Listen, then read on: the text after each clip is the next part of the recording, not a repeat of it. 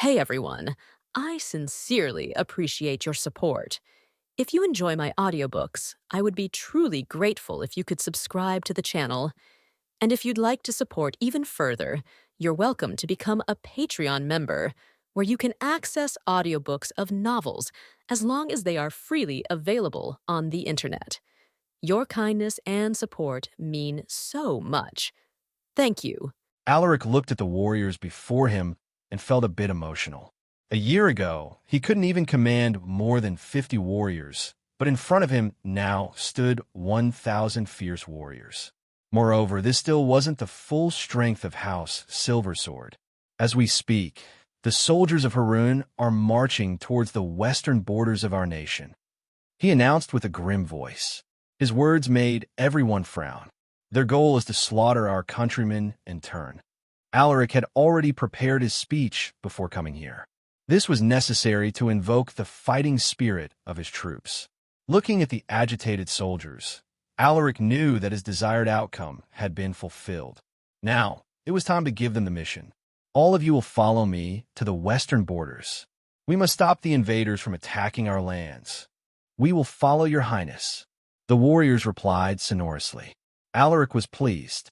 He then told them to inform their families about their departure before he dismissed them, excluding the demonkin, Azazel. How was your stay in the town? Alaric asked him with a faint smile. Azazel still had his usual gloomy look, but his face had noticeably become more radiant. Thanks to your highness' efforts, the residents are no longer afraid of me, Azazel replied in a respectful tone. Alaric had never neglected him. He educated the people and told them that Azazel was different from the demonkins mentioned in the books. Because of his efforts, the townspeople gradually accepted Azazel. Although some still held prejudices toward him, the situation was a lot better than when he first arrived in the town. I'm glad to hear that. Alaric nodded. For this mission in the western borders, I plan to bring you to inform everyone that you are already one of us. Hearing this, the demonkin was surprised.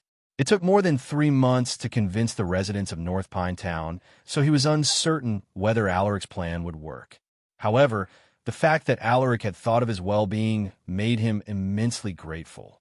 Thank you, my lord. He had already made his choice to follow this man. Alaric tapped his shoulder and smiled lightly. It is what I should do. He talked with the demonkin about other matters before he sent him off. The next day, before the sun had risen, Alaric headed to the training ground to complete his daily mission. It's time to advance to the next realm. His eyes gleamed with anticipation as he began his weighted exercises. 1,000 weighted push-ups, balabox with check. 1,000 weighted pull-ups, balabox with check. 1,000 weighted squats, balabox with check. 1 hour weighted planking, balabox with check. After completing the first set, he moved to the next part, which was the mana-infused sword training.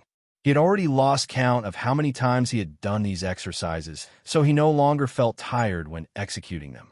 1,000 mana-infused vertical slashes, balabox with check. 1,000 mana-infused horizontal slashes, balabox with check. 1,000 mana-infused diagonal slashes, balabox with check. 1,000 mana-infused stabs, balabox with check. You received 20 battle points. You receive 3 EXP. You received 3 stat points. Alaric immediately distributed his stat points to his vitality. You have reached the requirements for your next advancement. Do you want to use 10,000 battle points to advance? Seeing this, Alaric didn't hesitate and excitedly clicked yes. You have been promoted to the Transcendent Knight realm. Alaric Silversword, Transcendent Knight. EXP 0/5000. Potential S. Traits: horseback riding B. Swordsmanship SSS. Close combat B. Archery D. Hunting D. Tracking C. Sixth Sense C. Monster Affinity C. Mana Gathering C. Appraisal B. Strength 250, 300. Stamina 250, 300. Agility 250, 300. Vitality 250, 300. Endurance 250, 300. Mana 250, 300. Battle points 0. Stat points 0. Requirements for the next advancement: 5,000 EXP, 500 in all attributes, and 25,000 battle points. With his breakthrough, an oppressive aura suddenly burst forth, alerting the warriors on duty. In the next moment, almost 100 warriors arrived at the training ground to inspect the situation, but they were shocked when they realized where the aura came from. His Highness has advanced. Transcendent Knight before the age of 20? Everyone gasped in disbelief as they watched the sweaty-faced Alaric, who was currently in the middle of observing his status panel. Only a few months had passed since His Highness became an elite knight, and he had already made another breakthrough. Meanwhile, I'm still stuck at the peak of the elite knight realm, sighed Frederick, who was among the gathered crowd. It wasn't just him. Many of the warriors were lamenting their inferior talent. Compared to Alaric, their speed of advancement was rubbish. Suddenly, a figure appeared in front of Alaric with a whoosh. "So you were talking about yourself yesterday." Lucas stared at his son with a dumbfounded look. Hearing his father's voice, Alaric closed the cyan screen and smiled at him. Seeing his son's smug expression, Lucas could only shake his head. He thought that he was the most talented in Astania, but it seemed like his son's talent and potential were double his own. However, he didn't feel jealous about this. Instead, he felt immense pride and elation. "You have made me proud, son. Congratulations on your advancement." Lucas tapped his son's shoulder with unconcealed joy. "Congratulations on your advancement, Your Highness." The warriors also congratulated him. Their loud, sonorous voice almost awakened everyone in the estate. Soon, more people arrived to congratulate him, including his two mothers and his wife. Alaric thanked everyone one by one. "When are you planning to depart?" Lucas suddenly asked. Hearing this, everyone turned to Alaric. They had already been made aware of the advancing Harun troops. Alaric's expression became serious as he responded, "We will leave today." Everyone was stunned, not expecting him to leave so soon. "Are you not going to celebrate your advancement?" Maria asked with concern.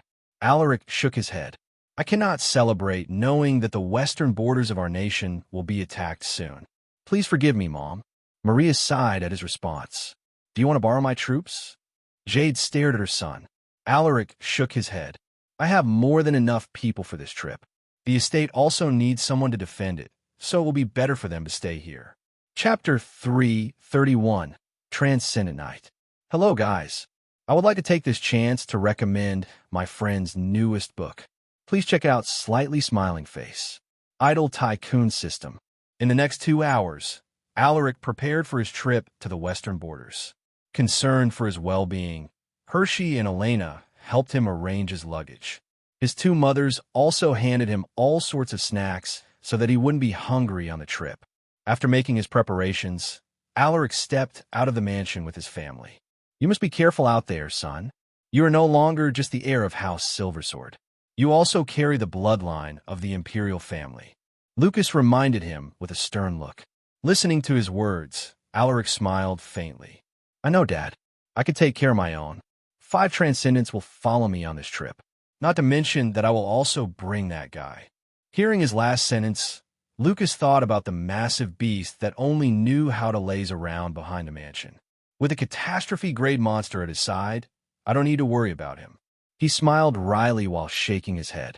Upon leaving the mansion, Alaric saw that the troops were already waiting for him beside their mounts. Seeing this, Alaric turned his head to his family and bid them farewell for the last time. "Be careful, Alaric." Hershey stared deeply at her husband, her eyes brimming with tears. "I will." He took her in his arms and kissed her forehead. "You should stay within the town while I am away. Never leave without informing my father." He whispered, "Amen." Hershey hummed in response while burying her head in his chest. "Do not forget to send us letters while you are there. If you miss even a day, I will send my troops to the west to look for you." Jade warned Alaric, which made the latter chuckle in amusement. "Yes, Mom. I will write you letters every day." Smiling lightly, he replied with a nod of his head. He then moved his gaze to Maria. Her belly had grown considerably larger, and she was getting closer to her due date. If it weren't for the mission, Alaric would have stayed in the estate to wait for his little sister's birth. He couldn't afford to make the same mistakes in his last missions. he would feel more assured to complete the mission without accidents with him present. Mom, you should take care of your body. Don't overwork yourself, and never forget to eat those elixirs. He gently reminded her. Maria nodded with a smile. Don't worry about me, son. By the time you return, you will see your little sister. Alaric exchanged a few more words with his family before he turned around. Looking at the unmoving troops standing before him, Alaric made a whistling sound akin to a bird's cry. Witwiyu. In the next moment, a large shadow cast over them, followed by a loud, ear-piercing roar of a beast. Roar! Everyone looked up and saw a winged beast that was as big as an adult elephant. Whoosh! The creature dove to the ground and landed with a swoosh. With the exception of Lucas, everyone else felt their hearts tightening when the creature swept its beastly gaze upon them. They were already familiar with this beast since they had seen it behind the main mansion on multiple occasions. However, despite their familiarity with it, they didn't dare get closer to the creature, afraid that it would smite them with its blade-like claws. Zephyr, you must accompany me for this trip. Alaric stroked the beast's fur. To everyone's surprise, the terrifying beast lowered its head in delight and even emitted a purring sound. This made them admire Alaric even more. They believed that only someone as gifted as he could tame a dangerous monster like the draconic lion. Mount your horses, Alaric shouted to the warriors. Hearing his command, everyone immediately jumped onto their horses in synchronized motion. Alaric also jumped on Zephyr's back. Once we reach the western borders, I will give you the armor I had specially ordered for you, he whispered to the beast. As if understanding his words, Zephyr made a joyous growl. Alaric chuckled and rubbed the beast's thick fur. He then took one last look at his family and waved his hand at them before he commanded his troops to depart. In the western region, there was a fortress city called Iron Sand Fort. It was on the most outer edge of the western region, so it was usually the first one to get attacked during battles. With the constant battles they faced, this forged a tenacious force known as the Iron Sand Army, which was led by a famous general who was ranked third in the Astanian Dragon leaderboard. With the presence of this fierce general and his powerful army, Iron Sand Fort was able to stand firmly on the front line. However, at this moment, the formidable Iron Sand Army returned to the fortress city with numerous casualties. Marquis Marco Harold looked at his bedraggled troops with a face filled with sorrow. Of the 10,000 warriors he commanded, only 4,000 managed to return. The third outpost has already been destroyed. In a few days, the enemies will attack this fortress. Can I defend this place? His eyes flashed with a gloomy light. He received a message from the capital saying that their reinforcements would arrive in 5 days, but he was uncertain if he could protect the fortress before they arrived. Suddenly, a messenger on horseback rushed towards him with an excited look. My lord, there is news from the northern garrison. Hearing this, Marco Harold turned his head and furrowed his eyebrows. Speak, he uttered. He wasn't feeling good since he had lost many good warriors. The messenger could sense his annoyance, so he quickly reported. His Highness Giovanni has arrived with his troops. What? Marco was pleasantly surprised. Although the second prince was known for being unruly, he was also famous for his strength. He was a transcendent knight who commanded a faction filled with numerous experts. Marco grabbed the messenger, almost yanking the man off his horse, and asked, Where is he? Giovanni had just arrived in Iron Sand Fort, and the first thing he noticed was the impoverished conditions of the fortress. He revealed a look of disgust when he saw a group of residents wearing dirty, coarse linen clothes. That old bastard Dominic actually sent me here as punishment. Damn it. Thinking about the old man, he spat out furiously. Because of the Crimson Tower fiasco a few months ago, he had received punishment and was even asked to compensate the families of those affected by the incident. With his strongest backer gone, he could only swallow his anger and accept his punishment with gritted teeth. As if that wasn't enough, Dominic showed up at his doorstep and told him to help in defending Iron Sand Fort against the invaders. Of course, Giovanni didn't want to accept this troublesome task, so he rejected Dominic's request. However, the old man suddenly beat him up and told him that his identity as the second heir to the throne would be taken from him if he refused. Badly beaten and left with no choice, Prince Giovanni could only reluctantly comply. That was what led him to this place. While he was cursing Dominic in his mind, he suddenly felt a strong aura quickly approaching them. He narrowed his eyes and looked in a certain direction. Marco! He immediately recognized the other party. Marquis Marco Harold was famous throughout the empire, and he was known as the Western Sword Marquis due to his high proficiency in swordsmanship. Soon, a middle-aged man on horseback whose armor was painted with dried-up blood appeared before him. Looking at his blood-stained armor and his grimy face, the second prince could already tell that he had gone through a tough battle. "You look like hammered shit, Sir Marco," Prince Giovanni remarked with a chuckle. Marco frowned at his words, but he was in no mood to quarrel with him. He looked behind the prince and asked, "Your Highness, how many soldiers did you bring with you?" Giovanni was pissed. This guy hadn't even greeted him yet, and he was already asking how many soldiers he brought. "Look here, Sir Marco. I know that your situation isn't looking good, but how dare you take this prince lightly? Do I look like a pushover to you?" He thought that the other party was looking down on him, a huge misunderstanding on his part. Marco, who was already in a bad mood, almost snapped. He took a deep breath to calm his brewing rage. He still needed the second prince's support to defend Iron Sandford, so he could only lower his head. He cupped his fists and greeted the second prince in a cold voice. "I apologize for my rudeness, Your Highness. The situation is urgent, so Enough. I am in no mood to hear your excuse. Have you prepared my accommodation?" Prince Giovanni rubbed his temples, his face revealing unconcealed displeasure. Marco stared deeply at the spoiled prince. He had the sudden urge to punch the latter's face, but he held himself back for the greater picture. "Yes, Your Highness. We have prepared an estate for you and your men." Marco responded, veins protruding on his face. "Lead the way," Giovanni said in a commanding tone. Marco gripped the reins tightly as he nodded with a dark look. "Yes, Your Highness." This bastard only brought 2,000 soldiers with him. This wouldn't be enough to defend the fortress. He looked at the prince's arrogant mug and asked, "Your Highness, if I may ask, are there more reinforcements coming?" Hearing this, Giovanni sent him a deep look and replied, "Sir Andre will be here in 5 days with 8,000 soldiers." Marco fell silent.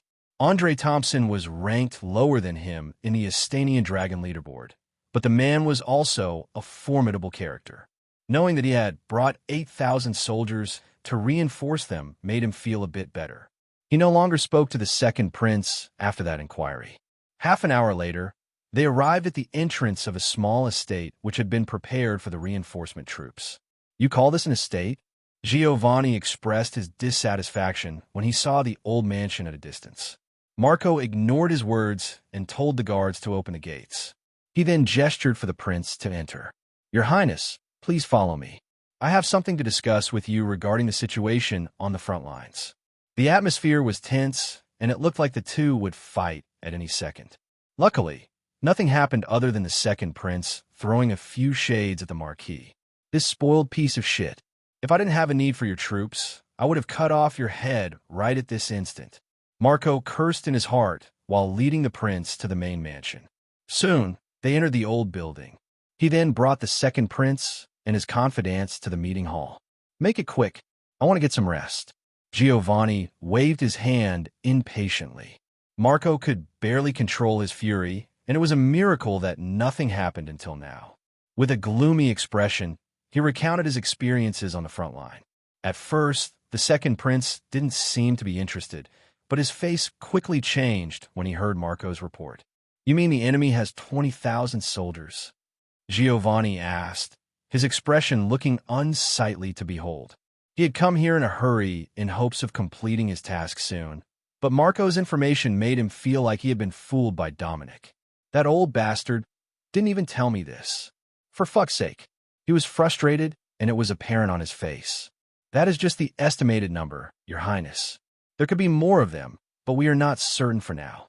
Marco had been fighting with the troops from Harun for a week now. He had this feeling that they had more troops hidden away. However, he still hadn't confirmed this since all the scouts he sent had been killed. And Marco left the estate after he informed the second prince about the situation. "My lord, how was your discussion with His Highness? Will he help us defend the fortress?"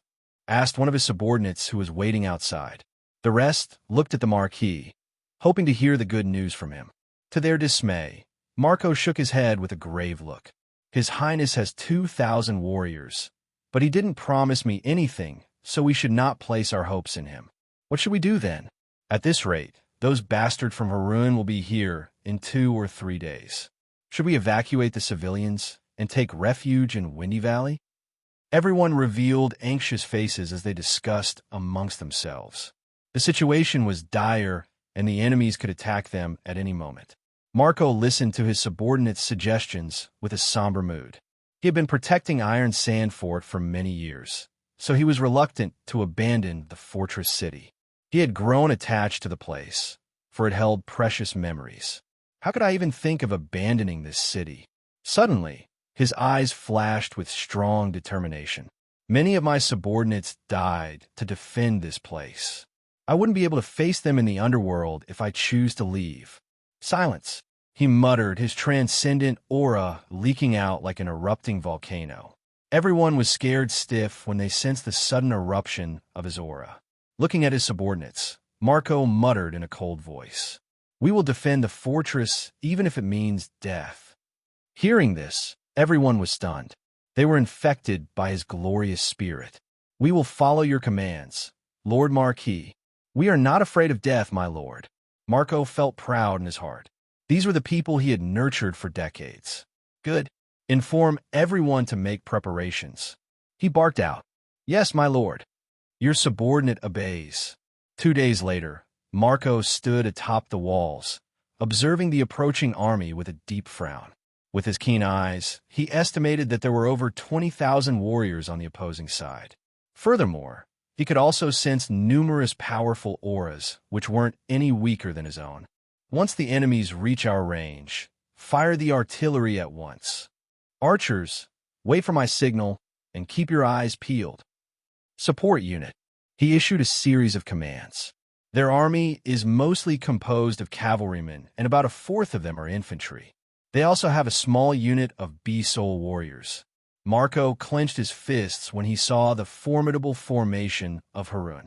He only had 4,000 soldiers left. Including the fortress's army, they had about 10,000 warriors.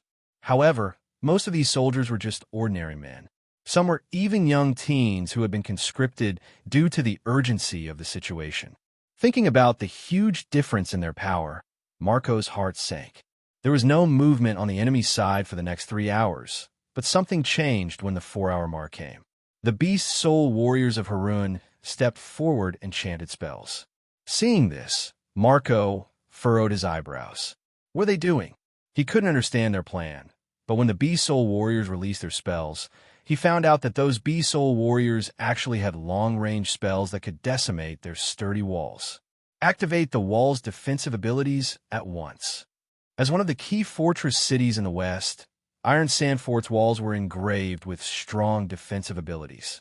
Regular artillery wouldn't be able to penetrate its defenses. However, the heavy bombardment of the Beast-Soul warriors caused cracks to form on their seemingly impenetrable defenses. "Prepare for impact," Marco shouted, urging everyone to take cover when he noticed that their defenses were about to collapse. Rumble. Boom. A small part of the mana shield collapsed before everything fell apart and turned into motes of light. After the mana shield collapsed, the walls of Iron Sand Fort were left bare. The heavy bombardment from the Beast-Soul warriors didn't cease, and their powerful spells struck the walls of the fortress, causing massive damage and destruction. Some unlucky warriors on top of the walls were blasted into smithereens. A few caught fire and burned to death, while others were flattened by falling large debris. To prevent further destruction, Marco instructed the artillery crews to focus their offensive on the Beast-Soul warriors. Soon, large burning rocks were hurled into the enemy formation, looking like meteorites about to fall onto the surface. Bang! Bang! As if expecting their retaliation, a defensive artifact was activated, protecting all the Beast-Soul warriors from the burning rocks. With most of their attention focused on the Bee-Soul warriors, the enemy commander took the chance to command a portion of their infantry charge, bringing with them their siege weapons. The warriors of Iron Sand Fort panicked when they saw how prepared Harun was. Only Marco's subordinates managed to remain calm. "Do not falter. Our reinforcements will come soon. We just need to hold them off for 2 days." Marco shouted to the troops, hoping to ignite their wavering fighting spirit. Unfortunately, most of the warriors were greenhorns, so they were unable to shake off their trepidation. Some of them were even shaking, barely able to hold their weapons. Seeing this, Marco's face fell. He thought that they would somehow be able to defend the city for a day, but from the looks of it, Iron Sand Fort would likely collapse in just half a day. Should I send out my elite troops to buy us some time? He gritted his teeth as he organized his thoughts. The enemy infantry was approaching the walls with their siege weapons. If the enemies rushed in, Iron Sand Fort would quickly collapse. Just as he was about to send his elite troops, he suddenly sensed movement behind him. He frowned and turned his head. To his elation, the second prince had come with his soldiers. "He is here." The second prince's troops were mostly composed of elites. Their presence could turn this battle around. Giovanni wasn't in a great mood. He was sent to Iron Sand Fort to defend the western borders against more than 20,000 enemies. He could have chosen to escape with his men, but doing so would only earn him the disdain of the whole empire. He still wanted to be crowned as the next emperor, so he didn't want to damage his reputation. "Your Highness!" Marco jumped down from the wall to greet him. Giovanni glanced at him and asked, "What is the situation?" Marco couldn't afford to waste any time, so he quickly updated him on the situation. Hearing his report, the second prince was surprisingly cooperative. "I give you full command of my men, but we must defend this place until Andre arrives." Marco was taken aback, not expecting him to relinquish control over his own troops. He was in urgent need of elite warriors, so he immediately agreed with a nod. "You have my word, Your Highness. This fortress will not fall." "Good. You may go. I can take care of my own." Giovanni waved his hand, indicating for him to leave. Protecting him were 4 transcendent knights. One of them was a former member of the Dragon Guards, a warrior who was about to reach the peak of transcendent. With these experts around him, Marco didn't have to worry about his safety. He didn't linger for long and left after assigning tasks to the second prince's troops. "Your Highness, you shouldn't be here. Marco could defend this wall by himself," urged one of the 4 transcendents to the second prince. Giovanni sent the man a cold look and replied with a gloomy tone, "Are you telling me to escape?" Sensing the prince's displeasure, the man shook his head. "No, Your Highness. I just don't want you to face unnecessary risks." Giovanni snorted. "Say no more. I will stay here and help them defend the walls." He disliked being here, and he didn't want to do something so annoyingly dangerous. However, he didn't want another nation to claim a part of their lands. "This is my land. No one can take it from me." With a cold look, he jumped on top of the wall with a whoosh. The 4 transcendents immediately followed him. When he saw the situation beyond the wall, he realized that Marco was just being optimistic. "Can we really defend this place?" Giovanni furrowed his eyebrows. Bang! At this moment, a fire spell suddenly struck the area behind them. When he turned his head, he saw that a large portion of the walls had been blasted, leaving charred bodies and debris scattered around. "Be careful, Your Highness. There is a unit of Beast-Soul warriors bombarding the walls with their spells," warned one of the Transcendent Guards. Giovanni wasn't new to seeing dead bodies, but the death of the Empire's soldiers pissed him off. "How dare those bastards kill my people?" he muttered with rage. "Where is Marco? We must kill those Beast-Soul warriors immediately," he shouted while glaring at the enemies in the distance. "Your Highness, I think Lord Marco is planning to attack the enemy infantry with your troops." Hearing this, Giovanni frowned. From above, he could see the enemy infantry approaching the walls with their siege weapons. Even an idiot like him knew that it would be their end once the enemies managed to climb over the walls. How can he stop the enemy infantry with only 2,000 warriors? With one look, he could roughly guess that there were over 5,000 enemy infantry. Furthermore, their Beast-Soul warriors were also providing cover fire for them. allowing them to charge almost unhindered. "Follow me. We can't just sit idly by," Giovanni muttered as he went to join Marco and the cavalry unit. The four transcendents persuaded the second prince not to be reckless, but he stubbornly rejected their pleas. In the end, they could only stick with him. Marco didn't sense that they had joined the formation since he was focused on observing the enemy's position. In the next moment, he shouted a series of commands. "Lift the gate. Cavalry, prepare to charge with me." He unsheathed his sword and waited for the gate to be lifted with an ice-cold gaze. As soon as the gate was lifted, he squeezed his legs, urging his horse to charge. "Charge!" The cavalrymen followed him, their loud battle cries echoing in all directions. Looking at the awe-inspiring Marco, Giovanni felt a trace of admiration. No wonder he is called the Western Sword Marquis. The enemy infantry didn't expect them to send a cavalry unit, which caught them by surprise. With Marco leading the charge, they carved out a path and penetrated the enemy's infantry unit. They were like a sharp sword that stabbed deeply into the enemy formation. Harun's infantry commander immediately reacted. He commanded his men to change their formation to stop Marco's cavalry unit from causing more damage to his troops. A fearsome battle followed. Hundreds of corpses soon littered the ground, slowly piling up to form a mound. Marco displayed his tyrannical power, slicing down dozens of enemies with each strike of his sword. He was an unstoppable force. With his valiant leadership, the cavalry unit's morale soared. In the next half an hour, more than half of the 5,000 enemy infantry fell, causing the collapse of their formation. The Beast Soul warriors tried to help them, but for fear of friendly fire, the help they could offer was limited. Left with no choice, the enemy commander sent their cavalry to support their infantry unit. It was a force consisting of 10,000 riders. Seeing their movements, Marco decisively ordered a retreat. "Fall back. Return to the fortress," he shouted. Upon hearing his command, the cavalry unit quickly turned around and rushed back to the fortress, leaving the enemy infantry in a sorry state. Marco took a glance at his dead comrades, his expression becoming grim. "Your sacrifice will not be forgotten. I pray that Aru will accept your souls into his divine kingdom." Upon entering the fortress, Marco immediately signaled the gate operator to lower the gate. He then looked at the second prince who was recovering his mana by eating what seemed to be an elixir. During the battle against the enemy infantry, Marco sensed the second prince's presence. At least he is not a coward, he thought to himself before he pulled his eyes away. The battle was far from over and his job wasn't done. After taking 1 minute of rest, Marco headed back to the top of the walls to take command.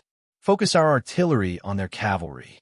Don't let them get close to the gate," he shouted while keeping his eyes on the approaching enemy cavalry. He could sense a powerful aura from the person leading them, one that was at least comparable to his own.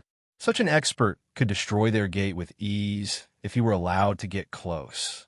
He was yet to fully recover his mana, so engaging with him would be too dangerous. He could only hope that their artillery could somehow slow down their advance. Boom! Boom! Loud explosions rocked the fortress as another barrage of attacks was sent by the enemy's Beast Soul warriors. Without the mana shield protecting them, the walls received heavy damage, and one side even collapsed, which left everyone vulnerable to enemy forces. Seeing this, Marco swiftly gave instructions to the troops to stabilize the situation. They fought relentlessly, giving all their energy into defending the crumbling walls. With their efforts, they managed to survive the first day of the siege. Looking at the retreating enemy forces, Marco leaned against the broken wall and let out an exhausted sigh. "We survived," he mumbled, his face covered in thick beads of sweat. Although they had successfully survived the siege, no one cheered. Everyone looked out of breath, and some even collapsed on the ground. Seeing his troops' condition, Marco's eyes flashed with concern. "Can we survive tomorrow's siege?" They had more than 10,000 warriors when the battle began, but now only 8,000 remained, of which over 1,000 had injuries of varying severity. At this moment, Marco stood atop what remained of the walls, gazing at the distant camp with a cold gaze. "My lord, You should get some rest. An unfamiliar voice drifted into his ears. Hearing this, Marco frowned and turned around. Behind him was a middle-aged man with a pair of swords on his back. His arms were riddled with scars, and there was even a gnarly scar on his forehead, which looked like it had been cut by an axe. Marco had seen this man follow the second prince around. Frowning, he asked, "I am sorry, but I don't recognize you, sir. Can you tell me your name?" The middle-aged man chuckled. He took a swig from the wine gourd in his hand before he replied, "It's not surprising that you don't recognize me. You can call me Derek. I'm once part of the Dragon Guards." When he mentioned this, Marco's face visibly changed. "But I now work for His Highness." Derek continued with a shake of his head. "I think this is something that you shouldn't casually tell anyone, sir," Marco remarked with a stern voice. Derek guffawed when he heard his words. "My lord, Marco, we're going to die anyway, so it doesn't matter. Even if we somehow survive, I know you will keep his secret from me." Marco was stunned by his response. With a complicated expression, he let out a heavy sigh. "You are right. Pass me the gourd." Hearing this, Derek grinned and tossed the wine gourd to the Marquis. "I got it from the capital. Quite a strong flavor, I would say." Marco didn't say anything and took large gulps of the wine. "Feel better?" Derek chuckled as he stood next to the Marquis. "Thanks." Marco nodded and passed the wine gourd back to him, but Derek shook his head. "You can keep it. This could be your last chance to drink such fine wine." "So you're dropping honorifics now?" Marco said before taking a swig from the wine gourd. "Come on, you still care about that?" Derek raised an eyebrow and stared at him with an exaggerated expression. Seeing this, Marco didn't bother to correct him and just silently drank the wine. The two became silent after that, and it was Marco who broke the silence a few minutes later. "Why did you stay by His Highness' side? With your strength, you could have chosen a better lord to follow." Derek was taken aback. "You could be executed if someone from the palace heard your words. Who cares about that? We are both going to die anyway." Marco spoke in the same tone he used earlier.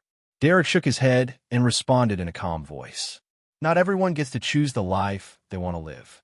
Marco could sense the subtle change in his expression, so he no longer continued with the subject.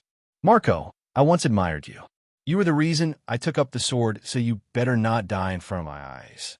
Derek stared deeply at him. Marco snorted and replied, "I am the Western Sword Marquis. I will not die here." Derek smiled faintly. He lifted his head and looked up at the night sky. "Aru, please protect us." The soldiers of Iron Sand Fort weren't able to rest well, and they were awoken by the sudden trembling of the ground. "Enemy cavalry incoming!" Marco's shout echoed across the fortress, forcing everyone to stand up and prepare for battle. Tired and deprived of sleep, the warriors moved sluggishly. Marco noticed this from above the wall, but there was nothing he could do. They were at war, so there was no time to rest. "Assemble the cavalrymen. We will engage with the enemies." He issued a command, his eyes filled with strong determination to live. "Let's try to survive again today," he whispered to himself before he jumped onto his horse. Marco took Iron Sand Fort's remaining cavalry riders to engage with the enemy's cavalrymen. They were outnumbered by more than twice, but no one hesitated to follow his charge. "Kill! Kill!" Their fearsome roars echoed across the land, surprising the enemy cavalry with their momentum. In the next moment, a gruesome clash followed. Horses and warriors were torn apart as the two sides fought with ferocious intensity. At this moment, Marco finally found the enemy cavalry commander whose aura was no weaker than his own. The two faced off, glaring at each other with murderous intent. Suddenly, they moved almost at the same time, charging towards the other with unstoppable force. Marco swung his sword, a relic he had gotten from the imperial family as a gift. Upon imbuing it with mana, a terrifying power surged forth, threatening to destroy everything in its path. Sensing this oppressive power, the enemy cavalry commander immediately maneuvered his mount and lifted his shield in preparation for the attack. He had no time to dodge it, so he could only try to block it with his relic-level shield. Bang! A violent shockwave erupted which caused an earth-shaking explosion. The enemy cavalry commander grunted from the impact, but he managed to defend himself without being harmed. His shield gleamed with earthly glow as he imbued it with mana to activate its defensive power. The two transcendents fought fiercely, causing shockwaves and chaos with every collision. They appeared to be evenly matched, but Marco hadn't fully recovered from yesterday's exhausting battle. This guy's tougher than I thought. Thick beads of sweat rolled down his face as he stared at his opponent. He didn't know the other party's name, but he knew for sure that this warrior was the strongest man he had ever fought. "You look tired. Why don't you give up? Maybe I will consider sparing your life." The man spoke, his voice laced with sarcasm. Marco ignored his taunting remarks and urged his horse to pounce at him. Whoosh! Seeing this, the enemy cavalry commander sneered. "Struggle all you want. In the end, the results will be the same." Clang! Clang! The two exchanged 100 moves in a few seconds, creating sparks with every clash of their weapons. As the battle dragged on, Marco slowly found himself exhausted. His arms were starting to get heavy the more he swung his sword. In that instant, he realized that he could no longer prolong the fight. With a fearsome glint in his eyes, Marco unleashed a huge portion of his remaining mana for one big move. "I've been trying to master this sword technique for many years, but until now, I still haven't mastered it." Although the sword technique he was about to release wasn't complete, it was his strongest move. An overwhelming energy gathered in his sword, causing the air to twist and turn.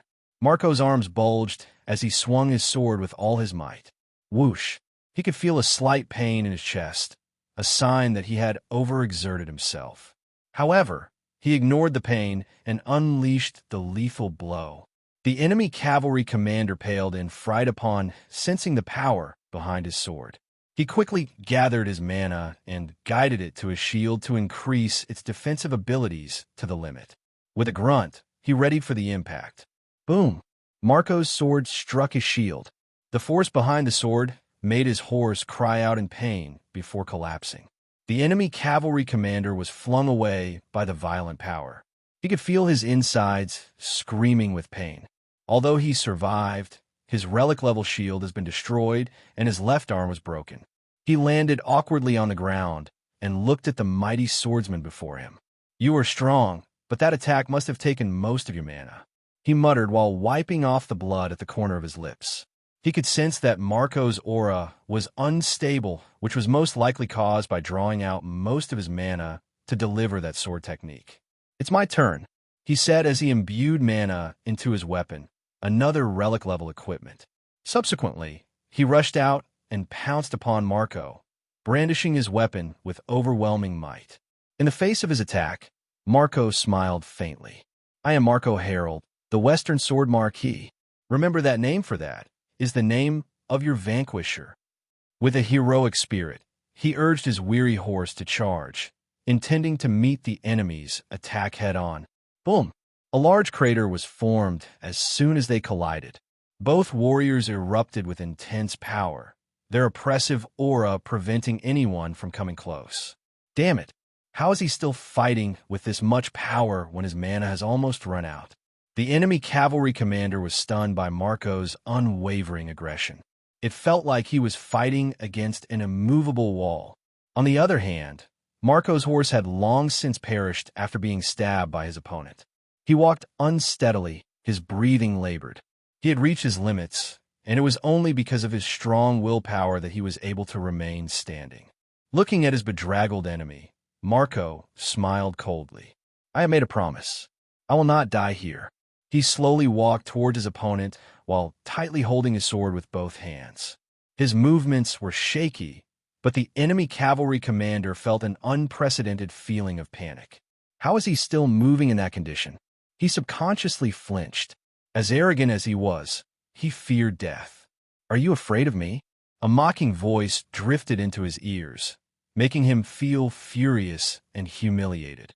"Stop deluding yourself. You can't even properly hold your sword anymore," he shouted to mask his fear. Hearing his words, Marco paused his steps and muttered in a cold voice. "To achieve my goal of reaching the apex of swordsmanship, I trained a body that has overcome its mortal potential. Today, I will show you the results of those painful training." Marco suddenly pounced toward his opponent, his figure blurred, and reappeared almost instantaneously in front of the other. Whoosh!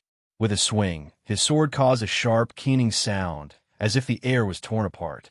Caught unprepared by his unexpected burst of speed, the enemy cavalry commander was late to react.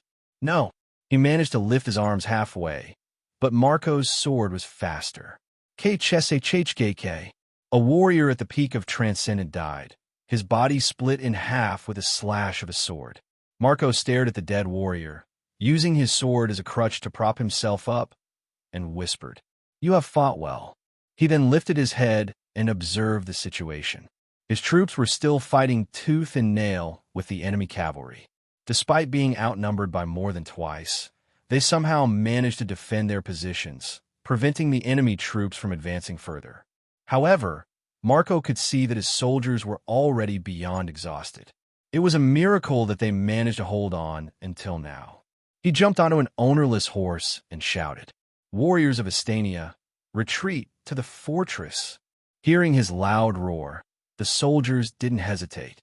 They abandoned their opponents and retreated without looking back. The enemy cavalry tried to pursue them, but the archers on top of the fortress fired their arrows upon them to cover their comrades' retreat. "I managed to stay alive," thought Marco as he jumped off his new horse. In this battle, he had expended almost every ounce of mana in his body, leaving him feeling incredibly weak. "You survived," a familiar voice drifted into his ears. He turned around and saw Derek on horseback, approaching him with a broad grin. His armor was drenched in blood, and he also had new wounds all over his body. There was even a new cut on his face that exposed his bones underneath. While trying his best to stand on his feet, Marco responded with a faint smile. "You look hideous. I almost didn't recognize you." Derek chuckled and shook his head. "You look even worse." Marco looked around, searching for someone. "What about His Highness? Where is he?" He saw the second prince joining them in battle, but he lost sight of him when he fought with the enemy cavalry commander. Derek pointed with his finger and replied, "He is fine. He got a few cuts, but nothing life-threatening. The healers should be able to heal him. You don't look very worried about him." Marco raised an eyebrow. "You misunderstand me. His Highness will never die as long as I live. Besides, there are 3 more Transcendents by his side. If they want to kill him, they would have to go through the 4 of us first." Derek shrugged. Marco didn't bother to argue with him and left after excusing himself. The enemies were still engaging with the troops, so he had to check the situation and make sure that things were under control. While he was observing the battle, an injured warrior came up to him and reported in a grim voice, "My lord, Sir Vitali has fallen." Hearing this, Marco was stunned. His eyes flashed with disbelief. Vitali was a Transcendent Knight who was ranked 83rd in the Astanian Dragon leaderboard. He was one of the most prominent warriors in Iron Sandford and also one of his direct subordinates. His death was a huge blow to the fortress city, but Marco couldn't wallow in sadness. He had to remain calm in front of his subordinates to keep them composed. "Were you able to retrieve his corpse?" he asked while feigning indifference. The injured warrior lowered his head and replied in a sorrowful voice, "Yes, my lord, but his body isn't intact. We only managed to take back his upper torso." The warrior suddenly kneeled and muttered, his voice choking up, "Your subordinate is incompetent. I failed to protect Sir Vitali's body." Marco's shoulders trembled upon hearing this. "Stand up. It's not your fault. The blame is on me." Marco grabbed the injured warrior and helped him stand up. "My lord, where is Sir Vitali's body?" Marco asked. The warrior pointed at one of the hundreds of corpses beneath the wall. With his keen vision, Marco quickly spotted the familiar face among the corpses. "My friend, you have fought well. Leave everything to me." He clenched his fists and pulled his eyes away. When the sun was about to set, the enemies finally retreated. Mountains of corpses were scattered all around the battlefield, filling the air with the strong stench of blood. Looking at the bodies outside the fortress, Marco was filled with profound grief. A moment later, another warrior approached him to give his report. "My lord, the enemy has retreated and all our warriors have." 4,567 of our soldiers were pronounced dead. Another issue is the corpses outside. If nothing is to be done, it might cause an epidemic. What should we do, my lord? Marco took a deep breath to gather his thoughts. Each information was difficult to take in. After a moment of silence, he responded with a gloomy face. Burn the corpses. The warrior was so shocked by his instructions that he was unable to speak for a few seconds. But our comrades, Marco raised his hand and shook his head. We don't have the time and energy to retrieve our comrades' remains. Our enemies might also take the chance to attack us if we try to take back the corpses. He knew that it was a difficult decision to make, but there was nothing he could do. Just do as I say. The warrior lowered his head to acknowledge the command. Your subordinate obeys. Marco coldly watched as his subordinates poured oil onto the corpses. In the next moment, the corpses were lit ablaze, creating a massive fire that engulfed the remains of the warriors. Rest in peace, my brothers. Marco felt emotional as he watched the corpses burn. Iron Sand Fort lost more than half of their soldiers on the second day of the battle. Most of their casualties were cavalrymen, followed by the foot soldiers. Now, they were only left with a little less than 4,000 warriors. With their current numbers, stopping the advance of Harun's army was impossible. Their only hope was for more reinforcements to arrive. However, they might have to wait for 2 more days before help would arrive. Given their current situation, it was impossible to hold on for another day. Marco wanted to get some sleep that night after the second battle, but negative thoughts kept him awake. He hadn't slept for a few days now, so his body wasn't recovering well. I only recovered a fifth of my mana. By tomorrow, I might not be able to recover half. His face darkened as he thought of this. His strength was needed for tomorrow's battle, but he wasn't in his best condition. Unable to sleep, he stepped out of his tent and decided to get some air. The pungent scent of blood still lingered in the air, but he had already gotten used to it. A few meters away, he saw his troops resting in turns. Those who were on night duty had dark circles under their eyes, clearly exhausted and deprived of sleep. He felt pity for them, but they couldn't leave the fortress unguarded. While he was inspecting his soldiers' condition, he suddenly sensed something unusual. He hurriedly jumped on top of the broken wall and stared in a certain direction with narrowed eyes. With his keen perception, he noticed a weird energy blocking his senses. They were planning a night raid. Realizing the enemy's intentions, his face fell. He then took a deep breath and shouted to awaken his troops. Enemy attack. Assemble immediately. Upon hearing his words, everyone was forced to wake up. They quickly assembled beneath the walls and waited for his instructions. Looking at the weary soldiers beneath the wall, Marco didn't know if they could survive the night raid. Despite his doubt, he didn't show any emotion outwardly. Warriors of Iron Sand Fort, tonight might be our last battle. We have been tasked to defend this fortress regardless of the costs. Do not be afraid. Your families have already been sent to a safe place. However, our mission isn't over. We will defend this place and stop the enemy from advancing. We will never retreat.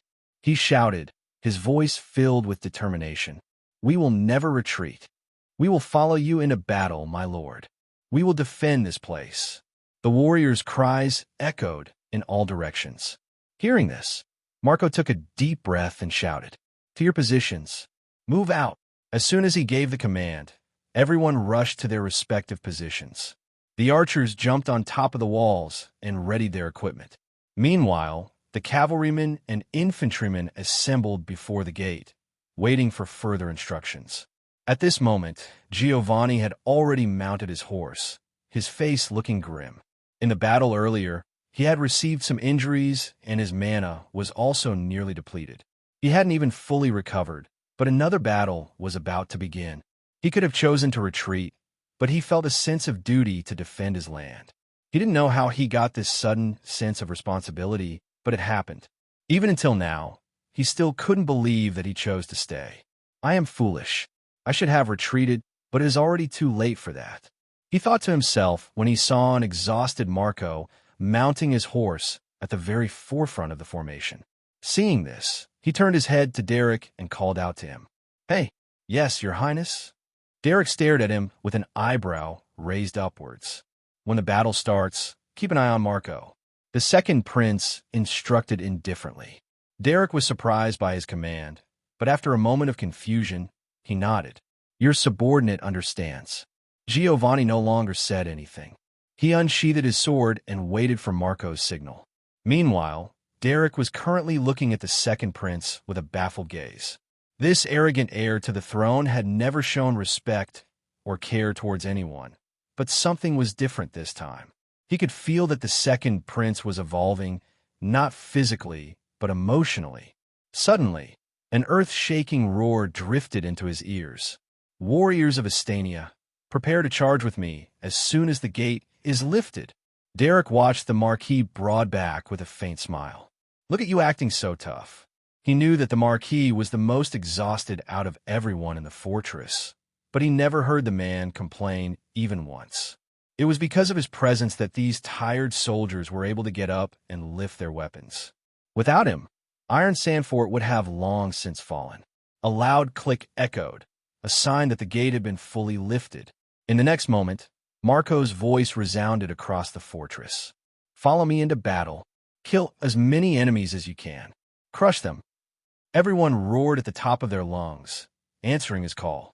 The enemies who were trying to sneak around were stunned when they heard their earth-shaking battle cries. We have been discovered. It doesn't matter. They're already exhausted. Kill them all and occupy the fortress.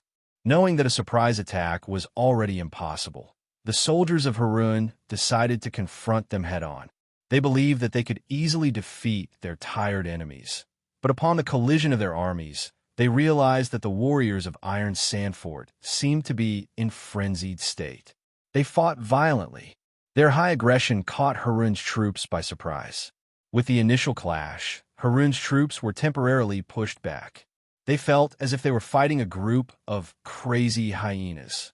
They were relentless, brutal, and unafraid of death. Fear spread among the soldiers of Harun, and some even thought of retreating. However, their commander revealed himself, his presence dissipating everyone's worries. Don't falter.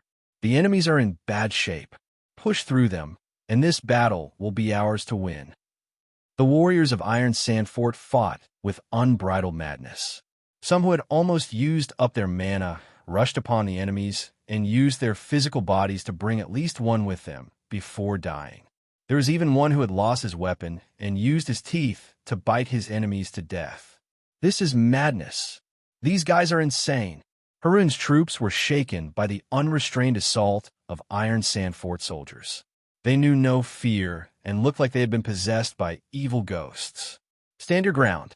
Don't be afraid. This is their final struggle, so don't be careless, shouted the commander of Harun's troops, a messy-bearded old man who wore heavy steel armor. This won't do. I have to do something. He noticed the panic in his soldiers' eyes. He knew right away that he had to do something to stop the enemy's momentum. Otherwise, they might be caught up in the storm. I need to kill their leader to lower their morale. He looked around, searching for Iron Sandfort's commander.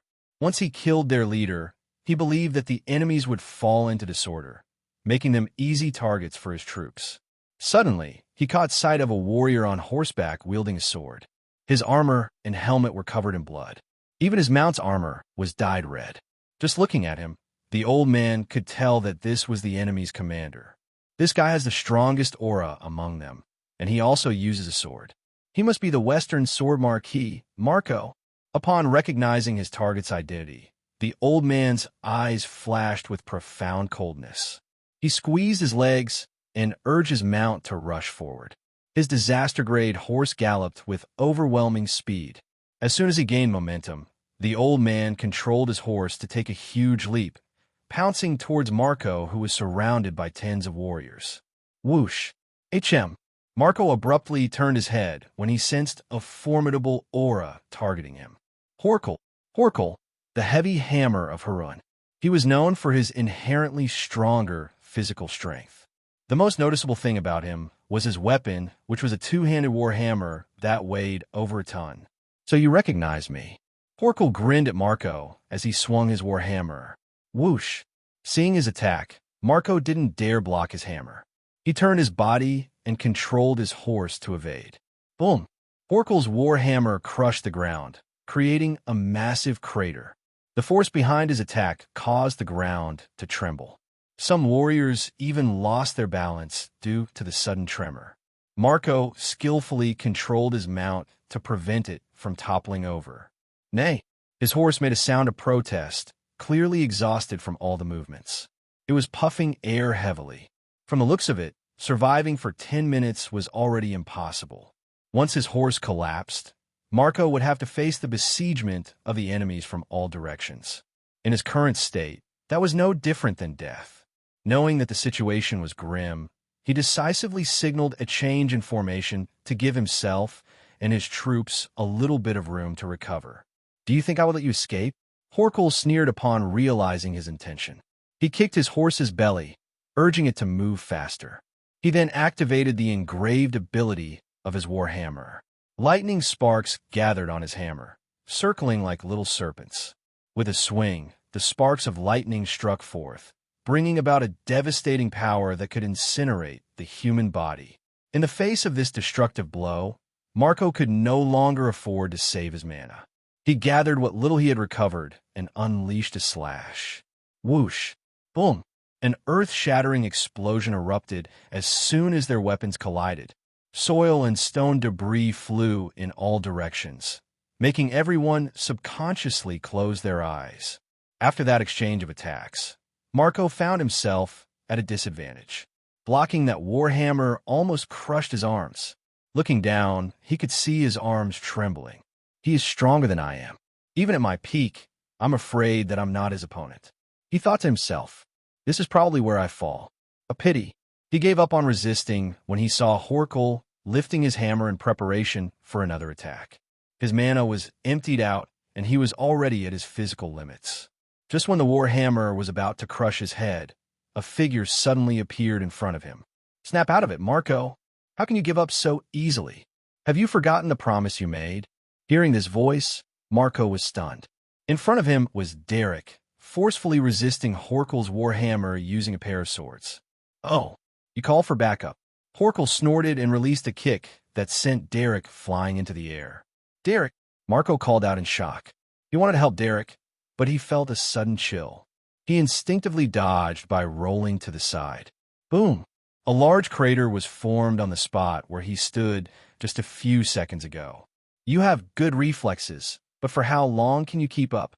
Horkel's mocking voice drifted into his ears. At this moment, Derek had already recovered from the kick. "If it weren't for my armor, that kick would have damaged my internal organs." There was sharp pain on his chest, but it was within his tolerable range. He then took a quick glance at Marco, who was breathing heavily while trying to stand firmly on his feet. Marco is in bad shape. Even if we join hands, this old fart can still overpower us both. Sweat trickled down his face as he tried to come up with a battle strategy. While he was in deep thought, he suddenly heard Marco's stern voice ringing in his ears. "Derek, go, and take His Highness to retreat. You guys must leave this place at once. This is a direct order from your superior." Derek widened his eyes, not expecting to hear this from him. However, he didn't listen and just grinned at him. "I'm sorry, my lord. I only follow His Highness' commands." Seeing his annoying grin, Marco knew that he couldn't persuade this fellow to listen. With a helpless look, he muttered, "Stay alive, then." Hearing him say this, Derek mumbled, "Say that to yourself, fool." Marco didn't bother to argue with him. There was still an enemy in front, so he kept his focus entirely on Horkel. Surprisingly, the old man didn't make another move. He just stared at them with a look of amusement. Marco could sense the contempt in the old man's eyes, but he didn't let it affect him. "I need to buy some time to let His Highness escape." Thinking about this, he opened his mouth and bellowed, "Warriors of Iron Sandfort, create a path for His Highness to retreat." The crazed warriors of Iron Sandfort stopped upon hearing his words. They abandoned their enemies and gathered around the second prince, defending him from all forms of attack. Giovanni was stunned when he saw this. "They're already tired, but they didn't even hesitate to protect me." For the first time in his life, Giovanni felt grateful, and he also vowed to take revenge for the warriors who had fallen. "I will remember your sacrifice." Once we have regrouped with the reinforcements, I will tear down the enemies and burn their corpses in your honor." The second prince shouted, his voice trembling with emotion. He who had always looked down on the commoners felt profound respect for these warriors. Unbeknownst to him, this event would also spur a change in his personality. Although weakened and injured, the soldiers of Iron Sand Fort carved a bloody path for the second prince's retreat. They used their bodies to form a defensive wall that prevented the troops of Harun from harming Giovanni. There was no hesitation in their actions. Derek was amazed when he saw this, and he couldn't help but comment. "You have trained a capable army, Marco. Not many great commanders can do that." It was a heartfelt praise for the Marquis, but Marco was in no mood to respond. He could feel his body weakening as the seconds ticked by. Knowing that his death was around the corner, Marco no longer hesitated. He threw himself into his enemy and brandished his sword, unleashing one final desperate blow. Whoosh! It was a quick slash. It was so fast that Horkel almost failed to react in time. Clang! By a hair's breadth, he managed to lift his hammer to block the sword that was just inches away from cutting off his head.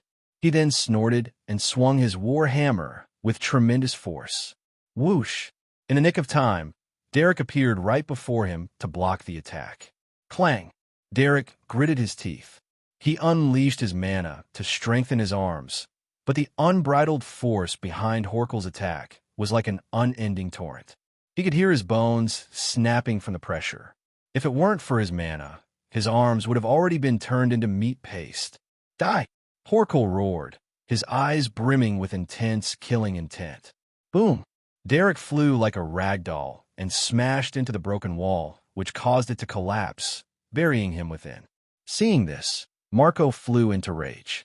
With bloodshot eyes, he stabbed out his sword, aiming for Horkel's chest. Pathetic. Do you think you can harm me without mana to supplement your attack? Snorted Horkel as he broke Marco's sword with a smash of his warhammer. Marco's right hand was pulverized from the attack, making him grimace in pain. We tried our best, but this guy is a monster. He fell to his knee while looking at Horkel with a cold gaze. Kill me, he muttered indifferently.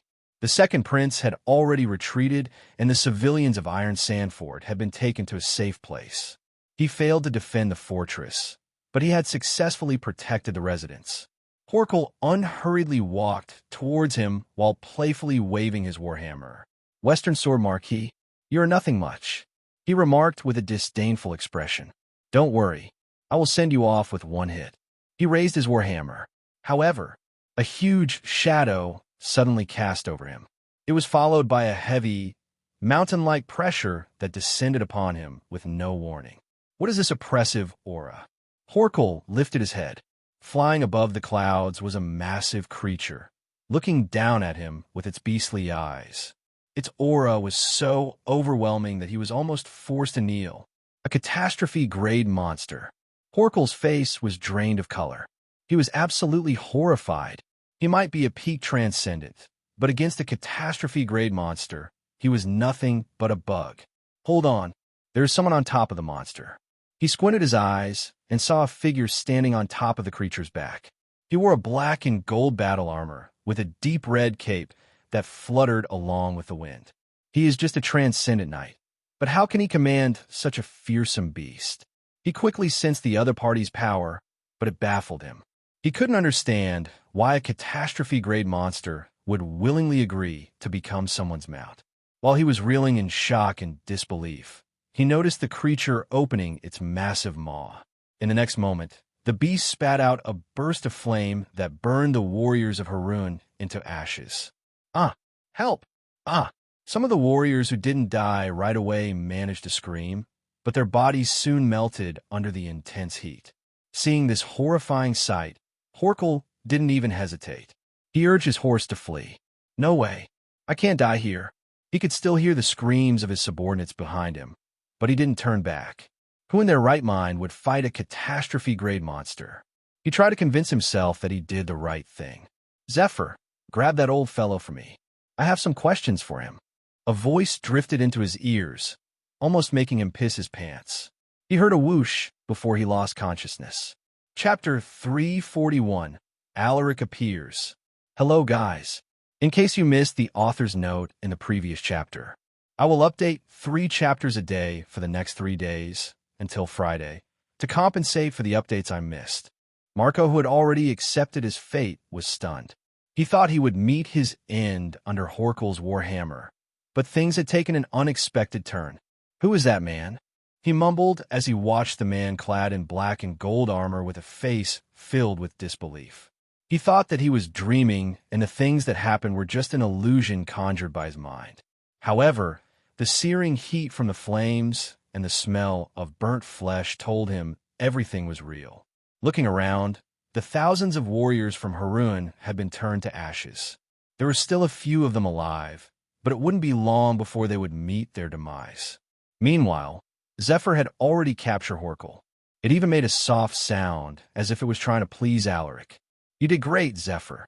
Alaric wasn't stingy with his praise and complimented the beast. Bring me down first. He commanded the beast. Zephyr issued a sound before it descended to the ground with a whoosh. The warriors of Iron Sand Fort who had survived the battle ran away in fear. Although the catastrophe-grade monster had killed their enemies, they were afraid that it would attack them next. Seeing this, Alaric wasn't too bothered. He could also understand their concerns. After all, Zephyr's aura was just too intimidating. Even the people in House Silversword who were familiar with it were afraid of the creature. As soon as they got down, Alaric jumped off Zephyr's back and went to help the injured warriors. Looking at the large number of corpses from their side, Alaric was saddened. I came a bit too late. If I had come a little earlier, I could have saved some of them. While helping the soldiers, he inspected them through his appraisal out of habit. This was how he discovered Marco, the Western Sword Marquis.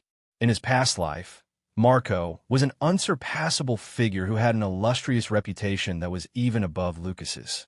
He was one of the few nobles who didn't choose to side with the 2 princes.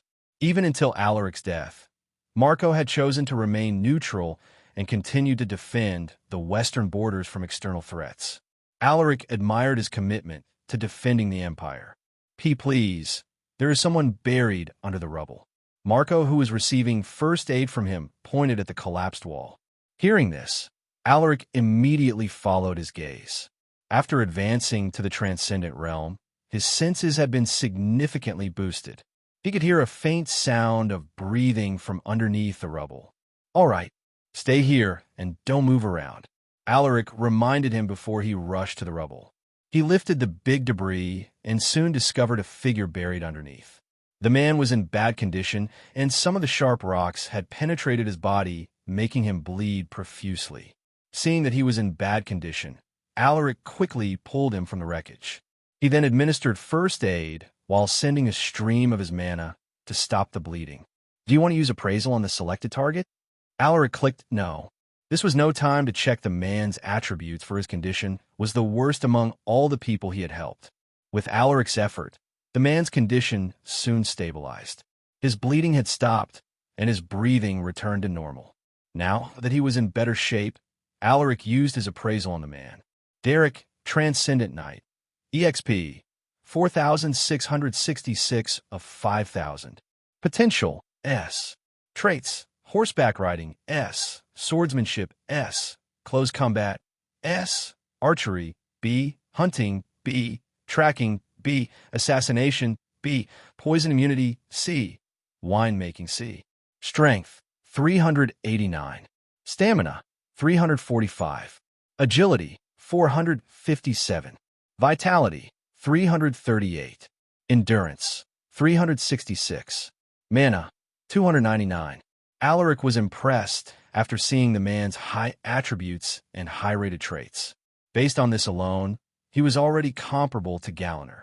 The only difference between them was that Galliner still had a lot of room for growth. Derek slowly opened his eyes and saw a young warrior in gaudy armor inspecting his wounds. You are. He knew that this young warrior had provided him with first aid when he saw himself covered in bandages. Alaric smiled faintly at Derek and replied, I am Alaric Silversword, son of Lucas Silversword. I came here with my troops to support the western borders. Well, they are not here yet, but they will be here within 5 days. The mission hinted to him that the situation on the western borders was urgent, so he urged Zephyr to rush here ahead of the troops. Derek was stunned upon hearing this. Lucas and House Silversword had gained fame recently after they had eliminated the Grand Duke. Alaric, who was revealed to possess the imperial bloodline, also became famous. Derek tried to stand up, but moving only aggravated his wounds, making him hiss in pain. "I apologize for letting you see such an embarrassing situation, Your Highness. I want to offer my respect to you, but my—" Alaric stopped him from explaining with a wave of his hand. He then smiled and responded, "There is no need to be sorry. You must recuperate first. You can offer me your gratitude once you have healed." Hearing this, Derek no longer felt burdened. "I am glad to see you alive, Derek." A voice drifted into their ears. Alaric turned his head and frowned when he saw Marco approaching them with much difficulty. The man was covered in wounds, and they started to bleed once more. "Didn't I tell you not to move around?" Alaric muttered in a reprimanding tone. Marco was embarrassed, but he explained himself. "I'm sorry, Your Highness. I was worried about my friend, so I—" Alaric sighed and shook his head.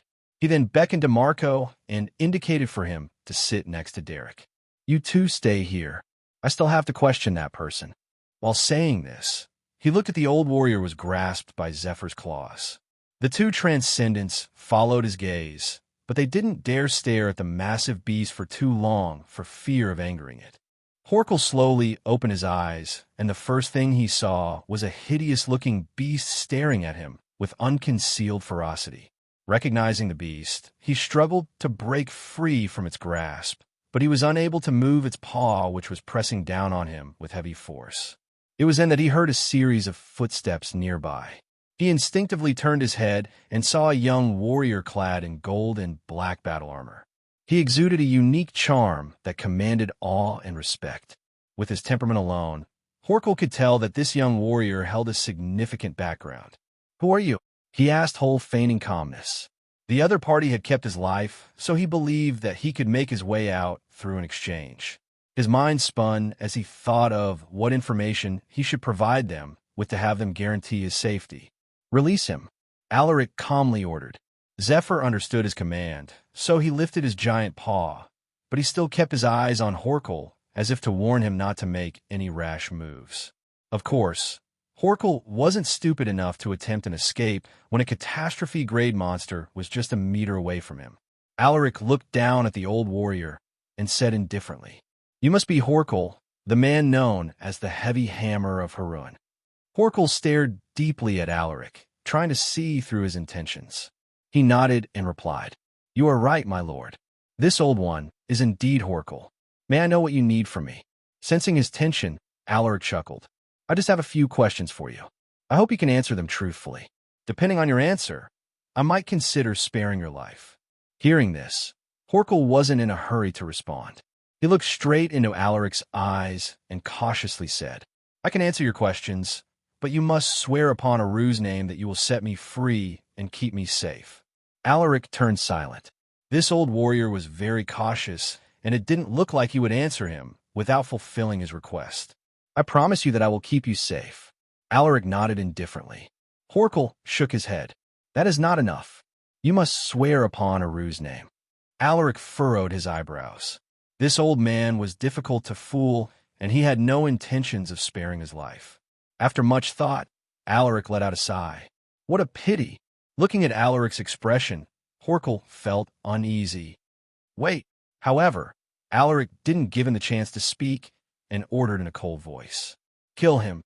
Hearing this, Horkel felt a wave of terror grip his heart. He wanted to flee, but he found himself restricted by an invisible force. In the next moment, he saw a huge, gaping maw approaching him. He couldn't even scream and was bitten to death by Zephyr. With one bite, the beast devoured the transcendent knight, leaving only a pair of feet that were still wearing boots. Alaric's face twitched upon seeing this. Zephyr was too scary. Luckily, the beast was very docile in front of him. It was even more obedient than the saber-fanged wolves he had taken as pets. Looking at the bloody pair of boots, Alaric clicked his tongue. Too bad. He spared Horkel's life because he wanted to get some information from him about the location of Harun's troops.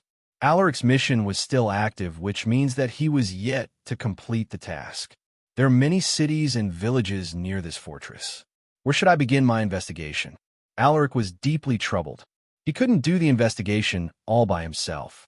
His only choice was to leave a message for his troops, informing them to head out separately to several key cities and villages. Thinking about this, Alaric wasted no time. He walked towards Marco and Derek, who instinctively flinched upon meeting his gaze. I cannot stay here for long. I have a feeling that Harun has sent their troops separately, so I must head to the other cities. Alaric told them his decision to leave.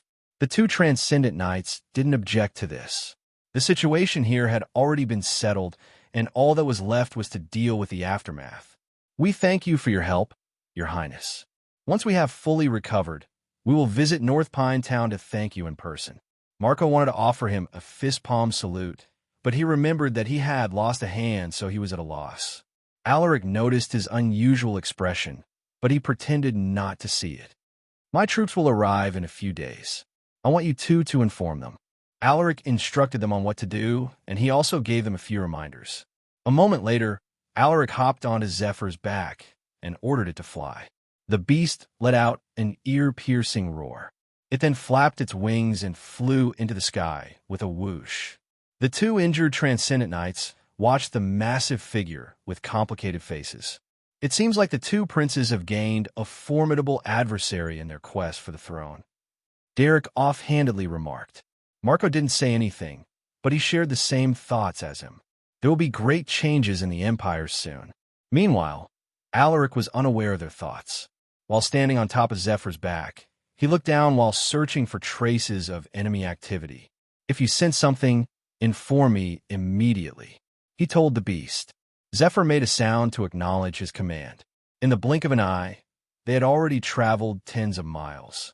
Alaric saw several cities, towns, and villages. However, he didn't sense a trace of battle. Half a day later, he arrived at the borders of another fortress city called Blackwind Fort. It was a fortress smaller than Iron Sand Fort, and its military was also weaker. Even so, they still had a Transcendent Knight stationed as their commander. Upon closer look, Alaric discovered that an army of 10,000 warriors was marching towards the fortress. Despair was plastered on the faces of Blackwind Fort's warriors. However, despite their fear, none of them retreated. They stared at the approaching enemy troops, silently resigning themselves to their fate. Hold your head high. You are soldiers of Astania. Even if we die in today's battle, we will be welcomed by Aru in his divine kingdom, shouted a bald and muscular old man wearing heavy steel armor. This guy was the commander of Blackwind Fort, a newly ascended Transcendent Knight. Upon hearing his roar, the soldiers puffed up their chests, their spirits lifting up. Commander is right. Even if we die, we will die with honor. For Astania, Alaric, who was hidden behind the clouds, smiled upon hearing this. Blackwind Fort only had 2,000 soldiers, and half of them were just ordinary warriors with no mana. Compared to the enemy troops who had 10,000 warriors, it was inevitable for them to face defeat. For them to be this loyal to the Empire speaks volumes about their commander's personality. Although the muscular old man wasn't that strong for a Transcendent Knight, Alaric still respected him for not choosing to retreat in the face of certain death. At this moment, the troops of Harun had already stepped within the range of Blackwind Fort's artillery and archers. The battle began. Their fierce shouts echoed in all directions. Alaric didn't wait any longer and commanded Zephyr to descend into the enemy's formation. Whoosh! Everyone was startled when they sensed the presence of a powerful monster. They subconsciously lifted their heads. When they saw the massive draconic lion exuding overwhelming energy, both sides were flabbergasted. A catastrophe-grade monster. What is it doing here? Could it be a tamed beast of Harun? While everyone was silently speculating the identity of the beast, it suddenly swooped down towards Harun's formation, startling their troops. In the next moment, it spewed a pillar of fire that burned everything in its path. Screams of panic and despair echoed across the vast plains. The arrogant warriors of Harun fled in fear, causing chaos in their ranks. "What in the world is happening?" muttered the muscular old man standing on top of the wall. His eyes flashed with utter disbelief and horror. It wasn't just him. The warriors of Black Wind Fort had worse expressions. They were enveloped with fear, with some of them visibly shaking. The scene in front of them was akin to the burning pits of hell. The screams of their enemies and the sight of them burning into ashes was like a nightmare. It was for a long while that the muscular old man finally discovered that a warrior was standing on top of the ferocious beast. Just which esteemed warrior could it be to command such a terrifying beast? He mumbled, his voice carrying a trace of veneration. The other party didn't attack them, which means that he was on their side. For this reason, his fear vanished and was replaced with strong devotion and admiration. "The beast is on our side. Do not be afraid, everyone. The capital has sent us reinforcements," he shouted, his words greatly reducing the fear in everyone's hearts. At this moment, half of the 10,000 warriors had already been killed. The remaining half were scattered in different directions, so it was difficult to kill them off one by one. Left with no choice, Alaric shouted to the troops of Black Wind Fort, "Warriors of Astania, don't let the enemies escape. Kill them all."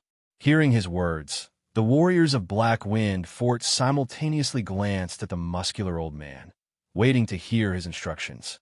Sensing everyone's eager eyes, the old man smiled ferociously and shouted, "My brothers, follow me to kill the dogs of Harun. Kill them all." A moment later, the old man led a cavalry unit of 800 warriors. They were like a pack of wolves chasing down their prey. Meanwhile, the ones left atop the walls weren't idle. They loaded their artillery with large boulders and fired at the fleeing enemies. On the other hand, the archers rapidly released their arrows, killing hundreds of enemies in the process. With the help of Black Wind Fort's troops, Harun's 10,000-man army quickly fell. There were a few hundred who managed to escape, but Alaric was too lazy to chase them, so he left the task to the hot-blooded warriors under the muscular old man. "The mission is still active." Alaric frowned when he discovered that he still hadn't gotten his rewards. While he was in deep thought, he sensed someone approaching him, so he quickly ordered Zephyr to descend. "May I know the esteemed lord's name?" The muscular old man asked with a bow. He wasn't a noble, so he didn't mind bowing to someone, especially when he had a terrifying beast as his mount. Alaric glanced at the old warrior and responded indifferently. "I am Alaric Silversword, son of Lucas Silversword." Hearing this, the old warrior was stunned. He didn't expect that this young transcendent was actually the heir of House Silversword. Wasn't he 20 this year or something? How come I feel that his strength is above mine?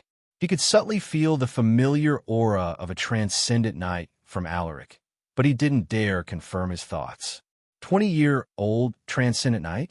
I must be going crazy. "So, it's your highness." The old warrior bowed in gratitude.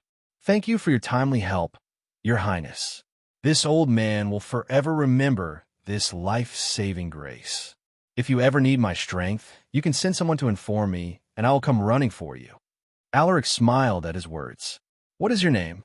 He had already seen the old man's name through his appraisal, but he asked to prevent anyone from being suspicious. Replying to your highness, "This old man's name is Nile." The old warrior responded respectfully. "Nile is it? I will leave you to handle the aftermath. I will take my leave first, since other cities are also being attacked. Farewell." Without waiting for his response, Alaric jumped onto Zephyr's back and commanded it to fly away. Whoosh! Nile watched them disappear into the horizon with a fanatical look. "I finally found the one person I must serve." Inside a mountain cave beyond Iron Sand Fort, 100 injured warriors could be seen nursing their wounds.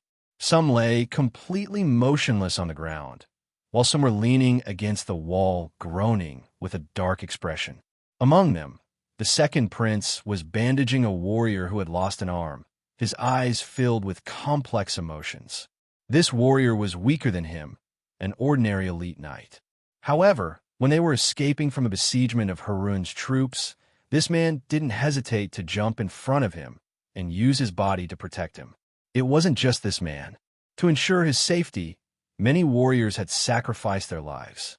Their selfless actions made him rethink whether he was worthy of their sacrifices. "Thank you, Your Highness." The man forced out a smile on his pale face. Giovanni didn't know how to respond. He felt that he wasn't deserving of the man's gratitude. Looking at the prince's complicated expression, the warrior seemed to have understood his feelings. "You don't need to blame yourself, Your Highness. We protected you not just because you possess the imperial blood.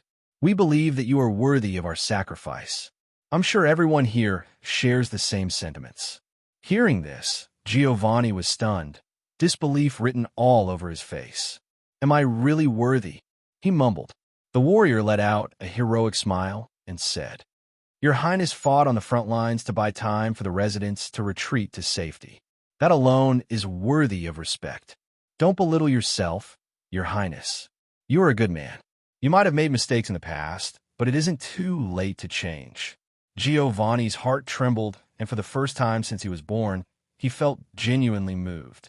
To think that Giovanni, would feel this much joy to hear someone's words.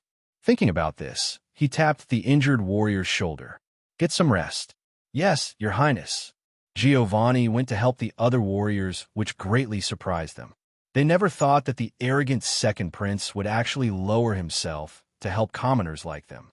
This slowly changed their perception of him. Suddenly, they heard the sound of galloping horses outside the cave, alerting everyone. They grabbed their weapons and eyed the entrance of the cave with cold gazes.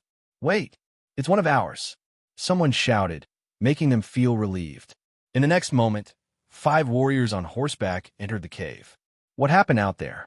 Are you the only survivors?" inquired Giovanni as he approached them. The 5 riders got off their horses and bowed to him. "We are glad to see you safe, Your Highness.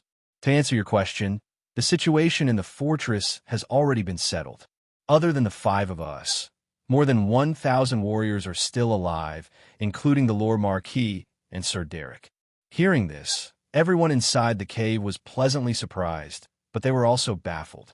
Before they retreated, they were on the verge of collapsing, so how did they turn the tide against such overwhelming odds? As if noticing their confusion and doubt, one of the 5 warriors explained the situation that had happened. He recounted the sudden appearance of a young transcendent warrior who rode a majestic catastrophe-grade beast. The beast opened its mouth and spat out flames that everyone was fascinated by the story, and they could already imagine the scene of that battle in their mind. Unable to hide his curiosity, Giovanni asked, "Were you able to ask the identity of a young warrior?" He couldn't think of anyone that impressive in the younger generation of the Empire. The only one who came close was his cousin, Alaric, but the guy was only an elite knight. "It's His Highness Alaric's silver sword," the warrior responded. Giovanni widened his eyes, unable to believe his ears. "Alaric? How could it be him?" It wasn't just him. The ones in the cave couldn't believe it either. From their knowledge, Alaric was only an elite knight, so how did he suddenly advance to the transcendent realm in a short amount of time? Not to mention that he could now command a fearsome catastrophe-grade monster. They found it hard to believe. Giovanni grabbed the warrior and told him, "Is he still in the fortress? Bring me to see him." The warrior revealed a troubled look and replied helplessly. His Highness left after dealing with the soldiers of Harun. He said that other cities are also being attacked, so he hurried to leave. Giovanni was disappointed to hear this. He wanted to go to the fortress and confirm the situation, but he couldn't bring himself to leave the injured warriors in the cave. "I see. Thank you for letting us know." 5 days had passed since Alaric left Blackwind Fort. He had already been to 3 fortress cities and helped them resist the troops of Harun. However, he still didn't receive a notification from the system. He was on his way to the 4th location, which was a newly built town on the western borders.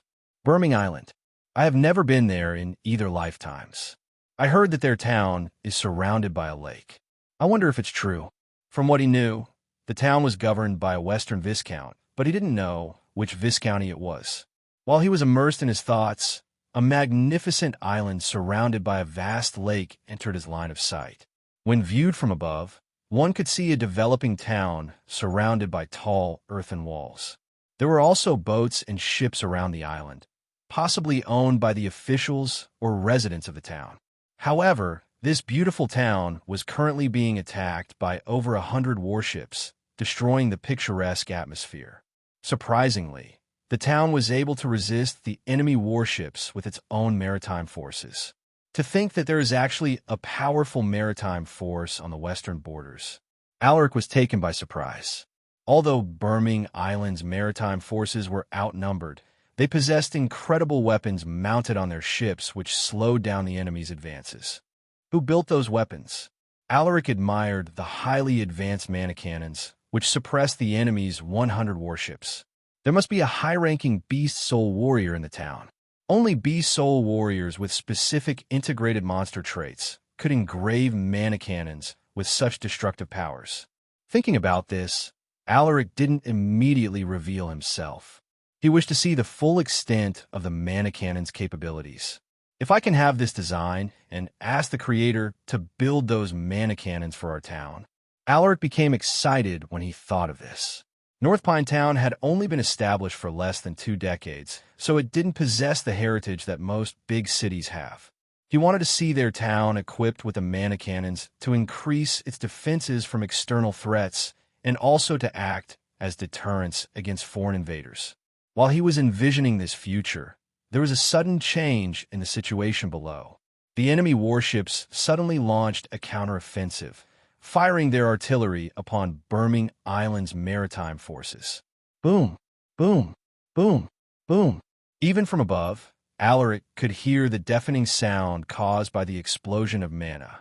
Seeing this, Alaric could no longer afford to watch. Let's go, Zephyr. Aim your attack on those warships. Don't target those with blue flags.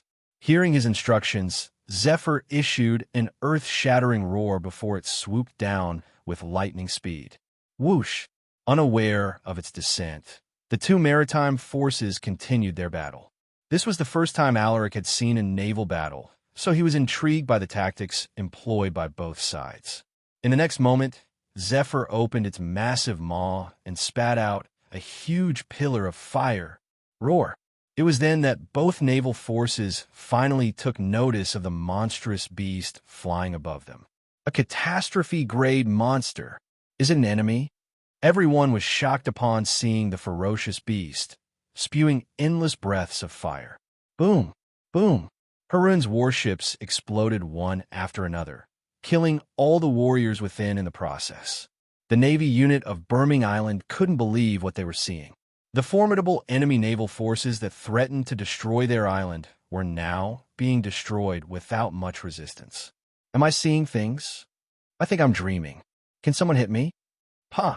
Ouch! Why did you hit me?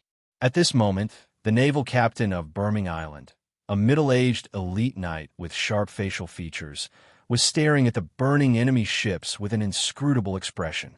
With his sharp eyesight, he saw a man standing on top of the creature's back, his red cape fluttering against the wind. Which esteemed personage is that person for him to command such a powerful monster?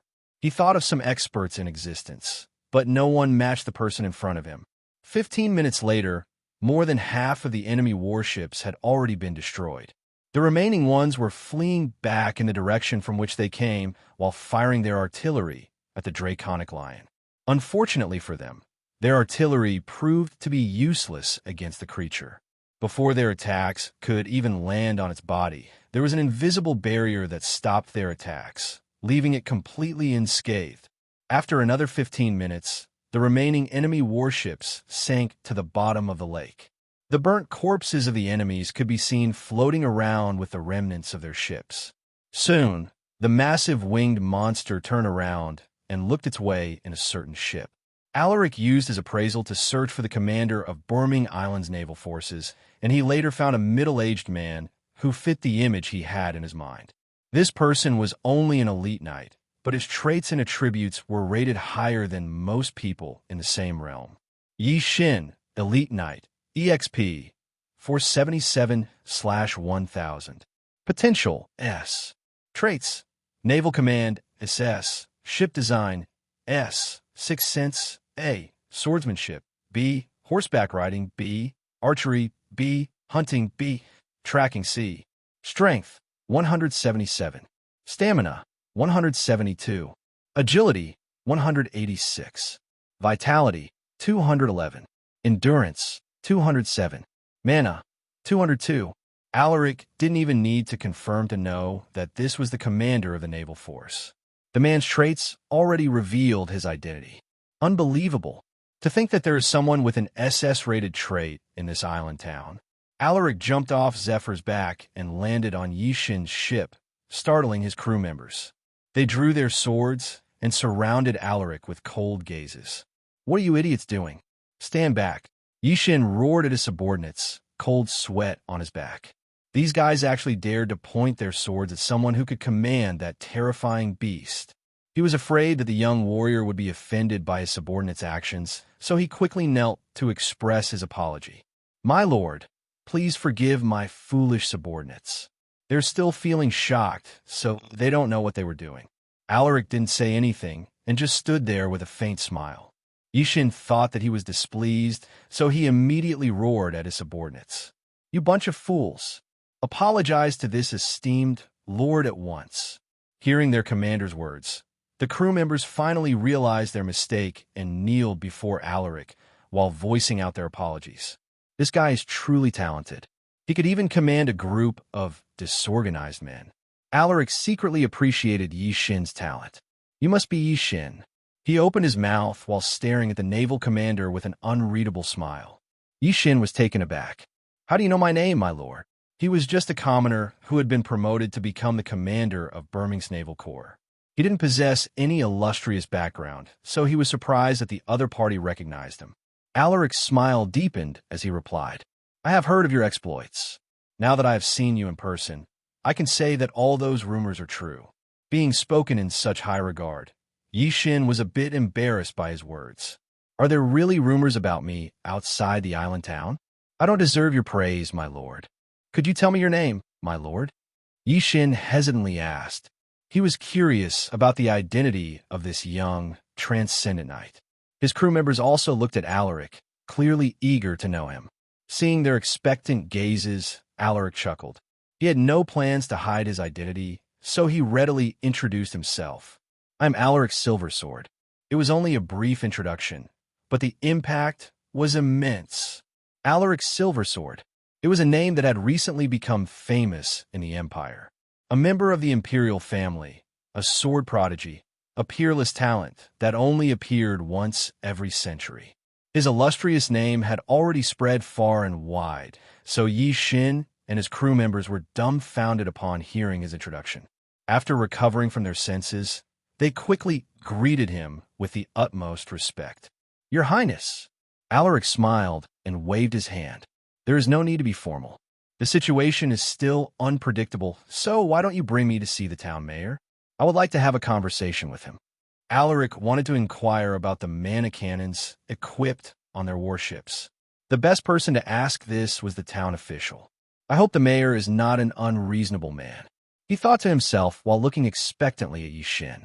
The naval commander didn't disappoint him and responded enthusiastically. "It would be an honor, Your Highness. I'm sure the mayor will be thrilled with your presence." Hearing his flattery, Alaric merely smiled. The battle had already concluded. There were still some enemies who survived Zephyr's onslaught, but they wouldn't cause much of a ripple, so Alaric left the cleanup duty to Yishin's subordinates. A while later, Yishin brought him to the town. Along the way, he introduced the town's short history, to which Alaric listened with great attention. The one who holds the real power in this island town is House Jymina, which is helmed by Viscountess Michelle Jymina. Yishin gave him a short explanation on the hierarchy of Birmingham Island. Alaric raised an eyebrow when he heard that the household was led by a woman. It was rare to see a woman holding the reins of a noble household, especially in a patriarchal nation like Astania. He wondered what sort of character this Viscountess was. "Can I bring my mount with me?" Alaric suddenly asked. He didn't know what kind of dangers were hidden within this island town, so he would rather have Zephyr close to him to avoid unnecessary trouble. Yishin was stumped by his request.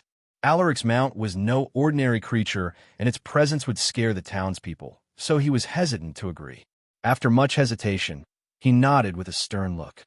"You can bring your mount here, Your Highness, but I hope that you can restrain it since there are many curious children in the town." Alaric nodded with a smile. He then brought his fingers to his lips and made a whistling call. Roar! A huge beast revealed itself, circling above the clouds before it descended to the ground. Whoosh! Everyone was intimidated by its ferocious appearance, making them subconsciously take a few steps back. Even Yishin, who was usually calm, felt nervous in the presence of the majestic beast. "Just quietly follow me, so you don't scare the townspeople," whispered Alaric as he gently rubbed the creature's fur.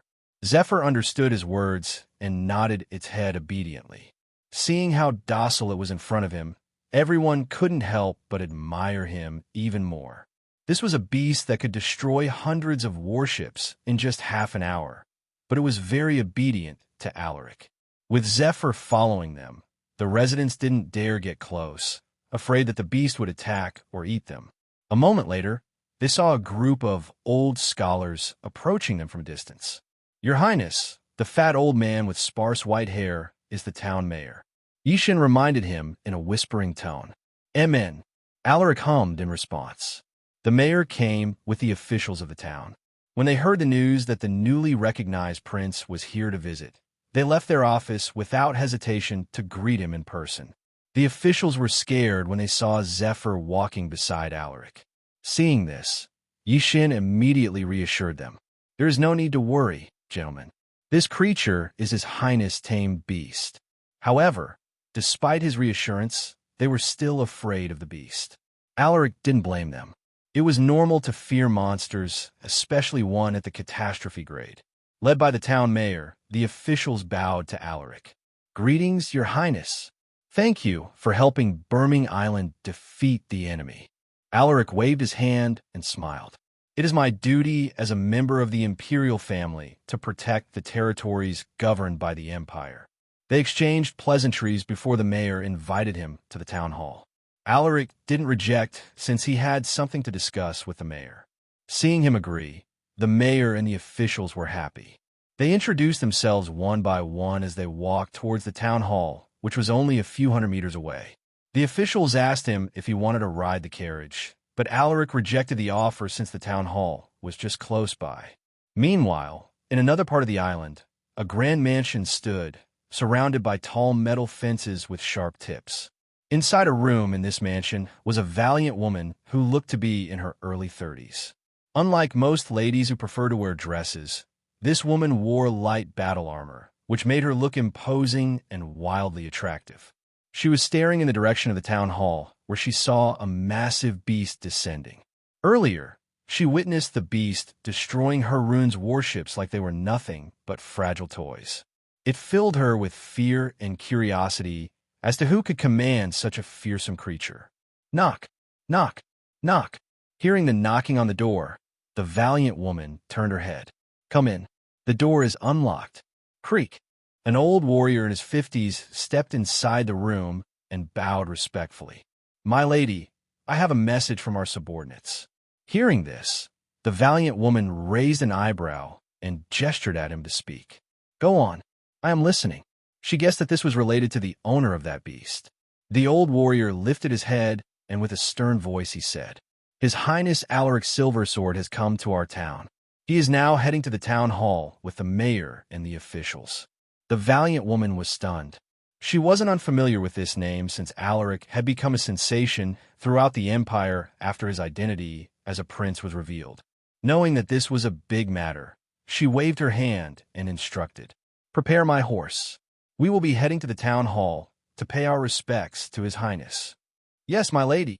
House Jimena might seem impressive to the eyes of the residents of Burming Island, but she knew that in the face of the grand political hierarchy in the empire, her household was insignificant.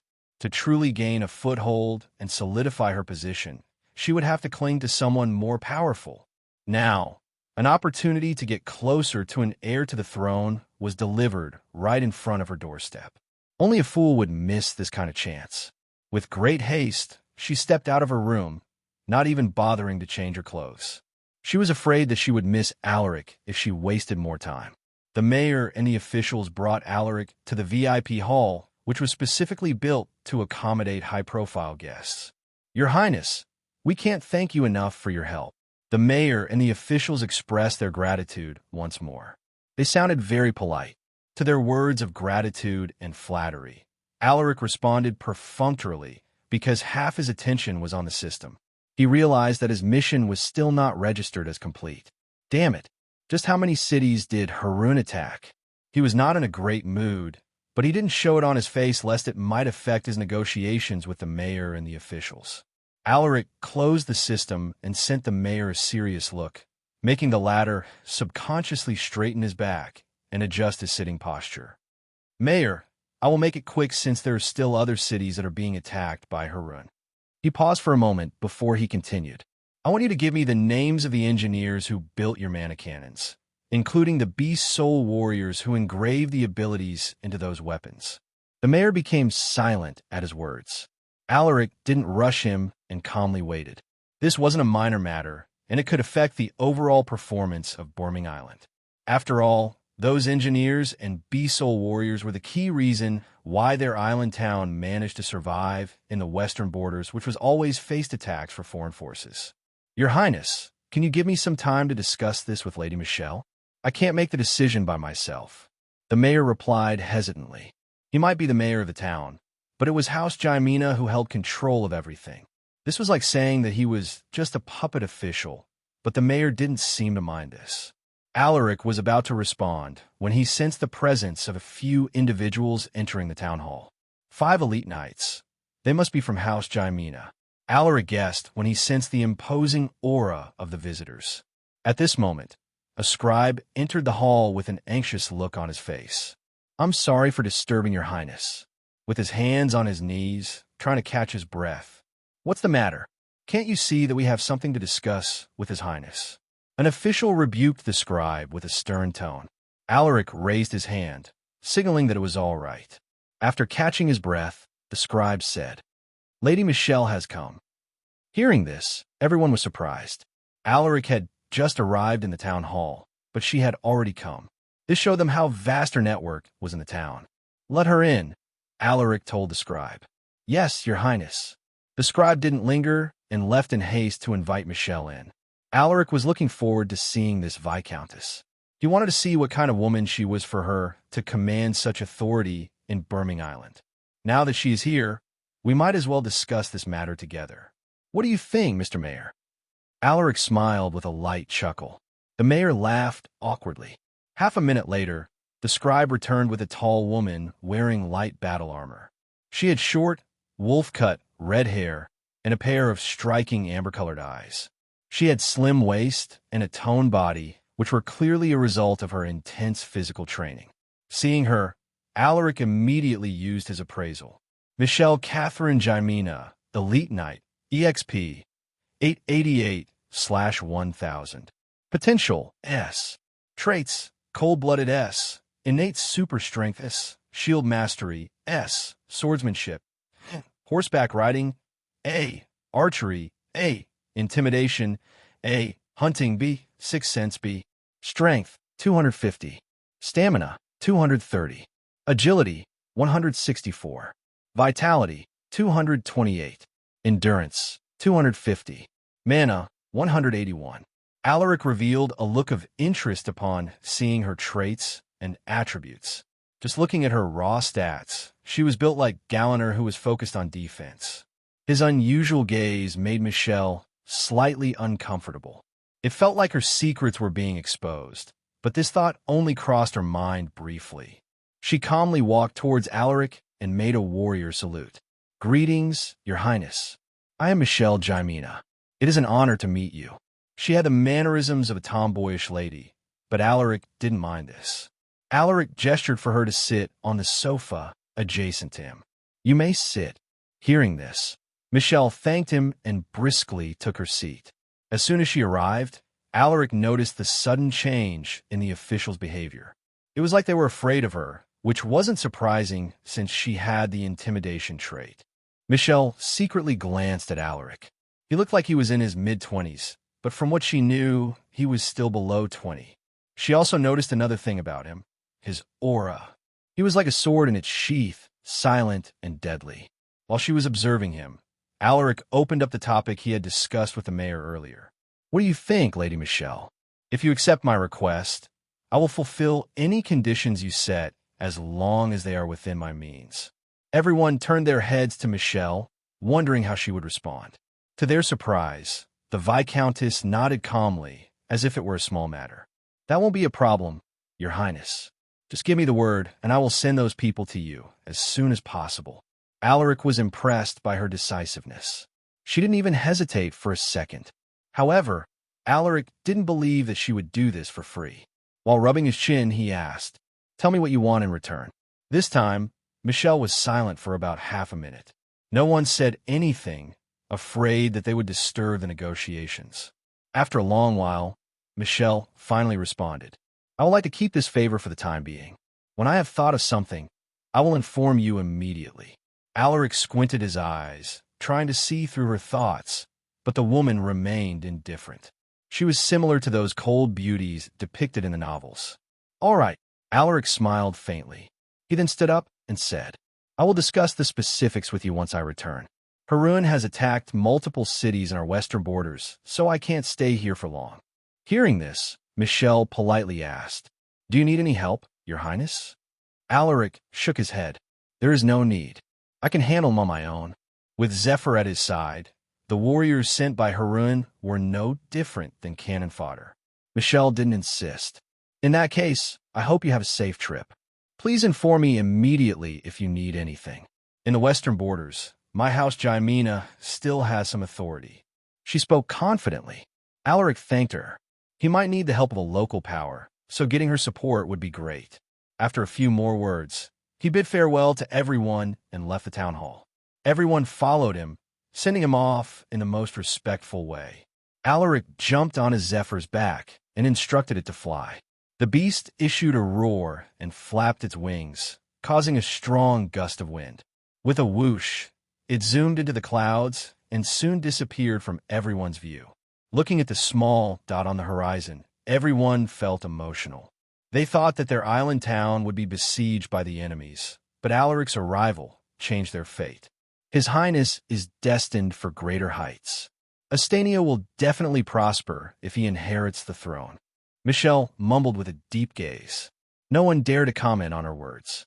Only someone daring like her would speak about the throne in such a calm manner. Who would have thought that a trip to the western borders would allow me to meet some talented individuals? This must be predestined. In his past life, his faith wasn't strong, but after his regression, he realized that there were unforeseen forces that manipulated the world. Whether they were gods or immortals, Alaric felt that they existed. When will I have the answers for these mysteries? He thought to himself as he exhaled a deep breath. 3 days later, Alaric found himself above a small village inhabited by fewer than 100 families. This was one of the many villages not recorded on the maps for the reason that their existence was deemed as insignificant.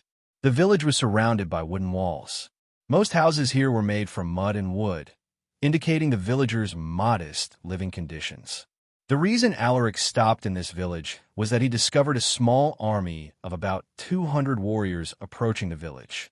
From their banners, he could tell that they were a small detachment force from Harun, possibly there to gather information or to take supplies from the village. The village only had 30 warriors defending it, and the strongest among them was only a one-armed old knight.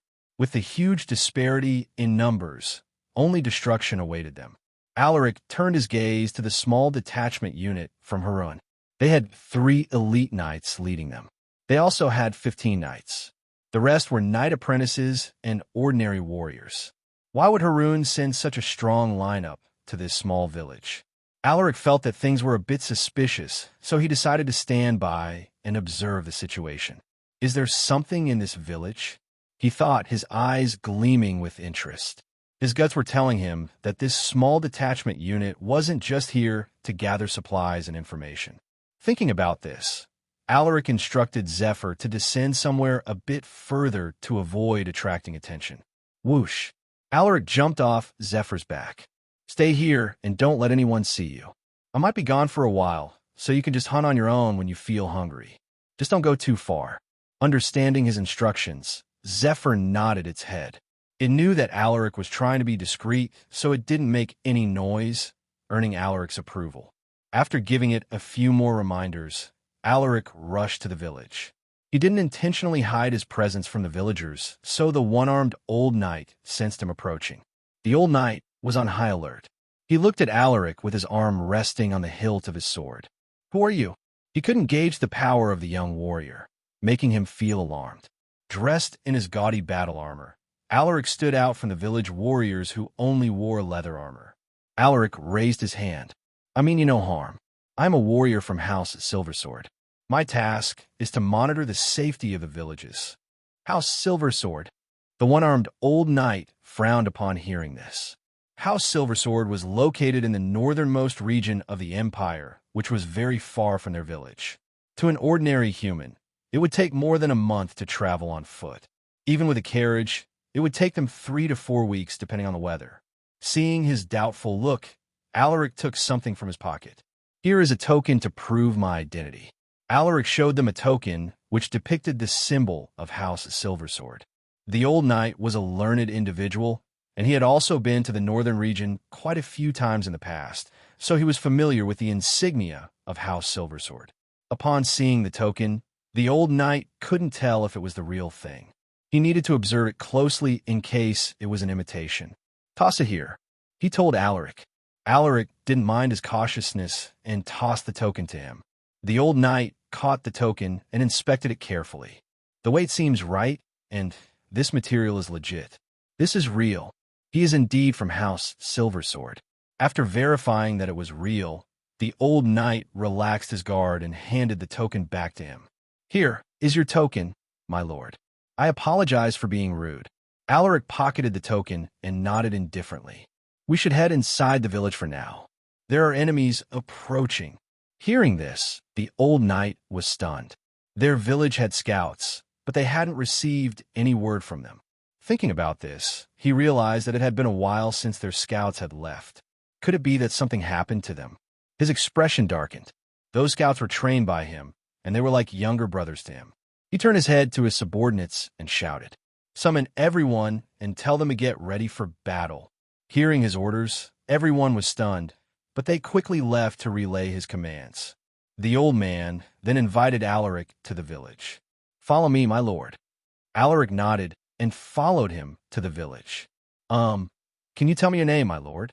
The old man cautiously asked. "My name is Alaric." Hearing this, the old man stared at him in shock. "Your high dash." He was about to pay his respects when he saw Alaric giving him a stern look as if warning him not to say anything. Understanding his intentions, the old man shut his mouth, but he was internally screaming. Alaric Silversword, the young heir of House Silversword and the third heir to the throne. Sometimes, small merchants would pass by their village to provide them with supplies and information from the capital. He heard from one of those merchants about Alaric. Knowing that he was dealing with a member of the imperial family, the old knight became more cautious. He was afraid that Alaric would be offended, so he was careful in every word he uttered. "What is your name, sir?" Alaric inquired. "This servant is called Rewin, your high ahem, my lord." The old knight replied subserviently. "Rewin, is it? Listen carefully, since our time is running out." Alaric's voice became serious all of a sudden. "Yes, my lord. I'm all ears." Approaching the village are 200 Haroon warriors led by 3 elite knights. What? The old knight was terrified. One elite knight was more than enough to massacre their small village, let alone 3 of them? Not to mention that they had 200 warriors on their side. Just the thought of it made his scalp tingle in dread. "Don't panic. I will deal with them. I just want you to be honest with me." Alaric stared deeply at the old man. He had no way of confirming it, but he believed that there was something special in the village for them to be specifically targeted by a detachment unit of this caliber. The old man furrowed his eyebrows, looking hesitant to speak, but upon recalling Alaric's identity, he eventually nodded his head. "All right, I will answer your queries, my lord." "Good. Now tell me what is special about this village. Are you hiding something very precious?" Alaric bluntly asked. Rewin took a deep breath, his face darkening. Gritting his teeth, he decided to trust Alaric. "To tell you the truth, There's indeed something special in our village. Alaric squinted his eyes. Go on. I think those warriors are here for that child. She is a mix between a human and a dragon. A dragon?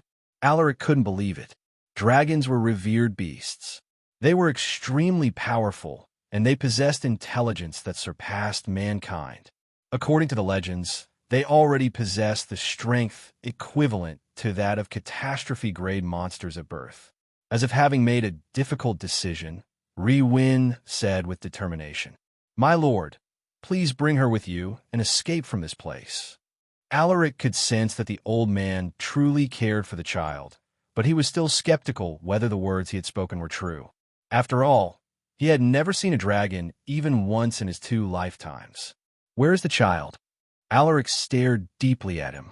Knowing that the situation was urgent, Win replied, Please follow me, my lord. I'll take you to see her. All right. Alaric nodded and followed the old man. They passed by a few mud houses and thatched huts before they arrived to an underground dwelling which was hidden beneath a barn. Grandpa, you are back. A sweet and joyful voice of a little girl drifted into his ears. Win's stern face broke into a smile when he heard this lovely voice. In the next moment, a girl about the age of 3 came running towards them, her face filled with joy. My lovely granddaughter, come here. I will introduce you to someone. Win took the girl in his arm and lifted her off the ground with one scoop. The little one glanced curiously at Alaric while biting on her finger. Grandpa, is that uncle? Alaric's mouth twitched upon hearing this. Alaric looked behind him, but found that no one was there. Did she just call me uncle? Dudu, don't be rude to our guest. This young lord is Prince Alaric. You should call him your highness. Do you understand? Win corrected the child with a stern look. Dudu revealed a look of confusion, as if she were unable to comprehend all the information her grandfather had said. Pretending to understand, she nodded while keeping her curious eyes on Alaric. Okay. Alaric could only smile wryly at her innocence. Win smiled apologetically at him. Alaric observed the child, but he found nothing unusual about her until he used his appraisal. Dudu catastrophe grade 17/10,000. Potential SSS. Innate ability gluttony SSS. Purple heart flame manipulation SSS. Dragon core SS. Flame resistance S. Innate divine strength S. Superior perception S. Mana gathering S. Poison immunity A, strength 700 sealed. Stamina 500 sealed. Agility 500 sealed. Vitality 500 sealed. Endurance 500 sealed. Mana 1000 sealed. Alaric almost stumbled when he saw her outrageous stats. Furthermore, he discovered that she was classified as a catastrophe-grade monster. So Win is telling the truth. Her attributes are sealed, but what does this mean? This was the first time he encountered something like this, so Alaric was baffled. While he was silently inspecting Dudu's stats, Win's trembling voice drifted into his ears. Your Highness, Dudu must not be captured by those people. Her father. It looked like he wanted to say something, but he was hesitant to speak out. Alaric didn't ask him anything. Everyone had their own secrets, just like him. You don't have to tell me if you think that it is not appropriate. As for the enemies, I will handle them. After advancing to the transcendent realm, he had become more confident in his own abilities.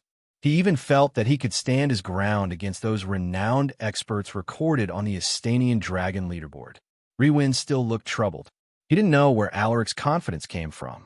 To his knowledge, Alaric was only an elite knight, so how would he fight an army of 200 warriors led by 3 elite knights? While they were in the middle of a serious conversation, a grumbling voice echoed. Grandpa, I'm hungry.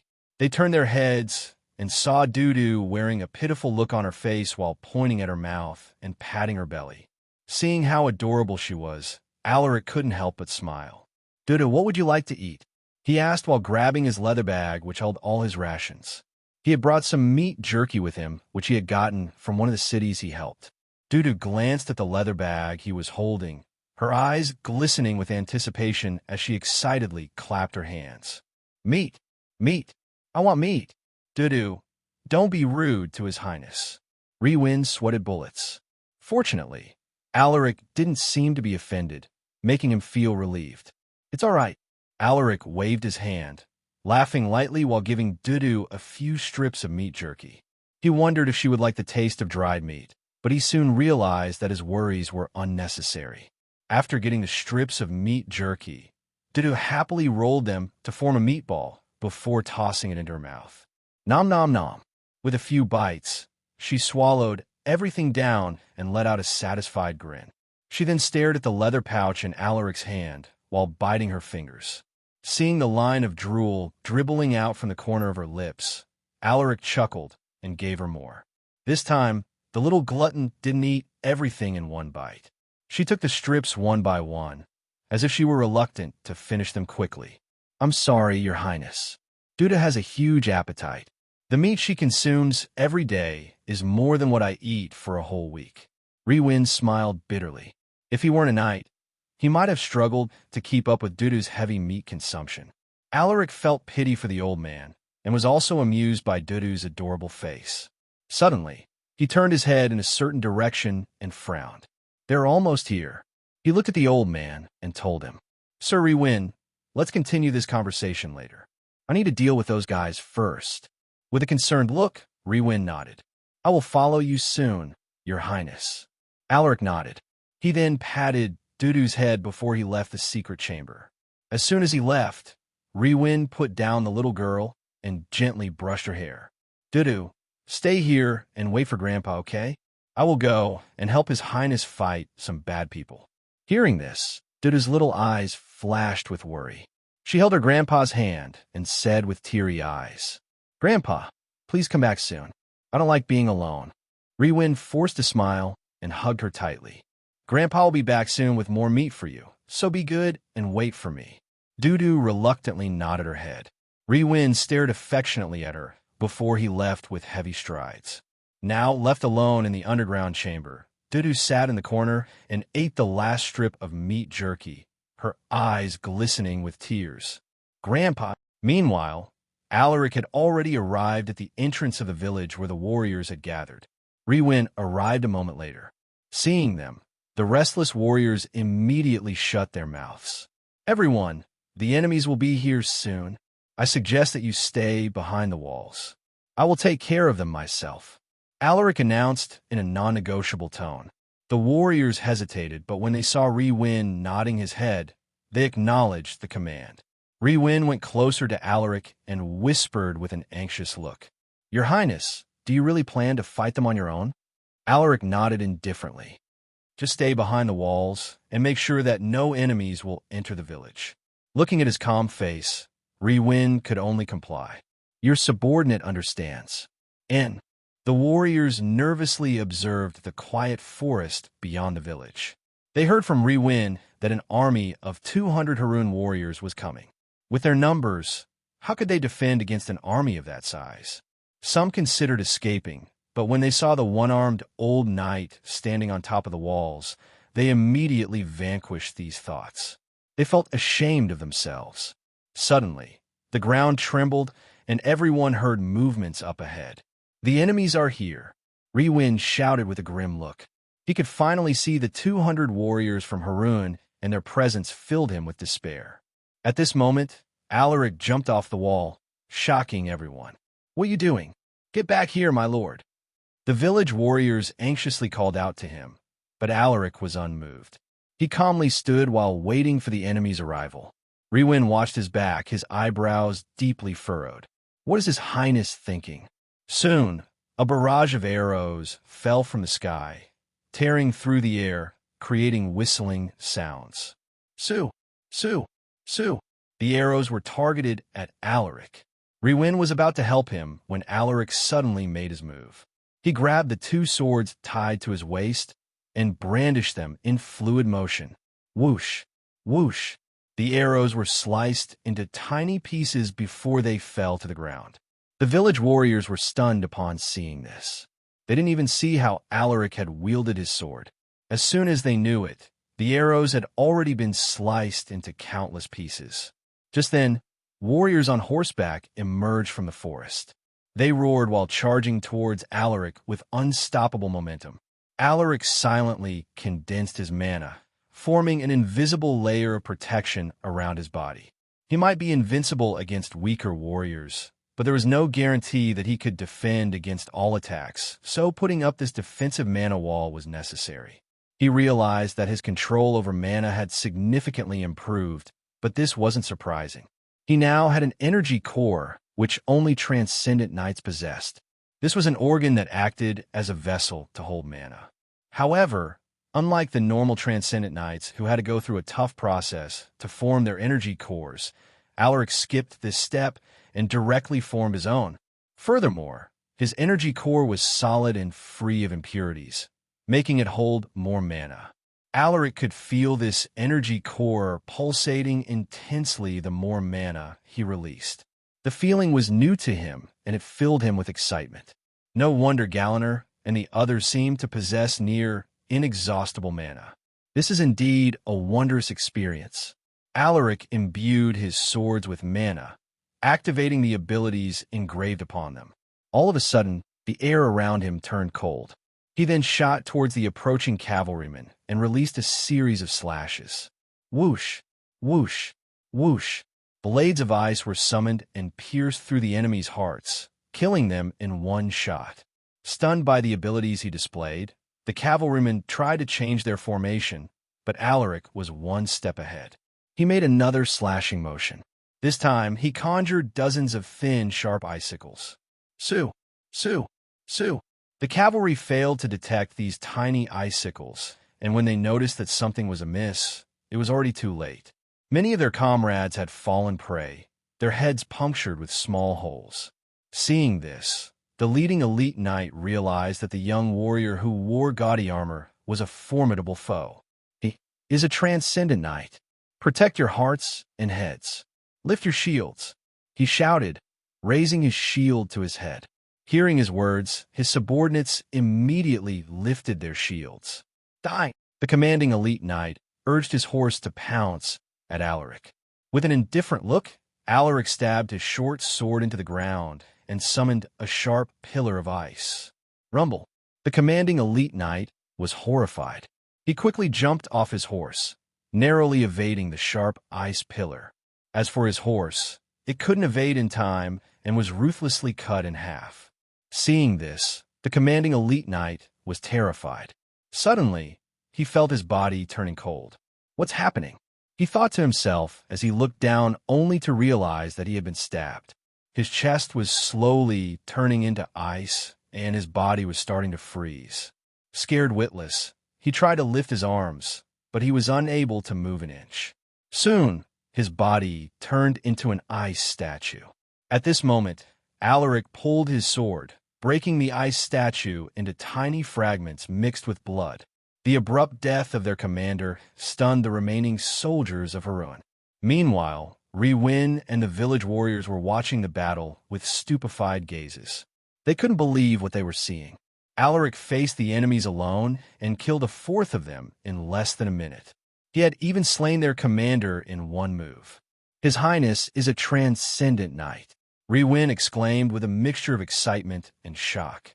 Hearing this, the village warriors glanced at him. Sir Riwin, did you just say His Highness? Just who is that person? Riwin knew that it was too late to hide the truth, so he told them everything.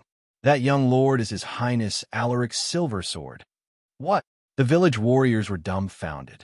While they were reeling in shock, the battle was starting to get more intense. Half of Harun's soldiers had already died, and another elite knight had been slain.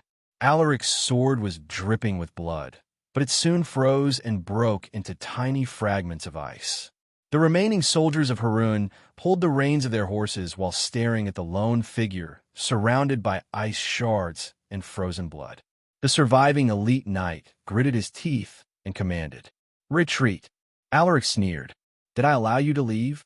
Hundreds of icicles appeared above the soldiers of Harun like sharp stalactites hanging over their heads. With one command from Alaric, the icicles fell like arrows, piercing through the bodies of the warriors. Screams of panic echoed in all directions, but their voices soon died down. Only one elite knight remained of the 200 warriors who had come. Wait. He glanced fearfully at Alaric while slowly backing away. Sweat trickled down his face as he tried to come up with a way to escape this situation. "Why did you guys come to this village?" Alaric asked as he walked closer to the trembling warrior. The elite knight hesitated, but realizing that this might be his last chance at survival, he gritted his teeth and told him the truth. "We were tasked to capture the children in this village with ages below 5. Hearing this, Alaric furrowed his eyebrows. From his words, it seemed like whoever gave them the mission didn't want them to know about Dudu's real identity, but it was understandable. A half-dragon was a being that would attract attention wherever it went. After getting the information he needed from the man, Alaric didn't waste more time and stabbed him with his short sword. KHSSHK. The elite knight's body turned into an ice sculpture before fragmenting into tiny pieces. Alaric sheathed his swords and turned around. He calmly walked towards the village under the terrified gazes of the village warriors. "Your Highness!" Riwin saluted him, his face showing deep respect and a trace of fear. Seeing this, village warriors recovered from their shock and quickly bowed to Alaric. "Your Highness!" Alaric ignored the village warriors and turned his head to Riwin. "Let's go back to the underground chamber. We need to discuss what to do with Dudu." Hearing this, Riwin's expression became somber. "Your subordinate understands." The two headed to the underground chamber. Upon their return, they saw Dudu huddled in the corner, her face covered in tears and snot. "Grandpa!" "Woo-woo!" The girl wailed miserably and rushed to Riwin, bawling her eyes out. The old knight felt guilty for leaving her alone. He consoled his granddaughter and hugged her tightly. "I thought you won't come back anymore." The little girl rubbed her eyes, her voice trembling with sorrow. "That's not true. Grandpa will never leave you." Riwin gently rubbed her head. "I saw the bad guys. There are many of them. I thought that." Dudu cried again when she remembered what she had seen. Riwin was surprised by her words. How did Dudu know? Alaric wasn't surprised by this. Dudu was a catastrophe-grade monster. Most of her abilities and powers might be sealed, but she still possessed the senses of a powerful beast. Dudu has probably awakened some of her abilities, he told the old man. Riwin looked worried when he heard this. He had seen what happened to Dudu's father. Even a powerful beast like him was caught and forced into submission. He was afraid that Dudu would experience the same fate. Thinking about this, he looked at Alaric and pleaded, "Your Highness, please bring Dudu with you. Letting her stay here is too dangerous. With this old and crippled body of mine, protecting her would be difficult." "Grandpa, are you abandoning me?" "Woo-woo." Dudu stared at her grandfather, sobbing uncontrollably. Riwin patted her back, whispering sweet words to pacify the little girl. Alaric squatted and patted the little girl's head. "Dudu, staying in this village will be dangerous. More of those bad guys might come. How about coming with me? I have a newborn little sister. Once she grows up, you can play with her all you want. You can also eat plenty of meat in our house." Dudu was initially unimpressed, but when she heard that she would have a playmate and even plenty of meat to eat, she became interested. "Handsome uncle, what was your name again? Can I really eat meat?"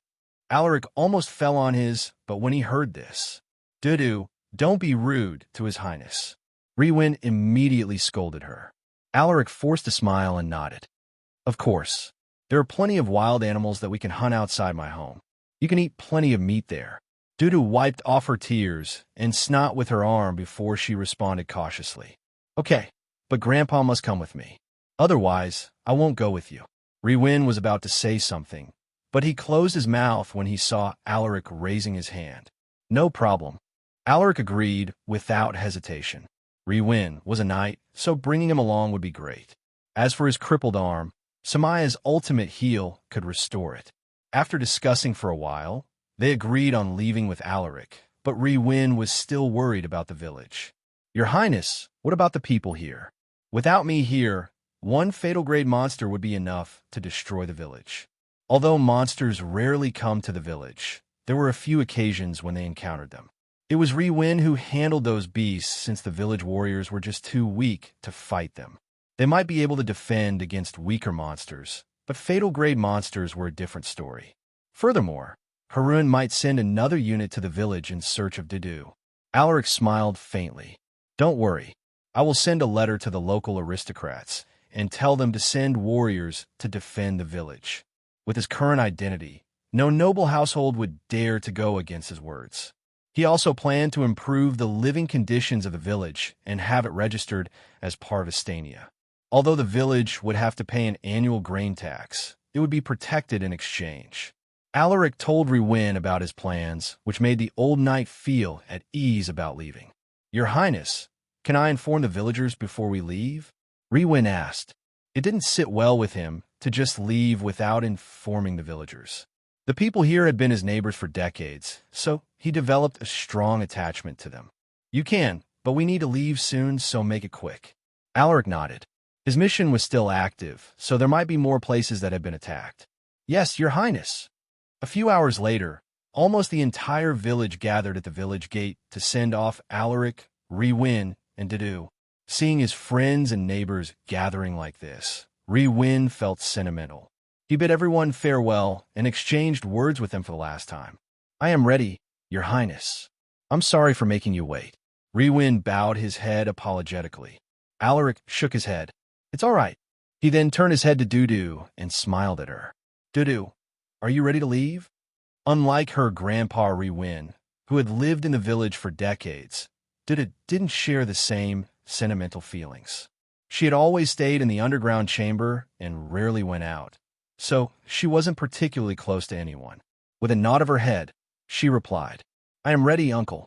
Alaric no longer bothered to correct her. She would eventually learn how to speak properly once she received an education. Good. Alaric patted her head. He lifted his head and brought his fingers to his mouth to produce a bird-like cry. Soon after he issued this unusual call, a deafening roar reverberated above the sky, scaring the villagers. In the next moment, a huge beast revealed itself behind the clouds, flapping its feathered wings while looking down at them with its beastly eyes. The villagers were terrified when they saw the massive creature. Most of them couldn't handle the pressure it released, forcing them to kneel in submission. A few with stronger willpower managed to remain standing, their legs trembling and their eyes shaking with terror. Rewin was similarly scared, but looking at Alaric's calm demeanor, he seemed to have realized something. Your Highness, is that beast your? His voice trailed off since the massive beast suddenly swooped down. Whoosh! Alaric shielded the villagers with his mana to prevent them from being injured by the stray debris brought by the wind caused by Zephyr's descent. Whoa! Duda didn't show any fear when she saw Zephyr. Instead, she felt excited, her eyes showing how delighted she was. Upon landing, Zephyr tilted its head and looked at the little girl in confusion. It could feel a strong resonance from her, as if they shared a common bond. Similarly, Dudu could feel this connection, but she was too young to understand these things. In her innocent mind, she just felt that the creature wouldn't harm her. Let's go. Alaric carried Dudu before jumping on Zephyr's back. Seeing this, Rewin hesitated, but he quickly followed after seeing Alaric's encouraging smile. Goodbye, everyone. If fate permits, we might see each other again. This was Alaric's last message to the villagers before he commanded Zephyr to fly. Whoosh! A child's joyous laughter soon echoed on the horizon. They left. I wonder if we can see them again. We live in two separate worlds. The chances of that happening are close to impossible. At least we can brag that we once spoke with His Highness. The villagers felt emotional as they watched the giant beast fly beyond the sky. It was only when they could no longer see the beast's figure did the villagers return to their homes. Be careful, Dudu. Make sure that you hold on to His Highness. Rewin reminded Dudu when he saw her fearlessly standing, imitating Alaric's posture. Alaric chuckled at the little girl's antics. Both she and Rewin were protected by his mana, so the fierce winds didn't affect them. At this moment, the system, which had been silent for a while, finally sent him a series of notifications. Understood. Mission complete. Rewards: 1,000 battle points, 50 EXP, 50 stat points. Random trade upgrade card X1. Understood. Alaric smiled faintly upon seeing this. Galliner and the others must have completed the task. Now that the mission has been completed, Alaric commanded Zephyr to head back to Birmingham Island. Rewin noticed the change in their path, but he didn't ask him anything. Alaric was secretly pleased with his tactfulness. While holding Dudu's hand, he used a random trait upgrade card. Congratulations! Your trait Hunting D has been promoted to Hunting C. Alaric's Silver Sword Transcendent Knight EXP 050/5000. Potential S. Traits: Horseback Riding B, Swordsmanship SSS, Close Combat B, Archery D, Hunting C, Tracking C, Sixth Sense C, Monster Affinity C, Mana Gathering C, Appraisal B.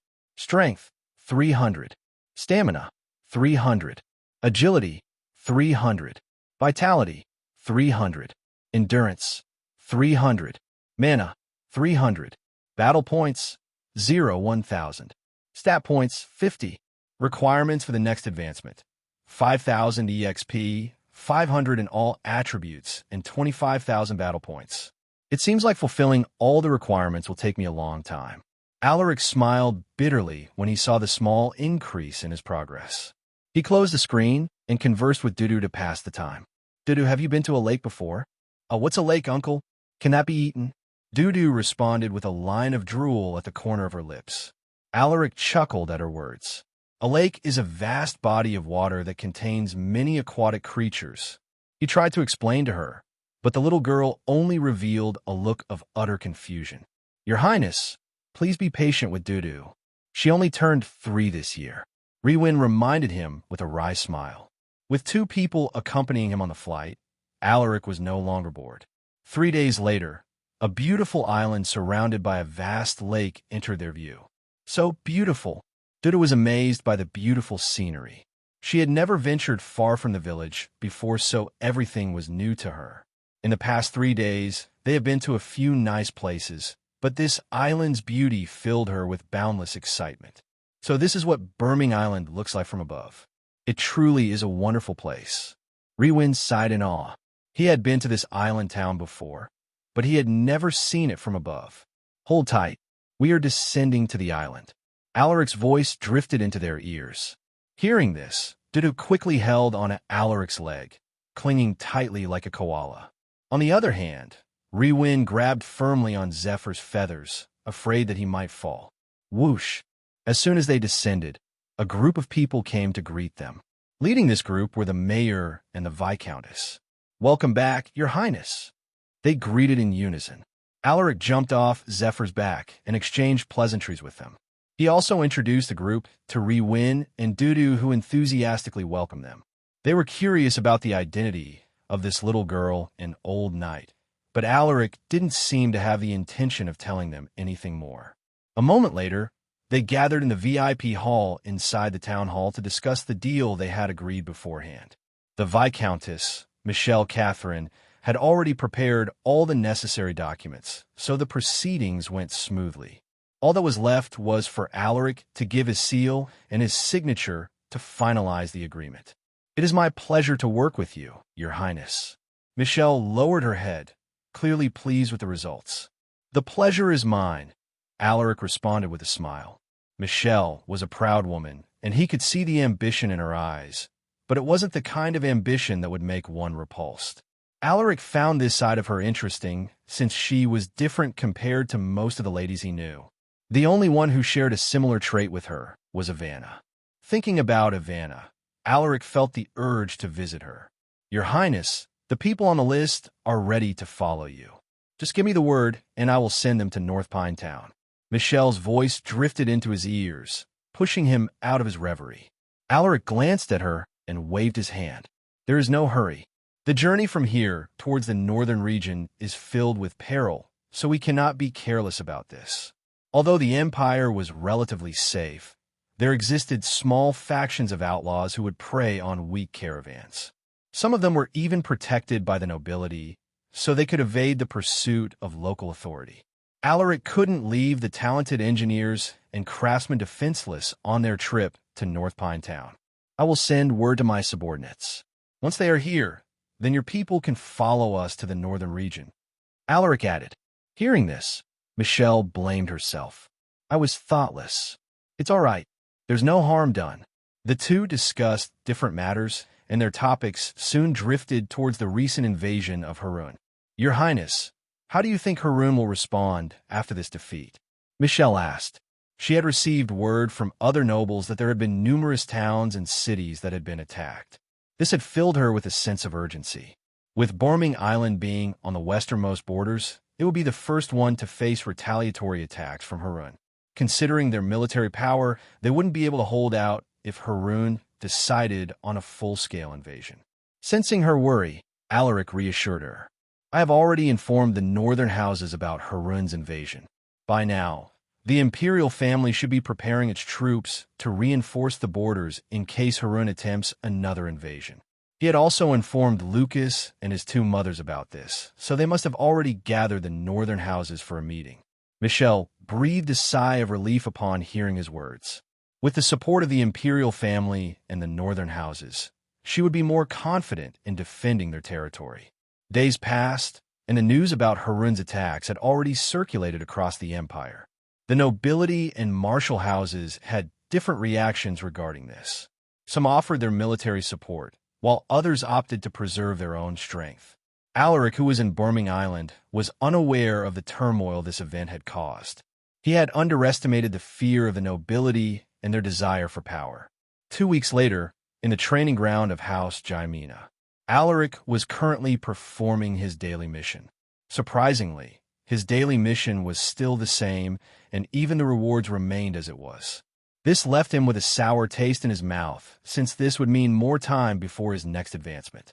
1,000 weighted push-ups, balabox with check. 1,000 weighted pull-ups, balabox with check. 1,000 weighted squats, balabox with check. 1 hour weighted planking, balabox with check. 1,000 mana-infused vertical slashes, balabox with check. 1,000 mana-infused horizontal slashes, balabox with check. 1,000 mana-infused diagonal slashes, balabox with check. 1,000 mana-infused stabs, balabox with check. Daily mission complete. You received 20 battle points. You received 3 stat points. You received 3 EXP. Alaric inspected his progress and felt a wave of exhaustion. Going by this speed, it would take me more than 3 to 5 years to fulfill the requirements for my next advancement. Alaric shook his head with a wry smile. He then sheathed his swords and removed his armor. Uncle, have some water. Now dressed in a pink noble dress, a smiling Dudu walked towards him while holding a glass of water. The little girl looked thin when she first arrived at the island town, but after more than 2 weeks of being well-fed, she had grown noticeably chubbier. Looking at the little glutton, Alaric couldn't help but smile. What do you want from me this time? Alaric asked as he took the glass of water from her hands. This girl would only come to him when she needed something, so Alaric was feeling suspicious. Startled that she had been seen through, Dudu didn't know how to respond. Alaric was amused to see her hesitant. He ruffled her hair and said, Don't be shy. Dudu lifted her head and stared at him with her big, adorable eyes. Uncle, I want to eat the fish in the pond. Can you help me catch some? Hearing this, Alaric's mouth twitched. There was a man-made pond at the southern edge of House Jaimina's estate. Alaric couldn't allow her to do everything she wanted. She might develop a bad habit and grow up to be a spoiled child. Dudu, the fish in that pond aren't meant for consumption. If you eat them, you might upset your stomach. The little glutton was disappointed by his words. Is that so? What a pity. Looking at her shaking her head in regret, Alaric was amused. Alaric's Silver Sword Transcendent Knight, EXP, 50, 65/5000. Potential, S. Traits, Horseback Riding, B. Swordsmanship, SSS. Close Combat, B. Archery, D. Hunting, C. Tracking, C. Sixth Sense, C. Monster Affinity, C. Mana Gathering, C. Appraisal, B. Strength, 300. Stamina, 300. Agility, 300. Vitality, 300. Endurance, 300. Mana, 300. Battle points, 1,000, 1,100. Stat points, 50, 65. Requirements for the next advancement: 5,000 EXP, 500 in all attributes, and 25,000 battle points. After another 3 days, Galliner and the others finally arrived at Birmingham Island, but he didn't hurry to leave since there was still a mountain of tasks to do. Many cities, towns, and villages had been attacked by Haroun, leaving countless families homeless. There were also many who had lost their loved ones, truly a tragedy. Alaric couldn't leave the residence like this. It didn't sit well with him as someone who carried the blood of the imperial family. He felt that he had the responsibility to take care of the people. At this moment, Alaric was in a meeting with various Western leaders. They were discussing how to handle the large number of refugees. "Your Highness, most of our territories were damaged from the invasion. We would need resources to repair the infrastructure. I am afraid that it would be difficult to take in those refugees." One of the Western lords spoke in a regretful tone. Some shared the same sentiment, and they also voiced out their concerns about accepting the refugees. Alaric understood their difficulties, so he didn't make things hard for them. Forcing them to accept those refugees would only earn their discontent. There are more than 10,000 refugees. Accepting them is indeed a heavy burden to these noble houses. Is there really no other way?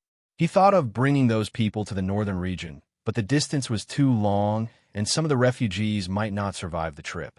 While he was deep in his thoughts, a messenger suddenly came in with an urgent expression. "My apologies for the disturbance, Your Highness. I have something important to report."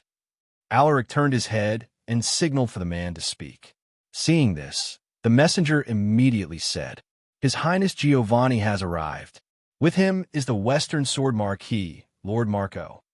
Hearing this, everyone squinted their eyes. The arrival of another prince might not be good for them. Furthermore, the second prince, Giovanni Astania, didn't have a good reputation. Some leaders revealed expressions of anticipation. On the other hand, Alaric had a serene look. If it were before, he might have felt anxious when facing the second prince, but now that he was a transcendent knight, his worries were gone. Moreover, he had also received reports from his subordinates about the second prince's actions. Giovanni was showing signs of change in his personality. For him, this was a good thing since Giovanni had played a big part in the civil war that happened in his past life. If he somehow turned over a new leaf, the civil war might be avoided. "All right, you may leave." Alaric dismissed the messenger, who left right away. The atmosphere became a bit tense. Everyone was worried that the two princes would clash. If that happened, they didn't know which side to take. A quarter of an hour later, Giovanni entered the VIP hall with Marco. Upon their arrival, everyone immediately rose to their feet and greeted them. "Welcome, Your Highness." "Welcome, Lord Marco." Everyone could tell that Marco was injured based on his pale complexion. Despite this, the Marquis took his time to greet the people present one by one. He exuded none of the arrogance that most in his position possessed. He carried himself humbly, making the Western lords feel relaxed. Meanwhile, the second prince merely nodded his head to acknowledge their presence. He then turned his head to Alaric and approached him briskly. Some people revealed a look of interest, waiting for a good show to watch. Galliner was about to stop him when Alaric raised his hand, signaling him to stand back. "Cousin, I'm glad to see you unharmed." Alaric stood up and smiled at Giovanni. Giovanni furrowed his eyebrows, feeling a slight sense of discomfort in his heart. Deep inside, he still couldn't accept Alaric as part of the imperial family. However, the other party displayed unparalleled talent, which forced him to acknowledge Alaric. "Is it true that you have become a transcendent knight?" Giovanni asked while staring deeply at him. When he first received this news, he found it incredulous. Alaric wasn't even 20, so he couldn't bring himself to believe it. Even someone as talented as the Emperor took a few decades before he became a transcendent knight. Everyone turned their gaze to Alaric. They had also heard of this news, but they didn't dare confirm it out of respect for Alaric's identity. Sensing everyone's curious gazes, Alaric exhaled a breath and smiled faintly. He then released a wisp of mana from his energy core to his fingertips. Knights couldn't freely control mana. Most of them could only use it to strengthen their bodies and improve their health. As for elite knights, they could control mana to some extent. They could transfer their mana into their equipment to make it more powerful. They could also cover their bodies with mana for additional defense. The degree of control varied from one to another. The greater their strength, the more freely they could control their mana. On the other hand, Transcendent Knights had already surpassed this level. Unlike Knights and Elite Knights, they possessed energy cores which gave them the ability to store more mana. With a huge surplus of mana at their disposal, they could wield abilities far beyond what one could imagine. Some formidable Transcendent Knights could form an affinity with certain elements, making their mana more potent and powerful. However, not everyone had this kind of luck. In the entire Empire, only a handful of Transcendent Knights had formed affinities with the elements of nature. At this moment, what Alaric had revealed was the power of his energy core, making everyone feel stupefied. Giovanni felt a mixture of emotions upon seeing him display his ability. "So, it is real," he mumbled. Alaric retracted his mana. "Why don't you join our discussion? Maybe you can help us think of a solution for the issues at hand." Giovanni recovered from his stupor and absent-mindedly nodded his head. "Fine." Alaric grinned and signaled that everyone settled down. Once Giovanni had taken his seat, Alaric announced, "Let's resume the meeting. Since no one is willing to take in those refugees, why don't you just send them to a remote village? I can help you procure the necessary materials and supplies for the redevelopment of the village." The second prince suggested, his words drawing everyone's astonishment. Is this really the second prince that they knew? Why did it seem like he was a different person? Everyone couldn't believe that those words came out of his mouth. Meanwhile, Alaric rubbed his chin thoughtfully. Giovanni's suggestion would cost them a lot of money, but if the redevelopment was successful, they could turn a village into a town. Thinking about this, a certain village came to his mind. In that case, I will also help with the procurement of materials and manpower. Alaric stated his willingness to join the redevelopment project. He then told them about the village which wasn't recorded on the map. "What do you think?" Alaric turned his head to Giovanni. "All right, if there really is a village in that place, then we can choose it for the project." Giovanni didn't reject his proposal. He felt that Alaric was trying to smooth out their relationship. He wasn't averse to the idea, and he also thought that it was an opportunity to establish a good image with the Western Lords. They discussed back and forth with the Western Lords, soon joining the conversation. 2 hours later, the meeting concluded on a good note. "What are your plans now?" Giovanni asked as they stepped out of the VIP hall. Alaric was about to respond when a sudden notification appeared in front of him. Under Mission: Harun's Invasion. Mission difficulty: Hard. Learning about the defeat of their troops, the imperial family of Harun was furious. They are gathering their troops in preparation for a bigger attack. Gather your troops and stop their invasion. Mission rewards: 1,500 battle points, 30 stat points, 30 EXP, random trait card X1. ______. Seeing this, Alaric's expression became serious as he responded. "I will gather troops to reinforce the western borders. I don't think that Harun would simply accept this loss." Giovanni frowned upon hearing this. "Are you saying that they will launch a full-scale war against Astania?" Harun was a bigger nation compared to Astania. They possessed more lands and more resources. A war against a nation of its size wouldn't be favorable for Astania. Alaric nodded. By now, they should be preparing their troops, so we still have time to get ready. He paused his steps and looked at the second prince. "Giovanni, I know that we have our differences, but we must put aside our conflicts. I cannot face Harun alone. We need to stand together to defend our nation." Hearing his bold proclamation, Giovanni's heart was stirred. He stared deeply at his younger cousin and nodded his head. "Fine." Alaric was ecstatic. With Giovanni's support, defending the western borders would be a lot easier. This guy had more private troops than House Silversword, and he also had the support of his faction.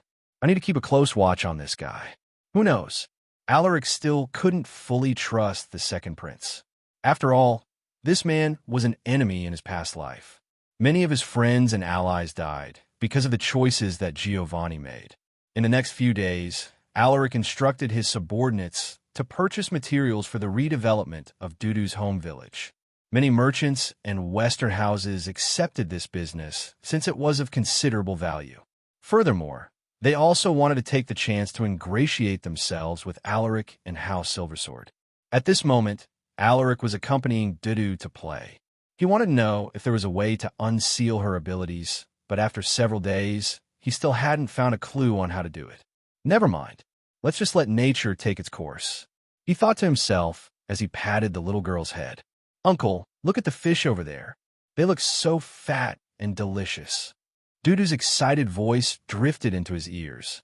He lowered his head and saw her drooling at the sight of the plump gold fish. Dudu, we can't eat those fish. They taste terrible. How about following me to the lake? We can catch a big fish there. The little girl was initially disappointed, but when she heard the second half of his words, her eyes brightened.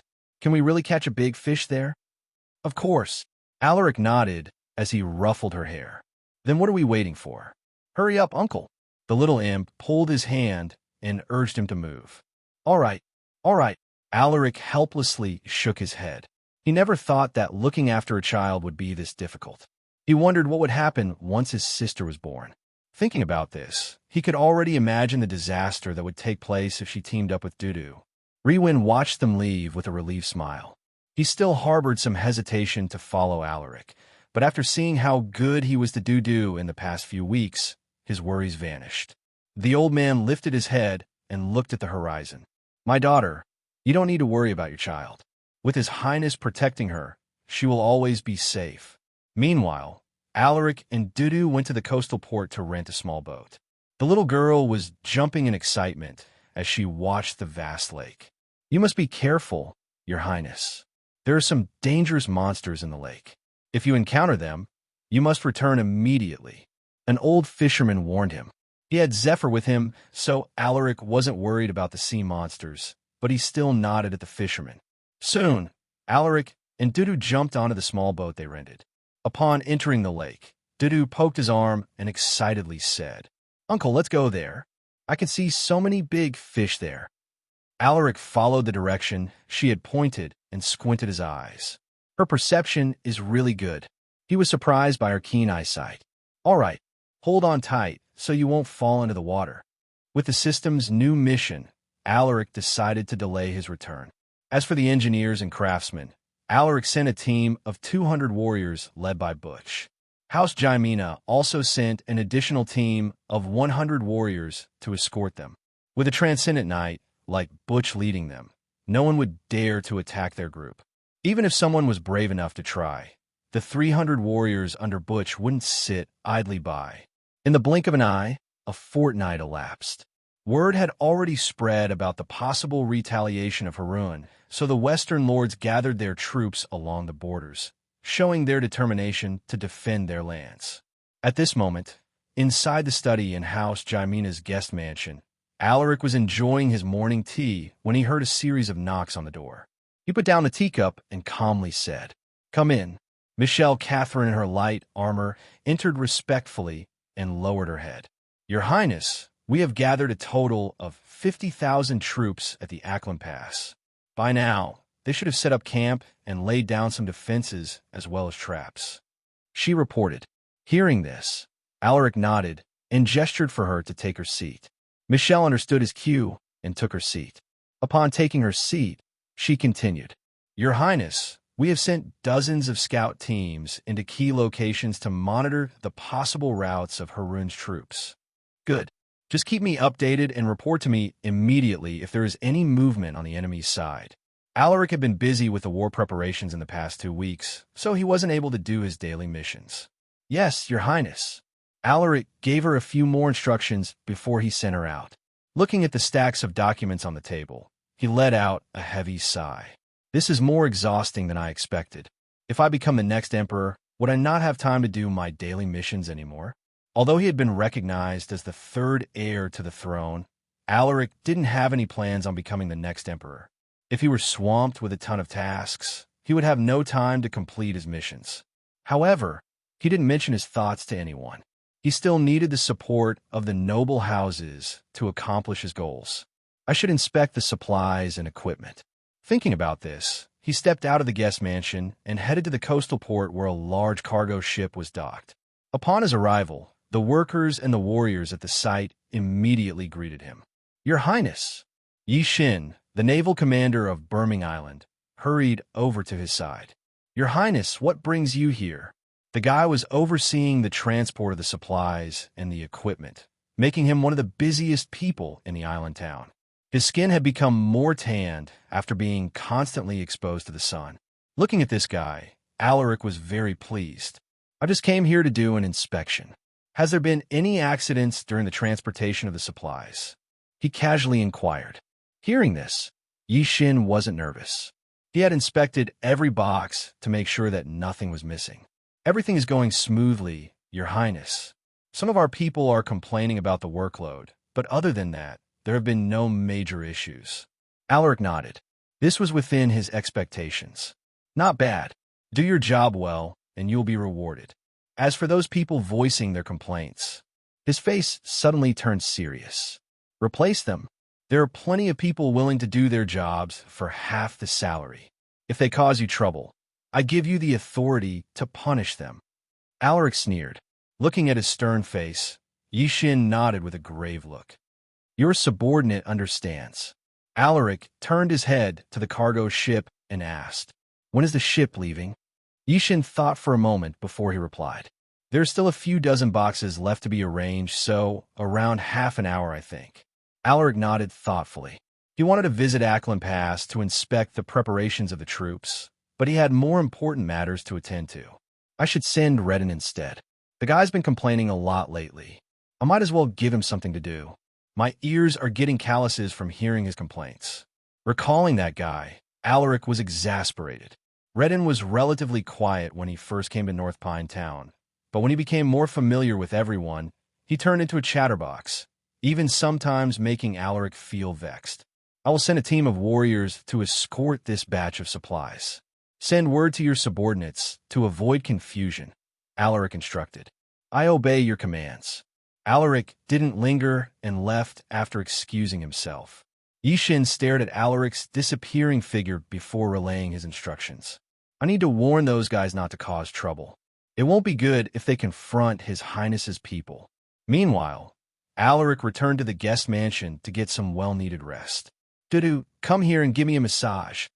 Alaric searched for the little girl as soon as he arrived. But Dudu is still watching the fish." The little girl replied in a grumbling tone, but she still obediently followed Alaric. Redden and his deputy commander Frederick brought a team of 50 knights to the coastal port. Their intimidating presence made the workers at the port feel nervous. "Who are those guys? I don't recognize them. Can't you see their banners? They are from House Silversword. They are soldiers under His Highness Alaric." Hearing the commotion, Yi Xin immediately rushed to inspect the situation. He saw Redden's cavalry group approaching the cargo ship. They were fully equipped and ready for combat. Looking at their banners, his eyes flashed. They are His Highness people. He no longer dawdled and rushed over to greet them. "Hello, everyone. I am Yi Xin. Were you sent by His Highness?" Now that he had taken a closer look at them, Yi Xin realized that the weakest in this group were knights. "This guy, he is overflowing with mana." Yi Xin furrowed his eyebrows as he looked at the person leading these 50 warriors. He failed to discern the other party's realm, so he guessed that this man was stronger than he was. "A transcendent knight. You must be Naval Commander Yi Xin. I've heard of you from His Highness. I am Redden, the commander of this small unit." Redden responded indifferently. He then showed his token to confirm his identity. "So, it's Lord Redden. Please follow me. I have already made arrangements for your accommodation for the trip." Yi Xin invited them to the cargo ship. Redden nodded and followed him without saying anything. Soon, all the supplies and equipment had been loaded onto the ship. Since there were special guests present, Yi Xin decided to join the transportation to make sure that nothing would go wrong. "I don't think they're just sent here to escort this batch of supplies. His Highness must have instructed them to make a trip to Ackland Pass." Yi Xin thought to himself. A few hours later, they reached their destination where an escort team of about 500 warriors was waiting.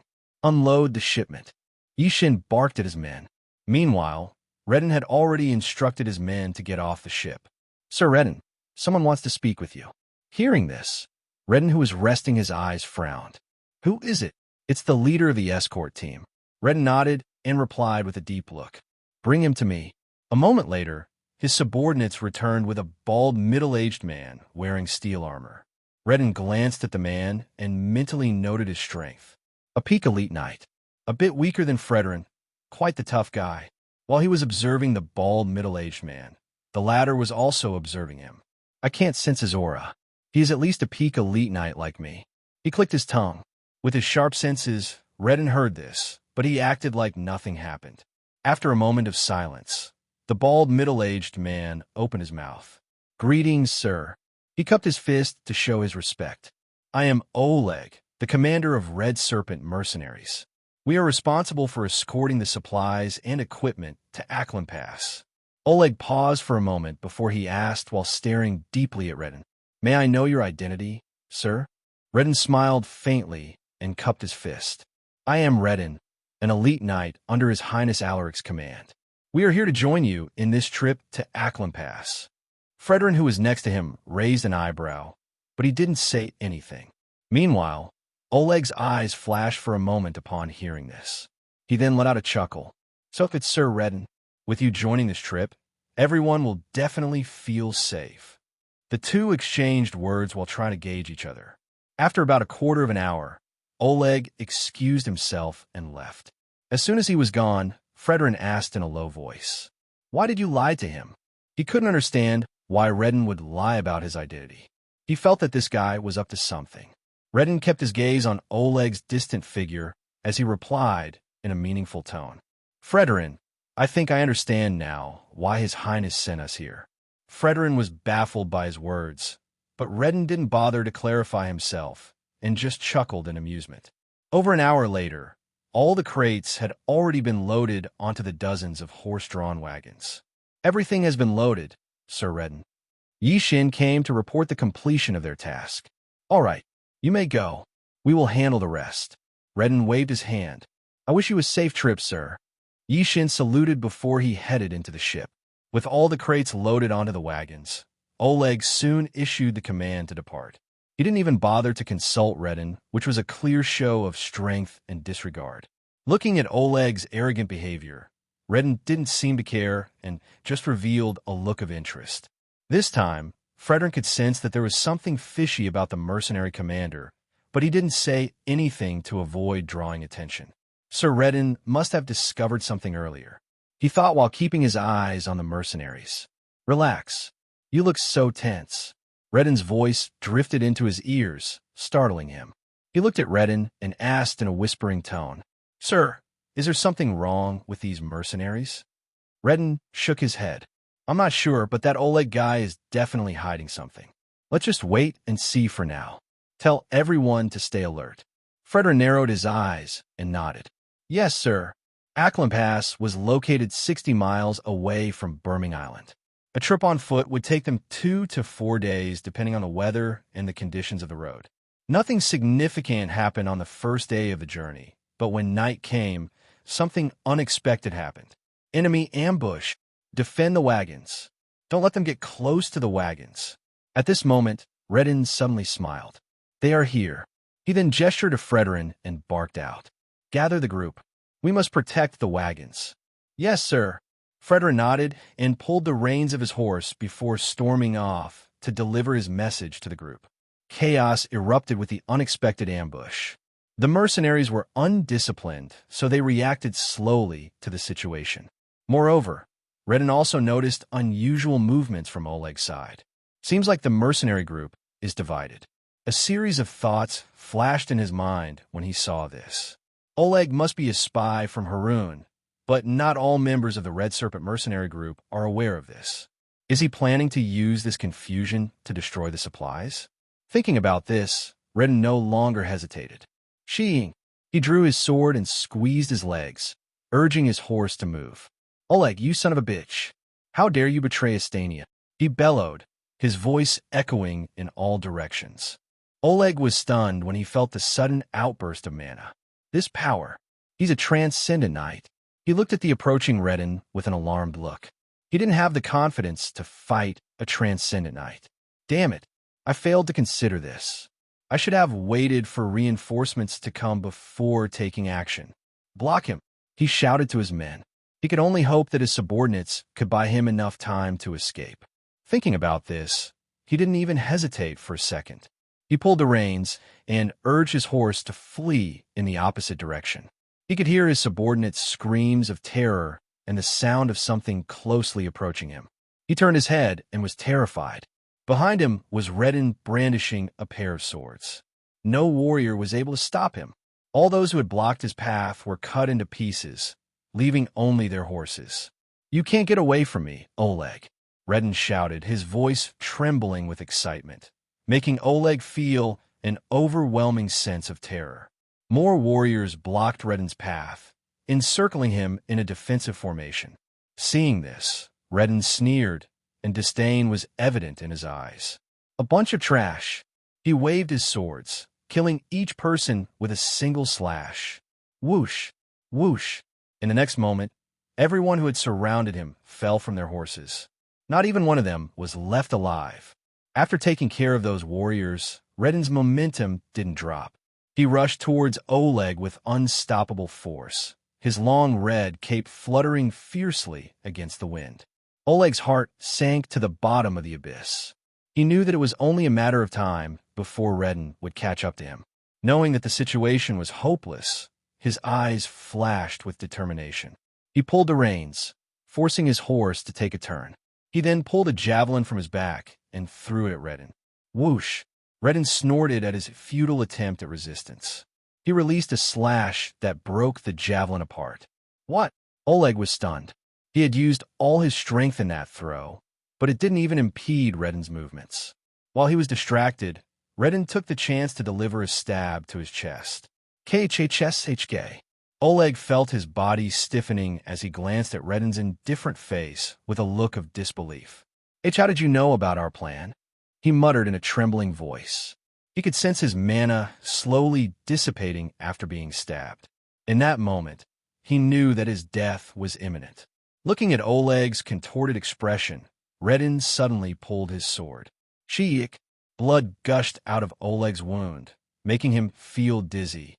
He quickly applied pressure to his wound, hoping to slow down the bleeding. "Are there more spies like you hidden among our forces? Tell me, and I will give you a quick death." Redden's cold voice drifted into his ears. Pale-faced, Oleg lifted his head and smiled. Blood was leaking from the corner of his lips. "You guys don't even know what kind of foolish mistake you have made." Cough. He was losing grip of his spear, but he refused to let go. This was his last bit of pride as a warrior. Redden stared at him in amusement. It was as if he had heard the most ridiculous joke. "You don't know what you're talking about, Oleg. Astania is no longer the same weak nation as it was before." He shook his head, his voice filled with contempt. Oleg furrowed his eyebrows. He was baffled by Redden's confidence. Harun was recognized as one of the strongest empires among the surrounding nations. On the other hand, Astania didn't even have a history as long as it has. Moreover, Astania had always faced the attacks of monsters from the Enchanted Woodlands, leaving it with thousands of casualties each year, not to mention the battles it had faced from neighboring empires. "I will give you one last chance to speak. You have 5 seconds." Redden stared deeply at him while silently imbuing mana into his swords. Oleg didn't respond and just smiled at him. Seeing this, Redden let out a sigh. He waved his sword, slashing Oleg's neck cleanly with a single strike. Whoosh!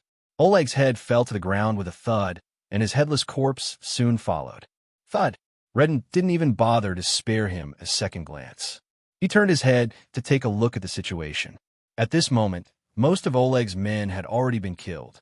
The remaining few dozen were huddled tightly together, desperately trying to defend themselves. Soon, all the enemies had been killed. A stern-faced Fredrin approached Redden on horseback to give his report. "All our subordinates are safe. 5 of them sustained injuries, but nothing life-threatening." Hearing this, Redden nodded indifferently. "What about the mercenaries?" he asked while looking at the restless mercenaries. There were 500 of them at the start of the trip, but not even half of them had survived. They couldn't even look at each other in the eye, afraid that another one would betray them. Fredrin shook his head. "It is tough for them. There is still no official notice from their side, but I estimate that over 300 have died in battle. This was within Redden's expectations. He tapped Fredrin's shoulder and instructed, "Tell our injured brothers to recuperate. As for the rest, tell them to keep an eye on the mercenaries. We will sleep in turns." The mercenaries couldn't be trusted. He also believed that some of Oleg's men might have blended with the survivors. "Yes, sir." Fredrin acknowledged the command with a salute. Suddenly, they felt a presence approaching them. They both turned their heads and saw an injured elite knight who looked to be in his mid-40s. "Greetings, Sir Redden, Sir Fredrin. This lowly warrior is called Del. I'm the deputy commander of the Red Serpent mercenary group." The man introduced himself with a salute. "I'm here to give you a report of our losses." The next morning, in the guest mansion of House Jymena, Alaric received a letter from Redden via messenger pigeon. So there were remnants from Harun hiding within our midst all this time. His expression darkened as he read the contents. Redden mentioned that all their warriors were safe, which made him feel better. After reading the letter, he put it down and leaned on his seat. There might be more remnants of Harun hiding in the mountains. I should inform the Western Lords and tell them to expand the range of scouting. Thinking about this, Alaric called his servant and instructed him to summon the Viscountess. A month went by in a flash. The redevelopment of Dudu's home village was already nearing its completion. With the resources from 2 princes and the various Western lords, the once small village had turned into a town. The refugees who had lost their homes were sent to the newly developed town and were temporarily provided with housing. A town mayor and officials were also appointed to serve as leaders of the town. At this moment, Alaric was observing the construction of the town's walls together with Michelle and some Western lords. "Your Highness, the town is nearing its completion. Why don't you give it a name?" One of the Western lords suggested with an ingratiating smile. Hearing this, Alaric shook his head. "That will not be appropriate. I must wait for Giovanni to return and discuss this with him. After all, a third of the materials and resources were bought with his money. I was thoughtless. Forgive me, Your Highness."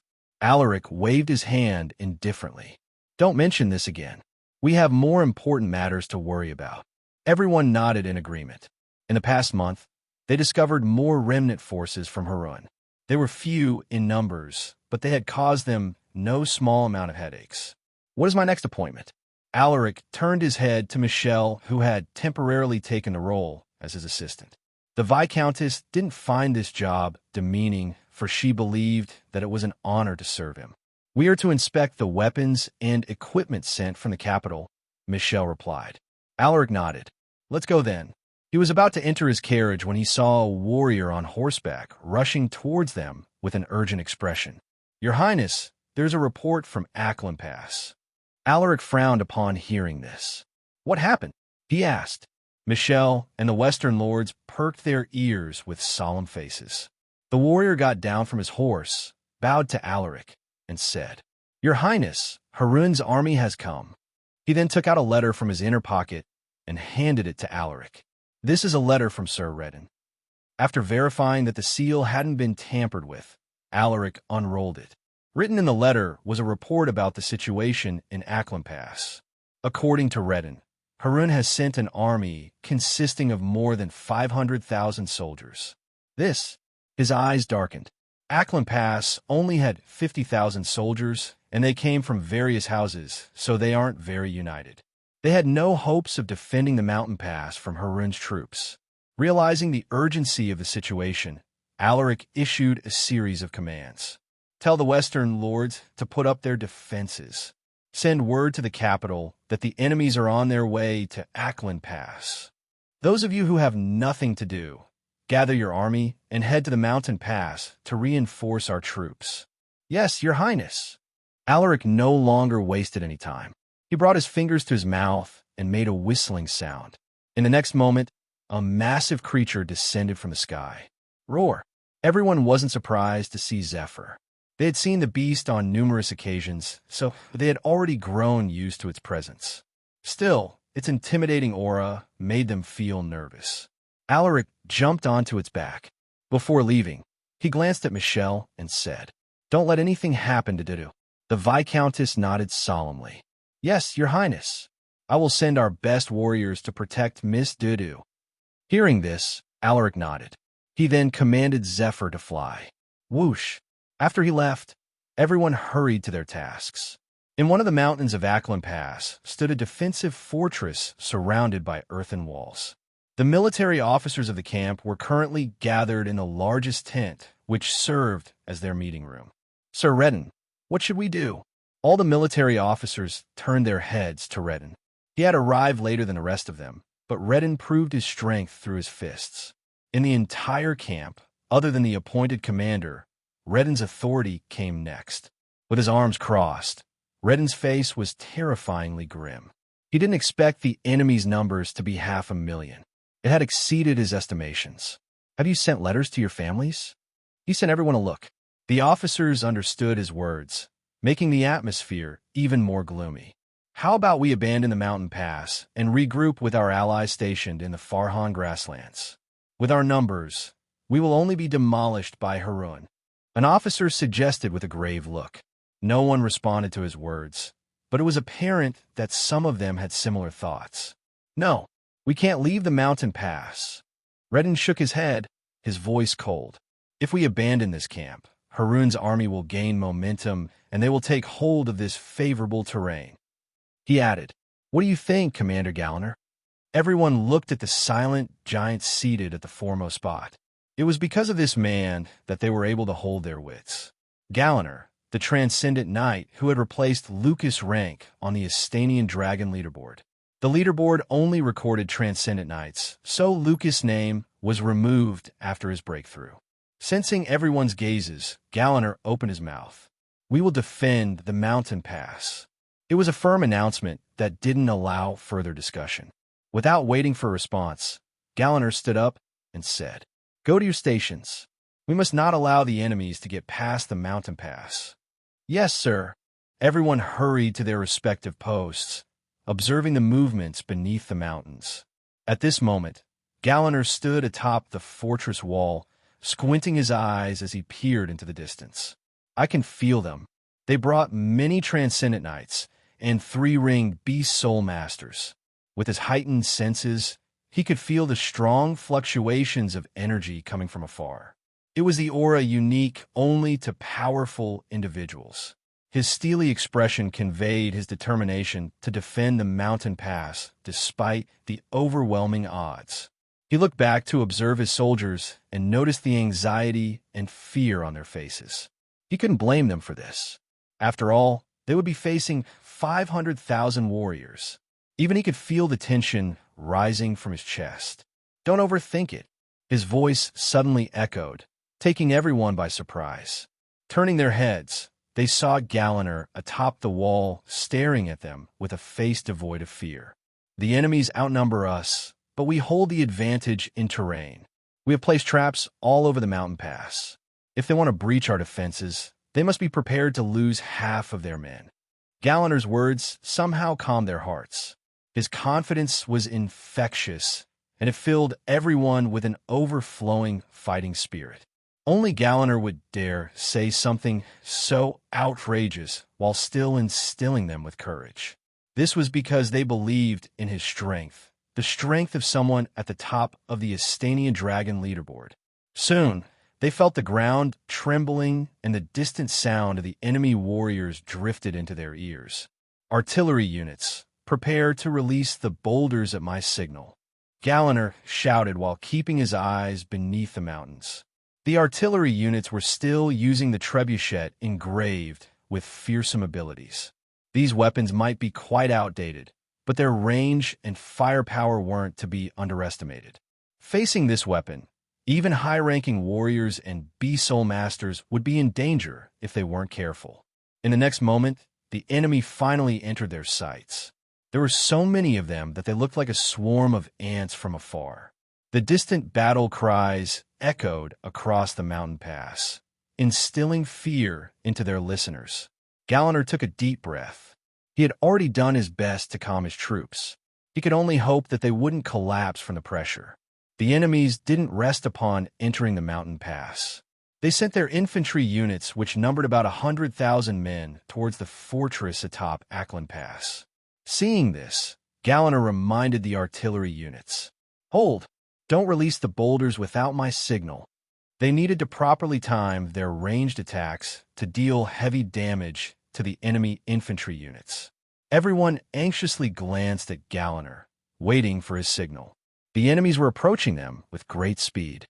They would cross their firing range at any moment. Now, release the boulders. Galliner bellowed and gestured with his hand. Hearing his roar, the artillery units immediately released the boulders, sending them flying towards the approaching enemy infantrymen. The large rocks burned in midair as the power imbued in them was automatically ignited. Whoosh! The scene was so strikingly dreadful.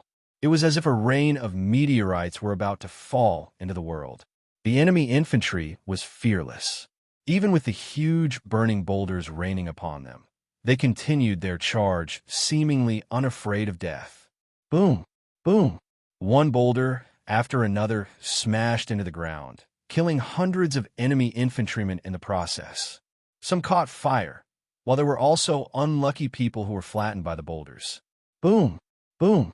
More and more enemies died under the relentless bombardment of burning projectiles, significantly slowing down their advance. Screams of terror and panic echoed. The soldiers atop Ackland Pass felt invigorated at the sight of their enemies' brutal deaths.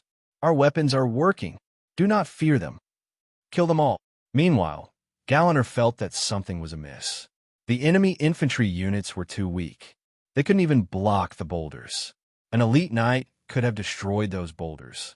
He narrowed his eyes and observed the enemy infantry units.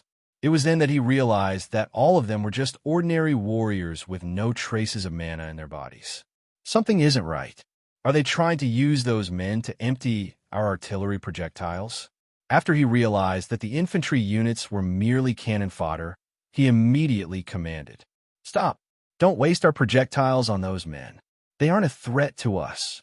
Hearing his orders, the artillery units were baffled, but they heeded his command and stopped releasing the boulders. "Archers, wait for my signal." Galliner issued another order.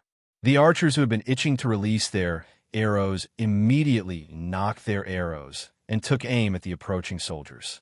On Harun's side, beneath the mountain pass, at the rear line of their formation. "So they noticed, huh?" An old man holding a horsetail whisk clicked his tongue, feeling slightly annoyed. "Lord Lemuel, should we send the siege units now?" asked a muscular man holding a pair of gigantic axes. The old man shook his head, his mouth twitching. "Not yet. The infantry units we sent are just a distraction. The real attack is aimed somewhere else. The siege units will be sent later once chaos erupts in their fortress," he patiently explained. Although he was vexed by the muscular man's stupidity, he still needed the latter's strength. "Is this guy really a mythical knight?" Lemuel lamented while looking at the muscular man. "Just make sure that we win this battle. Otherwise, I will have your head." Another person said. This time, it was a middle-aged man dressed in steel armor. When he spoke, Lemuel didn't dare meet his gaze. He was more afraid of this guy than the muscular man. The Blue Star Arrow of Harun, Roger Varenholf.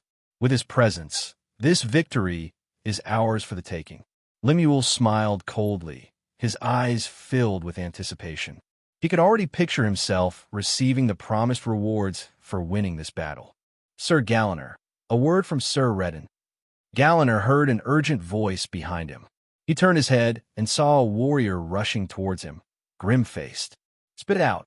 I'm busy. Flying units are approaching the western side of the fortress." Sir Redden said that the flying beasts are mostly disaster-grade monsters. He is requesting artillery support. Galliner frowned, and something clicked in his mind. The infantry units aren't just cannon fodder. They are decoys, so their target is the western side of the fortress.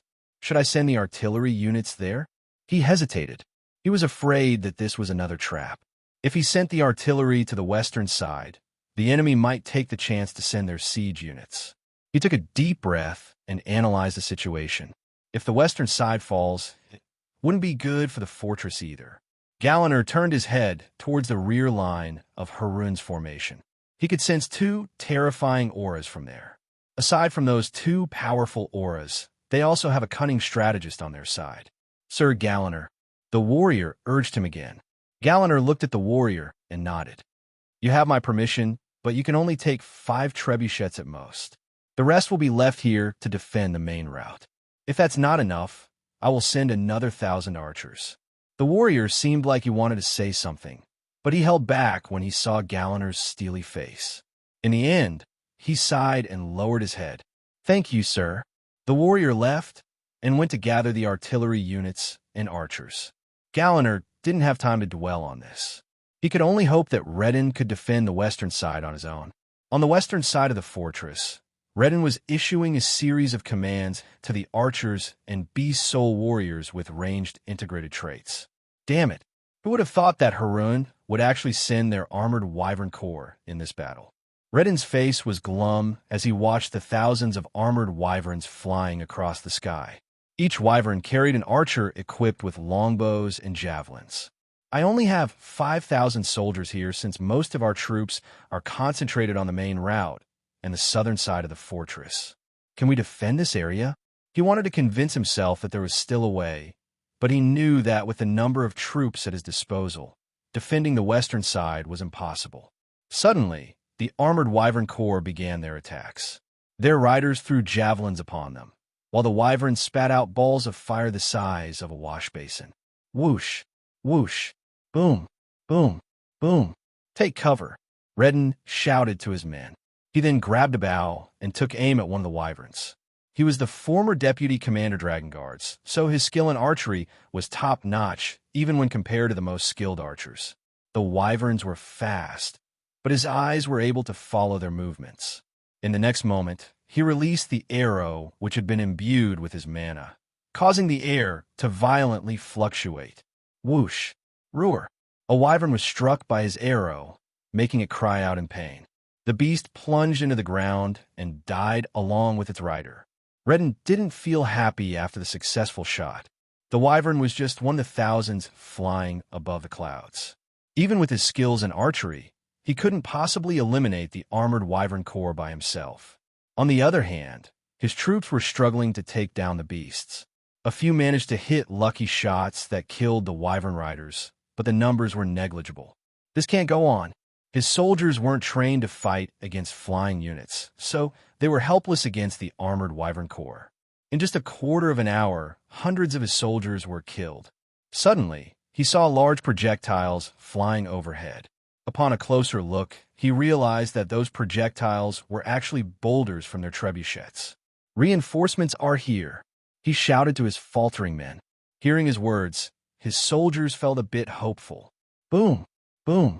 With the help of the trebuchets and the 1,000 archers sent to reinforce them, the pressure on their side lessened. We can do this. Redden leaped across the wall and landed on top of a wyvern. What? The wyvern rider was shocked and was about to attack when he was killed by Redden with a stab to his heart. After killing the rider, Redden threw his corpse and took the reins. The wyvern issued a sound of protest, but Redden didn't care. He tried to maneuver the beast to fly at his will. Just listen to me if you don't want to die, moron. He slapped the beast's head using his sword. The wyvern was stubborn. It refused to obey his command, making Redden vexed. What are you doing? Listen to me. Shit. Knowing that his actions were futile, he jumped off the creature's back and landed awkwardly on the ground. Fuck. It actually tried to commit suicide and almost got me killed. He could already hear the panicked voices of his soldiers. I'm here. Continue defending the wall. Don't let them get in. He shouted at the top of his lungs. Some of the armored wyvern corps targeted him when they saw that he was still alive. Seeing this, Redden imbued mana into his swords. Do you think you can take me down so easily? He bellowed as he brandished his swords, releasing powerful slashes with each strike. Whoosh, whoosh, whoosh. 3 wyverns fell from his attacks. A few more were also struck, but they managed to survive due to their tough armor. I can't stay here. It won't be good if I run out of mana, he thought as he evaded the fireballs spat out by the wyverns. Boom, boom. Why did I even try to ride that bloody beast? Fuck. While Redden was trying his best to stay alive, the situation in the fortress main gate suddenly changed. The enemy infantry units sacrificed themselves to trigger the traps laid down beneath the mountains. It was a cruel order, but Harun's military officers didn't seem to care about the deaths of their men. "Sir, they are triggering all our traps," someone anxiously reported to Galliner. "I know, but we cannot waste our artillery projectiles on those people." Galliner grimly responded, his eyes focused on the chaos beneath the mountains. They must be planning to sacrifice those people to pave the way for their main troops. Galliner narrowed his eyes. Without the traps, they would have a hard time slowing down the enemy's advance. He could stop the enemy infantry by sending their cavalrymen, but doing this would be too risky. "I must preserve the strength of our main combat unit until the Harun sends its main force. Otherwise, there would be no one to stop them." Soon, the enemy infantrymen managed to get through the first layer of the traps and were now making their way to the second layer. The archers in the fortress were already starting to feel weary from the repeated actions of drawing their bowstrings. Any moment from now, their bodies would collapse from exhaustion. Suddenly, Galliner noticed movements on the enemy's formation. They are sending more units. What is it this time? His face darkened as he watched more enemy units charging towards the fortress. "Hold on, those are—" He saw the second wave of enemies bringing some sort of artillery weapons that looked similar to their trebuchets. While he was trying to identify the enemy's weapons, he heard a resounding explosion echoing across the mountains. "Boom! Take cover! They have projectiles!" He warned his men. Hearing his words, everyone fearfully hid behind the merlins to take cover from the incoming projectiles. In the next moment, multiple boulders struck the walls, causing violent tremors and deafening explosions. Boom! Boom! Boom! Various parts of the walls were damaged, and some unlucky warriors were crushed by the projectiles, killing them instantly. Seeing this, everyone felt a wave of terror. Their morale took a big hit, causing confusion and panic to spread. Galliner and the officers of the fortress did their best to calm their troops, but their efforts didn't seem to have much of an effect. "It's not working. Everyone is panicking." Galliner frowned. He looked at the cowering troops and the approaching enemies, his eyes flashing with helplessness. "There is no choice. I must go out there ahead of time to bring back our morale." Thinking about this, he jumped onto his horse and summoned the cavalry units with a loud roar. "All cavalry units, prepare to charge with me. We must stop the enemies from advancing." His earth-shattering roar made everyone temporarily regain their clarity. Soon, the fortress cavalry units gathered behind him, waiting for his commands. Looking at the grim-faced soldiers, Galliner took a deep breath and drew his sword. "Lift the gates." The soldiers responsible for manning the gates immediately took action. Clack! Clack!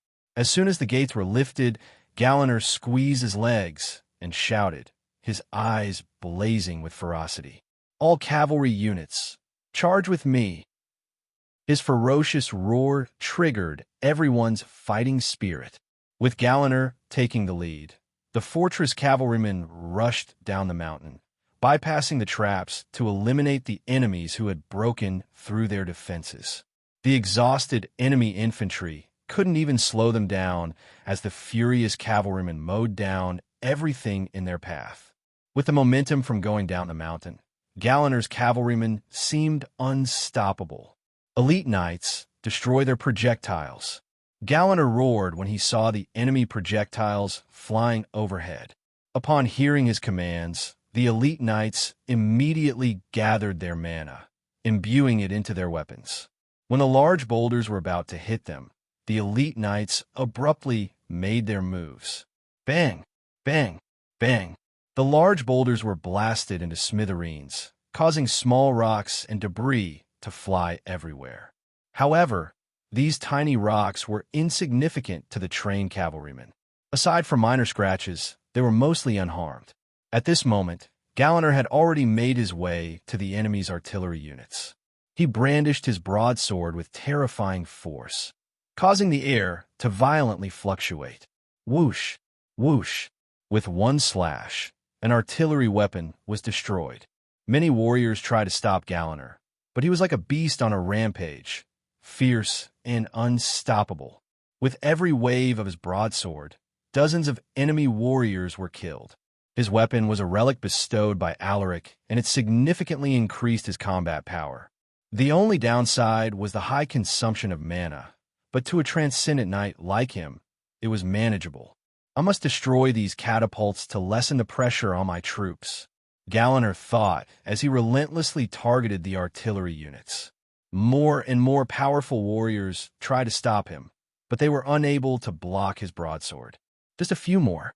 He had already destroyed more than half of the enemy's artillery, but they suddenly retreated, forcing him to halt his advance. He pulled the reins and squinted his eyes while staring in a certain direction. His heart palpitated all of a sudden. One of the two is making their way here. He could sense a powerful presence locking in on him, making him feel uncomfortable. Retreat! Retreat to the fortress! He shouted decisively while urging his horse to turn around. Hearing the urgency in his voice, the cavalryman immediately turned around and rushed back to the fortress. Galliner and a few cavalry officers took the rear to buy time for their troops to retreat. With their efforts, their men managed to slip away and escape. Don't even think of getting away after destroying our artillery. A furious roar echoed behind them, stunning everyone in place. Galliner and the cavalry officers felt as if an invisible energy was preventing them from escaping. With a grunt, Galliner brute-forced his way out of the enemy's control, the veins on his face and arms protruding like many serpents. Leave. I will stop him. The cavalry officers hesitated, but upon seeing his grave expression, they no longer dared to argue with him and reluctantly left. You must return alive, Sir Galliner. We cannot defend this fortress without you.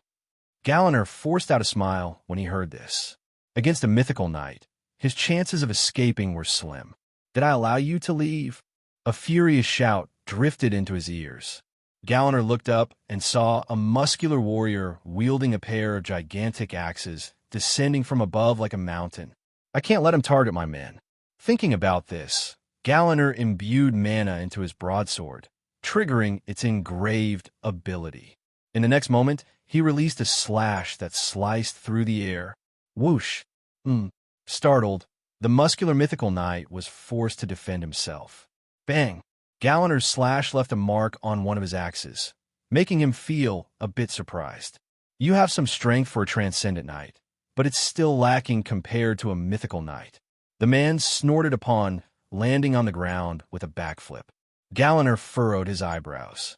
Although he didn't use his full force in that attack, he didn't expect his opponent to be so durable. You are powerful, but you're not the most powerful being I've faced. Compared to them, you are average. Galliner clapped back with a sneer. Hearing this, the muscular mythical knight was enraged. Without saying anything, he imbued mana into his axes and unleashed a series of devastating blows. Whoosh! Whoosh! Galliner knew that he would be severely wounded if his opponent could land a direct hit. He didn't dare block the axis. He imbued mana into his legs to increase his movement speed. Bang! Bang! Deep craters were formed with each strike from the muscular, mythical knight's axes. Galliner could barely dodge the attacks. As for his mount, it had already been smashed into a meat paste, its blood and flesh splattering like smashed watermelon. So powerful! For the first time, Galliner felt powerless. He had faced numerous foes, but this man was arguably the strongest. Luckily, his speed is not so great. Otherwise, I would have ended up like my horse. Suddenly, his opponent stopped his attacks. Do you only know how to dodge? A mocking voice drifted into Galliner's ears. Is this guy an idiot? Did he really think that I would fall for his taunts? He thought to himself, feeling a hint of contempt for his opponent's crappy attempt at goading him. Galliner didn't bother to respond. He turned around and grabbed an ownerless horse. He then squeezed his legs and urged it to climb up the mountain. Seeing this, the muscular mythical knight immediately pursued him while ferociously waving his axes. Whoosh! Whoosh! Bang! Bang! Galliner expertly maneuvered the horse to evade his strikes. There is a ditch up ahead. I just need to lure him there to slow him down. He was responsible for overseeing the Ackland Pass, so he knew where all the traps are located. The horse he was riding was clearly exhausted, so he imbued mana into the poor creature to give it some strength. Just a little bit more, little fellow. He whispered. Bang! Bang! The muscular warrior was still pursuing him, clearly intent on killing Galliner. However, he couldn't outrun a disaster-grade warhorse. Suddenly, Galliner maneuvered the horse to leap. The muscular mythical knight was surprised by the unexpected move. Before he could realize the situation, he suddenly found himself falling into a deep pit with sharp spikes protruding at the bottom. Shit! It was a trap. What a cunning bastard. He immediately imbued mana into his axes and released a powerful blow which destroyed the sharp spikes at the bottom of the pit. Bang! When he jumped out of the pit, he found out that his target had already retreated into the fortress. The guy even sent him a mocking smile, which made him burn with fury. I will kill you, he roared, his veins protruding in his agitation. He rushed towards the fortress with heavy strides.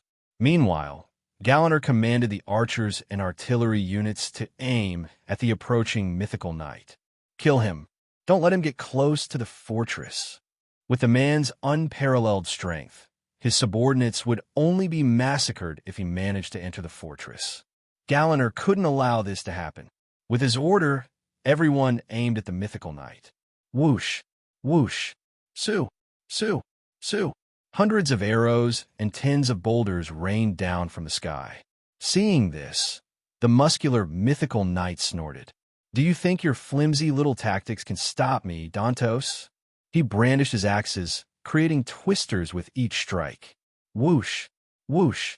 The fearsome twisters destroyed the arrows and boulders, leaving him completely unharmed. Everyone atop the fortress main gate was stunned upon seeing this. They couldn't believe that someone could actually wield such overwhelming power. Mythical knight. That man is a mythical knight. Someone exclaimed, terror evident in his tone. What? No way. How can we stop a mythical knight? Everyone panicked. To them, a mythical knight was a being of unimaginable strength.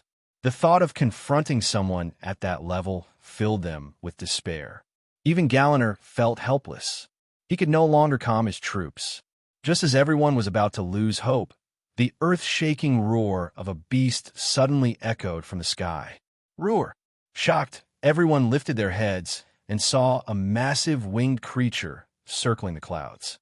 Zephyr! Galliner recognized the beast, and his eyes immediately brightened. It's His Highness. His Highness Alaric is here. Almost everyone in the fortress was already familiar with this creature, so they were excited upon recognizing it. The majestic presence of the catastrophe-grade beast sent a heavy, mountain-like pressure that forced the enemy troops to kneel. The man who had called himself Dantos managed to remain standing, but he was also intimidated by the beast's aura. What in the world is that monster? He frowned. As if sensing his gaze, the beast lowered its head and stared at him. It then emitted another loud cry. Roar! That is a catastrophe-grade monster. Dantos frowned as he looked at the draconic lion hovering above the clouds. As confident as he was, he knew for sure that he couldn't defeat a beast at this level on his own. I need that guy's help. Perhaps we can take it down if we work together. He thought about a certain person. While he was occupied with his own thoughts, the beast suddenly spat out a breath of flames upon him. Whoosh! The searing heat from the flames burned the grassland and turned it into a barren land. Meanwhile, Dantos was forced to stimulate his energy core to bring out immense mana to protect his body. However, even with the thick layer of mana protecting him, he still found the heat unbearable. It's burning my flesh. He gritted his teeth and rushed out, trying his best to get as far away. Roar! Like a relentless ghost, the draconic lion chased him while spewing out flames at every chance. Boom! Boom! The vast grassland was slowly becoming a sea of fire as the pursuit continued. Many of Haroun's troops were also implicated. The poor soldiers didn't possess Dantos' vast mana pool. They weren't able to extinguish the beast's fearsome flames and were burned into ashes. Damn it! I might really die here if that guy doesn't come here. Dantos gritted his teeth, his face turning pale. He had expended a large amount of mana to protect himself. Once his energy core was emptied out, he would be left completely defenseless. Suddenly, a bright ray of light appeared on the horizon. Whoosh! Seeing this, Dantos grinned. He finally decided to make a move. That bastard really loves to show up at the last minute. It turned out that the light was actually a mana arrow. The blue arrow flew at lightning speed towards the draconic lion. Boom! Did he get it? Dantos turned his head and squinted his eyes. A thick cloud of smoke obscured his vision, so he used his spiritual perception to sense the presence of the beast. To his surprise, the beast didn't seem to be affected. Its aura was still as vigorous as it had been, as if the blue mana arrow was nothing more than a bug bite. When the cloud of dust settled, everyone saw the draconic lion completely unharmed. Its majestic body was flawless with no marks of injury. A catastrophe-grade monster is indeed different. A nonchalant voice drifted as a figure dressed in steel armor with a blue cape appeared out of nowhere. In his left hand was a longbow, shining with magical lights. The various inscriptions on its body lit up with dazzling colors. At a glance, anyone could tell that his longbow wasn't just a mere relic-level weapon. Just the inscriptions engraved upon it exuded overwhelming energy that could make one's heart palpitate with fear. What took you so long? It almost got me. Dantos snorted with a hint of annoyance. If Roger had come any later, he would have been forced to use his trump card. Roger sent him a look, making the other feel uncomfortable. If only you had followed Sir Lemuel's strategy, this wouldn't have happened. Dantos looked away and replied in a displeased tone. Why do I have to follow that old man's strategy? I've had enough of his nonsense. Roger, we could have ended this battle if we had attacked from the start. Roger didn't bother to argue with him. Enough. Save your breath. We must deal with that monster first. After saying that, he pulled the bowstring and released a succession of blue mana arrows. Whoosh, whoosh, whoosh. This was the engraved ability of his longbow, Blue Star Arrow. It was a skill engraved by a four-ringed beast soul grandmaster. Each arrow was fast and capable of tearing apart the enemy's flesh upon contact. Just one hit was enough to kill a transcendent knight. Even mythical knights would be injured once struck by his arrows. At this moment, Alaric, who was standing on Zephyr's back, also felt the power of the arrows. Just the pressure they emitted sent chills down his spine. That longbow must be on the same level as my frigid dragon sword. So that's how powerful an epic level weapon is when used by a mythical knight. I wonder how strong my sword would be once I reached that realm. While he was marveling at the power of the longbow, Zephyr finally took action. It swiped its paws and summoned several flame spears. When the flaming spears and the blue arrows struck each other, a series of explosions rocked the mountain pass. Boom! Boom! Boom! The shockwaves caused tremors that destroyed the traps all around the mountains. Our traps have been destroyed, shouted a warrior from the fortress. The old strategist, Lemuel, also noticed this, so he immediately commanded all their forces to attack. Charge! Destroy the fortress and kill the dogs of Astania. The old man shouted while flourishing his horsetail whisk. Following his commands, Harun's army rushed forward with great momentum. Their loud battle cry shook the mountain pass, instilling a wave of anxiety in the soldiers defending the fortress. We must take this chance while that monster is being held back by idiot Dantos and Lord Roger. Once we occupy the fortress and establish a foothold, we can focus our attacks on their western territories without having to worry about being attacked from behind. Lemuel thought to himself as he watched their troops charge towards the fortress. The catastrophe-grade monster was a big variable to his plan, and it made him feel an ominous sensation. I need to take action myself to get things done quickly. Thinking about this, he jumped onto a disaster-grade armored monster elephant. Let's go and kill those Astanian dogs, he shouted while urging his mount to follow the charge. A team of 20 elite knights circled him, protecting him from any threat. With this level of protection, he was confident that he would be safe as long as the catastrophe-grade beast wouldn't attack him. Sir Galliner, they are coming. Galaner furrowed his eyebrows. Zephyr and Alaric were currently fighting the two mythical knights, so they could only rely on themselves to defend the fortress. Artillery units, use the remaining boulders. Archers, release your arrows at will. The rest of you, pour hot oil over the ramparts. Galaner issued a series of commands. As soon as his words fell, everyone immediately took action. With over 400,000 warriors approaching them, they couldn't afford to waste a single second. In the next moment, everyone went into their respective positions to fulfill their tasks. The artillery units released their projectiles, while the archers unleashed a heavy barrage of arrows. On the other hand, the auxiliary units poured scalding hot oil over the ramparts. While his troops were busy with their tasks, Galaner gathered the remaining infantry units and cavalrymen for one final battle. Whether they survived or not would depend on Alaric and Zephyr. Soon, Harun's troops had already approached the foot of the mountain. The steep slopes slowed down their advance and gave enough time for Galaner's forces to catch their breath. Alaric noticed the situation and hesitated. "Zephyr, can you handle those two on your own?" He whispered to the draconic lion. The beast emitted a sound while nodding its head. Seeing this, Alaric no longer hesitated. "Then I will leave them to you." After saying that, he jumped off the beast's back and landed on the ground. He then bolted towards the fortress and climbed his way to the top with nimble movements. The soldiers atop the fortress were shocked by his sudden appearance. "Your Highness!" someone exclaimed. Alaric waved his hand and asked while sweeping his gaze, "Where is Galaner?" "Sir Galaner is gathering the infantrymen and cavalrymen." Someone answered in a grim voice. They all knew that it was an impossible task to stop 400,000 warriors with their numbers. Hearing this, Alaric didn't linger and left with haste. He had sensed Galaner's presence together with the remaining infantrymen and cavalrymen numbering about 20,000. A huge bulk of their troops were defending each of the four sides, so this was the most he could gather. "Your Highness!" Galaner greeted him as soon as he sensed Alaric's aura. "Your Highness!" The soldiers also greeted Alaric with utmost respect. If he hadn't arrived, the fortress would have already been breached by Dantos. Alaric nodded to acknowledge their greetings. "Bring me a horse." He smiled grimly at Galaner. "Your Highness, are you intending to?" Galaner understood his intentions.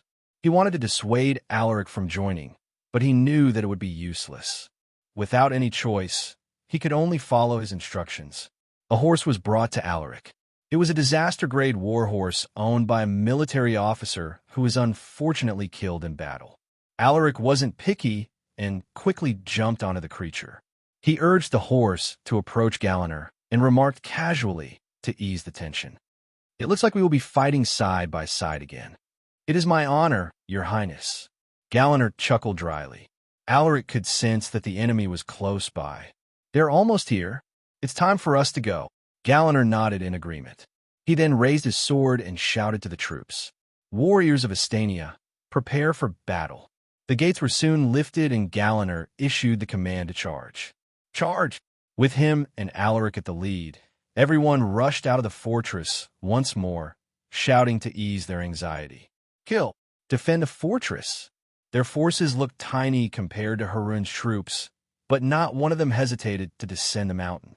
"Let's kill our way in," shouted Alaric as he drew his swords. Shying, with a squeeze of his legs, he urged his horse to run faster. The horse neighed and galloped forward under his incessant urging. Bang! Alaric and the warriors of the fortress clashed with Harun's troops, forcefully stopping their advance with their momentum. At this moment, Alaric unleashed a bloody carnage, killing dozens of warriors with every slash of his swords. Whoosh! Whoosh! Those who died under his blade were turned into ice sculptures before breaking into fragments of ice. Truly a fearsome sight to behold. Galaner wasn't to be outdone. With sheer physical prowess, he mowed down the enemies that blocked his path. He sliced his way into the enemy formation like a meat grinder, leaving a path of corpses in his wake. With two powerful, transcendent knights leading them, the morale of the warriors of the fortress soared. With their newfound vigor, They fearlessly penetrated through the enemy formation. Harun's 400,000-man army was surprisingly stopped by a mere 20,000 troops. However, this soon changed when Lemuel commanded their strongest units to take over. Those two are the most troublesome. I must kill them first. Thinking about this, he slapped the elephant monster with his horsetail whisk, urging it to move with the elite troops. Harun's elite troops were composed of 20,000 knights and elite knights. They were also led by 9 transcendent knights, including Lemuel. With their sudden appearance, Alaric's charge was put to an abrupt halt. This must be their elite troops.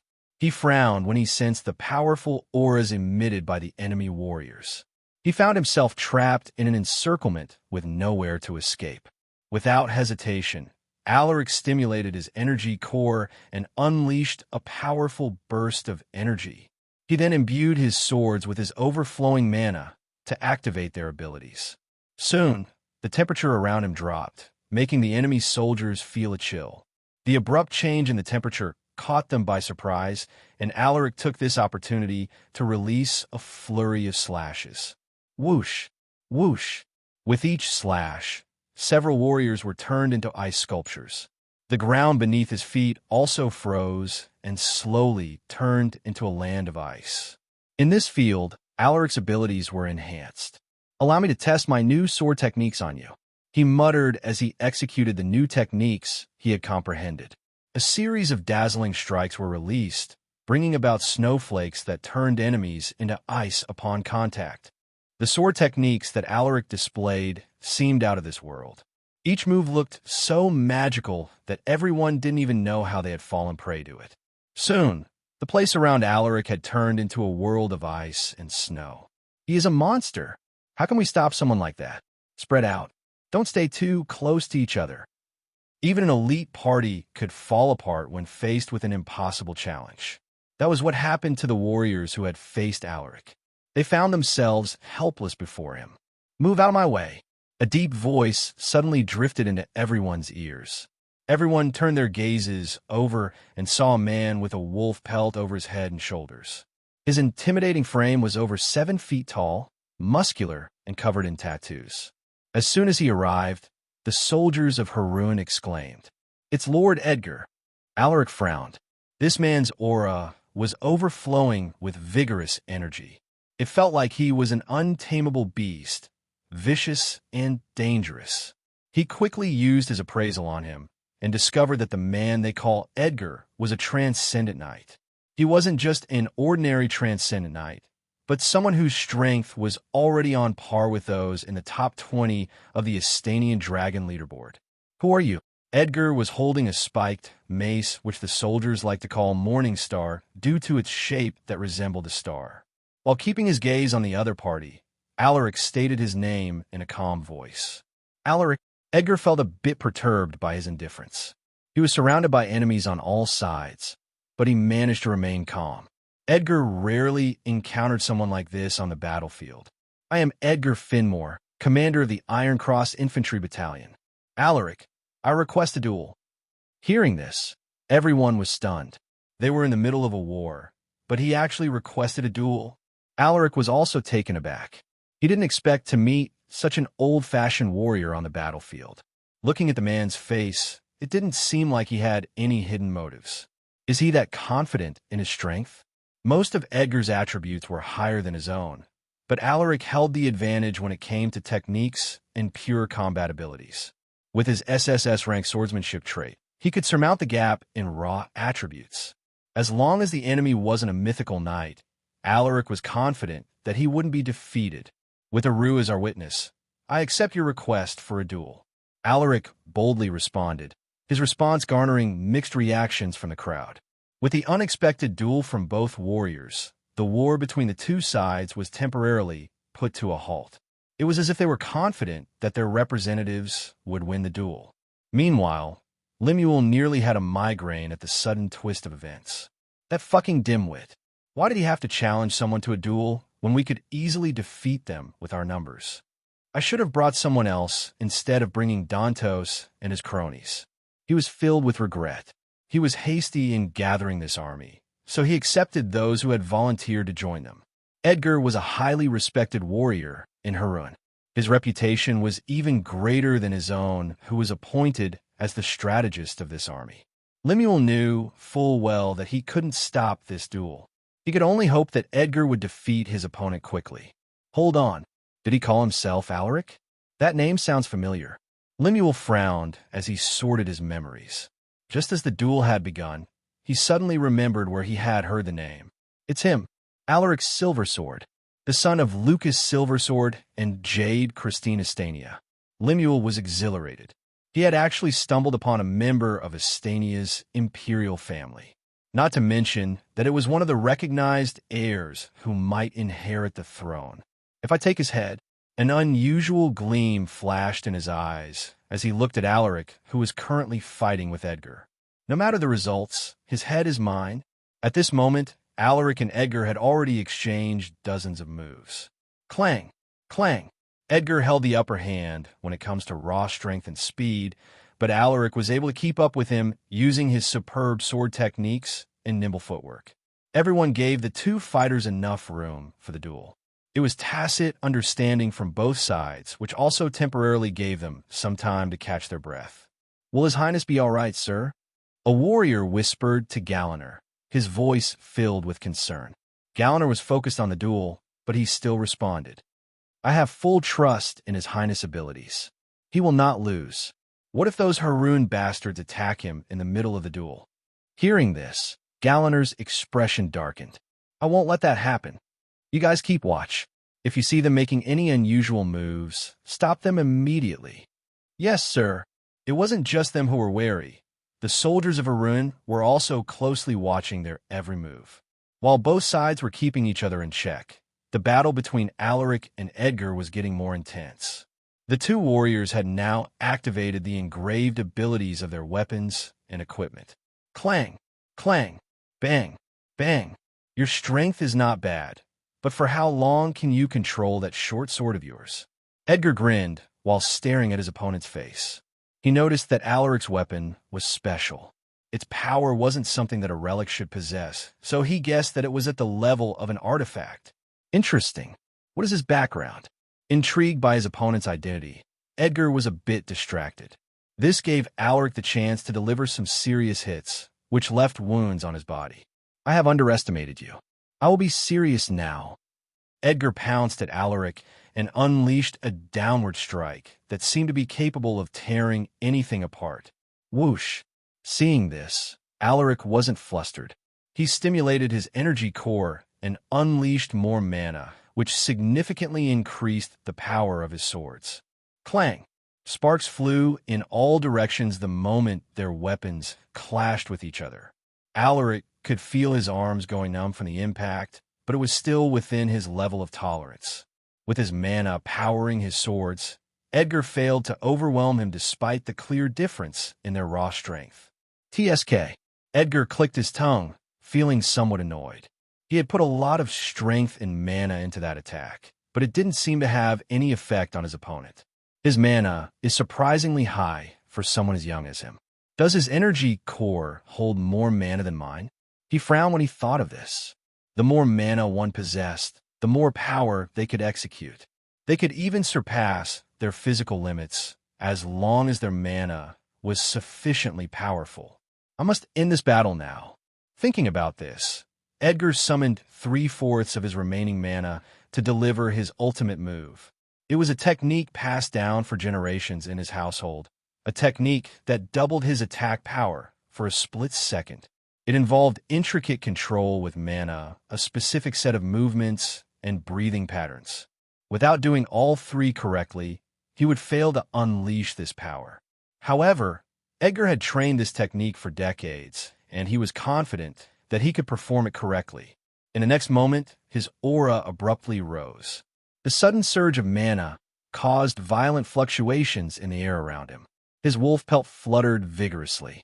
"You have my respect as a warrior, but this is where it ends," Edgar muttered coldly before he swung the morning star. Whoosh! Alaric felt a wave of fear when he sensed this fearsome power. He never would have thought that he would actually witness such a terrifying technique. What kind of technique is that? Before this duel, he had already expended a lot of stamina and mana. He knew for sure that he couldn't block or dodge this attack, but there was still a way to overcome this precarious situation. Alaric took a fleeting glance at the bracelet gifted by his mother and smiled faintly. "Thank you, Mom." All of a sudden, his eyes narrowed into slits. He didn't plan to just stand there and wait for his enemy to crush him. He summoned a multitude of ice spears and released them towards Edgar, hoping to at least slow him down or weaken his attack. Whoosh, whoosh. Unfortunately, Edgar ignored the ice spears and forcefully swung his mace. Boom! Alaric managed to twist his body at the last second, but his shoulder was still struck by the mace, which broke his bones and destroyed his flesh. Alaric staggered, his gaudy armor drenched with his blood. Edgar stared deeply at him. "I will never forget your name, Alaric," he muttered as he approached his opponent with cold, indifferent eyes. Just as he was about to deliver the final blow, a bright golden light suddenly enveloped Alaric's body. "HM, what's going on?" He squinted his eyes and witnessed something shocking. Alaric's broken shoulder was mending at a visible rate. What a powerful healing spell. It didn't take long for Alaric's wounds to close up. If it weren't for the blood on his armor, no one would have believed that he was severely wounded just now. "It's my turn now, Edgar. You are not the only one who has a technique at that level." Alaric waved his swords and gathered his remaining mana to perform a sword technique. It was one of the sword techniques he was trying to perfect. It was so strong that he had given it a name. Frost Edge Domain. A mini-domain of ice was summoned, and all the ice within this domain was in Alaric's control. You have established an affinity with the ice element," Edgar exclaimed in shock and disbelief. Among Transcendent Knights, only a handful managed to command the elements. It was widely believed that whoever could wield the elements in the Transcendent realm had the potential to become mythical knights. Rumble. A wall of ice was erected, preventing Edgar from escaping. In the next moment, 100 warriors made from ice suddenly appeared. Each of them carried a sword. Moreover, they all had the aura of an elite knight. Alaric indifferently glanced at Edgar and muttered, "Kill him." As soon as he gave the order, the ice warriors pounced at Edgar simultaneously. They brandished their swords, giving rise to a cold breeze. Edgar gritted his teeth and defended himself with all his might. Even with his mana nearly depleted, he was still a Transcendent Knight. Multiple ice warriors broke into tiny fragments with each strike from his mace. "Shit, my mana is nearly exhausted, and I'm also starting to get tired." Sweat trickled down his face as he destroyed ice warriors, 5 or more at a time. Soon, he had destroyed more than half of the ice warriors, but something chilling happened. More ice warriors appeared, replacing those that had been destroyed. This time, another 100 of them were summoned. When the bloody hell, he stared at Alaric's emotionless face with a hint of trepidation. He didn't want to admit it, but Alaric's unusual ice domain terrified him. "Inside my domain, all my ice warriors are eternal." A nonchalant voice drifted into his ears, making him feel more uneasy. "Wait. Why are you using such an underhanded technique in a sacred duel witnessed by hundreds of thousands of warriors? Have you no shame?" Edgar's eyes darted around, searching for a way to get out of the situation. Alaric chuckled, his eyes filled with disdain. "Underhanded technique? Edgar, I thought you were an honorable warrior, but you are nothing but a coward." What did you say?" Edgar was agitated, but he didn't dare make a move. He kept his gaze on the approaching ice warriors. "I have lost interest in this duel. Kill him and rip his body into shreds." Alaric issued a command. The ice warriors immediately took action. They rushed towards Edgar and attacked him from all directions. "What are you guys waiting for? Go and save Lord Edgar." A voice suddenly echoed when the ice warriors were about to kill Edgar. "But this is a sacred duel. How can we interfere when Aru is watching this match?" Most of Haroon's citizens were also believers of Aru, so they treated duels as sacred. Lemuel was exasperated. "We are at war, you morons. Do you want to see Lord Edgar killed?" He shouted furiously. After some hesitation, some of Haroun's soldiers rushed into the ice domain to save Edgar. However, a towering figure suddenly appeared to block their path. How dare you interfere with the sacred duel? Are you not afraid of facing Haru's wrath? It sounded absurd for one man to stop thousands of soldiers, but facing this man, they felt an inexplicable, domineering pressure. Don't be afraid. It's just one person. A transcendent knight from Haroun shouted as he urged his horse to move ahead. As his horse galloped, he swung his halberd with incredible force. Whoosh! Galaner's expression remained serene in the face of this man's attack. With a disdainful snort, he brandished his broadsword while activating its engraved ability. Clang! The collision of their weapons caused a fearsome shockwave that rocked the mountains. What? The transcendent knight, wielding a halberd, was stunned. I am not his opponent. Feeling terrified by the other party's strength, he gritted his teeth and imbued more mana into his arms and halberd to mitigate the damage coursing through his body. You are too weak. A cold voice drifted into his ears before he found himself being flung away like a rag doll. After eliminating the transcendent knight, Galaner wreaked havoc. No man could get past him, and all those who tried were cut into pieces. Even their mounts weren't spared. Intimidated by his strength, the troops of Haroun took an abrupt halt, their eyes frozen with fear. He defeated a transcendent knight in just one strike. How can we fight someone like that? At this moment, Galaner was surrounded by pieces of flesh and broken equipment. His armor and body were drenched in blood, making him look even more terrifying. While everyone was hesitant to attack, a huge shadow suddenly appeared, charging recklessly with heavy momentum. It's Lord Lemuel. Lord Lemuel's mount isn't an ordinary beast. Even among disaster-grade monsters, it's classified as one of the strongest. Lord Lemuel is also a transcendent knight. If it's him, maybe he could defeat that man. The one who took action was the old strategist, Lemuel. What a useless bunch of idiots. I need to eliminate that man myself to avoid more casualties. We still need more men to invade the Western territories. Thinking about this, Lemuel slapped the elephant with a horsetail whisk, urging it to go faster. Barag! The elephant monster emitted a sound, as if reacting to its master's commands. Any man who would bump into this creature would be flattened, but Galaner didn't seem to be afraid of it. Instead of evading or repositioning himself, he stood his ground and adjusted his stance, clearly intending to face it head-on. Foolish. My beloved pet might be a disaster-grade monster, but even transcendent knights would have a hard time blocking its full-strength charge. Lemuel sneered while preparing an attack of his own. He imbued mana into his horsetail whisk, creating sharp wind blades that hurtled towards Galaner. Facing the old strategist and his elephant, Galaner suddenly released a devastating downward slash. Whoosh! Bang! To everyone's horror, his broadsword cut the elephant monster in half with just one blow. Its internal organs and muscles were still twitching, a gruesome sight to behold. On the other hand, the old strategist managed to evade the killing blow, but one of his arms was missing. How can this be? Impossible. Clutching the bleeding stump, he looked at the imposing figure ahead, his eyes shaking with terror.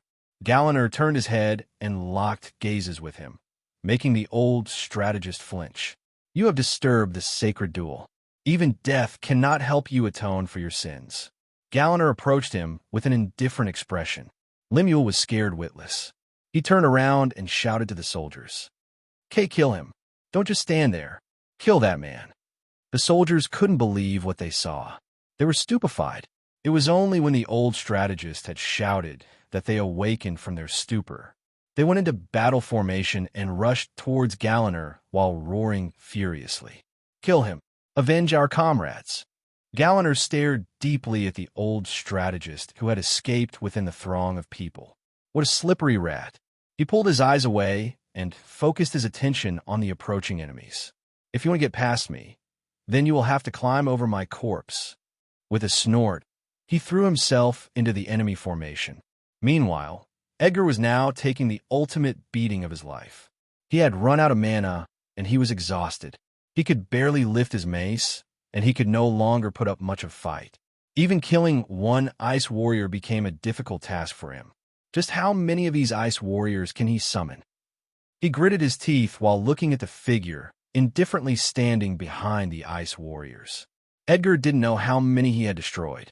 What made him vexed was that his opponent would simply summon another wave to replace those that had fallen. "Alaric, fight me like a man," he shouted in a hoarse voice. However, Alaric had no intention of listening. He just coldly watched as the ice warriors pounced upon Edgar and cleave his body with their ice swords. Whoosh, whoosh. Edgar found himself unable to fight back.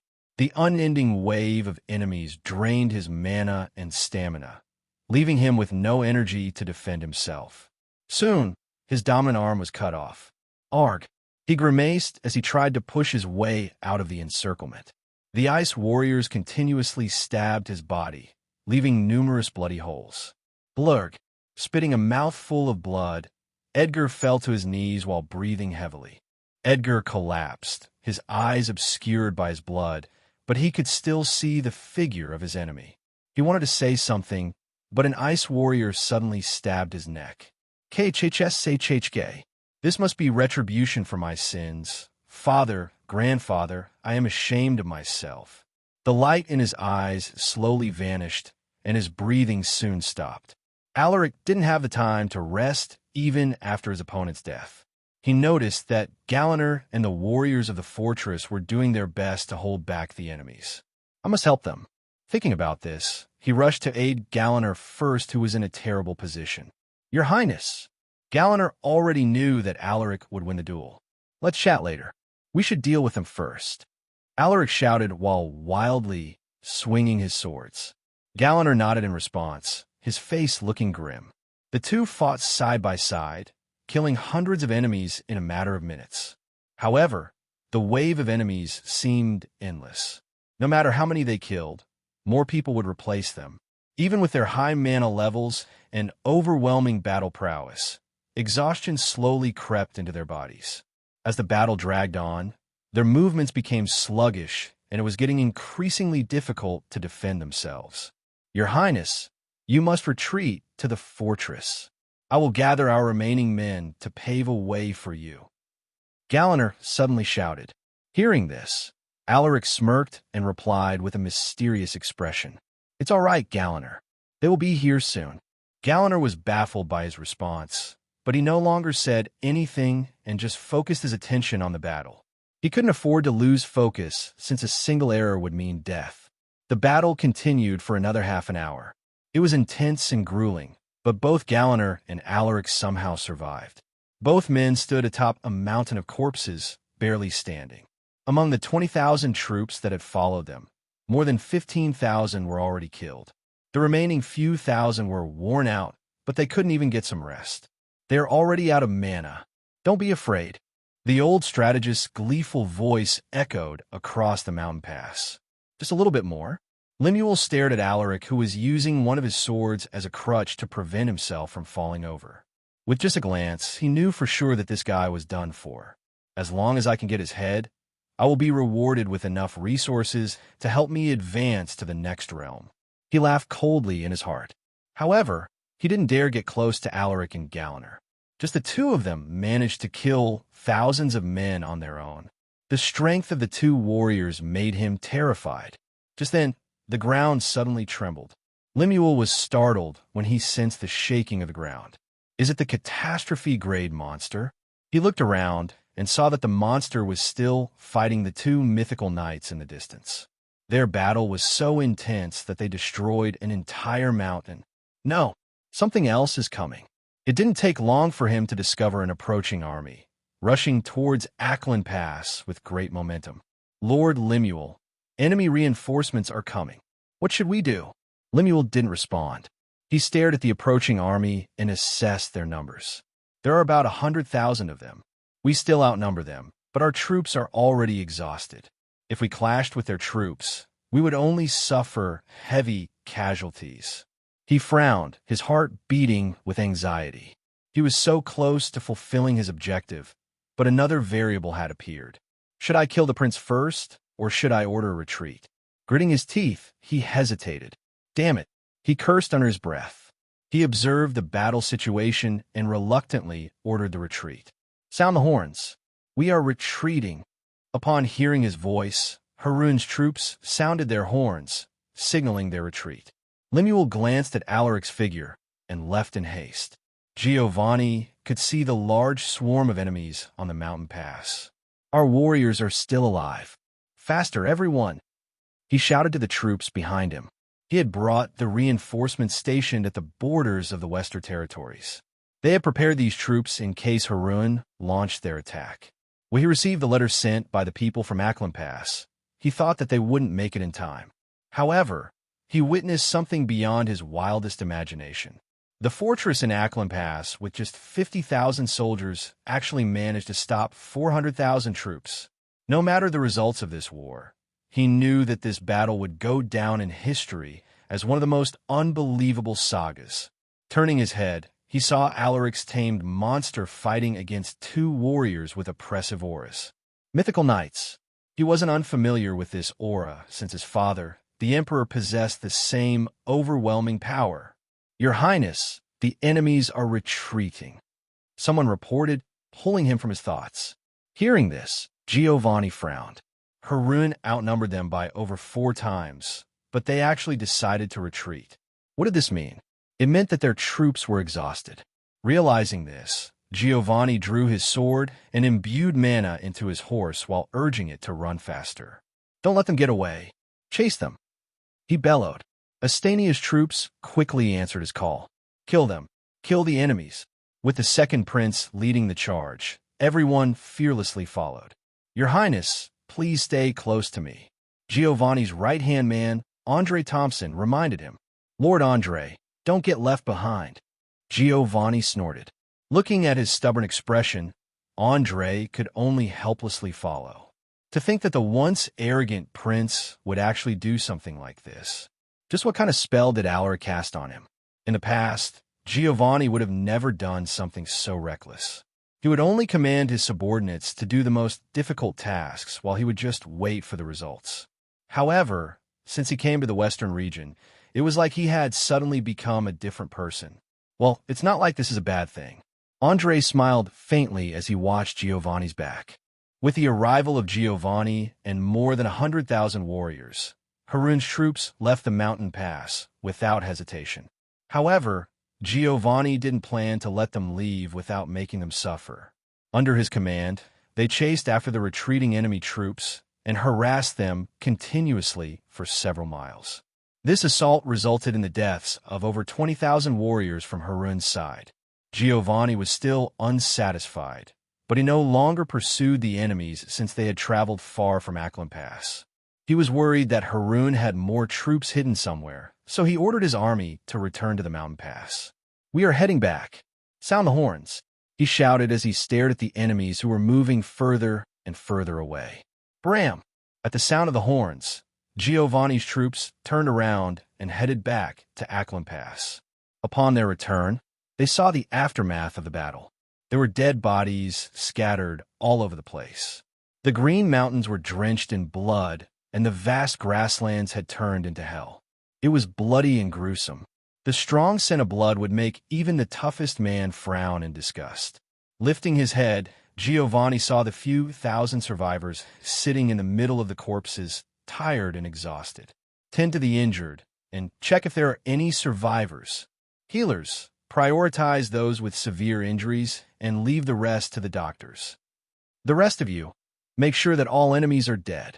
Stab their heads if necessary. Giovanni issued a series of commands. Yes, Your Highness. Everyone immediately moved separately to complete their respective duties. It is a miracle that they survived that battle. Andre's lamenting voice echoed behind him. Giovanni nodded in agreement. If he were in their position, he didn't know if he would survive. Where is Alaric? Find him for me. He ordered as he looked at the faces of the corpses, a strange wave of unease gripping his heart. Yes, Your Highness. He once treated Alaric as an enemy, but things had changed in the past few weeks. You are not dead, are you? He thought to himself. As they marched along the corpse-ridden mountain pass, They soon found themselves at the foot of the fortress. Most of the survivors were gathered here, and they were being treated by the healers and doctors. At this moment, a warrior rushed towards Giovanni on horseback with an urgent look on his face. "Your Highness, I found His Highness Alaric. He is being treated at the fortress as we speak." Hearing this, Giovanni furrowed his eyebrows. "Take me there," he told the warrior. The warrior brought them to the fortress. Giovanni and his subordinates frowned upon seeing the collapsed walls and the broken barracks. "What a disaster," someone remarked in a gloomy tone. A moment later, they arrived at the main square where the corpses of their comrades were gathered. Some bodies had missing limbs, while some were no longer recognizable. The sight of their bodies filled Giovanni and his men with grief. "Aru, please guide them to your kingdom," someone solemnly prayed. Soon, they arrived at the makeshift tents where the injured were being treated. They could hear the screams of the warriors who were receiving treatment, as well as the cries of those who had lost their brothers and friends. Giovanni's heart was heavy as he headed to where Alaric was being treated. "Your Highness!" Everyone greeted Giovanni upon seeing him. They were grateful for his timely arrival. If they had come late, the fortress would have been destroyed and none of them might have survived. Upon entering the tent, Giovanni saw two men lying on the floor grimacing as their wounds were being patched up. He recognized them, both despite their haggard appearance. "Alaric, Sir Galliner, I am glad to see you both safe." Giovanni breathed a sigh of relief. Hearing his words, Alaric turned his head and forced a smile. "You arrived on time, Giovanni." Giovanni crouched and inspected Alaric's wounds. "How do you feel? What do you think?" Alaric retorted while grimacing. Giovanni chuckled. He tapped Alaric's shoulder, making the latter hiss in pain. "Good job, Alaric. You guys defended the fortress well." Andre, who was watching this interaction, sent Giovanni a strange look. He had never seen the second prince act this warmly in front of someone. "What are we going to do now?" Giovanni asked in a low voice. On their way here, he received a report that only 12,000 warriors had survived from the 50,000 men in the fortress. It was a heavy loss. Alaric was silent for a moment. This was because he received a notification from the system. Mission complete. Rewards: 1,500 battle points, 30 stat points, 30 EXP, random trait card X1. Do you want to use your random trait card? Yes, no. Alaric chose no and closed the system with a thought. However, another system notification popped up in front of his eyes. Mission: Harun's Invasion 2. Mission difficulty: hard. Forced to retreat from Acklam Pass. Harun's higher-ups are furious. They will launch another attack after recuperating their losses.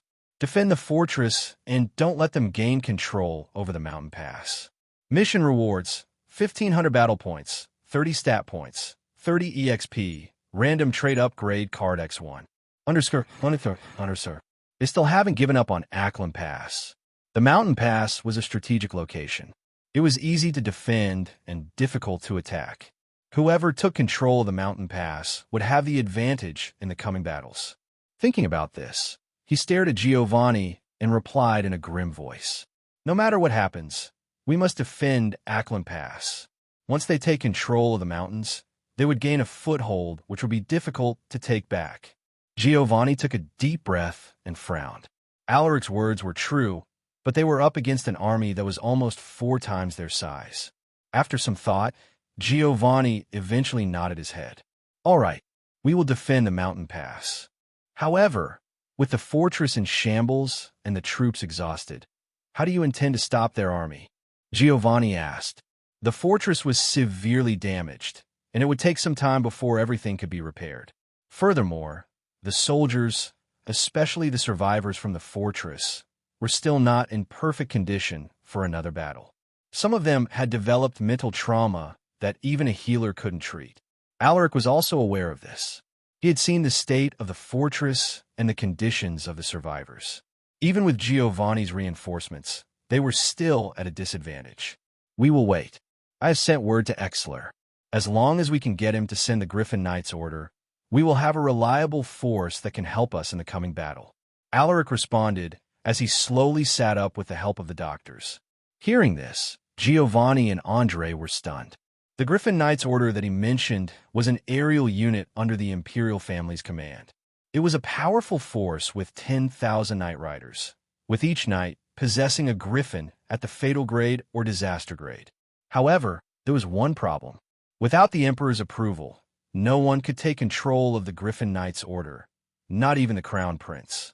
Your Highness, without His Majesty's permission, even His Highness Leonard Exler could not command the Griffin Knights order.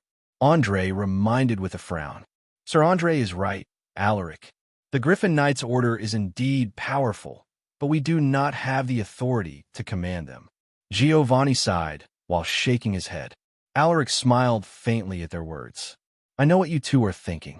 Everyone believed that the emperor was sick, but according to his mother, Jade Christine, the emperor was most likely faking an illness. Even if the emperor wouldn't make the decision, someone else had this authority. With His Majesty's condition unknown, there is someone else who can make the decision. Alaric sent them a mysterious look. Giovanni seemed to have understood his meaning. You don't mean? He thought about the man who had faithfully served the emperor for decades. He was the symbol that represented the emperor's will. Your Highness, are you talking about Lord Dominic? Andre hesitantly asked. Alaric nodded. That's right. As long as Leonard could send my letter to Lord Dominic, he would make the decision in place of His Majesty. Giovanni crossed his arms and furrowed his eyebrows. I have met Lord Dominic a few times in the past, and he is not the kind of man who would just willingly listen to someone. It would take more than a letter to convince him. Alaric was convinced that the emperor wasn't sick. If he were to know of Harun's invasion, he would definitely send military support to the western borders. However, Alaric couldn't tell them this, so he could only use Dominic's name. That's true, but this is a national crisis. I'm sure that Lord Dominic will make the right choice. Giovanni exhaled a deep breath. I hope you are right. He then got up and told the doctors to take care of Alaric. Stay here and recuperate. I will handle the situation. He reminded Alaric. All right, I will leave everything to you. Alaric nodded. Just as Giovanni's group was about to leave, Alaric suddenly remembered something important. Hold on. Have you seen Zephyr? Giovanni turned his head and raised an eyebrow. You mean you tame monster? Alaric nodded. I haven't seen it since I was sent here. Could you find it for me? On their way here, Giovanni saw the draconic lion being treated by a group of doctors. He didn't get a closer look, but it seemed like it had been injured in battle. He hesitated whether he should tell this to Alaric, but he eventually decided not to inform him for the time being. All right, I will look for it. It's a catastrophe-grade beast, so I'm sure it's fine. He was afraid that Alaric might notice something, so Giovanni didn't linger and left after bidding them farewell. Upon leaving the tent, Andre whispered into his ear, Your Highness, even that catastrophe-grade beast was injured in this battle. The two mythical knights it fought must be formidable warriors.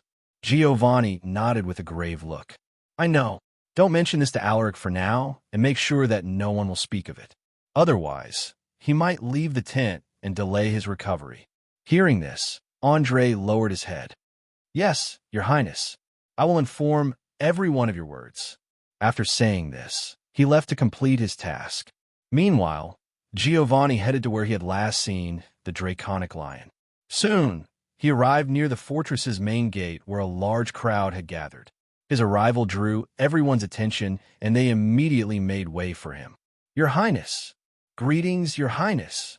Giovanni waved his hand and nodded to acknowledge their greetings. In the middle of the crowd, he saw the draconic lion covered in all sorts of wounds. To a normal beast, the injuries it had accumulated would be fatal. Disperse and do your tasks. Giovanni dismissed the crowd. The soldiers immediately left after hearing his words. They were still slightly afraid of Giovanni. He might have changed drastically, but his past still lingered in everyone's minds. After they left, Giovanni turned his gaze to the healer in charge. How is its condition? The healer, an old man wearing loose robes, was a two-ringed beast soul master with integrated traits related to healing. Replying to Your Highness. We have patched up most of its wounds, but the deeper injuries are slightly more difficult to deal with. Given the beast's inherent regenerative abilities, it should fully recover within 2 weeks. With our help, we can lessen the recovery time by half. The healer responded. Giovanni was relieved to hear this.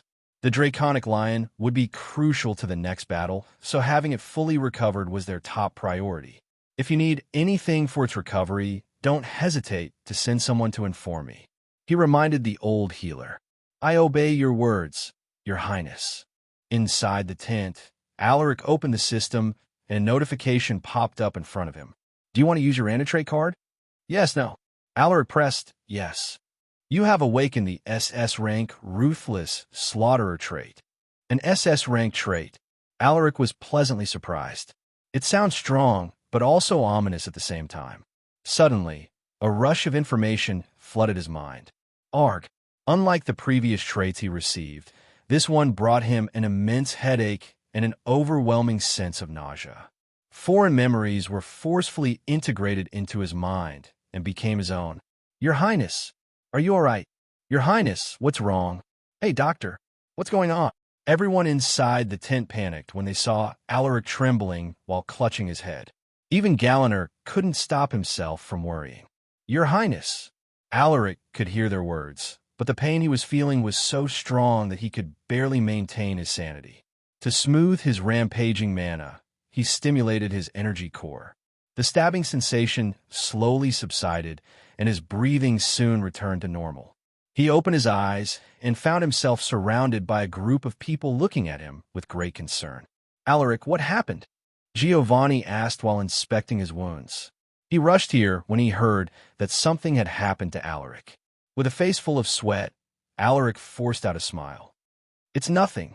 He didn't know how to explain things with so many people around. Giovanni and the medical practitioners asked him more questions. He answered them in a roundabout manner, which left Giovanni annoyed. Since he refused to talk, the medical practitioners no longer asked him. Giovanni also left the tent with a dissatisfied expression. Your Highness, if you need anything, just call the servants outside. They will satisfy your every need. All right, Alaric nodded. After another thorough checkup, the medical practitioners left the tent, leaving him and Galliner by themselves. Alaric quickly inspected his stats as soon as they left. Alaric's Silver Sword, Transcendent Knight, EXP, 65, 95/5000. Potential, S.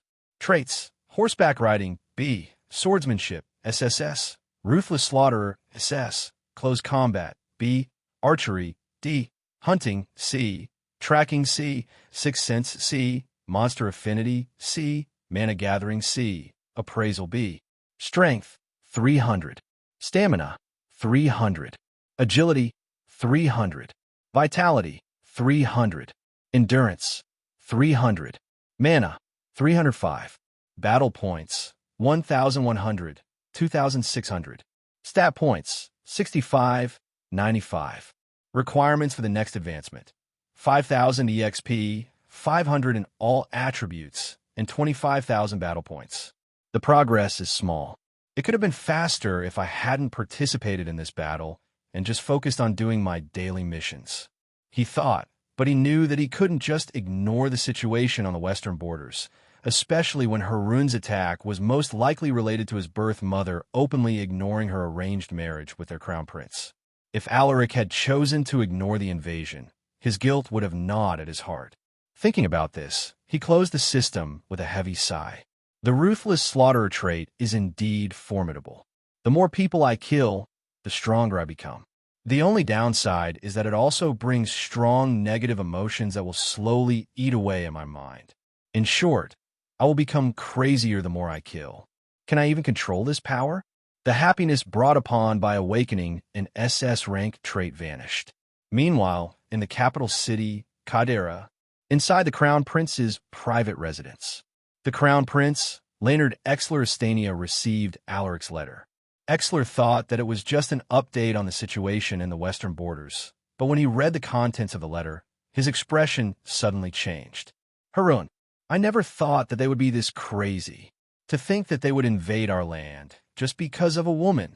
I underestimated their crown prince's obsession. Exler stood up and kept the letter in his inner pocket. He then grabbed his coat and left his mansion with great haste.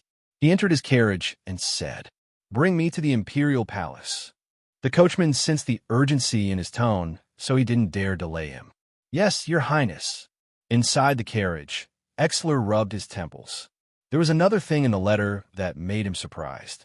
It was information about Giovanni, detailing the changes in his personality. He had also received reports about this from his spies, but he didn't treat it too seriously. At that time, he thought that Giovanni was merely putting up an act to clear his image. However, Alaric's letter confirmed this to be true. To think that my brother is actually capable of such change. Just what did he experience in the Western region? It makes me want to go there myself. Soon, they arrived in front of the imperial castle. Carriages weren't allowed to enter beyond the gates. Even members of the imperial family were subjected to this rule. Exler was escorted by 2 imperial guards towards the imperial castle. Upon entering the castle, Exler headed straight to the imperial library. According to Alaric's letter, he just needed to head to the topmost floor of library, and someone would receive the letter for the emperor. Is he talking about Lord Randolph? Or is Lord Dominic on the top floor?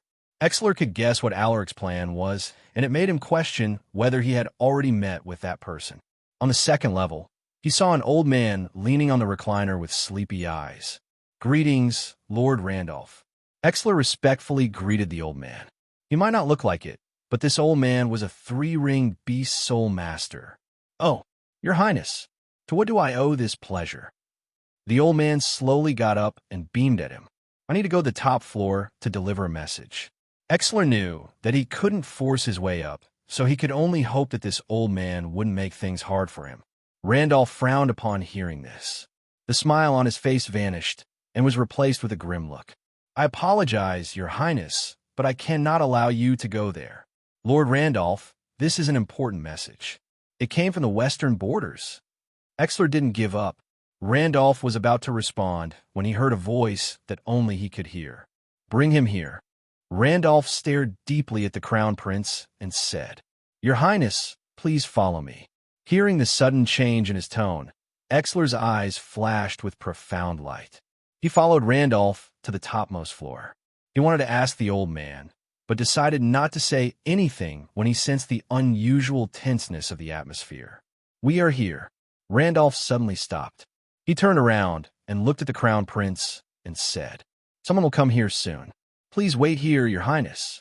After saying this, he lowered his head and left without looking back. Exler felt a wave of unease as soon as the old man left. He felt that someone was staring at him in the dark corners, but no matter where he looked, he failed to detect anyone. Tap, tap, tap. Just then, a series of footsteps drifted into his ears. Feeling alarmed, he subconsciously reached out to the hilt of his sword, but then an arm suddenly pressed on his shoulder. "Who?" "Relax, your highness." He heard an amused voice behind him. Exler slowly turned his head and saw a man with graying hair who looked to be in his mid-40s. His gaze was penetrating as if no deceit could escape his eyes. Exler's eyes fell on the man's prosthetic right arm that gleamed with metallic light. "Lord Dominic." He cautiously greeted the man. Dominic smiled faintly and motioned to the prince to follow him. "Let's talk somewhere quieter." Exler took a deep breath and followed Dominic. This was the right-hand man of his father, the emperor. Even to the heirs, Dominic was a mystery. He had rarely revealed himself since he had disappeared from the public's eyes. Dominic pushed a mechanism that was hidden in one of the books. Kacha! A hidden door emerged from behind the bookshelf. Dominic didn't say anything and pushed the door. Creak! Behind the door was a dimly lit passageway. "I know you have a lot of questions, but the time is not yet right." Dominic broke the silence, his voice echoing. Exler opened his mouth and was about to speak when they arrived in front of another door.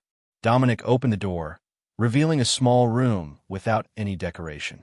The only thing inside were a few pieces of furniture and the painting of the current emperor pasted on the wall next to the door. "Take your seat." Dominic gestured for him to sit down while he brewed a pot of tea. "I only have tea here. I hope you don't find it lacking." Dominic chuckled. Exler laughed dryly, while looking around the small room, but he soon lost interest since there was nothing to see. A moment later, Dominic poured the freshly brewed tea into a teacup and placed it on the side table. "Please." "Thank you." Exler brought the teacup to his mouth and took a small sip. "Good tea," he praised casually. As the hot tea traveled down his throat, Exler put down the teacup and took out the letter sent by Alaric.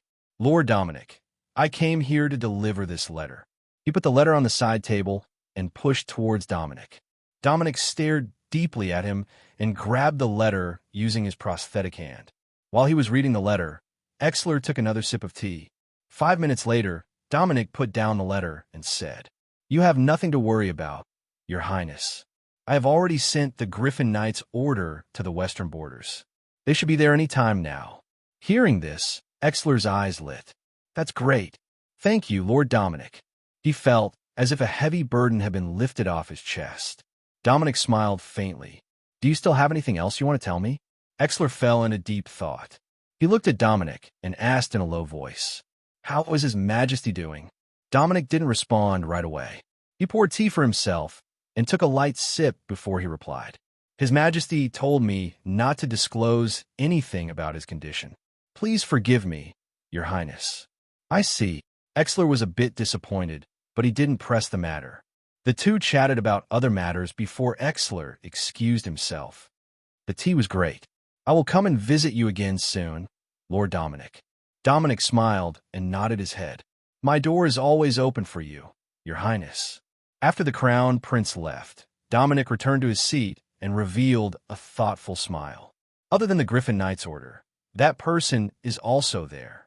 I wonder if..."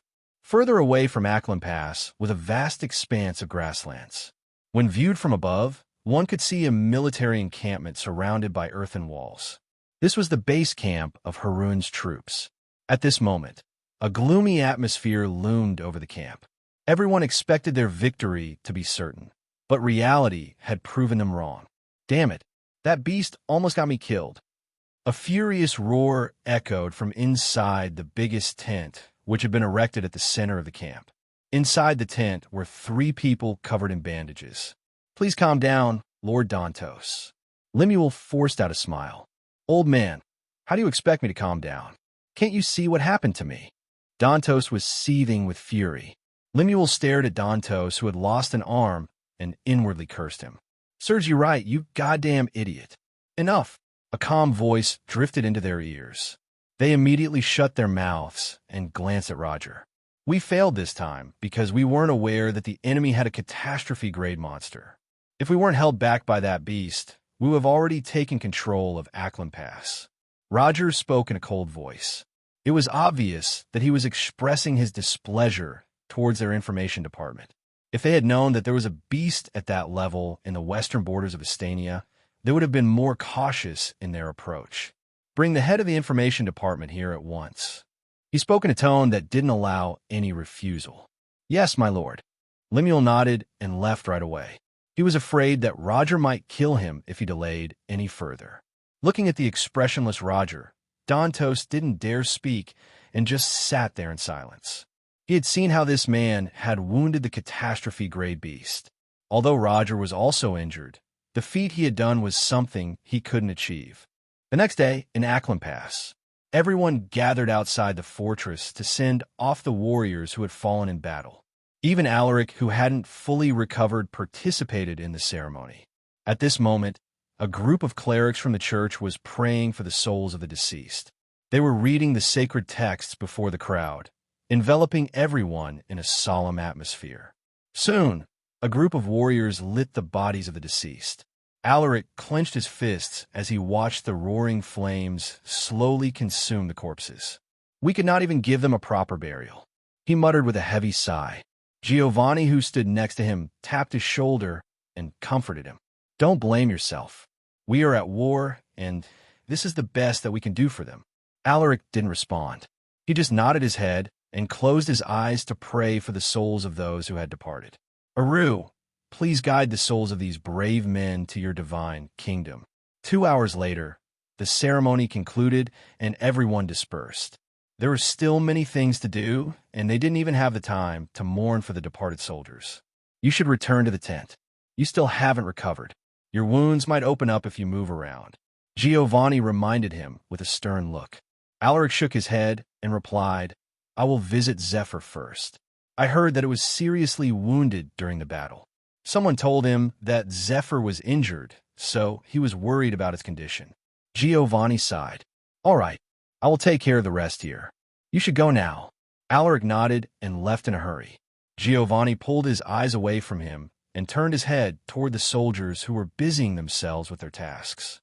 Suddenly, a warrior approached him and asked hesitantly, Your Highness, what should we do about the corpses of Harun's soldiers? Giovanni's face darkened upon hearing this. If they were left alone, those corpses would rot and might spread an epidemic. Burn them, he replied coldly.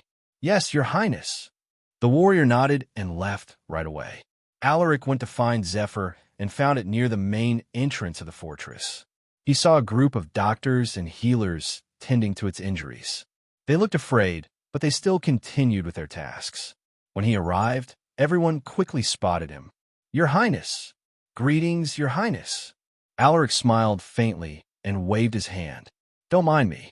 I only came here to check its condition. You should continue with whatever you were doing. Yes, Your Highness. Zephyr sensed his presence. It opened its eyes and emitted a low growling sound which scared the medical practitioners. Alaric told them not to worry and reassured them that the creature wouldn't hurt them. With his reassurance, the medical practitioners resumed with their tasks. I'm sorry, buddy. You had to fight 2 mythical knights on your own. It must have been tough on you. Alaric stroked the beast's head with a look of guilt. Growl. Zephyr made a sound as if it wanted to complain. Alaric pacified the creature and promised it that he would give it all the meat that it wanted. He stayed with Zephyr for half an hour before he headed to his tent. Along the way, he saw the warriors repairing the broken walls and barracks. They were using the surplus materials from when they built the fortress, but if the fortress were to collapse once more, they would be left with nothing to rebuild it. Just when Alaric was about to head inside his tent, he suddenly sensed something from above. HM. He lifted his head and saw thousands of shadows flying towards them. He squinted his eyes and was pleasantly surprised when he recognized their identity. They are finally here, he mumbled in relief. The warriors also discovered the approaching aerial troops and stopped what they were doing. They're carrying the flag of Astania and the imperial family. Hold on, those guys are from the Griffin Knights Order. Some of the soldiers brought by Giovanni were from the capital, so they recognized the identity of the visitors based on their banners. Everyone cheered at the arrival of reinforcements. Those who were familiar with the Griffin Knights Order informed everyone about the group. Among the crowd, Redden was the happiest. He had defended the western side of the fortress against Harun's armored wyvern corps, so he knew how powerful an aerial unit was. During the battle, he had lost more than half of his troops, and he too had almost died. Soon, the Griffin Knights Order descended on the fortress. Giovanni and Andre were already there to receive them. Greetings, Your Highness. The person who led the Griffin Knights Order was an old man dressed in bulky steel armor with a golden cape. Seeing this man, both Giovanni and Andre were startled. Lord Kristen Evander, the commander of the Griffin Knights Order and the undisputed rank 1 on the Astanian Dragon leaderboard. It was said that he was just a hair's breadth away from reaching the mythical realm. He had never revealed himself ever since he announced to the public that he would focus on his advancement more than 5 years ago. Kristen noticed their unusual gazes and immediately understood what they were thinking. He shook his head and sighed in a regretful tone. Alas, even with a decade of preparation, I still failed to advance. Giovanni and Andre sighed upon hearing this. The fabled mythical realm was truly an unattainable height. Even a renowned warrior like Kristen failed to reach this level. They lamented in their hearts. I am sure you will advance to that realm when the perfect time comes, Lord Kristen. Giovanni consoled the old warrior. Although he had failed, Kristen's power was still undeniably the strongest among the Transcendents. At least, that was what he believed. However, the image of another person suddenly popped up in his mind. I wonder who is stronger, Lord Criston or Sir Galliner. While they were chatting, two figures suddenly emerged from the crowd of onlookers. Criston furrowed his eyebrows, but when he saw who they were, his expression relaxed. Your Highness! Giovanni and Andre also spotted them. Alaric, what are you doing here? You should be resting now. Giovanni spoke in a chiding tone. Alaric chuckled at Giovanni, brushed past him, and stood before Criston. You must be Lord Criston, the commander of the Griffin Knights Order. It's a pleasure to meet you, my lord. The pleasure is mine, your highness. I have heard a lot about you, and it is my wish to meet you in person. Criston was a man of prominent status, but he wasn't arrogant. He had a gentle temperament, quite unlike William, who was always stern and rigid. They exchanged pleasantries for almost a quarter of an hour before Criston asked them about the situation. Giovanni and Alaric told him everything that happened. Criston's expression turned grave the more he listened. He finally understood why Dominic sent that person with them on this trip. While Giovanni and Criston were chatting, Alaric inspected the members of the Griffin Knights Order. Out of habit, he used his appraisal on each one of them. They are indeed powerful. Most of them are knights, but there are also hundreds of elite knights mixed with them. There are even a few transcendent knights. Suddenly, his eyes fell on one particular person. He wore the same outfit as the rest in the Griffin Knights Order, but Alaric noticed that there was something different about him. Other than the standard spear and bow, which all members possessed, he also had a scepter with a glowing red crystal. As if sensing his gaze, the man turned his head and looked at him. Alaric couldn't see the person's face clearly since he was wearing a helmet, but based on his visible facial features, he could tell that it was an old man. Do you want to use appraisal on the selected target? Yes, no. Alaric habitually selected yes. Ignatius Firecrest, 4-ring Beast Soul Grandmaster, EXP, 1055/10,000. Potential S. Integrated monster traits. Fire manipulation S. Flame burst Scorching arrows Flame immunity A. Traits. Horseback riding S. Spear mastery S. Archery, hunting, strength 666. Stamina 529. Agility 599. Vitality 612. Endurance 577. Mana 819. Alaric was dumbfounded when he saw the man's stats. He is a 4-ring Beast Soul Grandmaster.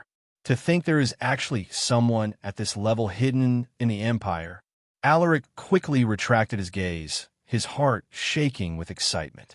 Meanwhile, Ignatius narrowed his eyes. He had a strange feeling that Alaric was able to recognize his power. I might be overthinking it. The plan was not to expose himself in case there were spies hidden in their midst, but he couldn't stop himself from approaching Alaric. The young man had this unusual charisma that could draw people into him. Giovanni, Andre, and Criston noticed this.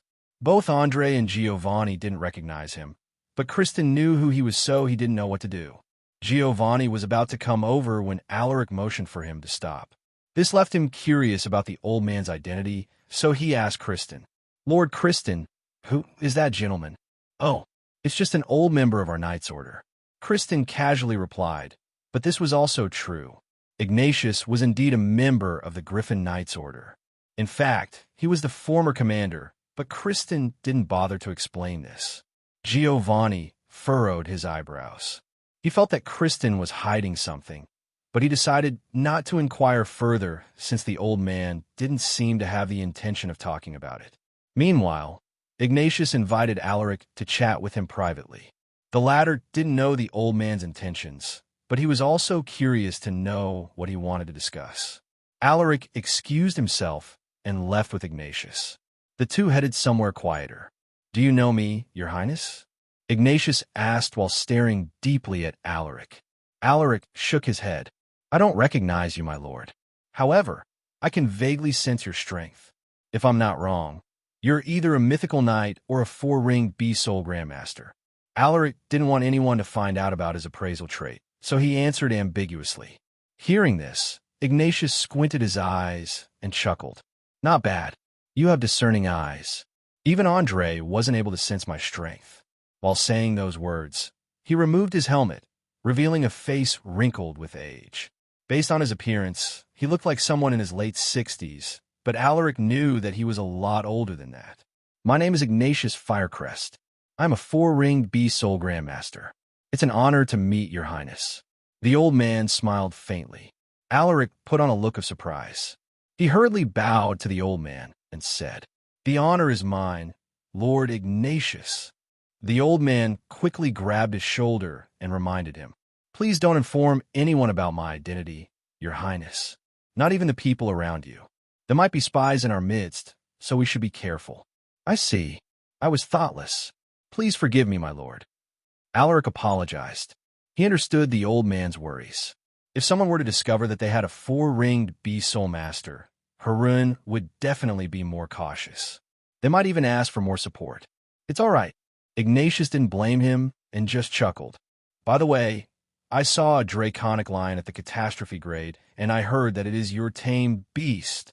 The old man revealed a look of interest when he mentioned this. Catastrophe grade monsters possessed incredible wisdom, and they were extremely fierce by nature, making them impossible to tame. He found it shocking that a beast at this level was willing to follow Alaric, who was only a transcendent knight. Alaric could tell that the old man was only genuinely curious, so he was secretly relieved. "I was only lucky enough to stumble upon it when it was injured. We developed a strong bond since that encounter, and it decided to follow me." Alaric randomly bullshitted without shame. Hearing his explanation, Ignatius sighed with emotion. "You were lucky. Most catastrophe-grade beasts are prideful creatures, so they wouldn't willingly follow someone. You must treasure it well." Alaric nodded. "Yes, my lord." The two chatted for the next 10 minutes before Ignatius excused himself. "Let's chat another time, your highness. The others might be suspicious if we disappear for too long." Alaric agreed with him, so he didn't stop the old man from leaving. "All right. If you need anything, don't hesitate to tell me, my lord." Ignatius nodded and left after putting on his helmet. Looking at his vigorous and solid gait, no one would be able to tell that he was an old man. With Lord Ignatius' support, we can thin out Harun's troops and catch them by surprise, but we must come up with a perfect strategy to deal more damage to enemy troops. Without a proper plan, the enemies might retreat and call for support. A prolonged battle wouldn't be ideal for Astania, since there were still other neighboring nations covetously eyeing their lands. For instance, the Empire of Veronica in the south. Before Liam was killed by a mysterious curse-type ability, he mentioned something about Veronica. Unfortunately, he was killed before he could tell them anything. To this day, they still haven't found the person who killed Liam. It seemed like they had disappeared. Alaric shook off his random thoughts and headed back to his tent to get some rest. More than a week had passed since the battle in Acklam Pass, but the enemy troops didn't seem to have the intention of attacking them for the time being. Everyone in the fortress felt uneasy as the days passed. They felt that the enemy was only gathering more troops. On the other hand, they still hadn't fully repaired the damage to the fortress. There were still many things to restore, and even their troops weren't ready for another battle. The only good news was that more reinforcements had arrived. Their initial troop count of about 120,000 went up to over 170,000. However, even with the increase in their numbers, everyone was still worried about the upcoming battle. At this moment, Alaric gathered all the military officers in the fortress to deepen their bond. They had different affiliations, so it was necessary to establish teamwork with each other. Otherwise, they would be like a pile of loose sand that would quickly fall apart at the slightest disturbance. There had been minor disputes between our warriors. Although there had been no reports of deaths, the number of conflicts had increased. If we don't do something about this, it is only a matter before someone gets killed, Alaric said with a serious expression. The atmosphere in the fortress was tense, so the soldiers' state of mind was unstable. Because of this, conflict would arise between different factions, which would sometimes lead to a fistfight or even a brawl. "Your Highness, I will warn our troops to be more understanding and more careful in their actions." Someone spoke up. "Your Highness, how about we hold joint trainings to establish a deeper connection between our troops?" Another one suggested, his words gaining everyone's approval. If they trained together, their teamwork would be more solid. The soldiers would also be able to familiarize themselves with the other groups. What do you think, everyone? Do you agree with this suggestion? Alaric scanned the faces of the people present. Most of them nodded their heads, while the others simply remained silent. Finally, after a thorough discussion, Alaric and Giovanni approved the proposal. They tacitly agreed to let Kristen Evander oversee the joint training.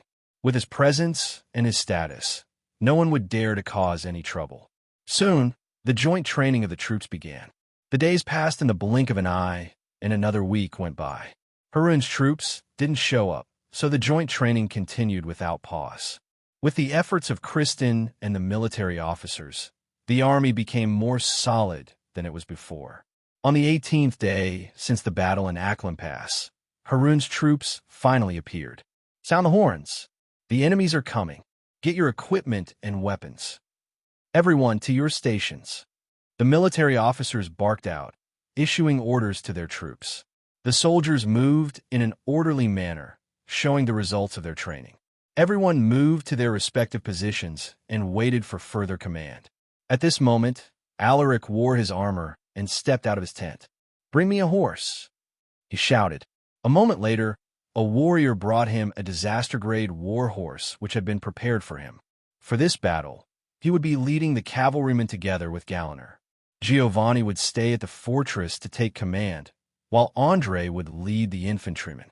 As for Kristen and the Griffin Knights' order, they would wait for Giovanni's command. They had already discussed their battle strategy, so everyone knew where to go. Brum! The sound of the war horns echoed across the mountain pass, making everyone feel nervous. "Artillery units, load the boulders and wait for my signal." Giovanni's voice echoed at the main gates of the fortress. "Archers, get ready." In the next moment, the collective roaring of the enemies echoed from beneath the mountains. "It has begun," Alaric muttered with a grim look. He put on his helmet and turned his head to the cavalrymen. He could sense their unease. "Everyone, listen up," he shouted, his words gathering everyone's attention. Sensing their gazes on him, Alaric continued. "The enemies are approaching, and we are the only ones who can stop them from invading our lands. If we fall here, the western region will be taken away from us. Our families, friends, and neighbors would be enslaved. To stop that from happening, we must emerge victorious." As soon as his words fell, everyone felt their blood pumping with vigor. Alaric noticed the change in their eyes, and he took the chance to increase their morale. He raised his fist and roared. For Astania, Harun's advance signaled the start of the second battle in Acklam Pass. The fortress's trebuchets released massive boulders that caught fire upon taking flight and fell upon Harun's troops like meteorites. Boom, boom, boom. The soldiers within the blast radius of the boulders were struck by the sharp debris and were instantly killed. The ones who had survived were grievously wounded, screaming as they crawled through the rubble. Hundreds of others caught fire and were slowly engulfed by fearsome flames, dying agonizing deaths that chilled the hearts of the onlookers. However, even after their comrades died, Harun continued to advance. Hundreds of thousands of warriors rushed towards the fortress from different directions. The roars of the warriors and the constant explosions caused by the artillery projectiles echoed across the mountain pass. It was total chaos. Both sides tacitly agreed not to send their most dominant force into action. It was as if they had already decided to let their armies clash and test each other's strength. At this moment, Giovanni, who was atop the walls of the main gates, noticed that something was amiss. Strange. Why does it seem like there are fewer soldiers here? He frowned as he observed the approaching enemy beneath the mountain. According to Alaric, in the last battle, Harun had concentrated their troops towards the main route which directly faced the main gates of the fortress. However, the number of enemy troops in the main route at this moment was below 100,000. A bad feeling rose in his heart. They are focusing their attacks on another side of the fortress. Thinking about this, Giovanni immediately called 3 members of the Griffin Knights' order to check the other 3 sides of the fortress. After sending the Griffin Knights, Giovanni frowned. His eyes flashed with worry. Should I send Zephyr now? He mumbled, but he quickly discarded the idea. The catastrophe-grade beast was their main combat force, and sending it soon would trigger Harun to send their mythical knights. Although it was strong, it wasn't omnipotent. In the last battle, it was even injured. Giovanni didn't want to take such risks. While he was waiting for the Griffin Knights' reports, the situation on the eastern side of the fortress was becoming increasingly chaotic. The enemies they faced numbered almost 200,000. It was an amount that was more than 10 times their own. Against such overwhelming numerical disadvantage, the defenders on the eastern side of the fortress panicked. Only a few managed to remain calm, and one of them was their appointed commander, the Western Sword Marquis, Marco Harold. He had come to Ackland Pass after recovering his wounds. With his strength and his status, he was quickly appointed as the commander of the eastern garrison. Grim-faced, Marco eyed the approaching enemy troops. They also had trebuchets and ballistas, but against 200,000 warriors, they couldn't even slow down their advance.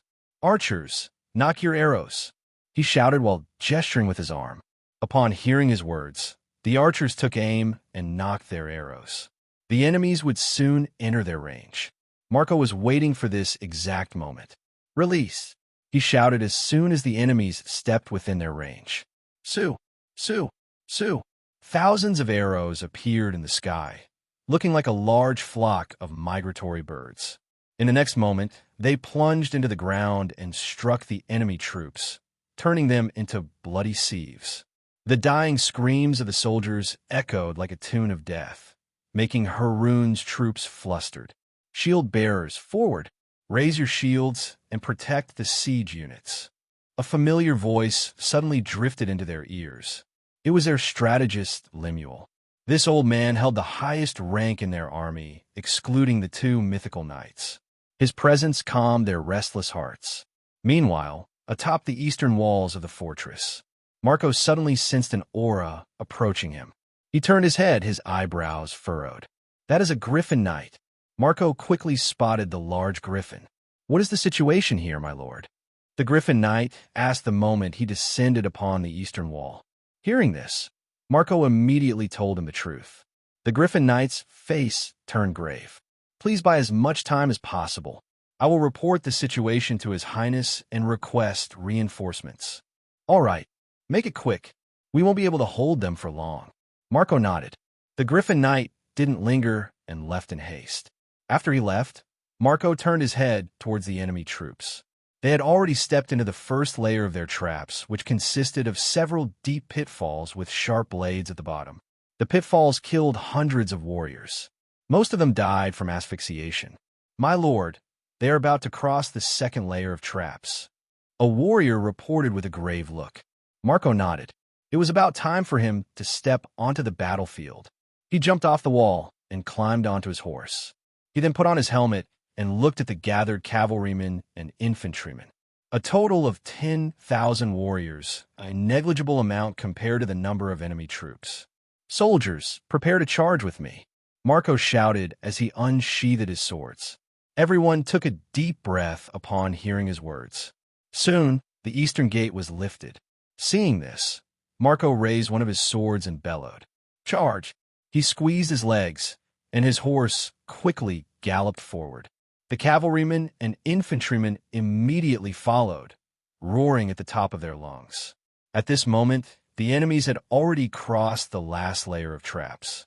With nothing to stop them, they charged towards the fortress with ferocious expressions.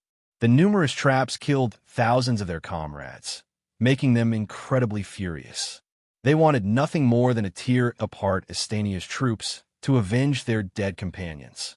"They want to stop us with a mere 10,000 troops." Lemuel, who was facilitating the attack, sneered when he saw Marco leading 10,000 warriors to block them. Lemuel thought that the enemies were only putting up a futile resistance, but something unbelievable happened right in front of his eyes. The 10,000 warriors led by Marco stood their ground by using the steep slopes to their advantage. Lemuel felt a sense of déjà vu as he watched this scene. Something similar happened on the first battle in Ackland Pass. He had even almost perished at that time. How come their warriors are so strong? Marco in particular was very conspicuous. He was unbeatable. Wherever he went, dozens of warriors would perish. His swords moved like ghosts, undetectable and deadly. It wasn't just him, there were also a few notable warriors following him. Although not as impressive as Marco, they could fight multiple enemies at once. In just a quarter of an hour, thousands of Harun's troops were killed, whereas only several hundred died on the opposing side. If it weren't for their numerical advantage, they would have already faced failure. This realization made Lemuel's face sink. "Archers, shoot them with your arrows," he shouted, his face cold.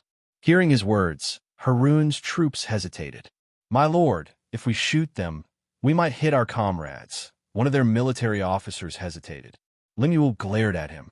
"Are you questioning my orders?" The military officer's face darkened as he shook his head. "I wouldn't dare, my lord." "Then do as I fucking say and shoot them down with our arrows." Lemuel barked, his face contorting with anger. The repeated setback made him agitated, and it had unknowingly clouded his judgment. He was so eager to gain merits that he had even resorted to extreme decisions.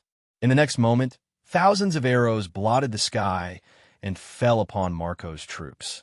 Seeing this, Marco was stunned. What are they doing? Are they planning to sacrifice the lives of their men just to eliminate us? "Lift your shields," he shouted to his troops. However, his voice could barely be heard in this chaotic situation. Only those who were near him managed to hear his words. Most were unable to defend themselves on time, causing their bodies to be pierced and leaving numerous bloody wounds. Hundreds were killed immediately, while a few thousand had injuries of varying degrees. "Why are you hitting us? Friendly fire! Friendly fire!"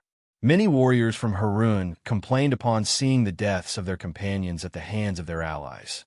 However, their complaints were met with cold indifference. The barrage of arrows didn't stop, killing more in the process. On the other hand, Marco's troops also faced heavy casualties since they were the main target. Almost a third of them died, while half of the survivors had arrows stuck to their bodies, making them bleed profusely. Insane. Their commander must have gone insane. Marco's expression darkened at the brutal sight. He felt the opposing side's commander was so cruel. He didn't even spare his men. Filled with profound rage, Marco stimulated his energy core and unleashed a concentrated burst of mana to strengthen his physical body. While locking his gaze on a certain target, he then squeezed his legs and urged his horse to rush forward. Lemuel was very noticeable from the enemy formation since he was the only one riding a special mount. Even an idiot would be able to tell that he held significant authority. Marco guessed that this old man was an enemy military officer, so he targeted him. "Out of my way!" He forced his way into the enemy formation. Harun's troops tried to stop him, but he was like an unstoppable beast. Those who stood in his path were killed with just a few swings of his swords. Marco penetrated the enemy formation, leaving a trail of blood that stretched for almost half a mile. Seeing Marco approaching him, Lemuel felt inexplicably nervous, but he didn't show it on his face. The other party was a transcendent knight, just like him, but he could sense the vast difference in their strength. Feeling nervous, Lemuel shouted, "Kill him. Whoever can kill him will receive land from me." Under his command, hundreds of warriors charged towards Marco, roaring excitedly. Marco, who was powered by his energy core, remained fearless in the face of hundreds of enemies. He brandished his swords with terrifying force, killing dozens of men with each strike. No one could get close to him, and those who did had been decapitated. Shit, just how strong is that guy? Lemuel's face was covered with sweat. Marco was getting closer to him, and no one was able to even slow him down. "What have you done, Lord Lemuel?" A furious voice drifted into his ear. Lemuel frowned and turned his head. Approaching him from behind on horseback was a middle-aged man with long, curly black hair. He was holding a massive war hammer that was double his size. This man was a transcendent knight, just like him. His name was Loras Marchon. He was a former general of Harun, known for being overly protective of his soldiers. He had even opposed the imperial family once for the sake of protecting his subordinates. Because of this, Loras was stripped of his military title and was reduced to commoner status. Lemuel was slightly afraid of this man, so he didn't dare to retort. He just looked away and muttered, "Loras, I have no time to argue with you. If you want us to win, then kill that man at once." Loras was seething with anger. Some of the soldiers killed by the barrage of arrows were his men. He took a deep breath to hold back his rage. He then moved his eyes towards Marco. "I will deal with you later," Loras muttered coldly, while giving Lemuel a sidelong glance. The old strategist didn't want to look weak in front of his men, so he snorted in response. "Are you the one who ordered to release those arrows?" A chilling voice suddenly echoed. Loras stared deeply at Marco and was about to respond when Lemuel replied. It was this old man who made the order. Marco, whose body was drenched in blood, looked incredibly terrifying. He moved his eyes towards Lemuel, making the latter shudder subconsciously. "So it's you." His horse had already been killed, so he walked towards Lemuel with heavy footsteps. Each step left a bloody footprint on the ground. Suddenly, a figure blocked Marco's path. It was Loras Marchand. "I admire your courage, but you must stop here." Hearing this, Marco didn't say anything and just brandished his swords ferociously. "Get out of my way." Loras frowned and quickly made his move. Clang! Sparks flew violently in all directions after their weapons collided. Marco didn't stop. He released a series of slashes imbued with his mana. Whoosh! Whoosh! His swords were too fast for even Lemuel to see their trajectories. However, Loras wasn't your average Transcendent Knight. He used his instincts to defend against Marco's speedy strikes. Clang! Clang! Clang! How does he still have this much energy after recklessly forcing his way here? Loras was shocked by Marco's seemingly inexhaustible mana. Clang! The two clashed a dozen times, causing shockwaves with every collision. No one dared to get closer to them, afraid that they would be killed by the immense force of the two Transcendent Knights. Lemuel, who was watching their battle, was stunned. Loras was no ordinary fighter. He was even recognized as one of the strongest Transcendent Knights in Harun. However, such a formidable warrior was now fighting toe-to-toe against an exhausted warrior. Should I help Loras? He thought for a moment. He was confident in Loras' strength, but he didn't want another accident to happen. Thinking about this, Lemuel's eyes flashed with killing intent. He silently imbued mana into his horsetail whisk and squeezed his legs, urging his mount to move forward. In the next moment, he swung his horsetail whisk, bringing about a multitude of wind blades that hurtled towards Marco. Whoosh! Whoosh! Marco was focused on his battle with Loras, so he failed to detect the sneak attack. "Lemuel, are you looking down on me?" Loras swung his warhammer and erased the wind blades from existence. Boom! Marco was taken aback. He realized that those wind blades were aimed at him, but why did his opponent block them? Baffled, he looked at Loras, who was glaring at Lemuel. An internal conflict? He thought. Lemuel didn't expect Loras to destroy his wind blades. "Loras, what are you doing? We are at war. Are you planning to be stubborn like that idiot, Edgar?" Hearing this name being mentioned, Loras' face darkened. "Don't interfere. This is my last warning for you," he muttered, his tone laced with threat. Lemuel was incensed. Things were developing beyond his control again. "Suit yourself," he snorted, clearly afraid of Loras. He noticed that the 10,000 warriors brought by Marco had been mostly annihilated. Only 1,000 of them remained, stubbornly resisting their troops. Once the remaining enemies were gone, the soldiers on the eastern walls wouldn't be able to stop them from besieging the fortress. Have fun fighting with that madman, while I collect more merits.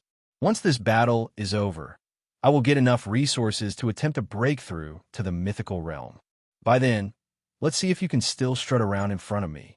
Lemuel sneered in his mind. He ignored them and went ahead to facilitate the siege on the eastern walls. However, just when he was about to strike the remaining 1,000 soldiers, he heard a commotion from the eastern gates. For Astania, thousands of cavalrymen suddenly poured out from the gates, rushing towards them with overwhelming momentum. Moreover, he recognized the two people leading the charge. It's them. One was the man who killed Edgar, while the other was the man who had almost killed him. He subconsciously stopped his mount, hesitating to join the battle. He gritted his teeth and chose to remain in the back lines. I will preserve my strength for now. Once they are exhausted, I will lead my men to demolish them, he told himself, but he knew that he was only making excuses. However, he wasn't the least bit ashamed. History is written by victors. I will win this war and leave a legendary mark in Harun's history. While he was daydreaming about the future, more than 50,000 cavalrymen had already stepped out of the eastern gates. Leading them were Alaric and Galaner. At this moment, Alaric noticed Marco fighting with another transcendent knight further within enemy lines. "Galaner, follow me," Alaric shouted as he urged his horse to move towards Marco's location. Hearing his words, Galaner followed him without hesitation. The two led a small unit composed of 50 elite knights to push their way into the heart of the enemy's formation. Harun's troops blocked their path, preventing them from advancing further. Seeing this, Alaric snorted. He didn't even bother to use his sword techniques against these cannon fodder. With a series of casual strikes, he killed hundreds of enemies.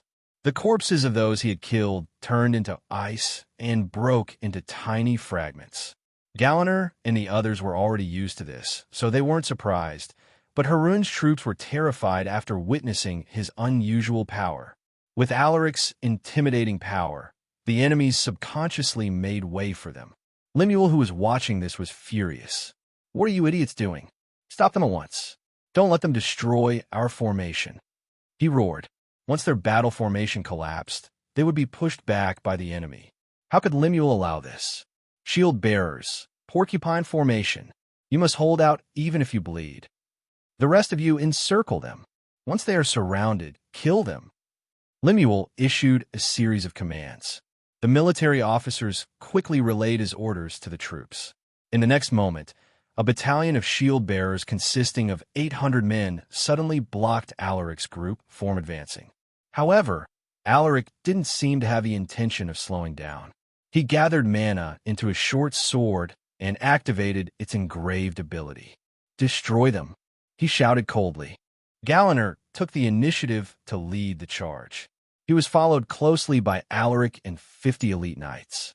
In the next moment, Galaner grunted as he swung his broadsword, his overwhelming mana pouring out like a violent wave.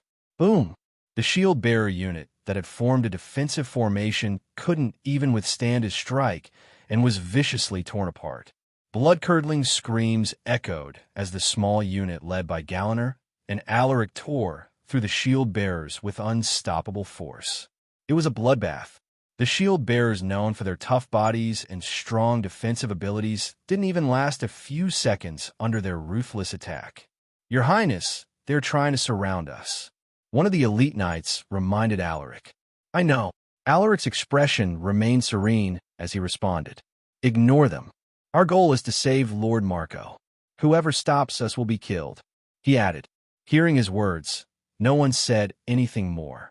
In less than 20 minutes, the 800 shield-bearers failed to stop them and perished. Among the 50 elite knights that followed Alaric and Galaner, only 3 were killed. The rest were injured, but none of that threatened their lives. Impossible. How did they? Lemuel, who was hiding behind a group of powerful warriors, gnashed his teeth. He couldn't believe what he had witnessed. With only 50 warriors, the enemies managed to destroy 800 shield-bearers in just a quarter of an hour. Lemuel nervously observed them and realized that they were headed in the direction of Loras and the Sword Madman. Are they planning to rescue that crazy swordsman? His fears subsided, and his face broke into a cunning smile. I'm sure they must have expended most of their mana to reach this place. But did they really think that breaking out of our encirclement would be easy? While thinking about this, he issued a series of commands, directing the nearby troops to focus on Alaric's group. "I have underestimated you." Loras stared deeply at his opponent. "If only you were in your best condition, this battle."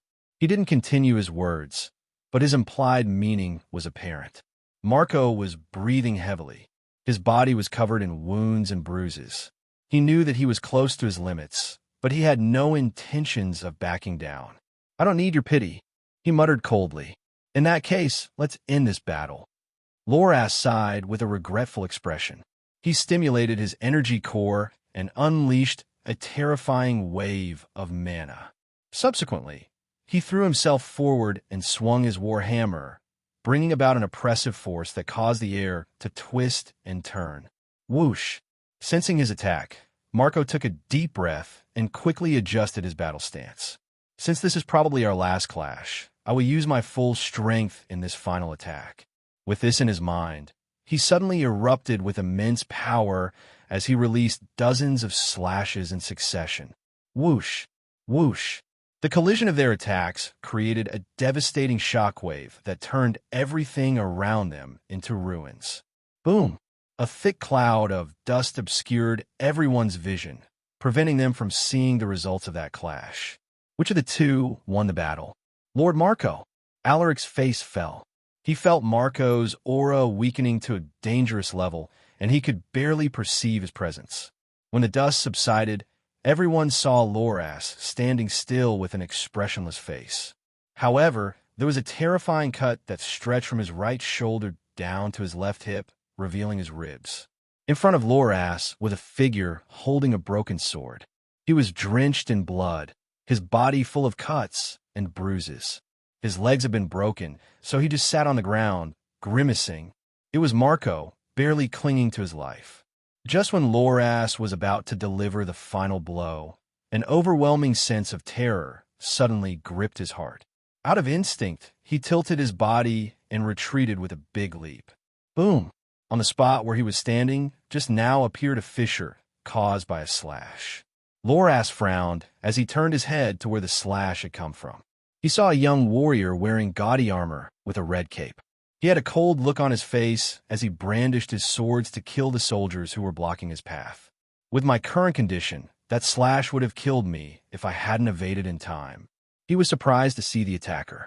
In his decades of experience on the battlefield, he had never seen a transcendent knight as young as this man. His instincts were screaming at him to retreat. However, Loras didn't retreat. Instead, he adjusted his stance and imbued more mana into his warhammer. With a fierce look, he shouted, "Come at me." Surprisingly, the young transcendent knight didn't attack him again. He just scooped the severely injured Marco and retreated with his men. So their goal was to save that swordsman. Who is that young warrior? Loras furrowed his eyebrows. He wanted to pursue them, but his wounds suddenly opened up. Gritting his teeth, he injected mana into his wounds to temporarily stop the bleeding. "Commander Loras, please return with me to have your wounds treated." A concerned voice drifted into his ears. He turned his head and saw one of his subordinates rushing towards him on horseback. Loras didn't reject him.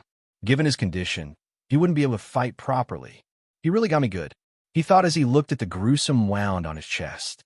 "Your Highness, we have been surrounded." Alaric frowned. The elite knights they brought had mostly consumed their mana. All of them were also injured. Breaking out of the encirclement would be difficult given their situation. "It looks like I have no choice." He lifted his head and made a whistling sound akin to a bird's cry. Roar! In the next moment, a gigantic beast appeared in the sky, flapping its wings majestically as it looked down upon the mountain. It's the catastrophe-grade monster.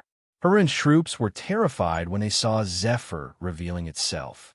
All of them had seen this beast fight against two mythical knights without being defeated. Suddenly, Zephyr swooped down and spewed flames upon the soldiers of Harun, burning them into ashes in a matter of seconds. In just a blink of an eye, thousands of soldiers were killed. Alaric's group took the chance to carve out a path while the enemies were focused on Zephyr. They fought relentlessly, leaving a trail of blood in their wake. With their efforts, they finally managed to escape the enemy encirclement and found their way back to Allied positions. Alaric didn't waste any time and headed straight to the eastern gates while carrying the unconscious Marco. "I need a healer here. Quick!" he shouted. A group of medical practitioners immediately rushed over upon hearing his words. Seeing them, Alaric jumped off his horse and handed Marco to the group. "Please take care of him and make sure that he will recover to his best form." "Yes, Your Highness." The medical practitioners solemnly nodded. They had seen worse cases than Marco's, so they were confident that they could bring him back to his peak with enough time. Alaric didn't linger and climbed onto his horse. The battle was far from over. Now that he had summoned Zephyr, the enemy's mythical knights would definitely make a move. Thinking about this, Alaric rushed out of the eastern gate to rejoin the battle. At this moment, Zephyr had already killed more than 20,000 soldiers on its own. However, its carnage was put to a stop when two formidable warriors appeared in front of it. "We meet again, beast." It was Dantos who had his arm cut off on their first battle. With the help of their healers, he had already regenerated another arm. Brandishing a pair of axes, he attacked Zephyr with unbridled fury. Whoosh! Whoosh! Zephyr blocked his axes with its sharp claws, causing sparks to fly out violently. Clang! Clang! Suddenly, a blue arrow shot towards the beast with unbreakable speed. Whoosh! Roar! Zephyr emitted a furious roar and spat out a burst of flames. The blue arrow quickly melted under the intense heat. TSK. Roger clicked his tongue. A mythical knight wouldn't be able to easily destroy that arrow, but the monster managed to melt it with its flames in just a second. This was the power of a catastrophe-grade beast. Zephyr flew and lured them away from the mountain. "We need to kill it quickly." Dantos and Roger knew its intentions, but they still chose to follow it. Alaric, who was watching their battle, narrowed his eyes upon seeing this. "It's about time to reveal our trump cards. Release the signal," he shouted to the warriors atop the eastern walls. Hearing his words, the warrior responsible for sending the signal immediately released an arrow into the sky. When the arrow reached its peak flight, it exploded into a beautiful firework. Atop the walls of the main gates, Giovanni was facilitating the defense when he heard an unusual explosion coming from the eastern side of the fortress. Seeing this, he took a deep breath and mumbled, "The time has come. Griffin Knight's order, heed my command. Head to the eastern walls and destroy the enemies." He roared. As soon as his words fell, the Griffin Knight's order led by Kristen flew towards the eastern side of the fortress. Among them was Ignatius, who had disguised himself as an ordinary Griffin Knight. "I can feel them." Ignatius' spiritual perception detected the mythical knights battling the draconic lion. In a few minutes, they arrived at the eastern walls and saw the warriors from both sides engaged in a brutal battle. "Crush them!" Kristen's furious voice echoed. With his command, the Griffin Knights controlled their mounts to dive into the enemy lines. Their unexpected appearance caught the enemies by surprise. The Griffin Knights' order unleashed murderous carnage, killing thousands of warriors in just a few breaths. Harun's warriors tried to stop them, but the Griffins were too fast and difficult to kill. No arrows or artillery managed to hit them, leaving them completely helpless.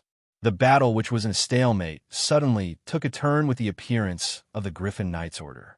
In another 15 minutes, the enemy troops, which numbered close to 200,000 during their attack, was reduced to 80,000. It was a disastrous loss.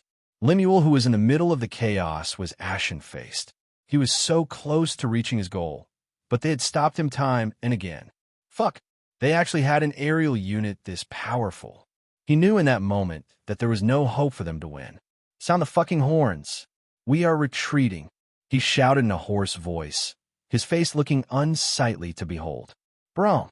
With the blaring sounds of the horns, Harun abandoned their targets and quickly retreated.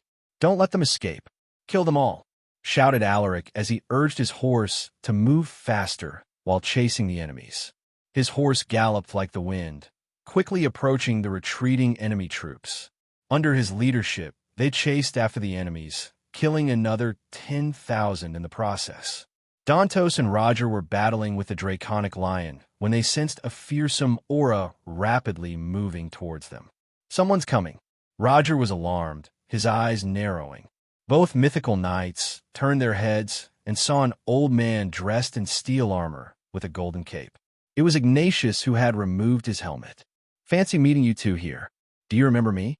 Ignatius smiled faintly at them. Dantos frowned. He couldn't remember someone like this old man from his memories.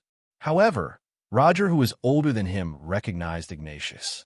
"It's you, Ignatius Firecrest." Roger was filled with disbelief. "How are you still alive?" I thought you died during that battle. Ignatius chuckled, amused by his words. Even an old fart like you managed to survive. Do you think I will die so easily? Roger's expression darkened. Ignatius was no ordinary expert. He was a four-ringed beast soul grandmaster who possessed powerful flame-type monster integrated traits. With his enormous power, he could fight 2 to 3 mythical knights on his own. Even he wasn't confident about facing a man of this caliber. Not to mention that there was also a catastrophe-grade beast. Roger silently gathered his mana while observing the old man's movements. Lord Roger, who is this old bastard? Dantos asked with a frown. This idiot. Roger cursed in his mind. Dantos was a newly promoted mythical knight who had just advanced several years ago, so it was normal for him not to know the identity of Ignatius. Only those old freaks who had participated in that battle half a century ago would be able to recognize him. Listen carefully, Lord Dantos. That man is someone we can't defeat, so when I give the signal, you must retreat immediately. Roger warned him. Hearing this, Dantos was stunned. Just who is that old man? Why is Lord Roger afraid of him? He could see the urgency in Roger's face, something that Dantos had never seen before. While he was occupied by his thoughts, Roger's voice suddenly drifted into his ears. Now go. Dantos instinctively retreated when he heard Roger's words. On the other hand, Roger retreated in the opposite direction. Roar. Zephyr was furious and quickly chased after Dantos. Ignatius also pursued Roger. Dantos heard a roar echoing behind him. He turned his head and saw the draconic lion chasing after him. Damn it. Fuck. He imbued mana into his legs to increase his speed, but the beast was a lot faster than him. In just a few breaths, it managed to overtake him and block his path. Dantos stopped in his tracks and brandished his axes ferociously. Get out of my way. Whoosh. Whoosh. Facing his attacks, Zephyr casually swiped its claws and struck down with raw, unbridled might. Bang! Dantos couldn't even defend himself and was ruthlessly struck, leaving deep gashes on his body. Arg! Dantos' axes were deformed, rendering most of their power useless. He also took heavy damage after receiving the beast's claws. His wounds were bleeding profusely, so he had to infuse mana into the cuts to stop the bleeding. Shit, I need to escape.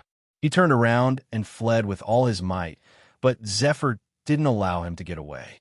It opened its huge, gaping mouth and spat out a pillar of flames. Whoosh! Dantos' body was engulfed by the scorching flames.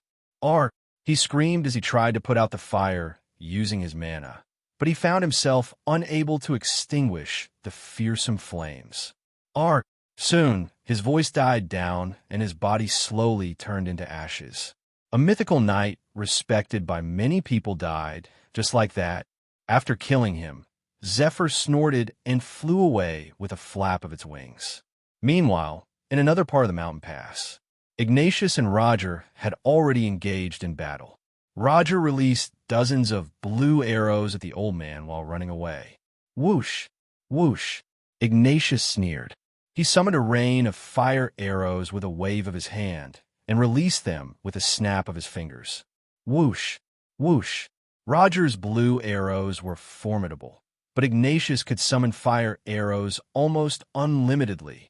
Under this near-infinite fire arrows, Roger found himself unable to defend and was struck. Arg! He didn't die immediately and was still able to run, albeit pathetically. Ignatius clenched his fist and summoned a burst of flame underneath Roger's feet. Boom! Roger's charred body collapsed and fell to the ground. Ignatius stood before his charred corpse and muttered coldly, Harun has made a big mistake in attacking our land. After saying those words, the old man left. Understood. Mission complete. Rewards: 1,500 battle points, 30 stat points, 30 EXP, random trait upgrade, card X1. Understood. A system notification popped up in front of Alaric's eyes while he was chasing after the retreating enemy troops, which forced him to stop in his tracks. It seems like Lord Ignatius and Zephyr succeeded. He allowed a heavy sigh. This battle had cost them a lot of lives. Many peerless Western warriors had even perished. Do you want to use your random trade upgrade card? Yes, no. Alaric clicked yes.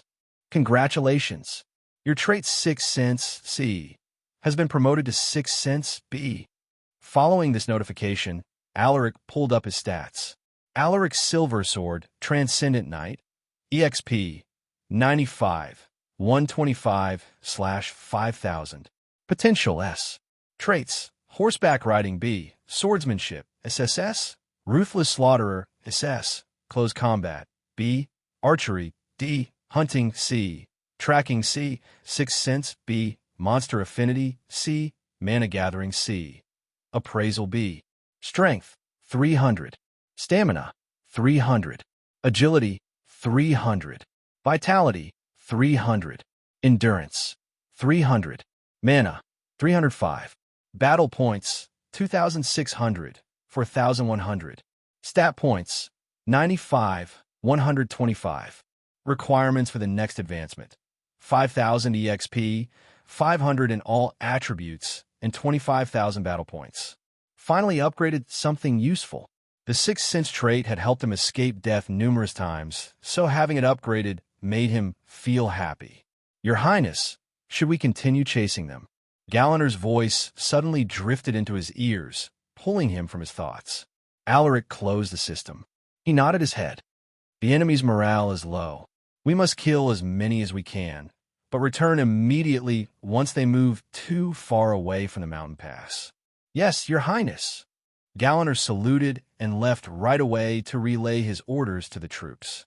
This battle should be over, right? Alaric thought to himself, but as if to answer his question, another notification appeared in front of him. Mission: Haroon's Invasion 3. Mission difficulty: hard. Having killed 2 of their mythical knights, Haroon's military is left severely weakened. Send your troops into enemy territory and occupy 3 cities.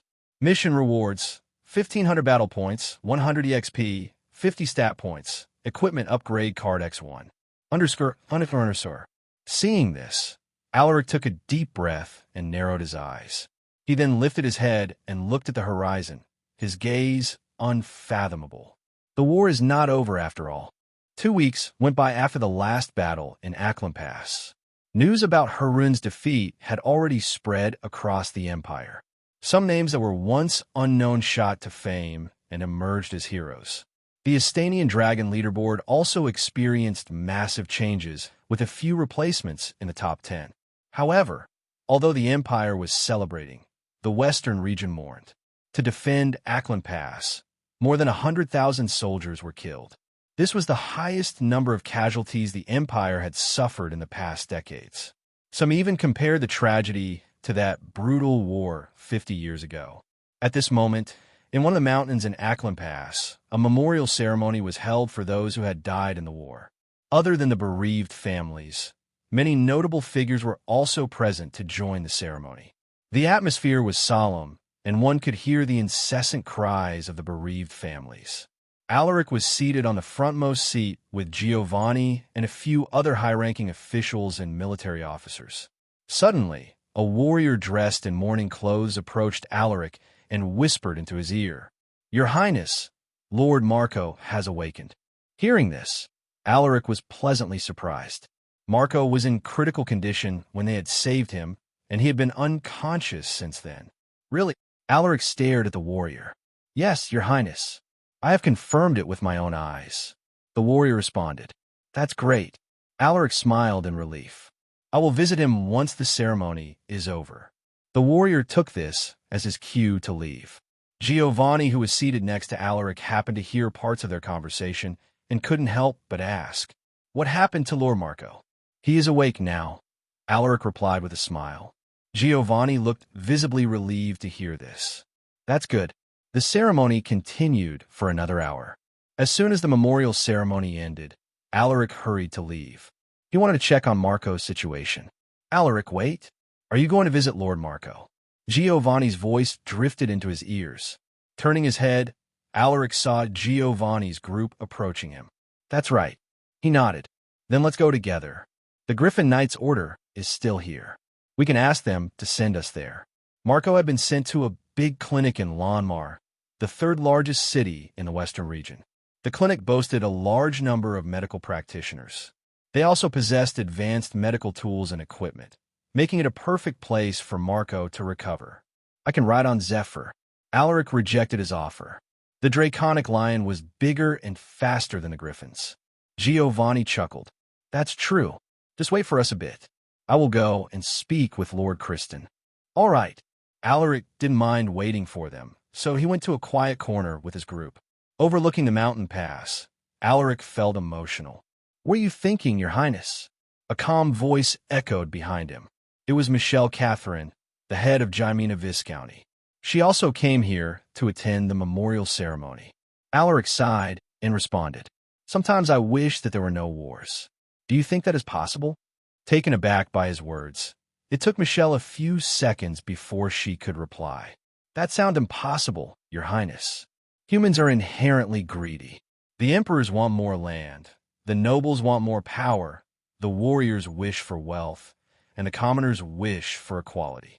As long as people have these desires, we cannot stop wars. She shook her head indifferently. Alaric's expression became even heavier upon hearing her thoughts. Unless, Michelle was about to say something, but she hesitated. Unless what?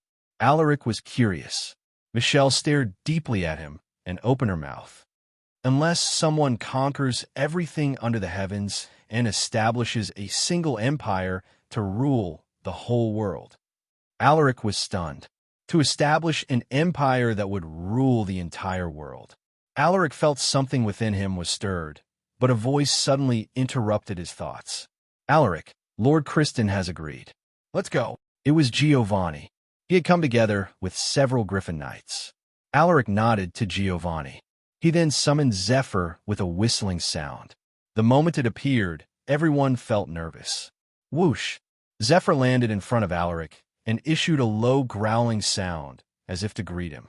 Alaric stroked the beast's head and spoke with it before he jumped onto its back. Let's head out, he told Giovanni's group. Giovanni nodded and gestured at the Griffin Knights. While they were preparing to leave, Michelle kept her eyes on Alaric, calmly watching his every move. Soon, under the watchful eyes of the crowd, the group soared into the sky and disappeared into the horizon. During their flight towards Lanmar, Alaric was still thinking about Michelle's words.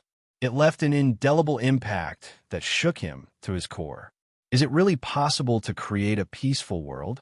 He was so occupied with his own thoughts that he didn't realize the passage of time. He didn't even hear Giovanni, who was repeatedly calling out to him. He was in this strange state until they landed on Lanmar a few hours later. Hey, Alaric! Giovanni's voice pulled him from his stupor. Alaric shook off his thoughts and jumped off Zephyr's back. What happened to you? You seem distracted. Giovanni furrowed his eyebrows. Alaric shook his head and smiled lightly. It's nothing. He didn't elaborate. Giovanni was curious, but he didn't press the topic. The clinic is over there. Leave the monsters to the Griffin Knights to handle. Alaric nodded and followed him to the building across the street. A group of people dressed in white coats approached them nervously. Greetings, Your Highness. Who is in charge here? Asked Giovanni as he scanned the group. An old man, wearing a monocle, stepped forward and introduced himself. That would be me, Your Highness. I am Bernie, the director of Lanmar Health Clinic. Giovanni nodded. Director Bernie, bring us to Lord Marco's room. Bernie lowered his head. This lowly one understands. Please follow me, Your Highness. The director of the clinic and the medical practitioners brought them to the VIP section meant for important clients and patients. This is Lord Marco's room. The director pointed the room to the left with the door number 01 foot. We won't follow you inside, Your Highness. I will leave a few people outside in case you need something. All right. Thank you. Giovanni nodded. He then entered the room with Alaric. Upon entering, the strong smell of herbs and medicine assaulted their nostrils. In the middle of the room was a bed where a man could be seen sleeping. Seated on the sofa adjacent to the bed was a middle-aged woman in her 40s and a young boy who looked to be in his early teens. Startled by their unexpected visit, the middle-aged woman and the boy stood up nervously. Your Highness! The The middle-aged woman recognized their identities. Alaric and Giovanni nodded to acknowledge their presence. This was Marco's wife and son. We heard that Lord Marco has regained consciousness. How is he now? Alaric inquired while looking at the sleeping Marco. It's true, Your Highness. My husband regained consciousness yesterday, but he is still weak. According to the healers and doctors, it would take a month or two for him to fully recover. Marco's wife replied. Hearing this, Alaric nodded. That's good. They asked Marco's wife a few more questions. I'm glad that Lord Marco is recovering well. If not for him, I would have died in Iron Sandford. Giovanni exhaled a deep breath. Marco's wife didn't say anything and just lowered her head. The mother and son looked uncomfortable and uneasy in their presence, so Alaric and Giovanni didn't stay for long. Too bad we couldn't speak with him, but no matter. At least, Lord Marco has regained consciousness. Giovanni said as they stepped out of the room. We can stay here for a while and wait for him to wake up. Didn't you want to buy the official updated copy of the Astanian Dragon leaderboard? I'm sure this city has it here. Alaric sent him a teasing look. They had received reports from their subordinates about this. They even got a pirated copy of the updated Astanian Dragon leaderboard. Giovanni chuckled in embarrassment upon hearing this. He was a vain man, and it hadn't changed. The two stepped out of the clinic and headed to the nearest market. In order not to attract attention, they wore hoods to cover their faces. They also wore common clothes. Giovanni complained about his clothes on their way to the market, but Alaric simply laughed at him. When they arrived at the busy market streets, they heard the incessant shouts of the vendors and the chattering of the customers.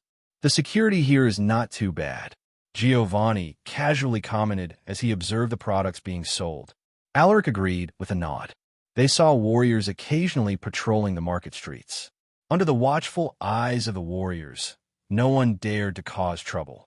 Hey, brothers, I have the latest copy of the Astanian Dragon leaderboard. It's not too expensive. Just 1 silver coin. A middle-aged vendor called out to them while showing off a small booklet.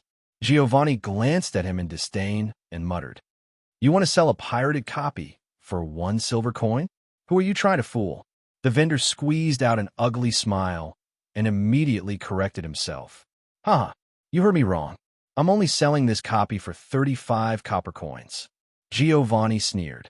He ignored the middle-aged vendor and walked away with heavy strides. Alaric helplessly shook his head when he saw this. Look at this kid. I just told him not to attract attention, but he is already causing trouble. Giovanni rarely went to the public markets. Whenever he did, he would always bring a group of attendants with him. They had just arrived at the market, and he was already losing patience. He is still the same guy, even though he has changed a bit. Alaric thought to himself, Stop arguing with the vendors. Alaric reminded him in a chiding tone. Giovanni snorted in response. Along the way, they encountered all sorts of products, but there was something that made them stop in their tracks. A small crowd of people gathered around a caravan, eagerly watching the slaves being sold. What is going on over there? Giovanni frowned. Alaric wasn't unfamiliar with this sort of situation. They're trading slaves. Hearing this, Giovanni revealed a look of interest. Let's go and take a look. He didn't wait for Alaric's response and walked towards the caravan. Seeing this, Alaric could only helplessly follow. Is there anyone interested in my products? The trader was a brown-skinned, middle-aged man with a flat nose. He was scanning the gathered crowd, searching for a potential buyer. Unfortunately, no one seemed to be interested in his products. To be precise, no one could afford to buy his slaves. This was because his slaves were mostly warriors who possessed mana. These types of slaves were too expensive for the average citizen. With a sigh, the trader shook his head in disappointment as he mumbled, It seems like I have to go to another marketplace. Just then, a person draped in a black hood suddenly approached his slaves, observing them with a look of interest. Feeling annoyed, he shouted, Hey, don't touch them. Giovanni ignored him and continued to observe his slaves. You have some excellent slaves. How much are you selling them for? He was attracted to a beautiful slave who seemed to be in her late 20s. She was dressed in dirty linen clothes that could barely cover her towering peaks. Alaric face-bombed when he saw this scene. At a glance, He could already tell which slave he was attracted to. The middle-aged trader was about to retort when he saw Giovanni's expensive earrings. This must be a wealthy young lord. Thinking about this, he eagerly answered Giovanni's inquiry. "You have good eyes, my lord. My slaves are the—" Alaric used his appraisal on each slave and discovered something shocking. Matilda, one-ringed B-Soul novice, EXP, 3 out of 500. Potential, S. Integrated monster traits, lustful cauldron, S. Traits, intimate lover, S. Singing, A. Dancing, B. Painting, B. Calligraphy, B. Strength, 11. Stamina, 10. Agility, 10. Vitality, 18. Endurance, 12. Mana, 69. Alaric had a weird look as he watched a particular slave who had her head lowered. Her potential is high, but what's wrong with her traits and her integrated monster trait? She had the most peculiar traits he had ever seen. Alaric approached the woman and muttered, "Lift your head." The woman quivered upon hearing his voice and lifted her head nervously. She looked like someone in her late teens or early 20s. Her face was surprisingly clean for a slave, and her facial features also looked appealing. She had long black hair and a pair of enchanting monolid eyes. Alaric furrowed his eyebrows. Her facial characteristics were something common to the women of Veronica, another neighboring empire of Astania. "What's your name?" Alaric asked probingly. He had a feeling that this woman wasn't so simple. "Rem," the woman answered with a scared look. Hearing this, Alaric frowned. If he didn't have the appraisal trait, he wouldn't have known that she was lying. Her acting skills were also very good. Is she a spy from Veronica? Thinking about this, Alaric grabbed the trader who was busy chatting with Giovanni. "How much for this woman?" The trader was initially furious, but when he heard that he was asking for a price, he beamed. "You have good eyes, my lord. This woman is of Veronican descent, so she is quite rare." The trader thought for a moment before he randomly blurted out a number. "How about 300 gold coins?" Alaric nodded. He rummaged through his pockets and took out 3 golden notes, which were valued at 100 gold each. "I want her." Alaric handed the golden notes to the trader without bothering to bargain. This." The trader was momentarily stunned. He was already thinking of dropping the price, but this customer didn't even bother to bargain with him. Damn it, I should have increased the price. He was filled with regret, but he didn't show it on his face. With a candid smile, he accepted the 3 gold notes and stuffed them inside his inner pocket. "This woman is now yours, my lord." Alaric nodded. Giovanni, who was hesitating to buy, was surprised to see this, but he quickly sent Alaric a knowing smile. "I will buy this woman too. Give me a price," he told the slaver trader while pulling the big-breasted slave. The slave trader beamed and opened his mouth. "That woman is also special, my lord. She's a knight from Harun, so her price is a little bit higher. 400 gold coins." Giovanni's mouth twitched, but he didn't want to lose face in front of a lot of people, so he grabbed 4 golden notes from his pocket and handed them to the slave trader. "Here." The slave trader's smile widened after taking his payment. "Ha ha, good choice, my lord. If you're done, let's go," Alaric whispered to Giovanni. He noticed that they had attracted a lot of attention. If they dawdled, someone might recognize them. Giovanni also noticed that the crowd had doubled, so he nodded. "All right, let's go." Without hesitation, the two took their slaves and disappeared into the crowd. "Alaric, why don't we find somewhere to stay? We've been walking for a while now," whispered Giovanni as he nudged him with his elbow. How could Alaric not understand his intentions? If it were any other time, he would have ignored him. However, he wanted to know more about the slave he bought and see if he could gain some information from her. "Fine," Giovanni grinned. A moment later, the group arrived at a local hotel which was relatively high-end. "I will see you later." Giovanni sent him an ambiguous smile before pulling his slave to their room. After he left, Alaric turned his head to Matilda. "Follow me." Matilda followed him and stared at his back with a contemptuous look. All men are the same. Upon entering their assigned room, Matilda undressed herself and clung onto his arm as she whispered in a sultry voice, "Let me serve you, my lord." Turning his head, Alaric saw her staring at him with undisguised lust. He could feel her breasts and her skin rubbing against his arm. It made him feel a bit hot inside, but he repressed his desire and stared coldly at her. What is your true identity? Alarmed by his emotionless eyes, Matilda subconsciously stepped back. She put on a timid look and replied, What are you talking about, my lord? Alaric remained calm in the face of her lies. He leaned forward and whispered in her ear. Matilda. Matilda shivered upon hearing this. How do you? Stepping back nervously, she looked at Alaric with an incredulous expression on her face. She had never told anyone her real name since she had been captured, so how did this man know her name? If you tell me who you are, I will spare your life. Otherwise, Alaric suddenly grabbed her neck, making her gasp for breath. KHKK. KHK. Alaric released her after a few seconds, making her collapse weakly to the floor. Cough. Cough. Do you want to speak now? Alaric's cold voice drifted into her ears. Matilda was so scared that she trembled in fright. I will tell you. Please spare me, my lord. I'm willing to tell you everything. Alaric thought that she would refuse to speak, but it seemed like her willpower wasn't that strong. However, he was still skeptical whether she would tell him the truth.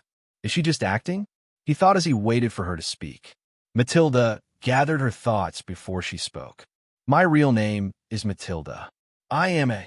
According to her, she was the daughter of a merchant household in Veronica, but her father unintentionally offended a powerful family after rejecting a marriage proposal for his daughter.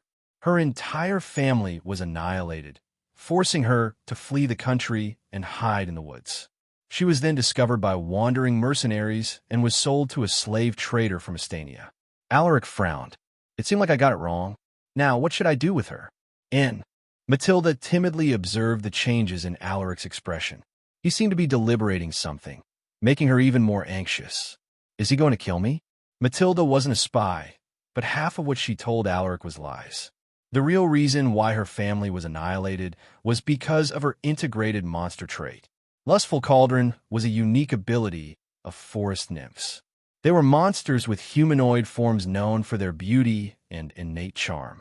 Other than their beautiful appearance, some powerful forest nymphs also wielded overwhelming spiritual power, making them masters of illusions and other types of spiritual abilities.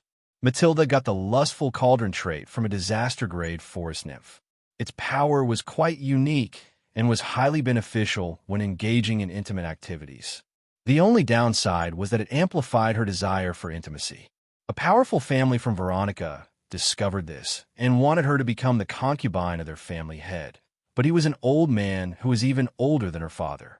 At that time, her father refused the proposal, which led the other party to use force to acquire Matilda. In the end, her entire family was annihilated, forcing her to flee from Veronica. Should I tell him the truth about my integrated monster trait? I have nothing to lose anyway. Besides, he doesn't look bad. Thinking about this, she looked at Alaric's handsome face. Her hands suddenly moved provocatively around his pants, as if searching for something. Alaric, who was hesitating about what to do with her, was jolted awake when he felt her hands roaming around his legs indecently. He wanted to stop her, but he stopped himself and observed her performance with interest. This girl, she really knows what to do with those hands. Matilda suddenly felt a huge bulge under his pants, making her yelp in surprise. Isn't this too big? She felt inexplicably nervous and excited at the same time. She lifted her head and saw Alaric staring intently at her. Under his watchful eyes, she grabbed the bulge and gently rubbed it with her hand. She could feel it pulsating with her every move. While feeling his erect cock, she subconsciously reached out to her wet slit and rubbed the sensitive area with her fingers. She shivered and let out a moan at the unexpected burst of pleasure. Alaric was aroused when he saw her pleasuring herself with her fingers. Unable to contain his desire, he lowered his pants and grabbed her hair. Matilda cried out in shock. Alaric forced her to look at him and slapped her face with his shaft. Pa! It's so warm and hard. Suck it. Alaric's indifferent voice drifted into her ears. Hearing this, she obediently grabbed his stiff cock and brought it to her mouth. It was so big that just the head could barely fit in her mouth. Suddenly, Alaric grabbed her hair and pushed his hips, thrusting his cock deeply into her throat, making her gag. Her eyes rolled upwards as she choked. Fuck! She could barely breathe as Alaric's big and hard shaft repeatedly entered her throat. Strangely, she didn't want to push him away.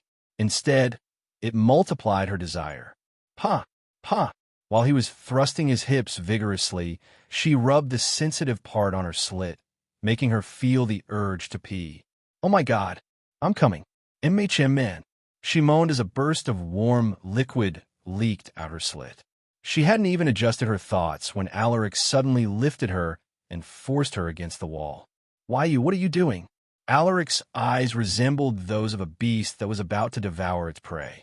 Without answering her, he kissed her lips and sucked her tongue while his hands roamed around her delicate curves. MNN. He then lifted both her legs, pressed her against the wall, and pushed his stiff shaft inside her slit. At that moment, he felt that he had torn something apart, but he ignored it and moved his hips back and forth. Pa! Pa! Pa! Matilda felt a wave of pain between her legs as Alaric ravaged her body. However, the pain soon vanished and was replaced with overwhelming pleasure. She could no longer hold back her moans as she drowned herself in the sea of pleasure. Grabbing Alaric's neck, she whispered to his ear, I'm coming. Faster. Alaric was provoked by her seductive voice. Then I won't hold back. While biting her neck, he grabbed her breasts and moved his hips faster. Pa! Pa! Pa! The wave of pleasure was like an electric current that made Matilda shiver in ecstasy. She clutched her legs tightly around his waist and followed his rhythm. Fuck me harder. After almost half an hour, Alaric shot all his warm fluids inside her body. It was then that he felt an unexpected burst of energy coursing through his body. You have gained 1 EXP. A system notification appeared in front of him. What's this? He was stunned. Is this because of her integrated monster trait? Alaric thought about her lustful cauldron trait. Now I understand why it's an S-rated integrated monster trait. Alaric looked at the tired Matilda, his gaze softening. With a stiff cock still inside her body, he moved his head to her ear and whispered in a domineering voice. Who do you belong to? I am all yours. Matilda replied between her deep breaths. Hearing this, Alaric smirked and carried her to the bed. Wait, aren't you done yet? She panicked. Alaric pulled his shaft, which was still dripping wet. What do you think? Looking at his hard cock, Matilda spread her legs invitingly while holding her breasts. Do it gently this time. Alaric chuckled, slapped her face, and whispered. That's not up to you, my little slave. Let's see if I can get more EXP from her. With this in his mind, he forcefully penetrated her slit. Pa! Pa! Pa! Wait. Be gentle. About 2 hours later, under Matilda's tearful begging, Alaric finally stopped ravaging her body. In those 2 hours, Alaric didn't get another EXP, but he wasn't too disappointed. He had finally discovered another way to farm EXP, but he still needed to find out how much EXP he could get from engaging in intimate activities with Matilda. Alaric turned his head and saw a weary-faced Matilda sprawled all over the bed, her body covered in bodily fluids that emitted a strange smell. Sensing his gaze, she instinctively covered her naked body and pleaded, Please, my lord, I can't take it anymore. Alaric felt a bit guilty when he saw this. Clean yourself up. We will be leaving soon.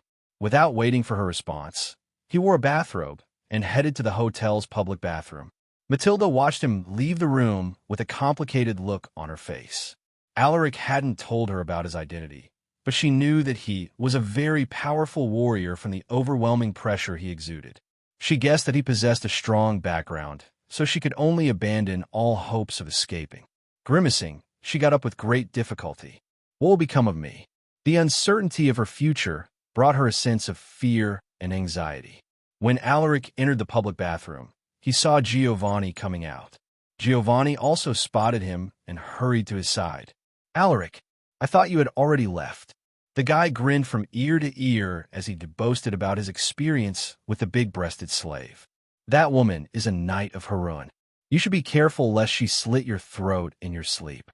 Alaric warned him. Although the slaves were equipped with a slave bracelet that forced them to submit, there were still times when these slave bracelets would lose their effectiveness, which would give them enough time to harm their masters. Giovanni chuckled at his words and responded in disdain. What can a mere knight do to me? Alaric shook his head and no longer bothered to argue with him. Alaric, how about we do her together? I think that would be interesting. That girl is quite stubborn, and I think she still needs more training. Giovanni suddenly suggested with an ambiguous smile. Alaric frowned and pushed him away. Move. I need to clean myself. He then entered the bathroom without looking back. Giovanni smirked. Look at that pretentious kid. After getting closer to Alaric, he found the guy more to his liking compared to his older brother Exler. After half an hour in the bathroom, Alaric headed back to his assigned room and found Matilda already dressed. Her hair was still wet after taking a quick bath at the women's bathroom. Let's go. We'll buy some clothes for you. Alaric couldn't bear to see her wear the same dirty clothes. He knew that she was still wary of him, so to get her to trust him fully, he had to treat her well. Matilda was surprised to hear this. She was just a slave, and no master would buy clothes for his slave. That was what she believed. You want to buy clothes for me, my lord? She couldn't help but confirm it. Alaric nodded. If you're done, let's go. There is a clothing shop across the street. We should be able to find something you can wear there. Hearing this, Matilda excitedly rose to her feet. Yes, my lord. As soon as they stepped out of the hotel, they saw Giovanni and the big-breasted slave waiting for them outside. What took you so long? We've been here for over 10 minutes, Giovanni said with an exasperated tone. Alaric gave him a sidelong glance and replied, I'm not as weak as you who only last for less than 15 minutes. Giovanni's face twitched at his words. You. Alaric ignored him and pulled Matilda to the store across the street. Hey, Alaric, wait. Giovanni pulled the big-breasted slave and followed them. Later that day, the group had finally bought the updated Astanian Dragon leaderboard from a legitimate seller. Giovanni chuckled arrogantly while pointing to his name in the booklet. Rank 37, Giovanni Aurelius Astania. I never thought I would rise in the rankings this fast. Suddenly, Alaric appeared beside him and pointed to his ranking in the booklet. Giovanni's smile stiffened when he saw Alaric's ranking. Rank 17, Alaric's silver sword. He closed the booklet and forced a dry chuckle. Not bad, but don't be so arrogant. I might surpass you if I seriously train myself. He snorted. Alaric waved his hand dismissively. Yes, sure. Whatever. The two were arguing back and forth when they saw a group of medical practitioners rushing towards them. Your Highnesses, we finally found you, spoke one of them while trying to catch his breath. What happened? Giovanni raised an eyebrow. Lord Marco is awake. He told us to look for you. It seems like he wants to speak with your Highnesses. Hearing this, Alaric and Giovanni glanced at each other and nodded. Lead the way. The group followed the medical practitioners to the clinic. Along the way, Matilda couldn't hide the astonishment on her face. They are actually princes. Don't tell me they are the heirs of Astania. She suddenly felt that it wasn't so bad to become Alaric's slave. Rather than marrying an old, ugly guy, she would rather be Alaric's obedient little slave. Soon, the group arrived at VIP room number 01. Upon entering, they saw Marco leaning against the headboard as he chatted with his wife and son. Your Highnesses, Marco smiled faintly upon seeing them. His wife and son also greeted them respectfully. Now that Marco was awake, it was as if they had found their backbone and were now less fearful of the two princes. Lord Marco, I'm glad to see you doing well. Alaric smiled at him. Giovanni also greeted him. They asked Marco about his condition, which the latter answered one by one. A moment later, Marco took the chance to change the topic. What happened to Ackland Pass? As soon as he said this, the big-breasted slave, standing behind Giovanni, suddenly trembled. After I took you to the fortress, Alaric recounted the events that followed after Marco lost consciousness. While he was telling Marco what had happened, Giovanni sensed an anomaly on the big-breasted knight. She had her lowered so no one could see her expression, but Giovanni, with his acute senses, could tell that she was crying. He furrowed his eyebrows. He had no intention of comforting her. After all, they had once been enemies on the battlefield. So that's what happened. Marco let out a heavy sigh, his face filled with complex emotions. He thought that he would die in that battle, but Alaric had saved him once more. Your Highness, you saved me for the second time. How can I repay this? Alaric cut him off. You don't need to repay me, Lord Marco. I only did what I think was right. Astania still needs you to protect the western region. I hope that you will continue protecting our lands. Hearing this, Marco lowered his head and promised, I will faithfully serve Astania until my last breath. Good. Alaric smiled faintly. Marco glanced at the people around and said, Please leave. I would like to speak to the Highnesses privately. Hearing this, everyone, including his wife and son, left the room. What do you want to talk about? Giovanni crossed his arms with a frown. Marco took a deep breath and spoke in a cold voice. I cannot accept this. Many of our warriors died because of them. His shoulders trembled as fury took over him. Your Highnesses, we must do something to appease the souls of our fallen soldiers. He glanced at the two princes. Are you saying that you want us to attack Harun? Giovanni's eyes turned cold. Not necessarily. Marco shook his head and explained himself. We can ask Harun to compensate us for the damage they caused. Then we will distribute what we can get from them to the families of the deceased. That is not a bad idea. However, Alaric suddenly spoke. Both Marco and Giovanni turned their heads at him. Harun will never willingly compensate us, unless we force them to. Alaric's words made them frown. And how can we force them to compensate us? Giovanni asked. Simple. We just need to attack them and pressure them into compensating us. Alaric smiled coldly.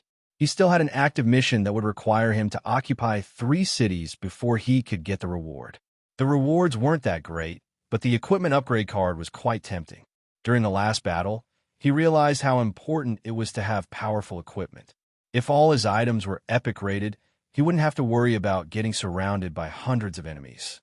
But we don't have enough men to launch a war. Giovanni stared deeply at him. In the last battle in Ackland Pass, they lost over 100,000 warriors. It would take a while before they could replace those who had died. Alaric nodded. That's true. The western region suffered a big loss this time, so we can't rally troops from them. Giovanni seemed to have understood his meaning and was startled. Hold on. Are you saying that? Alaric smiled. It turns out you aren't that stupid. Giovanni was about to retort, but Alaric had already spoken. We can gather our troops from the other regions. But doing this would take some time. Even if we urge everyone to hurry, it would still take months to move a large number of troops. Who said we are in a hurry? Since we're going to attack them, we ought to plan this properly. Besides, we still need to get His Majesty's approval before we can mobilize the Empire's troops. Alaric replied. The 3 exchanged their viewpoints for almost an hour before they decided to end the conversation. Let's talk about this some other time. Lord Marco is still recovering, so it wouldn't be appropriate to stay here for long. Alaric reminded them. Giovanni still wanted to get things clarified, but he decided to temporarily put the matter aside. Fine. Lord Marco, once you have fully recovered, come and find me immediately. Alaric sent Marco a look. I understand, Your Highness. Marco nodded. Then we will be leaving first. If you need anything, just send someone to find me. After bidding him farewell, Alaric pulled Giovanni out of the room. When they stepped out of the room, they saw that everyone was still waiting outside, chatting about random things. Your Highnesses, they greeted the two as soon as they stepped out of the room. We are leaving. Alaric nodded to Matilda. Marco's wife and the medical practitioners sent them off. Upon leaving the clinic, Giovanni glanced at Alaric and asked, Where are we headed next? I will return to the north. I need to gather more soldiers, so I must speak with the northern leaders. Alaric responded in a stern voice. The mission wasn't urgent, so he wanted to return to North Pine Town to see his family. Are you going to see your newborn sister? Giovanni smiled. He had heard from his informants that Lucas's wife, Maria Keller, had given birth to a girl. Alaric smiled with a look of anticipation. That too. Giovanni nodded. All right, leave the central region to me. I will gather as many troops as I can from the central households, but it might take a while since I still have to convince that sissy Exler. The two chatted for a while before they exchanged farewells. Wait, Giovanni suddenly called out to him before they left. Alaric raised an eyebrow. Do you still have something to tell me? Giovanni laughed awkwardly and pushed the big-breasted knight toward him. Bring this woman with you. What is the meaning of this? Alaric frowned. I will be getting married soon, so I don't want any nasty rumors going around. Come on, just do this for your cousin. She isn't bad-looking anyway. Giovanni replied with embarrassment. You will be getting married soon? Alaric was stunned. He hadn't heard about this from his family. Giovanni chuckled. We have been keeping it confidential, but the news should be released soon. Anyway, just take care of her. I'm off. The guy didn't even wait for his response and left in haste. Alaric could only helplessly watch him leave. Looking at the big-breasted knight, Alaric sighed helplessly. What's your name? The big-breasted knight didn't respond and just lowered her head. Seeing this, Alaric furrowed his eyebrows. This woman might bring me trouble. Should I just kill her now? Killing intent flashed in his eyes, but he quickly abandoned the idea. He was still in the middle of a city, so killing someone would only attract unwanted attention. Let's go. We are heading to Birmingham Island to take care of some things. Before heading to North Pine Town, he still had to tie up some loose ends. There were plenty of things to do, and it wouldn't be good to leave without taking care of them. It was only for a moment, but the big-breasted knight felt his killing intent. She thought that she would finally be liberated, but things didn't go as she had hoped. Alaric went to a secluded area and summoned Zephyr with a sharp whistling sound. Roar! The beast circled above the city, alerting all the residents. If the officials and military officers weren't informed about the identity of the beast, they would have panicked. Zephyr descended towards Alaric's location and landed in front of him. Growl! It emitted a low growl and rubbed its giant head on his body as if to greet him. Both Matilda and the big-breasted knight looked fearfully at the beast. Why, your highness, is tea that your tamed beast? Matilda was visibly shaking as she pointed at the draconic lion. Alaric nodded indifferently. Hop on. We are flying to Birmingham Island. It would take us a long time if we went there on foot. On the other hand, the big-breasted knight was filled with profound terror. During the war in Ackland Pass, she had seen this beast spew out flames and kill her comrades. She couldn't forget the hellish scene of seeing her acquaintances being engulfed by those fearsome flames before they turned into ashes. She didn't even know how she had survived that day. Alaric grabbed both ladies by the waist before jumping onto Zephyr's back. In the next moment, the draconic lion flapped its wings and flew into the sky. Zephyr's speed was too fast for both women, so Alaric used his mana to protect them. In a few hours, they finally saw the magnificent view of the island town. So that's Birmingham Island. Matilda was amazed by the stunning landscape that looked magical from above. She had only heard of this island town from the slaves.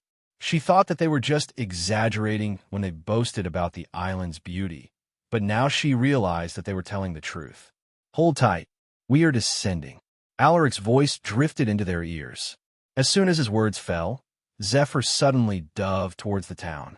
Whoosh! Upon arrival, Alaric immediately headed to the town hall to begin his tasks. Alaric stayed in Birmingham Island for another week to deal with the documents related to the compensation of the deceased warriors. This sounded easy, but with a large number of recipients, it took him a week to get things sorted out. Now, all that was left was for the officials to double-check the documents he had signed and make sure that all the stated compensation would be delivered to the families. It was already nighttime when Alaric finished his tasks, and his back was sore from sitting all week. I should have brought Emma with me. With her administrative abilities, things would have been easier if she were here. Author's note: Emma is someone he had saved before. See Chapter 230 for reference. Suddenly, he heard a series of footsteps from the hallway. Your Highness, something happened. Someone murdered an official. A minor bookkeeper shouted anxiously as he rushed to Alaric's side. Hearing this, Alaric frowned. He calmly stood up from his seat and muttered, Tell me what's going on as we walk. The bookkeeper nodded and followed him outside the office while recounting what had transpired. According to the bookkeeper, a minor official was killed by someone he had brought to the island. Other than his subordinates who had recently arrived on the island, he had only brought 2 slaves with him. Are you referring to the women I brought? He glanced at the bookkeeper. Why, yes, Your Highness. I still don't know the reason behind her actions. When I saw her kill Mr. Tsong, I immediately rushed here to inform you. The bookkeeper replied, his face covered in sweat. He was only a mortal, so seeing someone being killed in front of him filled him with terror.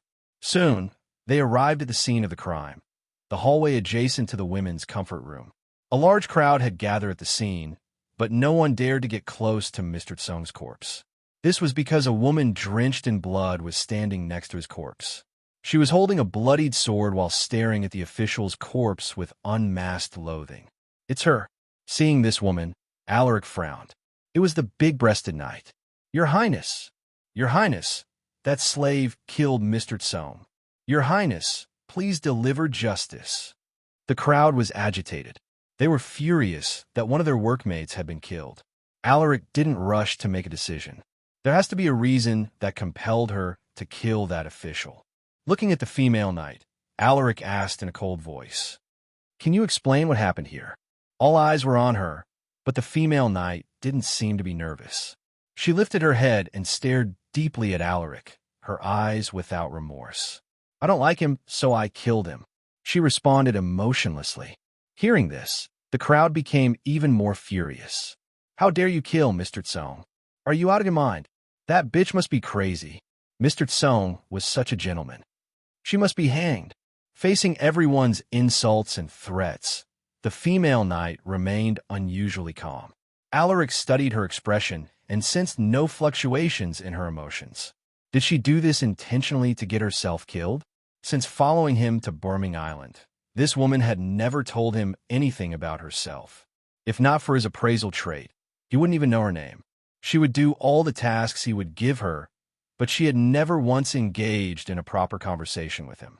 It was as if she had lost interest in everything. Alaric sighed.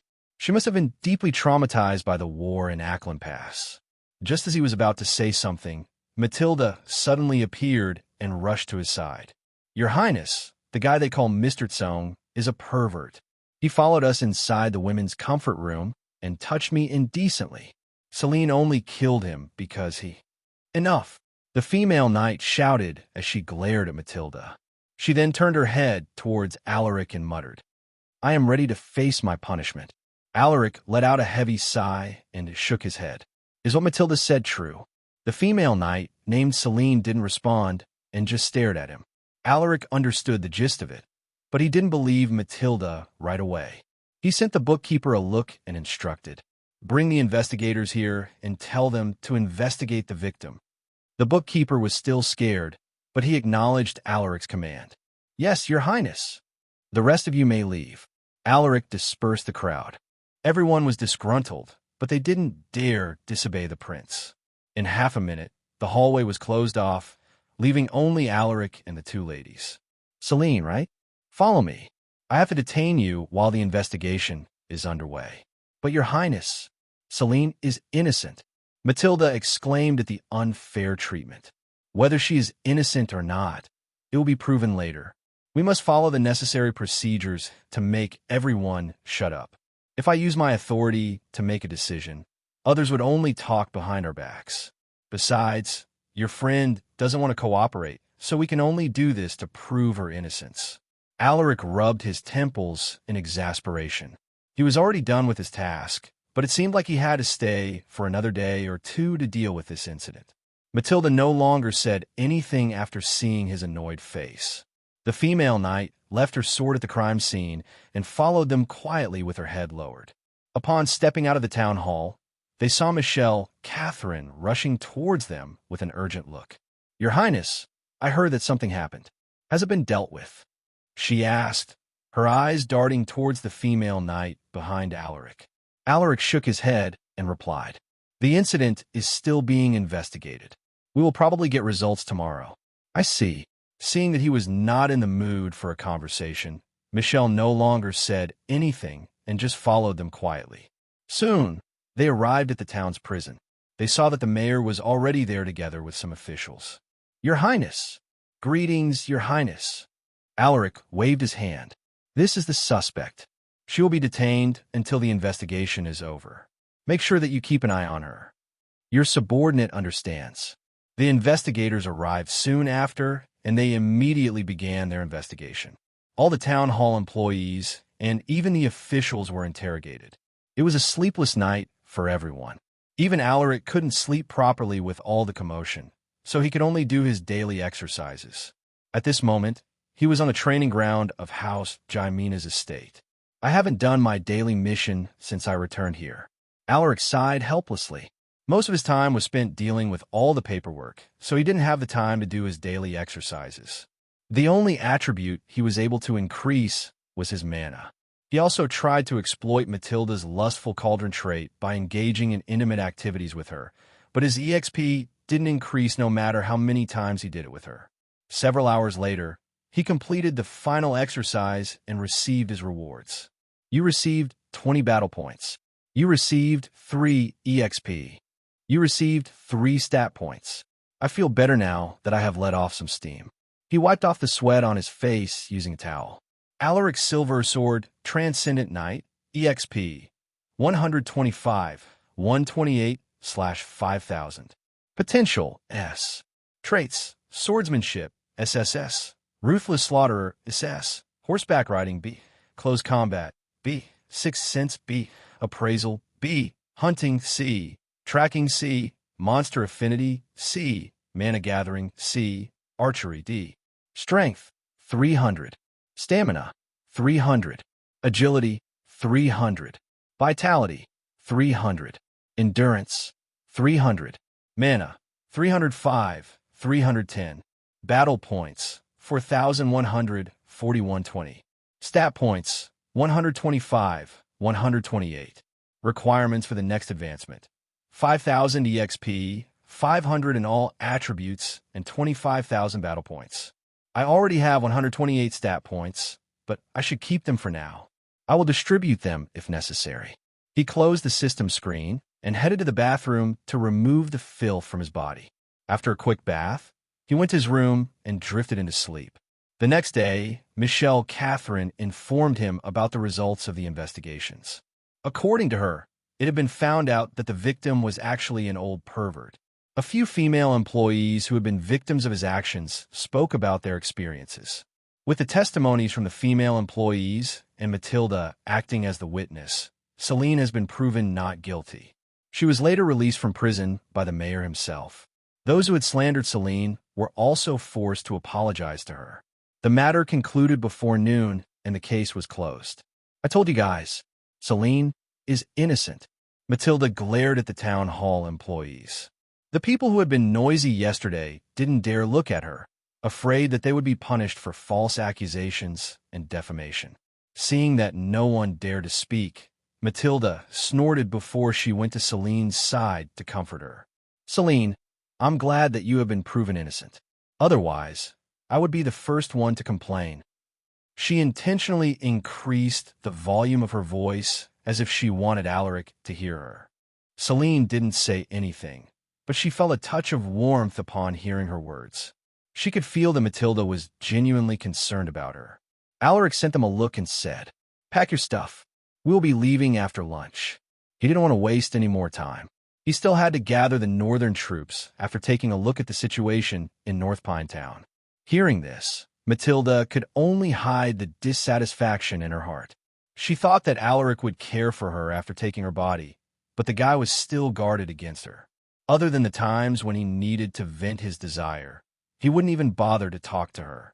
Is he still suspecting that I'm a spy? Maybe he doesn't like Veronicans.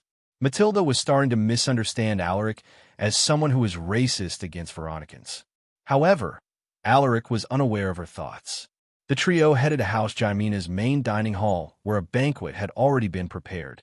"Your Highness, I hope you will enjoy our local delicacies. If you like something, just tell me, and I'll have the chefs pack some for you." Michelle escorted him to his seat. "You even prepared a banquet for us." "Thank you, Lady Michelle." Alaric smiled faintly at the Viscountess. "It is my honor to serve your Highness." She replied with a bow. During the meal, Alaric and Michelle discussed future cooperation. She even hinted that she would be willing to follow him to North Pine Town, but Alaric only replied ambiguously. Michelle Catherine was a capable woman, more so than most noble ladies he had encountered. However, Alaric thought that leaving her in the western region would be better for her growth. He wanted her to be his cornerstone figure for the faction he would build in the west. Alaric explained this to her, and Michelle readily agreed. "Thank you for placing your trust in me, Your Highness. I will not disappoint you." Michelle was happy to get his support. With Alaric backing her, her goal to expand House Jaimina's influence would be a lot smoother. "I enjoyed the food. Can you help me pack some snacks for these two?" Alaric said as he wiped his mouth with a napkin. "Your subordinate obeys." Michelle nodded with a light smile. She then beckoned to the servants and told them to prepare the best snacks for the two ladies. An hour later, the servants helped them tie the boxes which contained all their stuff on Zephyr's back. Other than Matilda and Celine, Alaric was also taking Dudu and her grandfather, Rewin, with him. A large crowd had also gathered at the estate to send them off. "I will leave Galliner and the others here. If you have orders for them, just give them the word. I have already told them to obey your instructions while I am gone." Alaric didn't plan to take Galliner and the others with him since they didn't have their own flying beast. Michelle was stunned by his words. Alaric was actually giving her the authority to command his troops. After gathering her thoughts, she bowed deeply. "I will put them to good use, my lord. You can rest assured."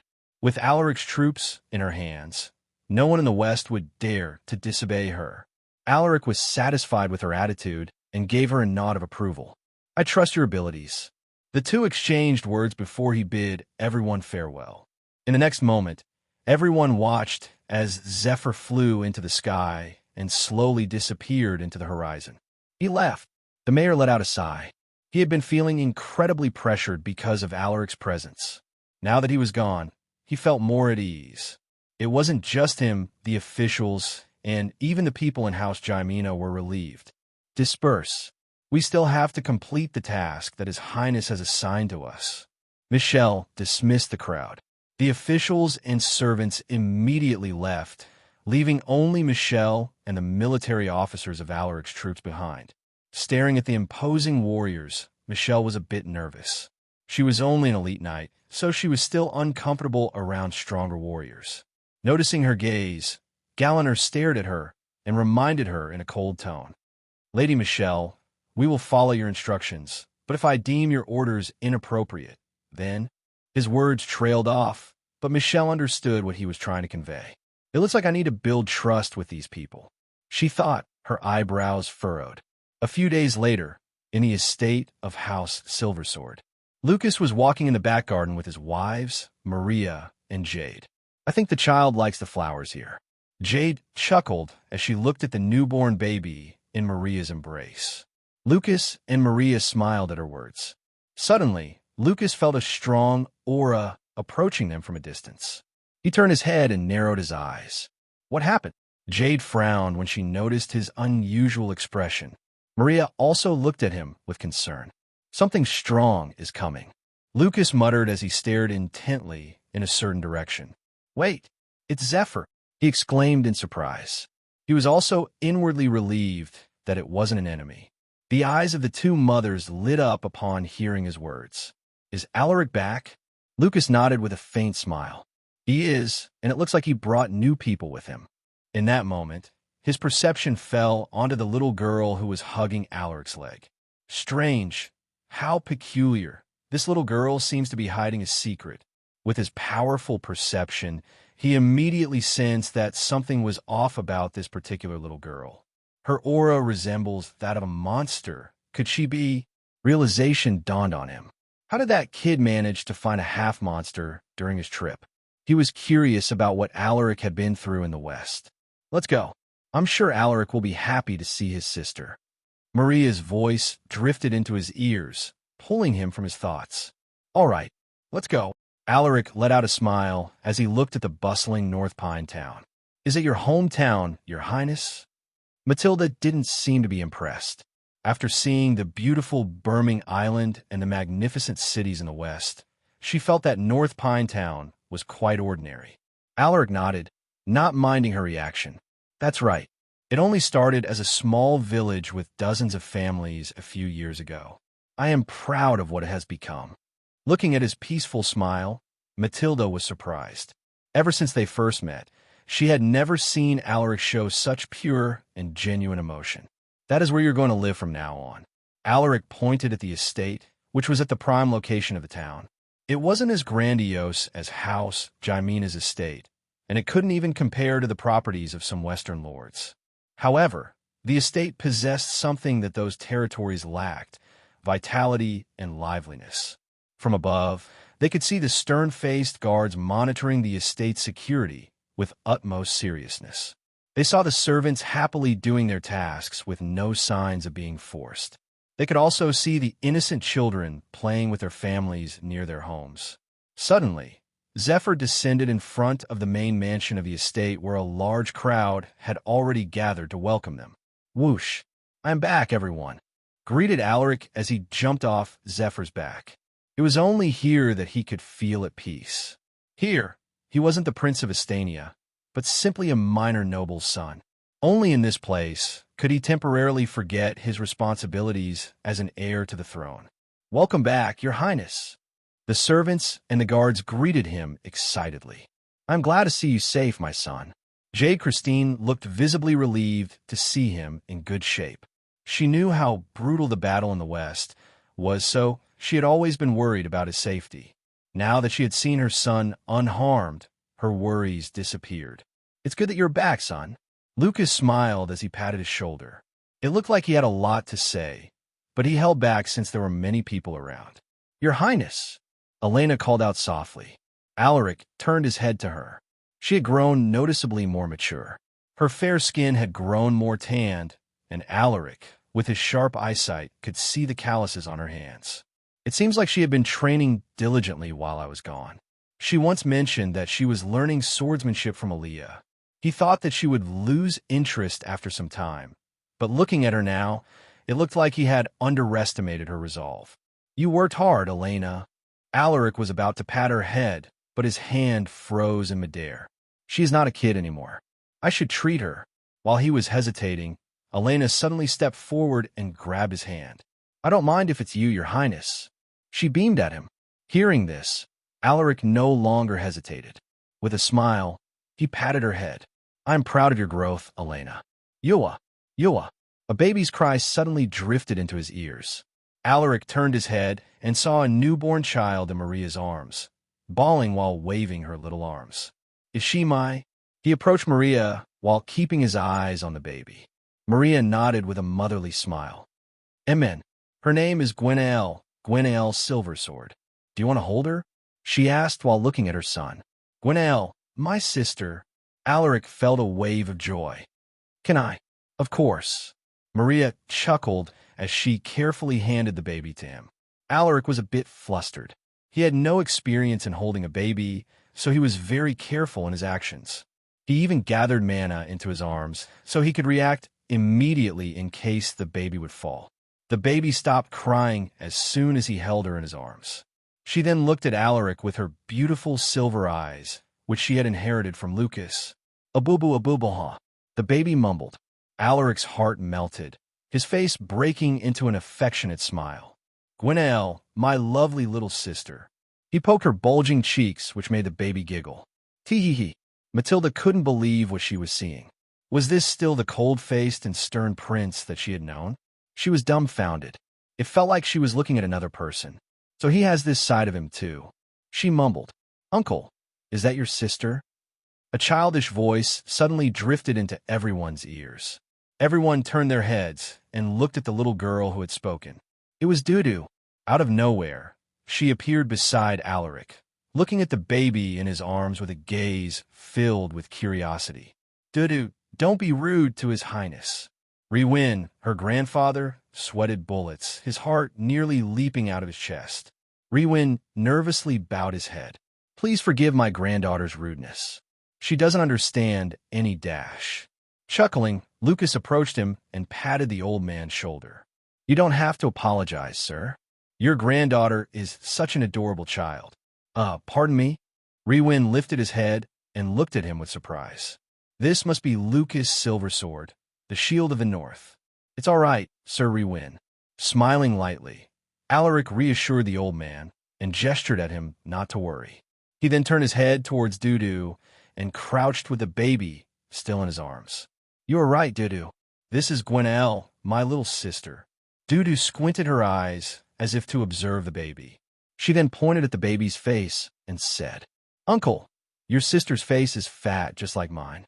Hearing this, Alaric couldn't help but laugh. Everyone also laughed at her innocent words. Meanwhile, her grandfather, Rewin, was absolutely terrified that he almost fainted. "Dudu, you are older than Gwenaelle, so you'll be her older sister. As her older sister, you must keep her safe, okay?" Alaric stared at Dudu with all seriousness, as if he were giving her an important task. Hearing this, Dudu's eyes twinkled. She then waved her chubby fists while puffing her cheeks. "Don't worry, uncle.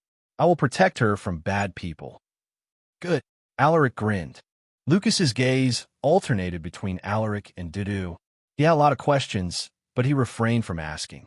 He knew that Alaric would tell him everything about her privately. "You should head inside first. We have already told the servants to prepare a feast." Maria spoke and gestured for him to enter the mansion. "All right." Alaric nodded and handed the baby back to her. A moment later, they entered the main mansion and headed straight to the main hall while waiting for their food. "Where is Hershey? I don't see her here." Alaric looked around, searching for his wife's figure, but she was nowhere to be found. "She went to Vale for an errand. Your father sent his subordinates to protect her in secret, so you don't have to worry about her safety." Jade Christine replied, "I already sent a messenger bird to inform her about your return. She should be hurrying over by now." She added, "I see. That's good." Alaric nodded, grateful for their meticulous effort to ensure his wife's safety. They asked him about his experiences in the western region, but they tacitly agreed not to mention anything about the war. They knew that it was a sensitive topic that should only be discussed privately. Alaric told them about the places he had visited. He also told them about the new people he had met. He then took the chance to introduce Rewin and the two women he had brought. Everyone didn't react much when he introduced Rewin, but they sent him weird looks when he introduced the two ladies. It was especially the case for Elena, who was visibly glaring at him. "All right, I almost forgot." Lucas suddenly remembered something important. He looked at Alaric and said, "The Greenwood Kingdom and the barbarian tribes decided to cooperate recently. Both sides expressed their willingness to work together, but they want you to be there during the formal discussions of their cooperation." Hearing this, Alaric was taken aback. This didn't happen in his past life. In fact, there was even a time when the barbarian tribes and the elves were at war. This changed. He was certain that this had something to do with him. The Greenwood Kingdom was no longer living in fear since all the threats surrounding their kingdom had been eliminated. Meanwhile, the barbarian tribes, which was supposed to be hostile to Astania, were now cooperating with House Silversword. "All right, I will visit them soon." Alaric nodded. He could make some time for them. He wanted to witness the cooperation between the two forces, but there was also another matter. He wanted to see Ivana again. Thinking about her, Alaric subconsciously smiled. "Good. I will also go with you when the time comes." Lucas chuckled, his eyes revealing a trace of anticipation. Alaric looked at his father in surprise. "Aren't you busy with the matters here?"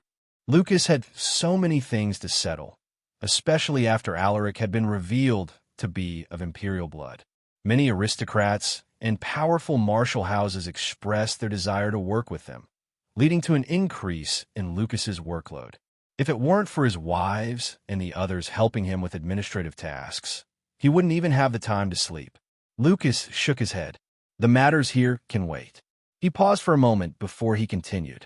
"I want to see an old friend of mine." Alaric and the others became curious when they heard this. Looking at their curious faces, Lucas chuckled. "There's no harm in telling you." He adjusted his posture and grabbed his teacup. He then took a light sip before he spoke. "More than 2 decades ago, during the war against the barbarian tribes, I met an eccentric barbarian warrior. He was a transcendent knight, just like me. He was also the chief of a medium-sized tribe called the Storm Elephant Tribe. We were enemies when we first met. We clashed blades." Lucas chuckled as he recalled those memories. "I forgot how it happened, but we suddenly became tired of the fighting. It was also because of him that we reached an agreement with the barbarian tribes to stop the war." Lucas ended the story and smiled faintly. I don't remember you talking about this person. Maria raised an eyebrow. Lucas sighed and shook his head. There were some things that happened at that time that I don't wish to remember. Hearing this, everyone became silent. At this moment, a series of hurried footsteps suddenly drifted into their ears. Turning their heads, they saw Hershey rushing towards them while holding back her tears. You are finally back. I thought I wouldn't see you for a long time. Hershey dove into Alaric's arms. Feeling her fragile body, Alaric felt a wave of guilt. He wrapped his arms around her and spoke. Hershey, His words were stuck in his throat. You don't need to tell me. As long as you are safe, that's more than enough. Hershey lifted her head and smiled at him, her eyes brimming with boundless love. I have wronged you. Alaric sighed, feeling ashamed of himself. Seeing him look away from her, Hershey grabbed his hands. Alaric, look at me. While the two were immersed in their reunion, Lucas sent a signal to everyone, telling them to leave and give the couple some space. Soon, only Hershey and Alaric remained. Alaric stared, his eyes shaking with remorse. Hershey, is it because of those women? Hershey smiled, as if aware of what this was all about. Alaric raised his eyebrows, like a startled cat. How did you? Hershey chuckled and shook her head. You're so easy to read. I wouldn't say that I'm not angry, but things had already happened. We couldn't change it anymore, but you have to promise me that you will consult me first the next time this happens. Looking at his wife, Alaric knew that she was only hiding her sorrow. Alaric could see her shoulders visibly shaking. I am worse than an animal. For the sake of power, I promise you, he responded, squeezing out a forced smile. Alaric stayed in the estate for the next 5 days to catch up with his family and the people of the household. He also didn't miss his daily missions. He even went to tutor Elena, who was eager to learn swordsmanship from him. At this moment, Alaric had just completed his 5th daily mission. He checked his attributes and smiled faintly upon seeing his progress. Although slow, the slight increase still made him happy. Uncle, an excited voice drifted into his ears. Who was it other than the little troublemaker, Dudu? Turning his head, Alaric saw Dudu dressed in her new pink dress, happily skipping towards him. Dudu, Alaric smiled as he lifted the little girl. Hee. The little girl giggled, her face filled with joy. Alaric put her down and asked while pinching her cheeks. How was your first day with your teacher? Did you learn a lot from her? Dudu swatted away his sweaty hand and replied with a pout. I don't like her. Why? She is your teacher. That's not good to say. Dudu crossed her arms and puffed her cheeks. She said that Dudu must walk and sit properly to be a graceful lady. The teacher made me do this and that. There were so many things to remember, but I forgot them all. Hearing her complain, Alaric chuckled and gently rubbed her head. Dudu, all ladies must learn this. If you want to be a good older sister for Gwenaëlle, you must be patient and learn how to behave properly. Do you understand? Dudu looked displeased, but she still obediently nodded her head. Okay. Growl. A soft growl suddenly echoed from Dudu's stomach. The little girl rubbed her tummy and mumbled pitifully. Uncle, I'm hungry. That's not good. Dudu must eat something so that your tummy won't hurt. Let's go get something to eat. Alaric grabbed her chubby hand. I want a big piece of meat. The little glutton eagerly followed with small but quick steps. In the kitchen, they encountered Matilda, who was receiving servant training from Elena. Alaric's gaze was complicated, but he still greeted them. How is Matilda's training going? He casually inquired while helping to take her seat. Elena sensed the awkward atmosphere, but she still replied. She is doing well, Your Highness. Although a little bit clumsy sometimes, she is a quick learner. With a month of training, I'm sure that she will master everything. Alaric nodded and waved his hand. That's good. You two continue with your tasks. Elena and Matilda bowed to him before they left. Looking at Matilda's figure, Alaric sighed. He had never touched her in the past 5 days. Her lustful cauldron trait made it difficult to avoid the temptation, but he managed to stop himself upon remembering his conversation with Hershey. Alaric pulled his eyes away and shook off the distracting thoughts. He then asked for some freshly grilled meat from the servants and helped Dudu cut the meat into smaller pieces before giving it to her. Here's your food, Dudu. Meat. Drooling, The little girl clapped her hands excitedly. While he was watching her eat, a warrior suddenly came to his side and whispered into his ear, "Your Highness, the elves have sent an emissary to discuss something important. He is already in Lord Lucas's study." Hearing this, Alaric raised an eyebrow. That was quick. He nodded to the warrior. "I will be there. Stay here with Dudu and give her more food if she asks for it." The warrior acknowledged the command with a salute. "Dudu, I need to go somewhere. If you want more, just ask your uncle to get you more. He will get it for you." Alaric rubbed the girl's head. Dudu nodded. "Okay." Inside Lucas's study. "How have you been, my lord?" Neo smiled as he removed the hood that covered his face. Lucas gestured at him to drink the freshly brewed tea as he replied with a smile. "I feel great. The tea from your kingdom made me feel better. It cured me of my recurring headaches." Neo took a light sip of tea and chuckled at his words. "I'm glad that you liked it. I will send you more the next time I visit." "That sounds good." The two exchanged pleasantries before they went into the main topic. "So to what do I owe this unexpected pleasure?" Lucas asked, his expression turning serious. Neo put down the teacup and responded with a frown. "We are allies, so I won't keep it from you, my lord. The reason why we are willing to cooperate with the barbarian tribes is because we recently spotted a growing monster colony over 300 miles from our kingdom. And this isn't just a regular monster colony like the ones we destroyed before." Lucas's expression darkened upon hearing this. Neo continued in a grim voice. "According to our scouts, the colony is jointly built by 3 types of monsters: goblins, orcs, and ogres. They now number approximately 70,000, and their numbers are still growing. They even have ogres." Lucas exhaled a deep breath. Orcs were already troublesome, but ogres were way worse. A normal orc warrior was about 3 meters tall, while the average ogre was double that. Neo nodded. "They are far from our kingdom, but we can't exclude the possibility of them invading us. We have reached out to the barbarian tribes, but those sand dwellers are quite stubborn. We might need your help in the coming meeting with the various barbarian chieftains." Neo lowered his head, his tone filled with helplessness. "Please lift your head, Sir Neo. As your ally, we will definitely help you." Knock, knock, knock. A series of knocks suddenly interrupted their conversation. Hearing this, Lucas said, "You may enter. The door is unlocked." Alaric pushed the door open and entered the room. "Sir Neo." He was taken aback when he saw that the emissary was Neo. This guy was Ivana's closest confidant. He was a mentor and like a second father to her. "It has been a while, Lord Alaric." "Oh, please pardon me. It's your Highness now." Neo stood up to greet him. Alaric exchanged pleasantries with Neo before he took his seat. "I heard that the Greenwood Kingdom is planning to cooperate with the barbarian tribes. Is your visit here related to that, Sir Neo?" Alaric probed. Neo nodded. "That's right. I have already told Lord Lucas about the reason behind this, but I will repeat it for you."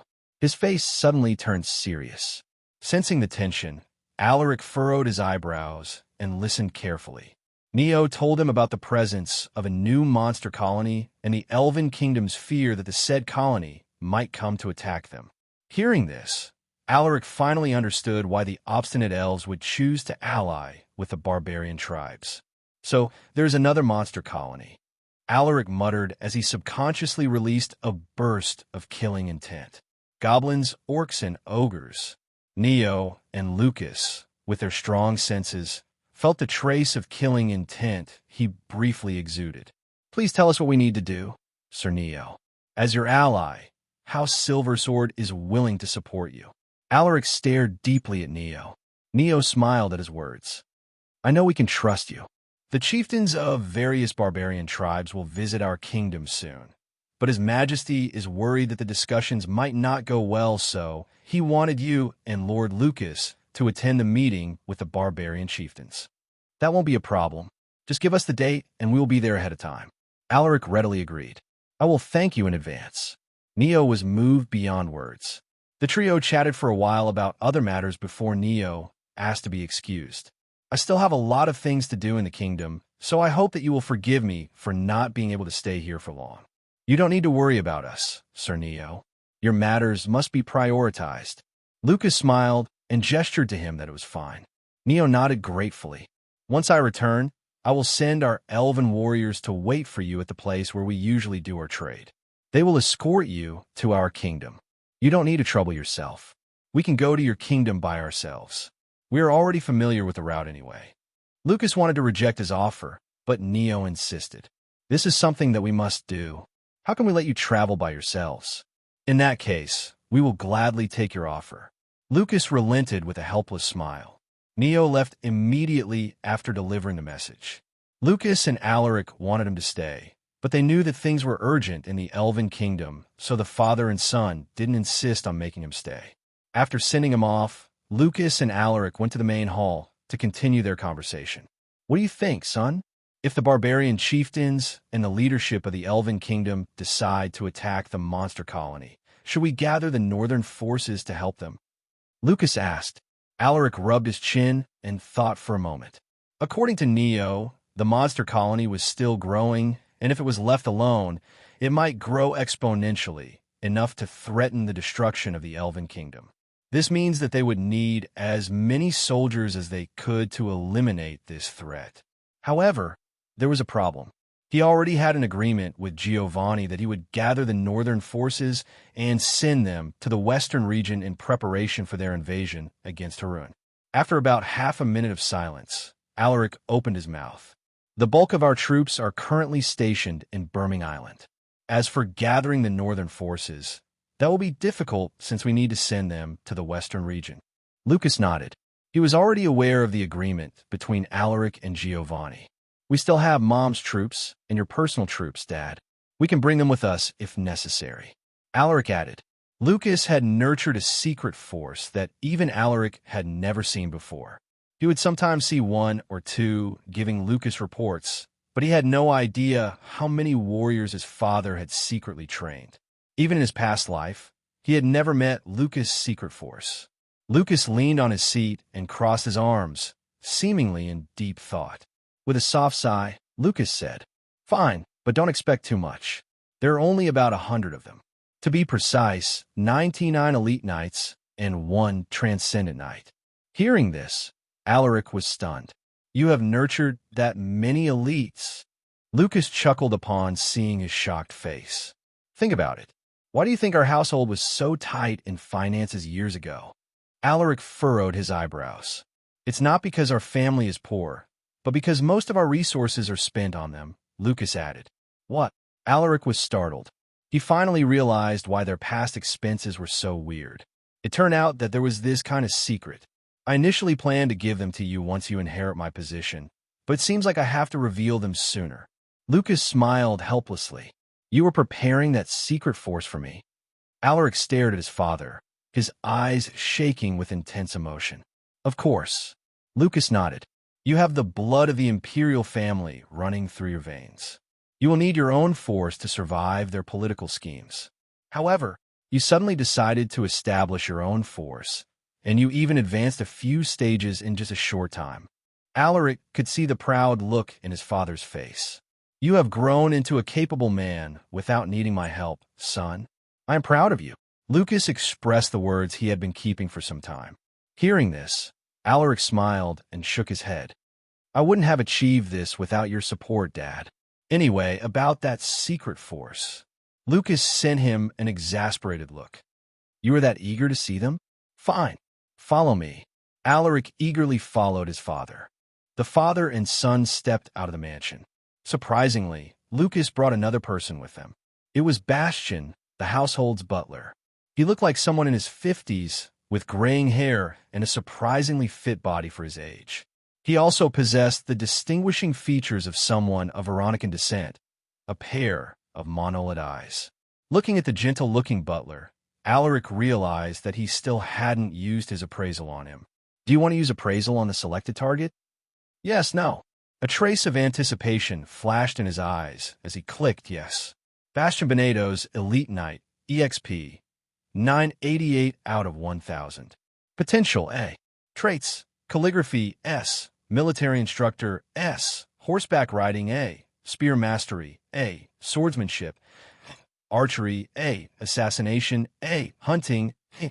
Information Gathering A. Quick Learner A. Housework shield mastery, B, dagger mastery, B, tracking, B, walking encyclopedia, B, first aid, C, strength, 249, stamina, 242, agility, 244, vitality, 233, endurance, 250, mana, 230. What? There's actually someone this versatile in the household. Alaric couldn't believe his eyes. Most of Bastion's traits were highly rated, with the lowest being C rank. He also possessed 2 S-rated traits, a level which he had only seen in a few individuals. The most shocking thing was Bastion's attributes. From what he remembered, 250 was the normal maximum stats for elite knights. Some of his attributes were even higher than Frederin's, who was about to advance to the transcendent realm. He had overlooked Bastion's abilities because he had never seen him fight before. Who would have thought that he was actually a warrior on the same level as Fredrin? Sensing his unusual gaze, Bastion smiled amicably at him. "Is there anything wrong, Your Highness?" His voice reminded him of their kind-hearted old gardener who couldn't even kill an insect. Just as Alaric was about to respond, Lucas's voice suddenly drifted over. "What are you two waiting for? Let's go." Hearing this, Alaric gave Bastion a nod before he jumped onto his horse. Bastion quickly followed suit and jumped onto his horse. Riding their horses, the trio soon left the estate under the curious gazes of the servants and warriors. "Where are we headed, Dad?" Alaric asked while looking at his father's face. Lucas glanced at him and replied with a mysterious smile. "To a town called Ubec. I haven't taken you there before, but I think you have already heard of it." "Ubec?" Alaric furrowed his eyebrows and recollected his thoughts. He had indeed heard of Ubec, but he didn't know much about the town. He only knew that it was a town known for having a lot of hunters. It took them over an hour to reach their destination. They could have ridden Zephyr to get here faster, but it seemed like Lucas didn't want to attract unnecessary attention. Looking at the town surrounded by sturdy brick walls, Alaric narrowed his eyes. Ubec was a lot bigger than he had imagined. He estimated that it was probably 2 to 3 times larger than North Pine Town. At the entrance, they saw a team of about a dozen guards warily staring at them. At this moment, Lucas turned his head and called out indifferently, "Bastion." The old butler understood his intentions. He unrolled his right sleeve, revealing an arm that was covered with scars. There was also a unique shield tattoo on his wrist that looked like a symbol of some kind of organization. Alaric, who was watching this, was stunned. That tattoo and those scars. Why do they seem so familiar? Suddenly, he recalled the image of another transcendent knight in his past life. He was a fierce warrior who led a group of heavy cavalrymen. No one knew his real name, and people only called him the Black Knight. This was because he wore a full set of black armor with a blood-red cape on his back, together with a 100-man heavy cavalry unit.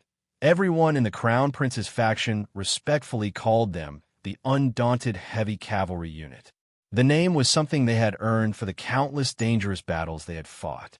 No wonder he suddenly disappeared when my father died. I thought he had been killed by my uncle, but it seems like something else had happened. Now that he had remembered this, he felt like he had solved a mystery. It was as if something had clicked within him.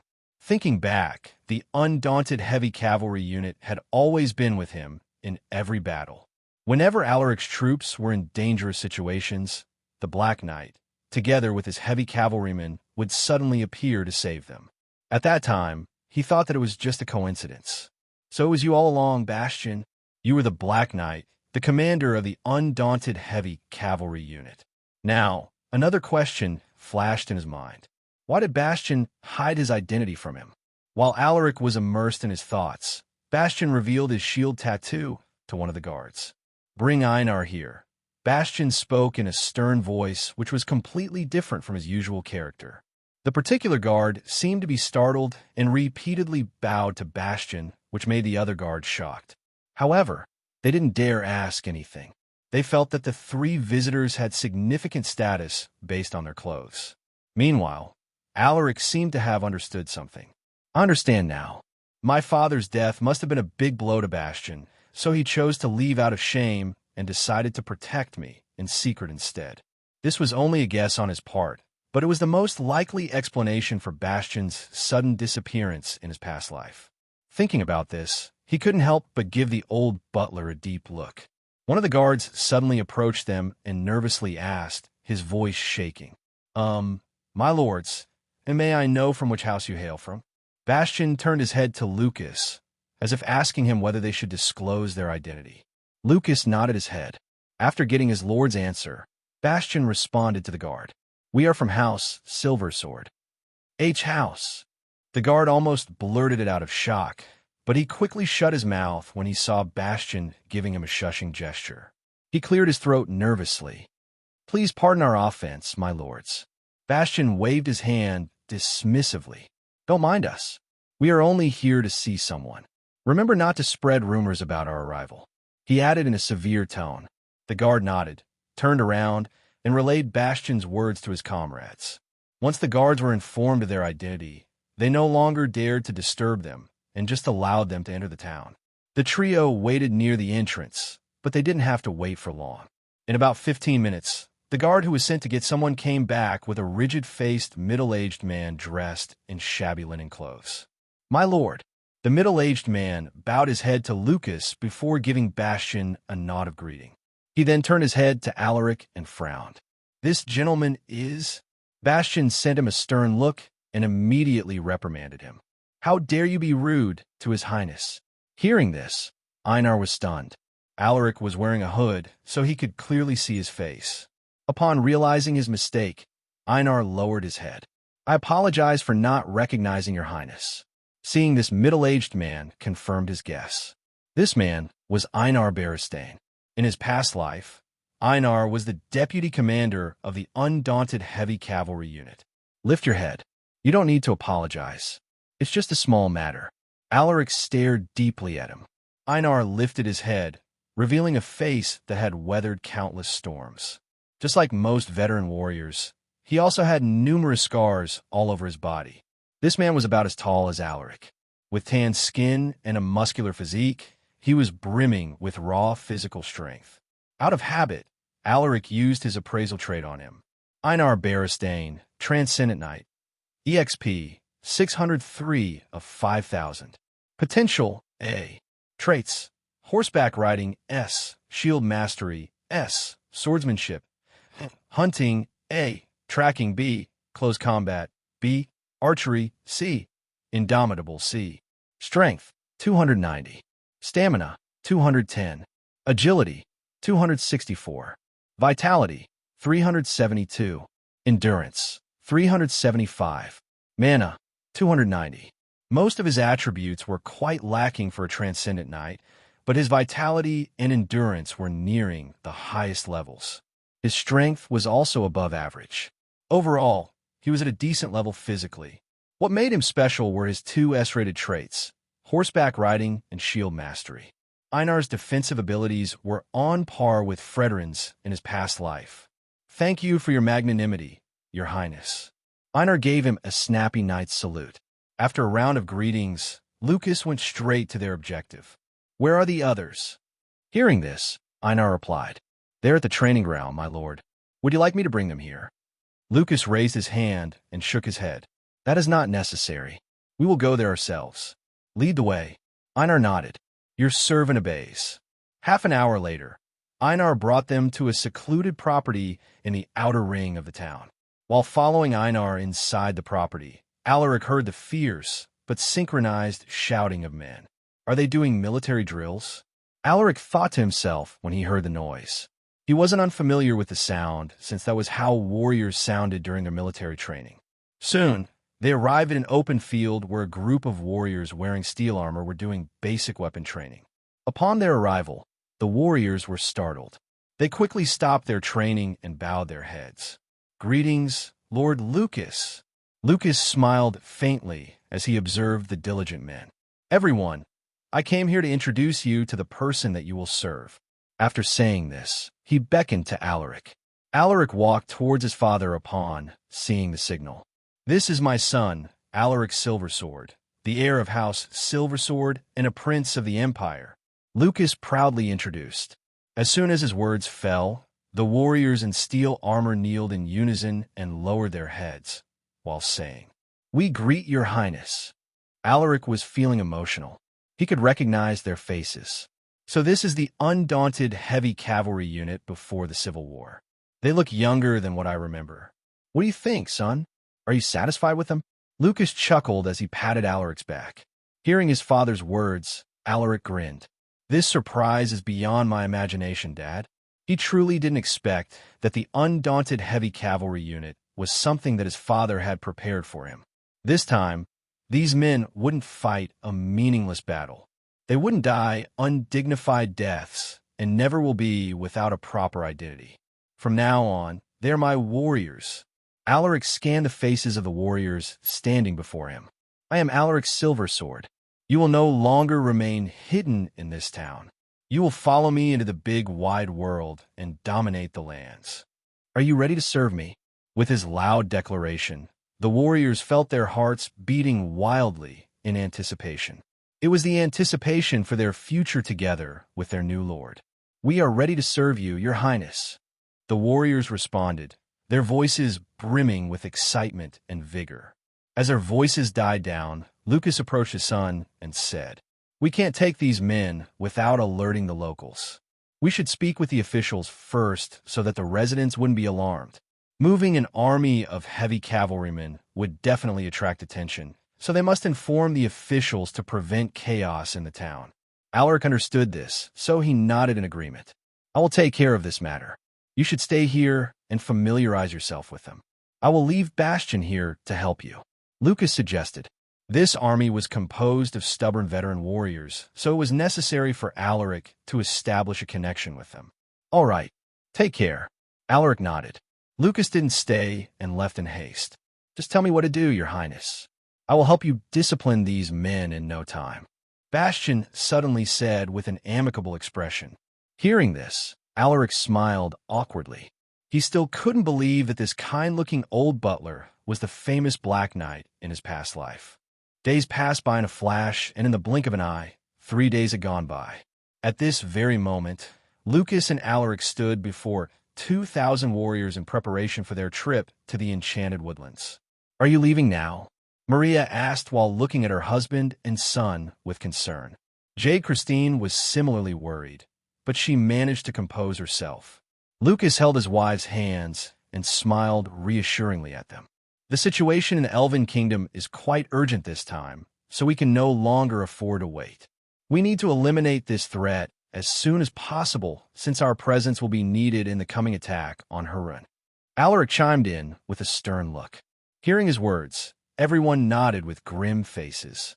Hershey grabbed his hand and reminded him, You must be careful out there.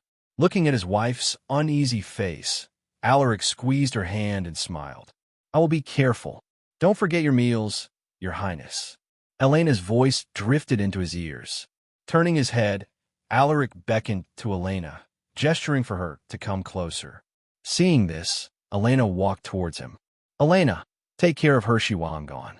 And you, don't overwork yourself. Alaric patted her head. While he was giving them some reminders, the little girl suddenly came running towards them. Uncle, are you leaving again? Dudu asked while looking at Alaric with a reluctant gaze. Alaric chuckled as he rubbed the girl's head. I have to go somewhere, Dudu. If you feel hungry, just look for these 2 older sisters. They will give you as much meat as you want. Dudu's face lit up upon hearing this. Really? Of course. Alaric, you should bring these 2 with you. They will take care of your needs on your trip. Hershey brought 2 women to him. They were Matilda and Celine. Alaric understood his wife's intentions.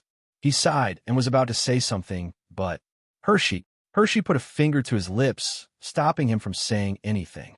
Please, I should be the one to serve you, but the matters in the household cannot be left without my attention. You must take them with you. Seeing her determined expression, Alaric relented. All right. He hugged his wife and gave her a kiss. After exchanging farewells, Lucas and Alaric departed with their troops. 1 week later, the group arrived at the outskirts of the Enchanted Woodlands. Keep your eyes peeled, Lucas shouted to the troops.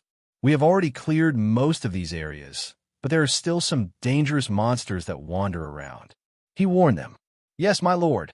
The warriors responded with grave faces. To some of them, it wasn't their first time coming to this place, so they were aware of the dangers in the forest. Lucas wasn't exaggerating. There were indeed times when powerful monsters would wander the outskirts. Everyone warily observed the surroundings as they walked deeper into the forest. Several hours later, they finally reached the meetup zone where a group of elves were waiting for them. The two groups exchanged greetings briefly before the elves escorted them to the Greenwood Kingdom. With the elves leading the way, the group didn't encounter any beasts. In another few hours, they finally saw the Elven Kingdom, which was now surrounded by thick vines that served as their walls. His Majesty decided to improve the kingdom's safety, so we added some necessary reinforcements to our defenses. These vine walls are the work of Elder Egres, proudly stated by one of the elven warriors escorting them. Alaric remembered the name.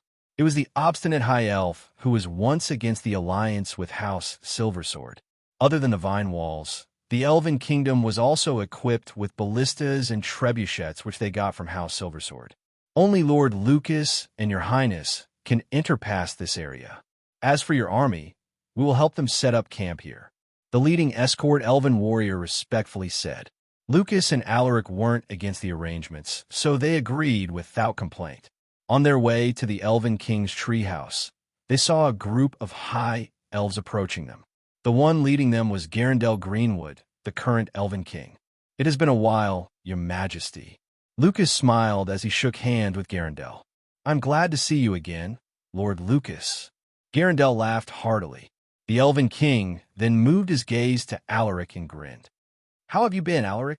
I have been well, Your Majesty. Alaric lowered his head.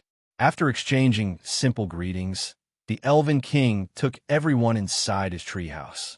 Upon entering, they saw a group of barbarians discussing something with the Elven Princess, Ivana Greenwood. Looking at Ivana's beautiful side profile, Alaric smiled. Ivana's shoulders trembled upon hearing his voice. She turned her head and looked at him, her gaze softening. Alaric, ahem. Garendel faked a cough and clapped his hands to gather everyone's attention. Everyone, we should introduce ourselves first before we begin with the meeting. Hearing his words, Alaric and Ivana reluctantly pulled their gazes away from each other. You two must be from House Silversword. The one who had spoken was a beautiful and slim barbarian woman with a pair of black wings on her back. I am Natalia, the current chieftain of the Black Eagle tribe.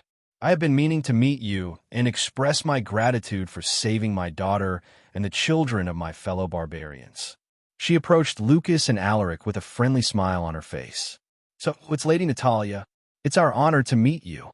Lucas extended his hand while greeting her. The honor is mine, Lord Lucas. Natalia shook hands with him before turning her gaze to Alaric. You must be Alaric Silversword. I've heard a lot about you from my daughter. Alaric humbly lowered his head. Greetings, Lady Natalia. Do you want to use appraisal on the selected target? Yes, no. Alaric selected yes. Oh, her stats aren't that bad for a Transcendent Knight. While Alaric was inspecting her stats, another barbarian chieftain approached them. It was a red-haired barbarian with a muscular physique. Seeing this man, Alaric thought about one of the barbarians they saved from the Crimson Tower incident. I am Common Dog. I also want to express my gratitude for saving my son. The red-haired barbarian was so tall that his head almost reached the ceiling. It's a pleasure to meet you, Lord Common Dog. Lucas shook hands with him. Oh, please. I'm no lord. Just call me Common Dog. All right, if you insist. The rest of the barbarian chieftains also introduced themselves to Alaric and Lucas. After half an hour of introduction, everyone went to their assigned seats. Let us begin, Garendel said as he scanned the faces of everyone inside the treehouse. I have already informed you about the presence of the monster colony several hundred miles beyond our kingdom. We are planning to eliminate them, but we cannot defeat them without your assistance. He spoke in a grave tone. Why should we help you? The monster colony is far from our territories, so there is no merit for us to join this battle. One of the barbarian chieftains spoke up in a cold voice. Some of the chieftains nodded in agreement. The faces of the high elves darkened upon hearing this, making the atmosphere a bit more tense. I understand your point, but the barren lands are just right beside the enchanted woodlands. We can't say for sure that the monster colony wouldn't attack your territories. Garandel shook his head. The barbarian chieftains who were opposed to the idea frowned at his words. Garandel, we know that you are worried about your kingdom's safety, but we cannot send our men just because of a small chance that this monster colony would come out of the enchanted woodlands to attack our tribes. Another barbarian chieftain voiced his opposition. We are willing to compensate you. Garandel sighed in his heart. This isn't about compensation. All the beast's soul crystals gained from the battle will be given to your tribes. We will also offer you spiritual fruits and elixirs. Garandel added decisively. He was ready to bleed his coffers to ensure the safety of his kingdom. With his firm persuasion, the barbarian chieftains were moved. All right, we will assist you, but if things get dangerous, we will retreat immediately. No problem. Everyone soon came to an agreement. After the meeting, Lucas grabbed Commandog and asked, "Where is Vulcan?" Commandog furrowed his eyebrows. Vulcan held an important position among the barbarian tribes. He was the right-hand man of the barbarian king, a peak transcendent knight. Why do you know that name? Commandog stared deeply at Lucas.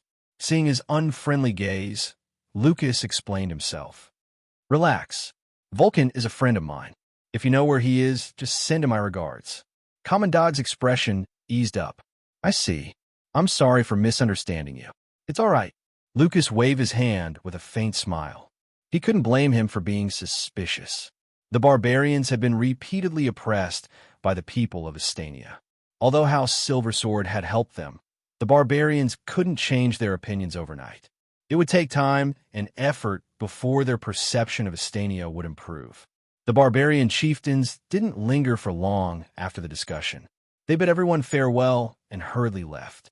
Looking at the disappearing figures of the barbarian chieftains, one of the high elves spoke. Can we really trust them? We have no choice. Whether they will help us or not will be up to fate. Garandel sighed while shaking his head. He was also feeling skeptical. After all, the elves and the barbarians didn't have a good relationship. They even had generational conflicts. At least we have House Silversword support. Another high elf said with some relief. The others nodded in agreement. Ivana, why don't you chat with Alaric? I still have some things to discuss with Lord Lucas, so you should entertain him well. Garandel whispered to his daughter.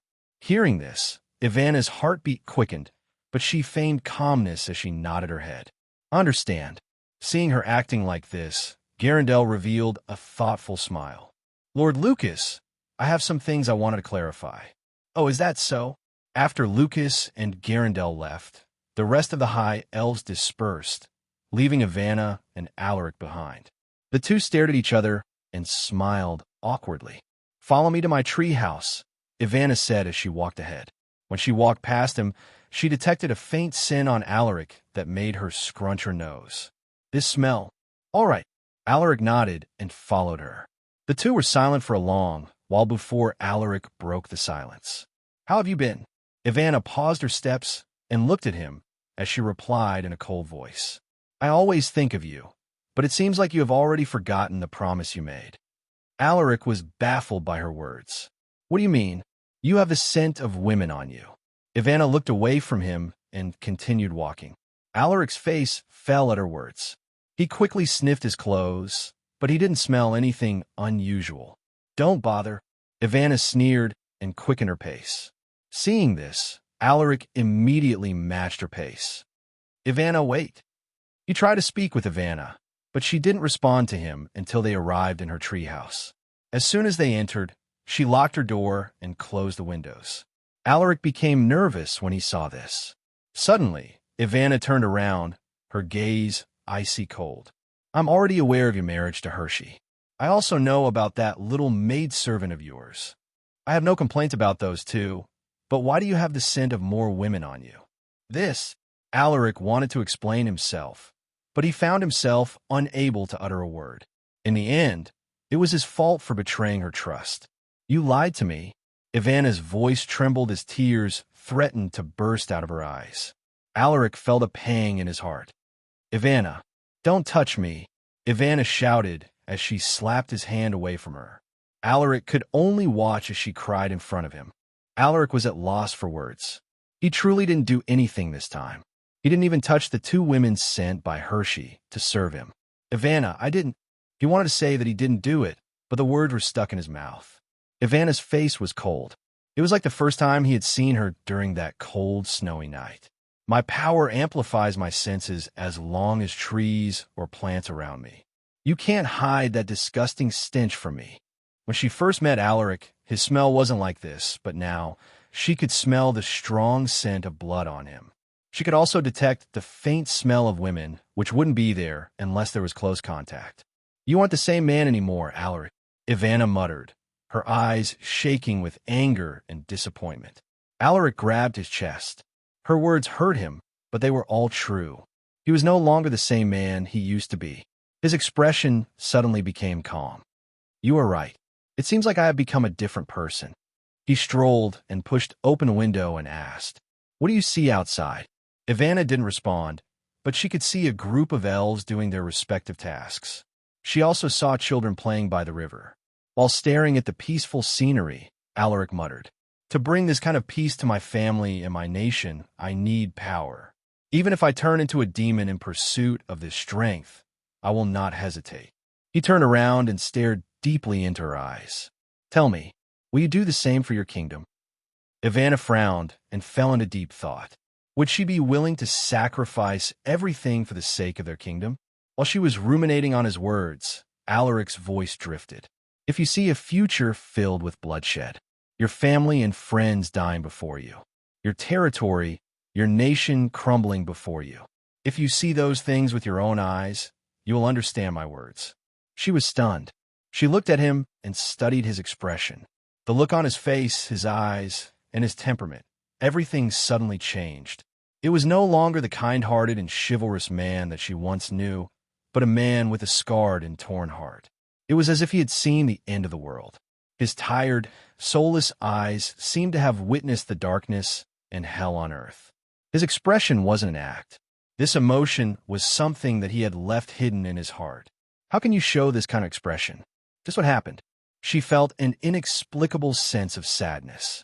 Suddenly, Alaric took off the bracelet given by his mother and placed it on the side table. I will leave this here. In the far future, you can look at it and remember the good times you spent with a foolish man.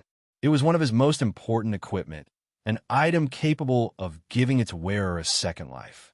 However, Alaric was willing to give it to her as a farewell gift. After saying those words, he left the treehouse without looking back. Jerk! Ivana stared at the bracelet with tears running down her face. 3 weeks later, all the barbarian tribes who had decided to ally with the elves had already sent their troops to the Greenwood Kingdom. More than 100 barbarian tribes sent their soldiers. Each tribe sent about several hundred to a few thousand warriors. The total number of barbarian warriors gathered was around 170,000. In addition to the Elven Kingdom's troops and the warriors sent by House Silversword, they had around 200,000 warriors. At this moment, all these warriors had already gathered outside the Greenwood Kingdom in preparation to march towards the monster colony. With the number of troops we have, we can destroy that monster colony with ease. That's true. I thought this battle would be difficult, but it seems like it would be a breeze. We have Commander Vulcan on our side. We also have Lord Lucas, who is a mythical knight. Don't forget about that catastrophe-grade tame beast. The warriors chatted among themselves while the military officers were discussing their final plans before the march.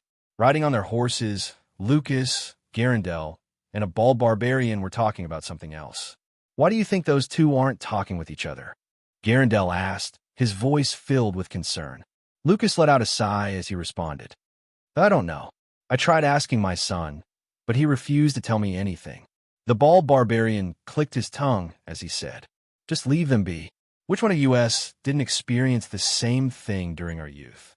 Back then, I also quarreled a lot with my wife. Hearing this, Lucas and Garandel chuckled. I didn't know you could say something helpful, Vulcan. Lucas grinned while staring at his friend's face. Vulcan was a member of a barbarian tribe called the Scaled Arm Tribe. All the members of this tribe inherently have black scales on their arms. These scales were as tough as refined steel, and they could even withstand the pressure of mana. When they reach adulthood, Their scales would be as durable and strong as relic-level weapons. Vulcan crossed his arms and snorted at his words. You can worry about your children after this battle ends. It's about time we march. Commander Vulcan is right. Garandel nodded in agreement, his expression slowly hardening. Then let's set off. Lucas nodded. After making this decision, Garandel sent a signal to the elven military officers as he instructed. Sound the horns. We are leaving. Braham. The army marched as soon as the war horn sounded. Meanwhile, Alaric, who was riding Zephyr, suddenly jolted. This mission, mission, defeat the monster colony. Mission difficulty, hell. A monster colony has been established 300 miles from the Greenwood Kingdom. It is growing increasingly powerful as the days pass. The number of monsters in this colony is still growing by the day. Defeat the monster colony. Rewards: 6,500 battle points, 1,000 EXP, 250 stat points, Transcendent Knight card X1, Random Trait Upgrade card X2, S-Rank Trait card X1. Penalty for failure, death. Alaric's face fell. The most difficult mission he had ever gotten was only extreme rated. He had never once received a hell-rated mission. Even with the presence of Dad and Zephyr, the difficulty is still set to hell mode. What troubled him most was the reappearance of the death penalty upon failure. He thought that it wouldn't appear again, but here it was. Just what kind of creature is hiding in that monster colony? Should we abandon the mission? Sweat trickled down his face as he thought of countless scenarios. No, they won't believe me. I have no proof that a powerful creature is living in that place. Alaric frowned. I should try to warn them. Thinking about this, he instructed Zephyr to bring him to the front of the formation where Lucas and the commanders were located. Make way, he shouted to the warriors. Everyone gave way for them. No one dared to stop them from moving. Alaric, what are you doing here? Lucas frowned when he noticed his son approaching them. He was strict with military discipline, so he was a bit unhappy that Alaric left his assigned position. Seeing his father's displeased expression, Alaric saluted and said in a grim tone, My lord, I think we should send some scouts to properly investigate the monster colony. They had already sent teams to scout the periphery of the monster colony, but these teams didn't venture deeply. The information they had gathered might not be accurate, so Alaric was worried. We have already sent scouts to the colony to gather information, and the intel they sent back is mostly similar. Are you worried that there is something that they have missed? Lucas might be displeased, but he also trusted his son's instincts. Alaric nodded and expressed his thoughts. My lord, I have a bad feeling about this trip. I think it's best to send a stronger team to scout the colony. Lucas furrowed his eyebrows. He looked at Garandel and Vulcan, but both men didn't seem to have the intention of intervening. He let out a deep sigh and made his decision. Fine. You can select a maximum of 10 warriors to scout the colony. You can take your pick from anyone in the army. Hearing this, Alaric was relieved. As long as he could find proof that a terrible existence was there, they would be more prepared to face the monster colony. Thank you, my lord. He turned around and left to pick 10 warriors. Looking at his son's figure, Lucas rubbed his chin thoughtfully. Alaric rarely acts like this, and his instincts have never been wrong. We should be more cautious. Lucas and Vulcan nodded, their faces grave. They were aware that some gifted people had the ability to sense danger. They guessed that Alaric probably had this type of innate ability, so they didn't treat his words lightly. Being more cautious wouldn't do any harm. It might slow our march, but it is better to be safe. Vulcan said, That's true. It is possible that the scouts didn't discover everything about the colony. Garandel nodded with a frown. Information was crucial in war. A small error in information could lead to their downfall. It didn't take long for Alaric to pick the most suitable candidates. He had the appraisal trait, so he was able to discover which warriors were perfect to scout the enemy territory. In just a quarter of an hour, he selected 10 individuals from various groups, 7 from the barbarian tribes, 2 from the Elven Kingdom, and 1 from his troops. The warriors he selected were elite knights, and they all had agility attributes or speed-related traits. With their abilities, As long as they were careful, they would be able to escape any unexpected situation. The 10 of you will scout the monster colony. Your task is to gather information about the population of the colony. This is vital in the coming battle, so the information must be accurate. Also, I want you to check if there is a powerful creature hidden in the colony. Alaric announced the task of the chosen 10 warriors. Some of them furrowed their eyebrows, confused by his instructions. There were also a few who simply nodded without questioning the mission. Do you have any questions? Alaric scanned them one by one. Suddenly, one of them raised his hand and asked, "Your Highness, who will lead this scout team?" Everyone turned their gazes towards the owner of the voice. It was a barbarian warrior with nearly maxed agility. He also possessed an innate speed-related trait, which made him the fastest among the 10. However, Alaric didn't hurry to make his decision. This scouting mission was dangerous, so he had to choose the best candidate to serve as the leader of the group.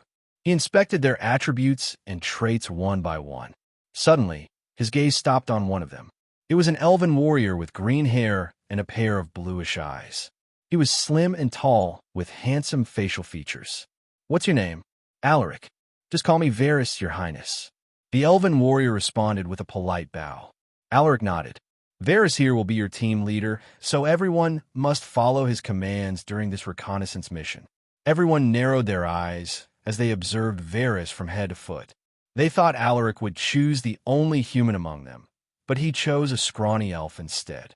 They wondered why he made this decision. What was so special about this Varys guy? Alaric could see their skepticism, but he didn't bother to explain. He knew that Varys would show his abilities once the mission began. "Remember, don't engage in battle unless absolutely necessary," Alaric warned. "Rest assured, Your Highness. I will make sure that everyone returns unharmed." Varys promised. Alaric nodded, looking pleased by his words. "All right, I will leave everything in your hands. You may go." Varys and the rest of the team saluted him before they went separately from the army. Looking at their disappearing figures, Alaric mumbled to himself, "Quick thinking trait. That's quite rare." Aldrin was one of the 10 warriors chosen to scout the monster colony. He had recently advanced to become an elite knight with the help of the near-limitless resources and rigorous training. Author's note: if you have forgotten about Aldrin, you can see him in the characters panel. Why did His Highness choose that elf to be our leader? Aldrin, curious, looked at Varys, the assigned leader of the 10-man scout team. From his observations, he wasn't the most physically gifted among them, nor the most charismatic. The one who stood out the most in their team was a barbarian with wolf-like features. He looked no different than a normal human, except that he had thick wolf fur on some parts of his body. He also possessed a pair of intimidating, beastly eyes. Moreover, this barbarian warrior exuded the strongest aura among everyone in the team. Despite his confusion, Aldrin had full trust in Alaric's judgment. There must be something special about him, he thought to himself as he pulled his gaze from the elven warrior. This is no time to doubt my comrades. I should focus on the mission. Thinking about this, he carefully observed the surroundings for any possible threat. His sharp eyes roamed all over the place. When they traveled more than 50 miles, Varys instructed the team to get some rest. Their horses had been running at full speed, so the poor creatures were exhausted. It would be bad for the team if their mounts were in bad condition during the reconnaissance, so no one objected to Varys' decision. Throughout the whole trip, Aldrin kept his vigilance. He didn't even remove his hand from the handle of his spear. While they were setting up a temporary camp, someone suddenly approached him and said, "Relax, buddy. We are still far from the monster colony. You don't need to be so rigid." Aldrin turned his head. It was one of the barbarian warriors. Just like him, this guy was also an elite knight. Looking at the bow slung over his shoulder, Aldrin furrowed his eyebrows. Is the bow his primary weapon, or is it just a decoy? The barbarian warrior chuckled dryly when he noticed that Aldrin wasn't listening. He pointed at the insignia on Aldrin's chest and said, "You have that insignia, so you must be a warrior from House Silversword. I am Sandro, a member of the Green-Eyed Falcon tribe." Though the human was quite peculiar, he had a good impression of House Silversword. Aldrin nodded and replied, "I am Aldrin." He wanted to introduce himself as a newly promoted team leader of House Silversword, but he didn't want to come off as a boastful guy, so he decided not to mention it. I will call you Sir Aldrin if you don't mind. Sandro smiled faintly. Aldrin nodded to express his assent. What are you two doing over there? A stern voice suddenly drifted into their ears. It was another member of the scout team, the second elven warrior, Leslie. It's nothing, Dame Leslie. I'm just making friends with our team members, is all. Sandro laughed awkwardly. This elven warrior was the only woman in the group, but no one dared to underestimate her. This was because she possessed the second strongest aura after the barbarian with wolf features. Leslie stared deeply at them and instructed in a cold tone. Instead of wasting time chatting, you two might as well check the perimeter. Hearing this, Sandro didn't hesitate for a second and acknowledged her command. Understand. Aldrin was amused upon seeing him scurrying like a scared cat. What funny guy. What are you laughing about? You are not exempt from the task. Go and scout the area. Leslie's displeased voice echoed. Aldrin glanced at her and nodded. He then left without saying a word. So there are still arrogant elves like this woman. She seems to be the daughter of a high elf. No wonder she's got the temper. He didn't like Leslie's personality, but he still followed her instructions.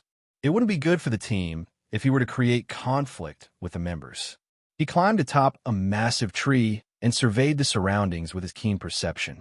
He found some monsters, but they weren't a threat to the group, so he decided to remain at the top of the tree to continue his observation. Suddenly, he saw one of their members rushing back to the camp with an urgent expression. Sensing that something was amiss, Aldrin jumped down from the tree to inquire about the situation. What did you see out there? Varys asked the man, his expression serious. The man took a deep breath before he responded in a grim tone. A monster outpost. I saw a monster outpost. Hearing his words, everyone frowned and quickly gathered around him. Are you sure? Where did you see it? Someone inquired.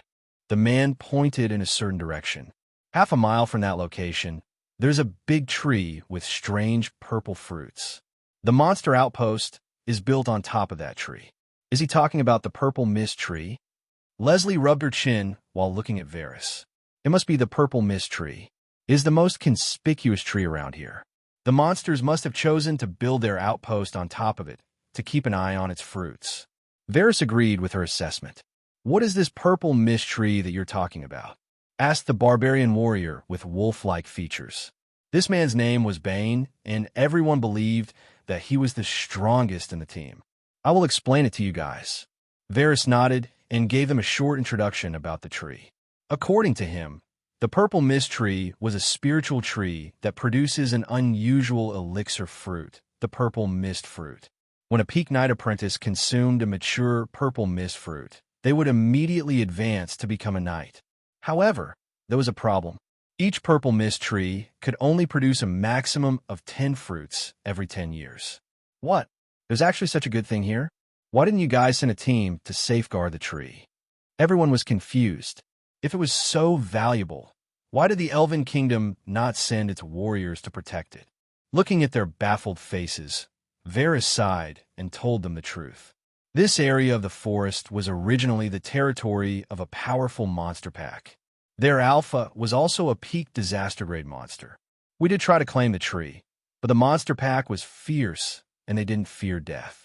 After numerous losses, His Majesty decided to give up on the purple mist tree. While everyone was ruminating on his words, Varys added, "There is no need for us to attack the outpost. Our mission is to scout the monster colony, so we shouldn't sidetrack and do anything unnecessary." He paused for a moment and scanned everyone's faces before he continued. "We just need to avoid the outpost so we wouldn't be discovered." Bane stared deeply at him and nodded after a moment of silence. "Fine, but I will send word to the main army about the outpost." Varys wasn't opposed to this. He also planned on informing the main army about the outpost to prevent them from sending word to the monster colony. An undiscovered monster outpost 50 miles from the Elven Kingdom. It seems like the Elven Kingdom's worries weren't unfounded, thought Aldrin, who was listening to their conversation. With this discovery, the group no longer dawdled. They gathered their belongings and took a detour to avoid detection from the outpost. Bane also sent a messenger bird to inform the main army about what they had discovered. Back to the main army. Alaric received the letter sent by the scouting team. He unrolled the letter and read the contents with a stern look. Purple mist tree? Is there something like that here? He hadn't seen this tree before, but he had encountered its fruits at an auction in his past life. They were very rare, and it was almost impossible to artificially grow them. I wonder if I can transplant this tree into our garden? Alaric fell into deep thought. Attacking the monster outpost is a bit risky, but the tree is quite tempting. In the end, he decided to inform his father about the purple mist tree. He told Lucas about the story, but the guy didn't seem to be interested in it. To a mythical knight, this tree was indeed insignificant. My lord, we have plenty of talented knight apprentices in our household. If they can have this fruit, they will save a few years. Alaric tried to persuade his father. Lucas frowned and thought for a moment. Just like Alaric had said, House Silversword had plenty of promising knight apprentices. Given enough time, they would become the next batch of elites for the household. However, it would take years of training before they could advance and become a full-fledged knight. After much deliberation, Lucas relented. "All right, I give you my permission, but who are you going to send this time?" he asked while looking at his son. "I will be going there myself," Alaric replied confidently. Alaric didn't bring Zephyr with him since it was too big and conspicuous. Instead, he rushed towards a location on foot. With his speed, he could even run faster than some disaster-grade beasts. No mission is notified this time. What a pity. He volunteered to take care of this task because he hoped to receive a mission from the system, but he didn't get any notification.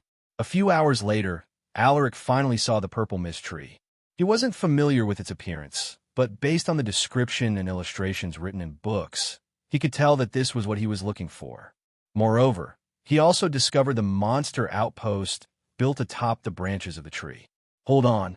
I thought this tree could only produce 10 fruits every decade. Then why is there an extra fruit? Alaric was confused. Hanging from one of the branches was a purple fruit, which was significantly darker than the normal purple mist fruits.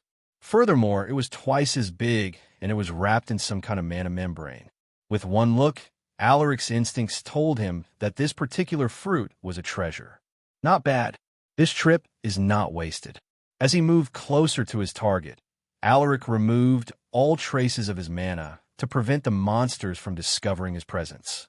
There are more monsters here than I thought, but the strongest is just an entry-level disaster-grade beast.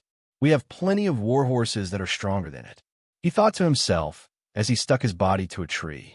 There are about 50 fatal-grade orc warriors and 1 disaster-grade orc general. Alaric calmly assessed the enemy's strength and numbers while preparing his attack. Just as he was about to make his move, he saw the orc warriors dumping monster carcasses on the roots of the tree. What were they up to?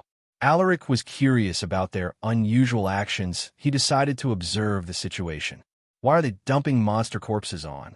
Just then, the roots of the tree suddenly moved like tentacles to grab the monster carcasses. The carcasses quickly shriveled up and were soon reduced to bones. Seeing this, Alaric was stunned. So they're using monster corpses to nourish the tree. Alaric had never heard of this nourishment method before. Much to his surprise, he could sense that the mana inside the fruits was getting increasingly dense. So the monster carcasses can speed up the nourishment of the purple mist fruits. Who would have thought that monsters would discover this unusual method? Alaric's eyes lit up with this discovery. It's about time. With quick, ghost-like movements, he rushed towards the purple mist tree. He moved so fast that none of the orcs managed to detect his presence. Alaric targeted the orc warriors at the bottom of the tree. With a series of quick stabs, 10 orc warriors were killed. The purple mist tree seemed to have sensed their death and quickly grabbed their corpses. Alaric ignored this eerie scene and went to kill the remaining orcs. In just the blink of an eye, half of the orc warriors had already been killed.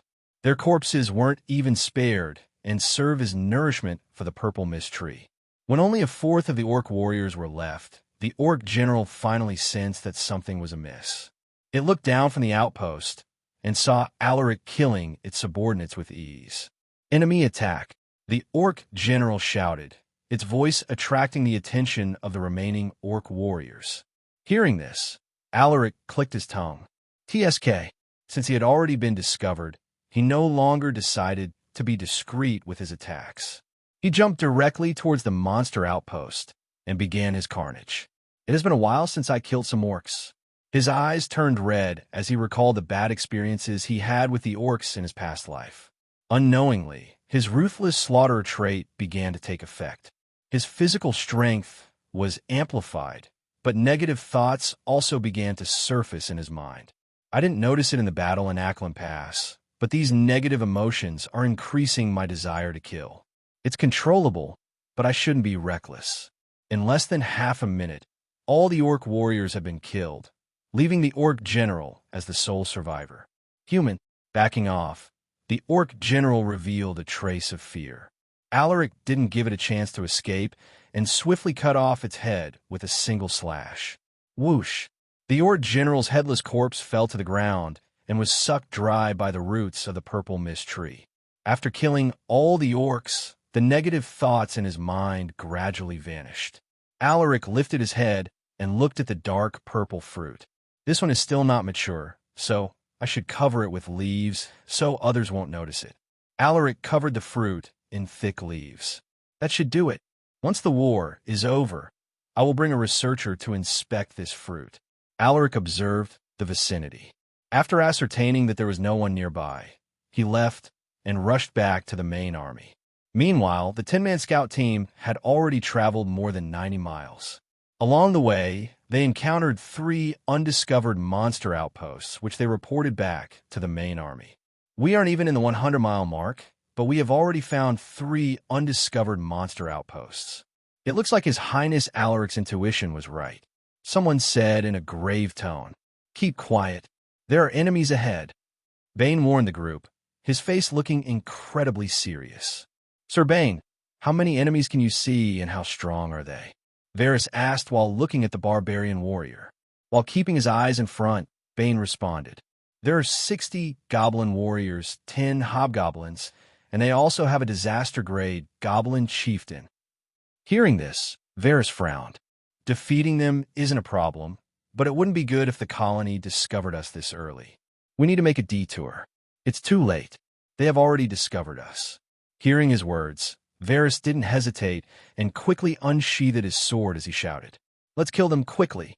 Don't let them send a message back to the colony." The scout team grabbed their weapons and urged their horses to speed up. Hiya! Bane took the foremost position while grabbing the long sword strapped on his back. Meanwhile, Leslie and 2 more archers in the group released their arrows upon the goblins. Sue! Sue! Sue! All their arrows hit their targets, but only Leslie managed to kill a goblin warrior with a direct hit to the head.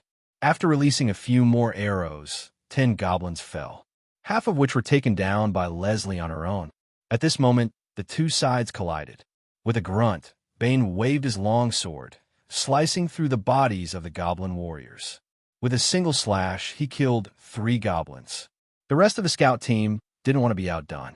They brandished their weapons, killing goblins left and right.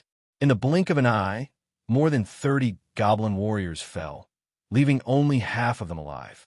At this moment, Aldrin was closely following behind Bane, providing him with timely support when necessary.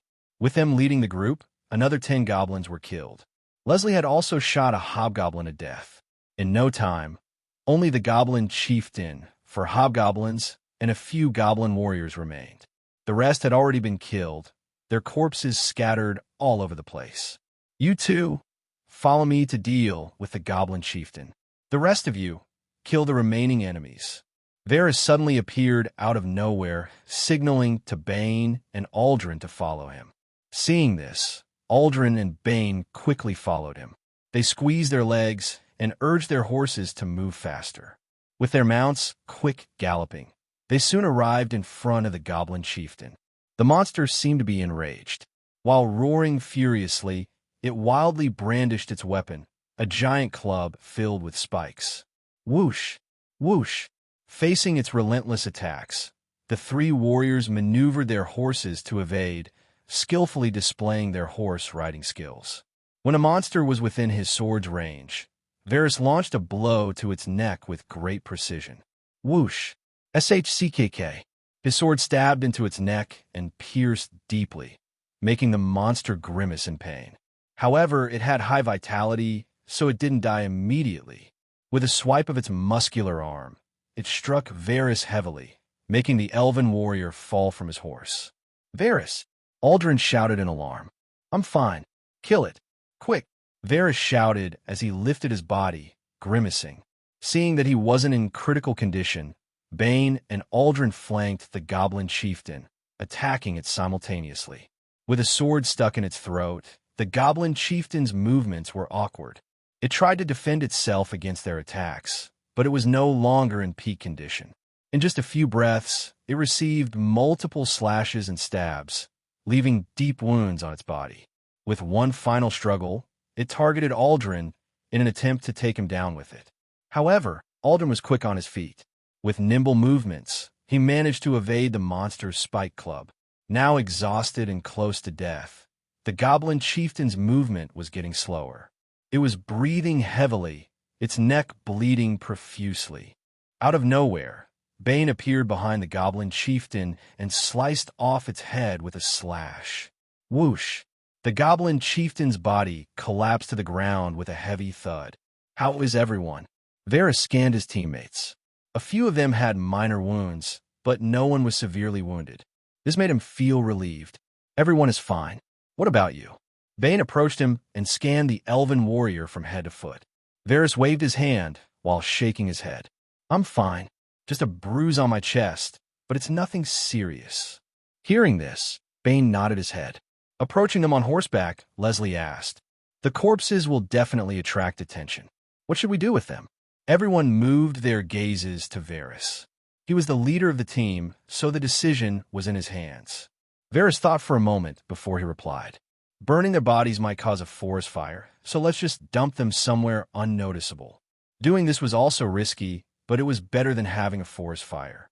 Upon hearing his words, everyone immediately gathered the corpses and carried them to a hidden place. After dealing with the corpses, the group resumed their journey. This time, they were more careful. To avoid another monster team, Varys told the group to be more vigilant. With everyone maintaining a state of high vigilance, they managed to bypass a few monster teams without being caught. A few hours later, they were about to reach the halfway mark. However, the group discovered some crude traps that slowed them down. "Be careful. There are traps everywhere." Varys alerted the team. "Leslie, send a message to the main army and inform them about the traps." He instructed. "I got it." Leslie nodded and immediately summoned a messenger bird with a nearly inaudible whistling sound. While they were dismantling the traps, Bane, who was observing the vicinity, suddenly sensed the presence of an incoming monster team. "Enemies are coming. Hide, all of you," he shouted. Luckily for them, the bushes in the forest were tall enough to hide them and their horses. The grass could also mask the sound of their footsteps. A moment later, 10 monsters came into their view. Ogres. Everyone was alarmed when they saw the towering figures of the beasts. Moreover, these ogres were disaster-grade beasts. While keeping an eye on the approaching ogres, Aldrin rubbed his horse's back to calm it down. "Relax. I'm here," he whispered. The others were also comforting their restless horses. Meanwhile, Varys was analyzing the situation. Both groups are equal in strength and numbers, so there might be casualties if we fight them. We can only hope that they still haven't discovered us, so we can ambush them. Thinking about this, he sent a series of hand signals to the team. None like other disaster-grade monsters. Ogres were innately bloodthirsty and cruel. They devour their prey, skin and bones, to increase their strength. With their towering bodies and muscular physiques, even a skilled elite knight would have to run upon seeing them. Not to mention that there were 10 such merciless beasts approaching them. As the ogres walked towards them, everyone in the scout team tightened their grip on their weapons, ready to attack at any moment. At this moment, Varys sent a hand signal to Leslie.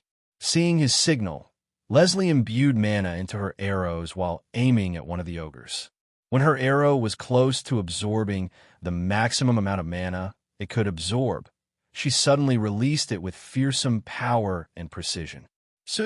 It traveled so fast that it tore through the air, Her arrow violently struck an ogre's head, causing it to burst like a smashed watermelon. SCHHK. The monster's corpse fell to the ground with a heavy thud. Startled, some ogres took cover behind the trees, while the others rushed towards where the arrow had been released. Leslie was playing a big role this time, acting as the bait, but she also faced significant danger. In the face of the approaching beasts, she felt a wave of fear, but she tried to put on a calm facade. She didn't want her teammates to think that she was afraid. Her pride as the daughter of a high elf didn't allow her to let anyone witness such embarrassing behavior. Everyone nervously waited for Varys' signal. For this ambush to work, they must be perfectly synchronized in their attacks. Otherwise, they wouldn't be able to deal much damage to the ogres. Varys felt a great deal of pressure, but his mind was unnaturally calm. Just when the ogres were about to surround Leslie, he opened his mouth and shouted, "Attack!" Hearing his words, everyone quickly took action. They flanked the ogres from left to right, attacking them from both sides. The unexpected appearance of more human warriors caught the ogres by surprise. They were unable to react in time, with some of them receiving critical wounds. However, only 3 ogres were successfully taken down. The remaining 6 managed to counterattack and push back the scouting team with pure aggression. Spread out and attack them in different directions. Leslie, take another shot. Varys issued a series of commands. With his quick and timely instructions, the team was able to coordinate their attacks. While the rest of the team was pulling the ogre's attention, Leslie quietly aimed her bow towards her next target. She gathered the mana in her body and imbued it into her arrow. Only an arrow powered by mana could penetrate the body of a disaster-grade monster. Leslie's face turned pale as she released her arrow. Sue! In the next moment, another ogre was killed with a huge, gaping hole in its chest. The death of another ogre made its remaining brethren enraged. They roared furiously while swinging their weapons with ferocious force. Bang! Bang! One member of the scouting team was struck by a giant sledgehammer. His helmet was deformed, and his head cracked open from the impact. The poor fellow fell from his horse, his fate unknown. Everyone saw this, but they couldn't afford to be distracted. Let them exhaust themselves. Try to preserve your mana. Varys reminded the team, his face grim. One slight mistake, and one of them might be killed. The ogres were like frenzied beasts. Despite the injuries that had accumulated in their bodies, their movements didn't seem to have slowed down. Instead, they had become more aggressive. Buy me some time.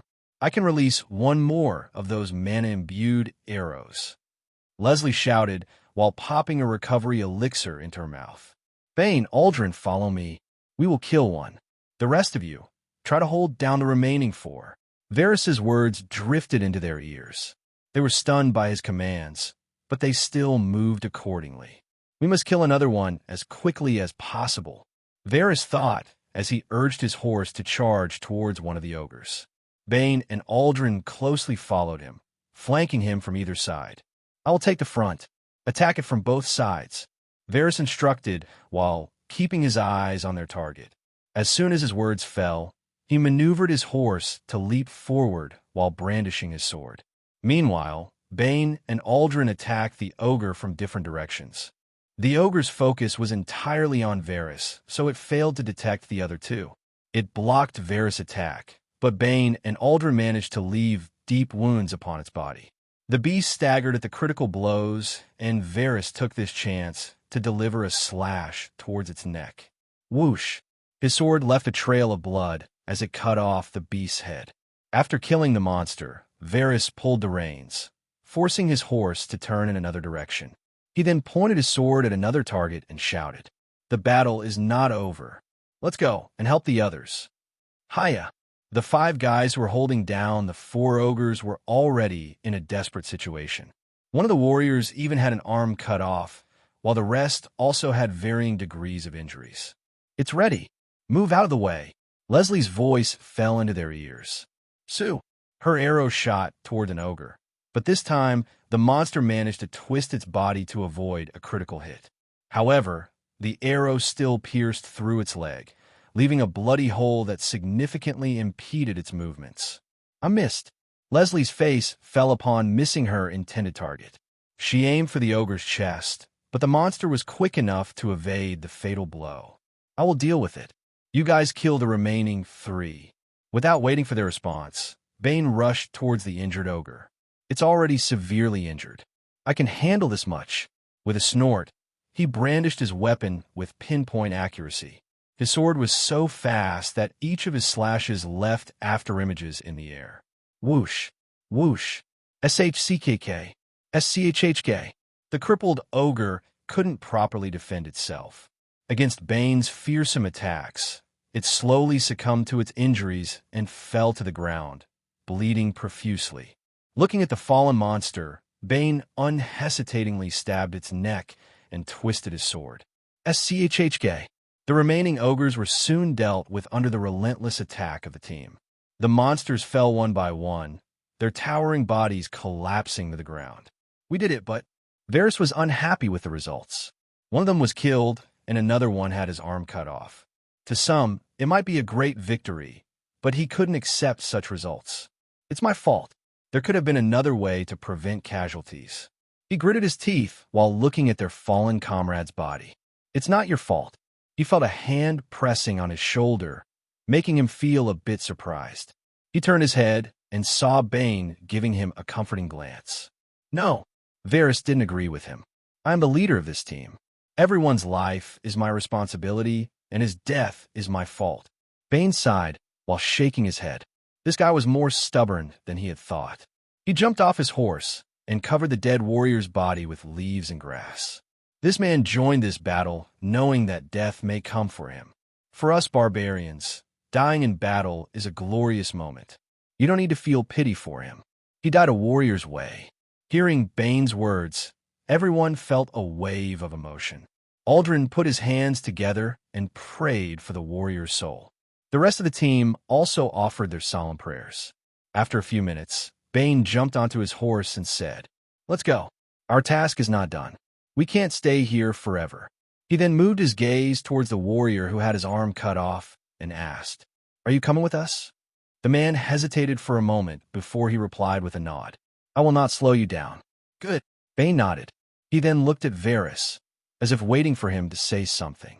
Sensing his gaze, Varys took a deep breath and said, "I will give you 2 minutes to dress your wounds and mask the smell of blood." Everyone quickly bandaged their wounds. To mask the scent of blood on their bodies, they smeared their skin with ground grass and herb paste. When they were about to leave, Leslie looked at Bane and asked, "What about his body? Are we leaving him here?" Bane stared deeply at her and replied, "His body will become nourishment to the plants. Even if he is eaten by beasts, it doesn't matter." Leslie didn't like it, but seeing that the barbarian warriors didn't seem to mind the arrangement, she no longer said anything. "If there's nothing else, let's move out," Varys commanded. The scout team resumed its journey towards the monster colony. They hadn't even arrived at their destination, but they had already lost one of their teammates, so morale was low. The mood was grim, and no one was even in the mood for casual conversations. The next day, the team finally arrived at the monster colony.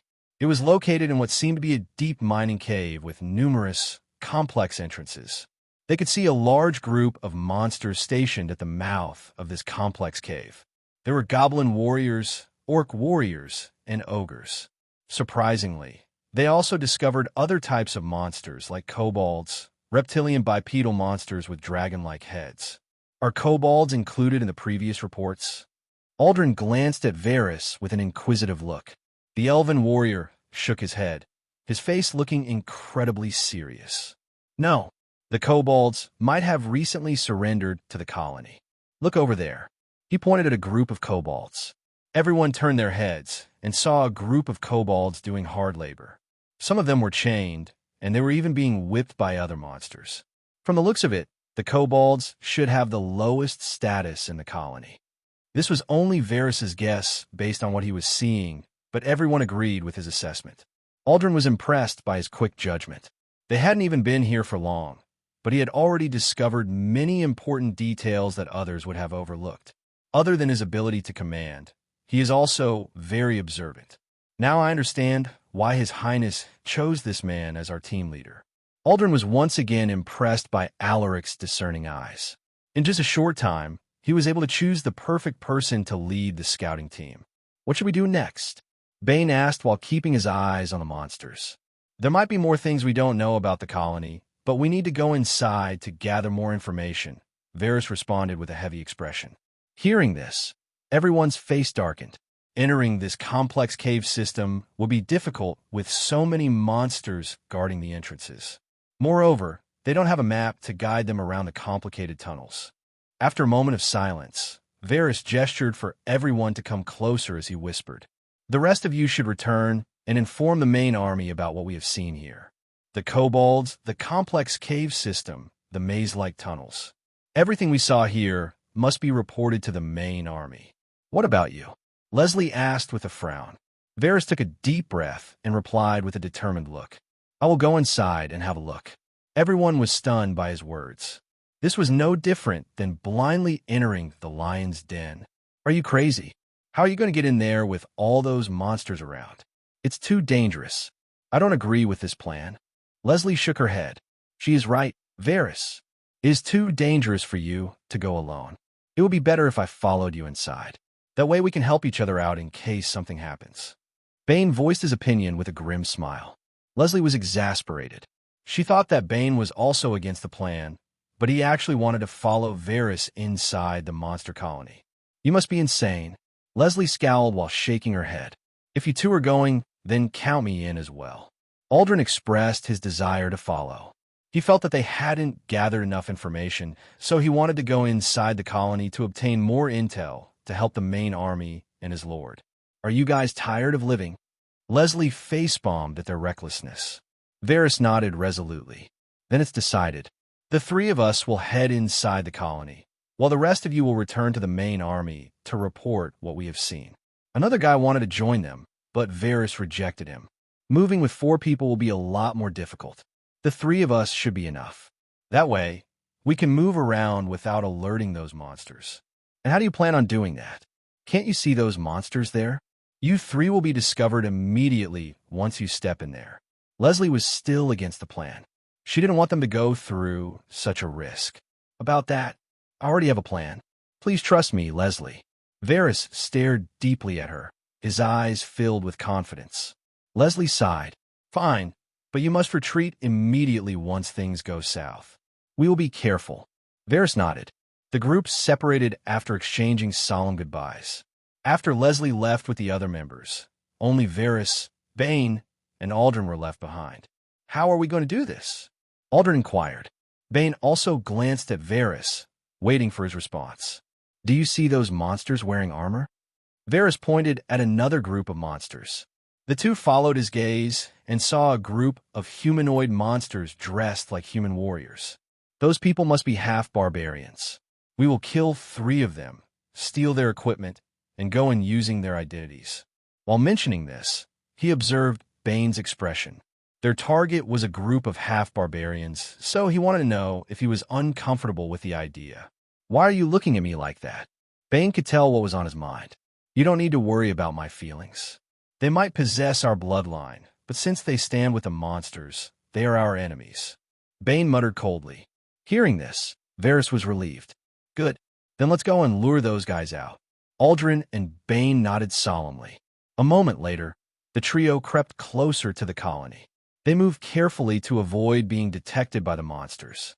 Varys suddenly threw something to attract the attention of their targets. "What's that?" The half-barbarians heard the noise, and a small group volunteered to check the situation. Seeing this, Varys gestured at the other 2 to keep quiet and wait for a signal. 5 half-barbarians warily approached the direction of the sound, but when they arrived, there was nothing unusual. "False alarm. It's probably just a stray animal or something." One of them chuckled while shaking his head. The group was about to return when 3 figures suddenly emerged behind them. In the blink of an eye, all 5 of them were killed. They didn't even know how they died. "Get their equipment. Make sure that your faces are covered." Those were the last words they heard before they closed their eyes for eternity. After putting on the armor of the half-barbarians, the trio headed straight to the colony. Just walk calmly and don't do anything that would make them suspicious. If someone comes to question us, let me do the talking," Varys said as he led them towards the complex cave entrances. Just as they were about to head inside one of the entrances, a deep voice echoed behind them. "Hold on." Aldrin and Bane subconsciously grabbed the handles of their weapons, but Varys quickly motioned for them to keep calm. Varys turned around and looked at the one who had spoken. It was another half-barbarian with orc features.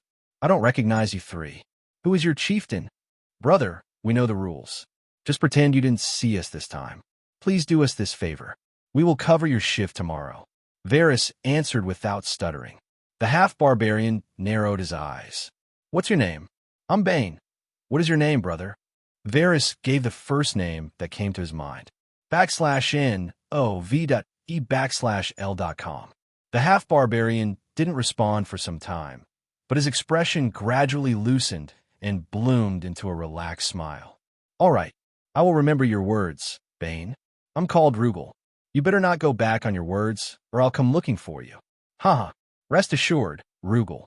I will find you tomorrow." Looking at Varys freely conversing with an enemy made Aldrin and Bane genuinely impressed. This guy was slick with his words.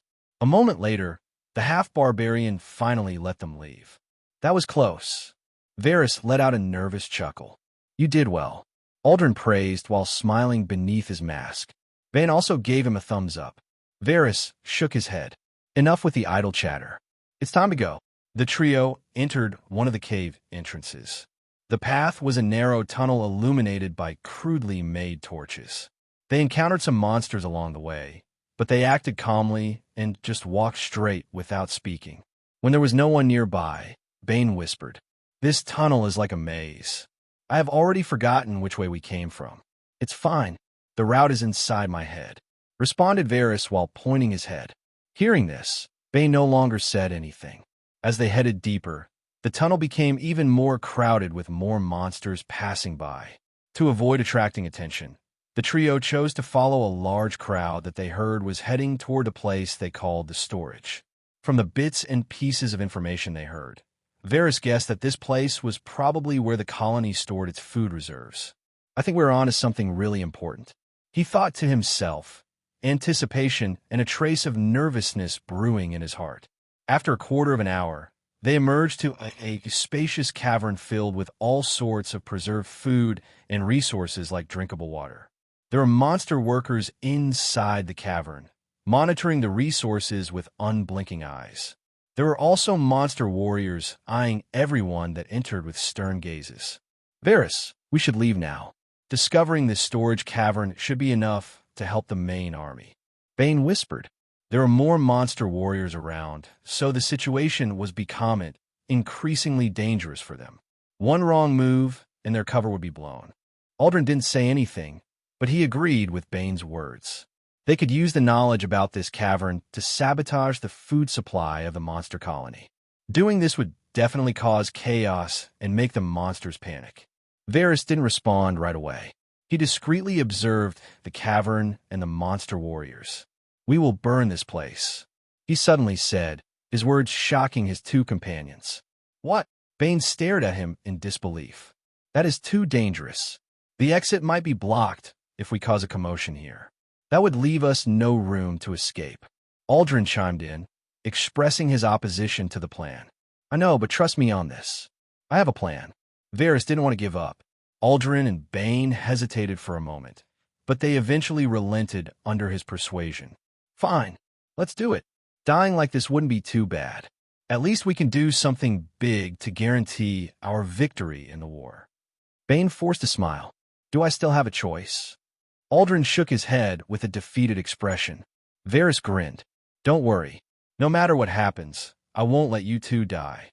Meanwhile, Leslie's team of 6 was on their way to regroup with the main army when one of them discovered that they were being followed. "Someone's on us," Sandro shouted.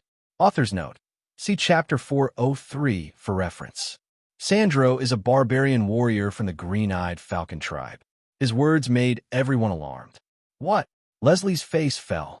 She didn't sense anyone's presence, but when she focused on her auditory senses, she finally heard the distant galloping of horses. Enemies are behind us, she shouted. What should we do, Dame Leslie? Someone asked, looking incredibly pale-faced. Everyone turned their heads to her. Leslie furrowed her eyebrows and replied, Our horses have been running for hours. Those guys will catch up soon. We need to slow them down. With a resolute gaze, she said, I will lure them away. You guys should move separately to increase your chances of escaping. Once you find the main army, report everything we discovered without missing a detail. Everyone was stunned. No, Dame Leslie, leave this task to me. Leslie turned her head. The one who had spoken was the barbarian warrior who had lost an arm during the battle against ogres. No, with your condition, you will only lose your life dash. Leslie shook her head and was about to reject him when, We don't have time to hesitate. The one-armed barbarian warrior exclaimed emotionally. Don't underestimate the strength of a barbarian warrior. I may have lost an arm, but I am still one of the strongest elite knights in our tribe. Please leave this to me and deliver the message to the main army. Looking at his determined gaze, Leslie hesitated. She couldn't bring herself to leave someone behind, but if nothing were to be done, the whole team would be killed. Novel bin, while she was hesitating, an arrow was suddenly shot towards her. Whoosh! It was already too late when she noticed and didn't have the time to evade. Just when the arrow was about to hit her, an axe appeared out of nowhere to block it. Clang! Leslie was stunned. It was the one-armed barbarian warrior. You! There's no time to waste. Leave now, all of you! The barbarian warrior roared. The members of the scouting team looked at Leslie. She had the highest authority now that Varys wasn't present. Leslie gritted her teeth and opened her mouth. Let's move out separately. Go! Hearing her words, everyone nodded and turned their horses in different directions. Leslie didn't leave right away. She looked at the one-armed barbarian warrior and asked, What's your name? Emergency. The one-armed barbarian revealed a grim smile. Leslie stared deeply at him and said, Emmer, is it? You better not die. We will wait for you. After saying those words, she kicked her horse's belly, forcing it to run faster. Emmer watched her figure disappear into the woods. That is a difficult order, Dame Leslie. At this moment, a few arrows flew past him. Sue! Sue! Sue! He narrowly avoided the arrows, but his horse wasn't so lucky. Some of them struck the poor creature, making it cry out in pain. Shit! His horse didn't die from the arrows, but they slowed down its movements. He looked back and saw dozens of monsters approaching him, their faces filled with intense excitement and bloodlust. Fear enveloped his heart, but he quickly calmed himself. I need to buy them as much time as possible. He took a deep breath and pulled the reins, forcing his horse to turn around. With a grim expression, he shouted at the top of his lungs. Today, I, Emmer, will die a glorious death. I will take 20 of you down with me. His roar momentarily stunned the monsters. In the next moment, Emmer, alone, charged towards the approaching monster warriors. Whoosh! Whoosh! SCHHK! With a single swipe of his axe, 3 goblin warriors fell. Whoosh! An arrow struck his chest, penetrating deeply into his body, but he showed no sign of pain. He didn't even flinch. He just ferociously swung his axe, killing multiple monsters with every strike. SCHHK! SCHHK! The cries of the beasts echoed in the forest as they fell under his axe. In the blink of an eye, 12 monsters had died. Meanwhile, Emerson had 6 arrows stuck on various parts of his body. He also received numerous cuts, and even his horse could barely stand. He was breathing heavily as he looked at the monsters around him. He had been surrounded with no gaps for him to escape. This is it. This is where I die. But I'm still short of 8 monsters. With his face covered in blood, he smiled faintly. Come at me. The monsters were provoked. They showed fierce expressions as they rushed towards him simultaneously. Their beastly roars shook the forest. Emmer imbued his remaining mana into his arm, making his muscles bulge and his veins protrude. With a snort, he wildly brandished his axe. Whoosh! Whoosh! 3 monsters were decapitated, but Emmer's body was also pierced with all sorts of weapons. His vision was darkening. He could feel his strength leaving his body, but he refused to let go of his axe. "You need more than that to make me fall," he muttered, glaring at the monsters with disdain. He twisted his body, forcing himself to swing his axe for the last time. Whoosh! For monsters collapsed to the ground, their bodies twitching as blood leaked out of their bodies. Novel bin. "Shit, I only killed 7.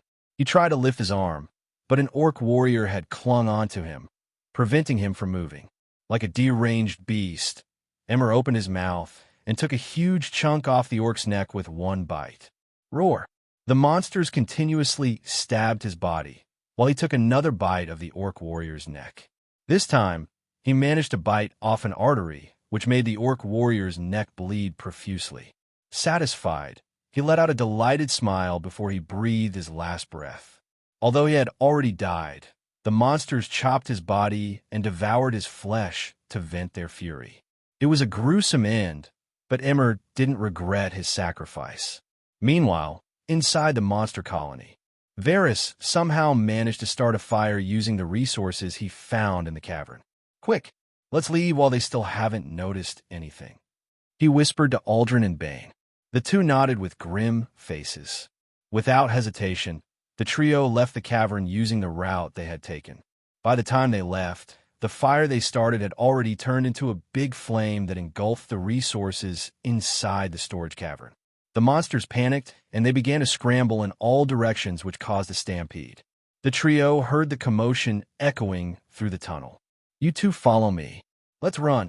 Varys rushed forward without waiting for their response. Seeing this, Bane and Aldrin quickly followed him, anxiety gripping their hearts. As they navigated the narrow tunnel, the screams behind them intensified. At this moment, a series of explosions suddenly erupted. Boom! Boom! They could already feel the heat coming from the cavern.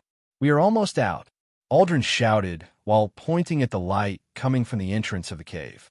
"Hurry! Jump!" Bane urged. He could already see the incoming fire approaching them. In the next moment, the trio jumped out of the tunnel and boom! Boom! Boom! Various cave entrances exploded, spewing flames and black smoke. "We're alive. We actually did it," Aldrin mumbled to himself as he watched the monsters screaming as they rushed out of the tunnels. "No, there's trouble coming. It seems like we have been discovered." Varys's voice suddenly drifted into their ears. Turning their heads, they saw a group of orc warriors approaching them with menacing faces. "Halt! You three, come here and take off your helmets," one of the orc warriors shouted in an unfriendly voice. Varys, Aldrin nervously looked around. More monsters were approaching them, and they seemed to be suspicious of them. Bane grabbed the handle of his sword, but before he could unsheath it, Varys whispered, "When I say run, follow me immediately." Hearing this, Bane and Aldrin nodded, sweat trickling down their faces. "Are you three deaf? Move your feet, unless you want me to cut them off for you." The orc warrior was starting to get annoyed. A few of its subordinates had even unsheathed their weapons as they approached. All of a sudden, Varys unsheathed his sword and shouted, "Follow me." He rushed in the direction where there were fewer monsters. Bane and Aldrin quickly followed. "They're trying to escape. They must be the culprits. Catch them. Kill those three. They must be spies." The trio killed all the monsters that blocked their path. "Don't stop. Our horses should still be there," Varys shouted while brandishing his sword. Whoosh! Whoosh! More monsters rushed over when they noticed the commotion, increasing the pressure on the trio. Clang! Clang! "We're almost there," Varys exclaimed after stabbing an orc warrior. The three carved out a path of blood, and somehow found the horses they left in the middle of the forest. They jumped onto their horses and reflexively squeezed their legs, urging the creatures to run away. "Hiya!"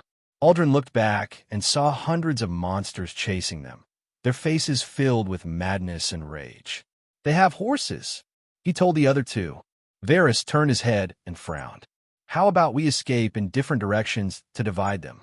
One of us might be able to escape," Bane suggested in a grave tone. Varys shook his head at his words. "No, they won't be able to outrun us unless they have disaster-grade mounts." Sue! Sue! Sue! Arrows suddenly flew towards them, but the three blocked them effortlessly with a wave of their weapons. These arrows are slowing us down. Varys's face fell. While he was thinking of a countermeasure, a thought flashed in his mind. That's right. This is the only way. He pulled the reins of his horse, forcing it to take an abrupt turn. Don't stop running. I will catch up soon, he shouted. Startled, Bane and Aldrin looked at him with disbelief. What are you doing, you fool? Varys, what are you trying to do? Varys grinned at them. I promise that I won't let you two die. This is the only way to fulfill that promise. Fuck. Stop acting like a damn hero and get your ass over here. Aldrin shouted, but Varys just sent him a smile. It's a pleasure meeting you two. Let's meet again in the next life. After saying those words, Varys faced the monsters and squeezed his legs, urging his horse to charge towards the enemies. Varys, Aldrin and Bane could only watch as Varys rushed towards the monsters by himself. Enveloped by grief and intense emotion, Aldrin roared indignantly, tears streaming down his face. He could hear the sounds of swords clashing behind him. He could hear the monsters screaming and Varys's unbridled laughter. Aldrin gripped the reins tightly and hesitated. Don't even think about joining him, Aldrin. I won't be able to sleep if you two will join him in death. Bane's voice snapped him back into reality. Aldrin gritted his teeth and looked back. He could no longer see Varys's figure. That bastard. How dare he pull this stunt on us? He muttered, his voice trembling. This is his choice. We must survive, so his sacrifice won't be in vain. Bane sighed emotionally. Aldrin clenched his fists, his eyes bloodshot. I will be back, Varys. I promise to avenge you. The main army had temporarily set up camp 50 miles away from the monster colony. They had been marching for an entire day, so Lucas decided to let the soldiers rest to give everyone plenty of energy before the battle. At this moment, Alaric was sitting outside his tent, cleaning his swords with a cloth. He suddenly felt a disturbance from afar. With a frown, he abruptly rose to his feet and looked in the direction of the monster colony. He could feel the air vibrating intensely as if something had disturbed the natural airflow. He sheathed his swords and rushed to his father's tent only to see him standing there with a grim expression. Dad, can you see it? What's going on over there? Alaric asked.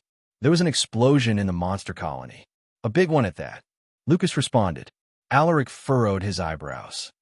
Just what happened there? He had a feeling that this had something to do with the scouting team he sent, but he didn't have evidence, so he didn't mention it to his father. There are only 10 of them.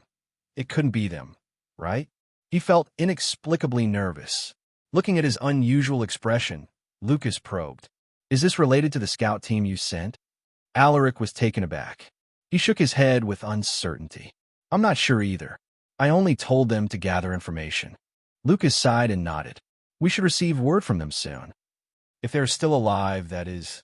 Half a day after the main army heard the explosion, a warrior came to give Alaric an urgent report. Your Highness, there is news from the 10-man scouting team. Hearing this, Alaric was pleasantly surprised. He gestured at the warrior to keep talking. Go on. I'm listening. A total of 3 people have returned from the team, and all of them are injured. As for the others, there's a high chance that all of them are already dead. Alaric's expression darkened. What? Where are the survivors? He didn't care about the other members, but he also sent Aldrin with them. They're being treated by our healers at the moment. Would you like me to bring you there? Alaric took a deep breath and nodded. Bring me to see them. Yes, Your Highness. Alaric followed the warrior to where the auxiliary unit was located. The healers of the army are in this unit, and they were tactically placed somewhere in the rear of the formation. When he arrived at the unit's position, he was taken to a tent where the survivors of the 10-man scouting team were being treated. As soon as he entered the tent, he saw a group of medical personnel bandaging the wounds of 3 people. One was an elven woman, and the other 2 were barbarian warriors. Aldrin isn't here. 7 of them are missing, including Varys. Just what happened out there? Alaric's heart sank at the bottom of the abyss. He approached the only conscious person of the 3 and crouched in front of her. Dame Leslie. Upon hearing his voice, Leslie opened her eyes with great difficulty. Her body was covered in cuts and bruises. There were also arrows stuck on her shoulders and legs. She had the worst condition of the 3, but she managed to remain conscious probably because of her innately superior constitution as an elf. "Why, Your Highness?" Her voice was barely audible, and it looked like it took her a great deal of effort to utter those words. "Dame Leslie, where are the others? What happened to the rest of you?" Alaric asked with a frown. Leslie suddenly cried as she replied, "Everyone. They're probably dead." "Dead?" Alaric was stunned. "What happened? Can you tell me everything you know?" Although she was struggling to move, Leslie weakly nodded her head. She then recounted everything they had discovered. When she mentioned that there were more types of monsters in the colony, Alaric's face turned grim. Kobolds, half-barbarians, and other humanoid creatures. While he was ruminating on her words, Leslie continued. Varys wanted to go inside the colony to gather more information. We didn't agree with his decision, but he insisted on entering the monster nest.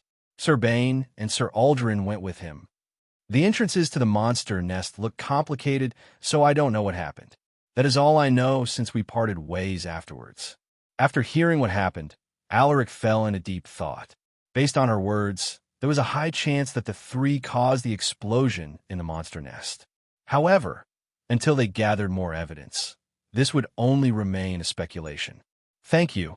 Alaric thanked her and told the medical practitioners to make sure that everyone would be treated well. He then stepped out of the tent and was about to inform Lucas about what happened when he saw two warriors on horseback coming towards him. Seeing their faces, Alaric was relieved. "Aldrin, he's alive." He felt as if a heavy boulder had been lifted off his chest. The two got down from their horses and greeted him. "Your Highness." They had various wounds all over their bodies, but they were surprisingly in better shape compared to Leslie. "It's good that you two are alive." Alaric gestured for them to sit down. "Where is Varys?" he asked tentatively. The faces of the two warriors changed all of a sudden. "Varys is dead," Aldrin muttered while clenching his fist. Hearing his confirmation, Alaric sighed. He could see the deep trauma on their faces. It would be a lie to say that he didn't feel guilty, but he hardened his heart. He knew that sacrifices were necessary to prevent more casualties. "It must have been hard on you all." Aldrin looked like he wanted to say something, but Bane suddenly stepped forward and said, "Your Highness, I will tell you everything that happened." He recounted what they had discovered in the monster nest. The types of monsters present, the layout of the complex cave structures, the approximate number of monsters, and everything else. He didn't miss a single detail. He also informed Alaric about what they had done in the storage cavern. "Your Highness." Varys didn't. Bane wanted to tell him that it wasn't Varys' fault, but Alaric raised his hand and stopped him from saying anything. "Your task was only to gather information, but you have contributed more than what you were supposed to do. I don't blame you guys." Alaric smiled helplessly. He didn't expect Varys to be so courageous as to do something so reckless. He was truly a rare talent. Such a pity that he was killed. He lamented the death of such a capable warrior. "You two should go and get yourselves treated. Leave the rest to us. You may return to the Elven Kingdom once you have been treated." Alaric didn't want them to join the battle in their present condition. Besides, they had already accomplished far more than what they were supposed to do. Just as he was about to leave, Aldrin's voice fell into his ears. "Your Highness, please allow me to join you in battle." Taken aback, Alaric glanced at him. He saw the determination, guilt, anger, and other complex emotions in his eyes. Alaric saw his own image on Aldrin.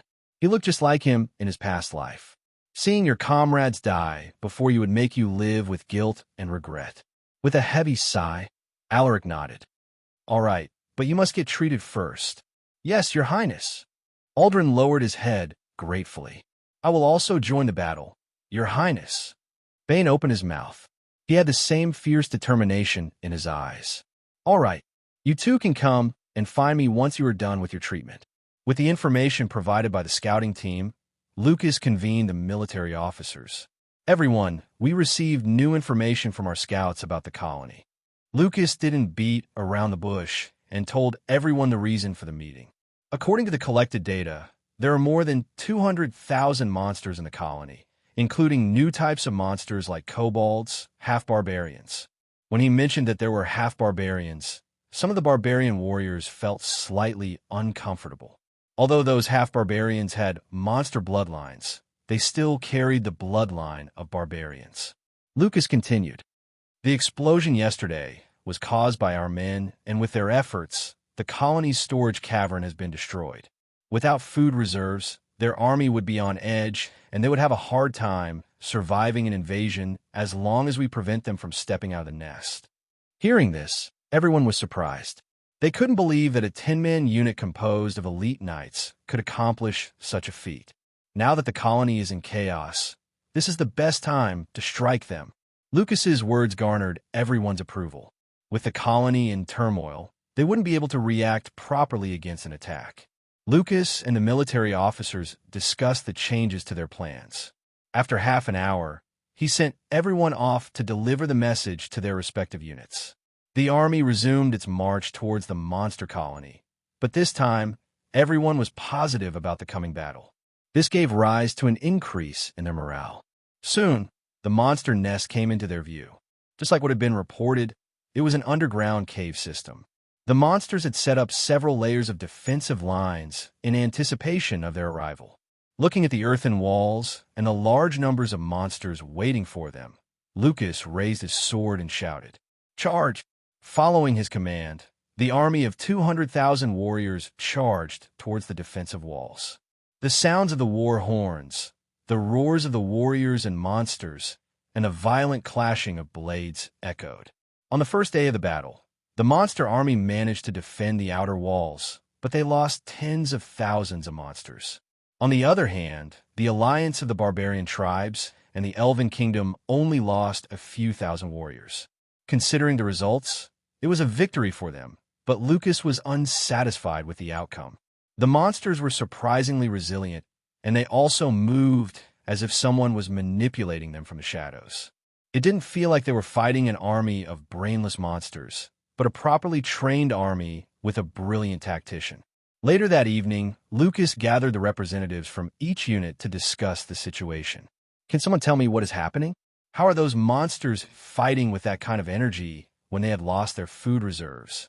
Garandel asked with a frown. He couldn't comprehend what was going on. The representatives were similarly baffled. They thought that they would be fighting an army of hungry and exhausted monsters, but that didn't happen. The monsters were ferocious, and they had even managed to construct fortifications before their arrival.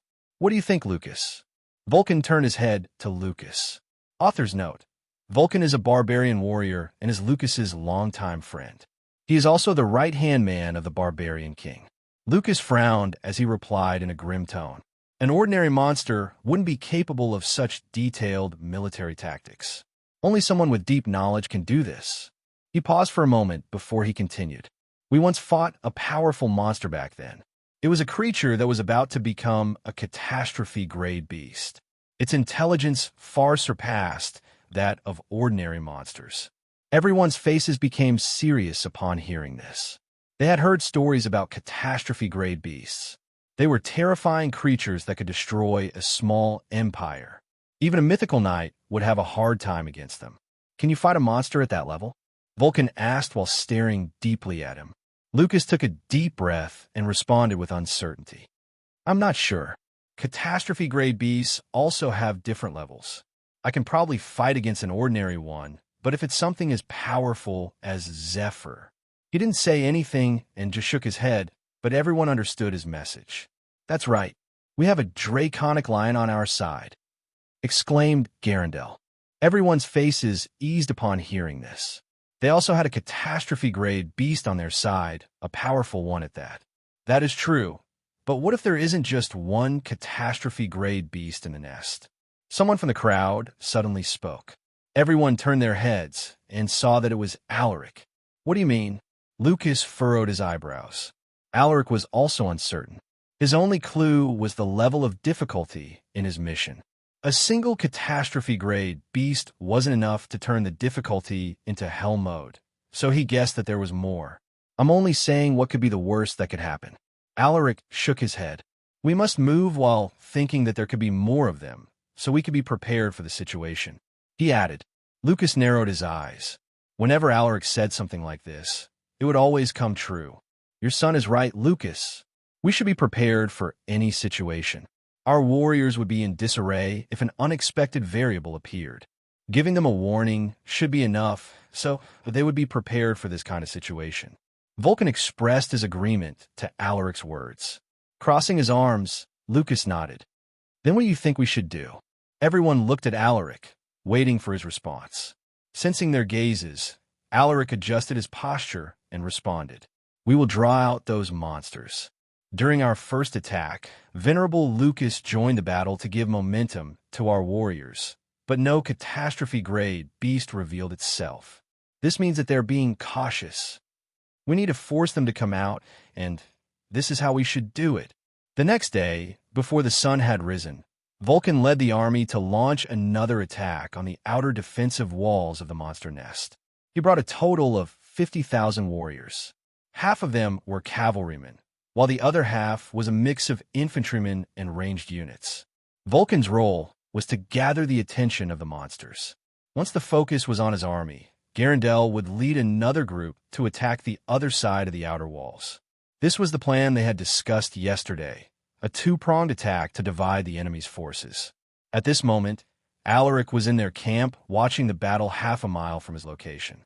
With his powerful perception, he could see the situation clearly even without imbuing mana into his eyes.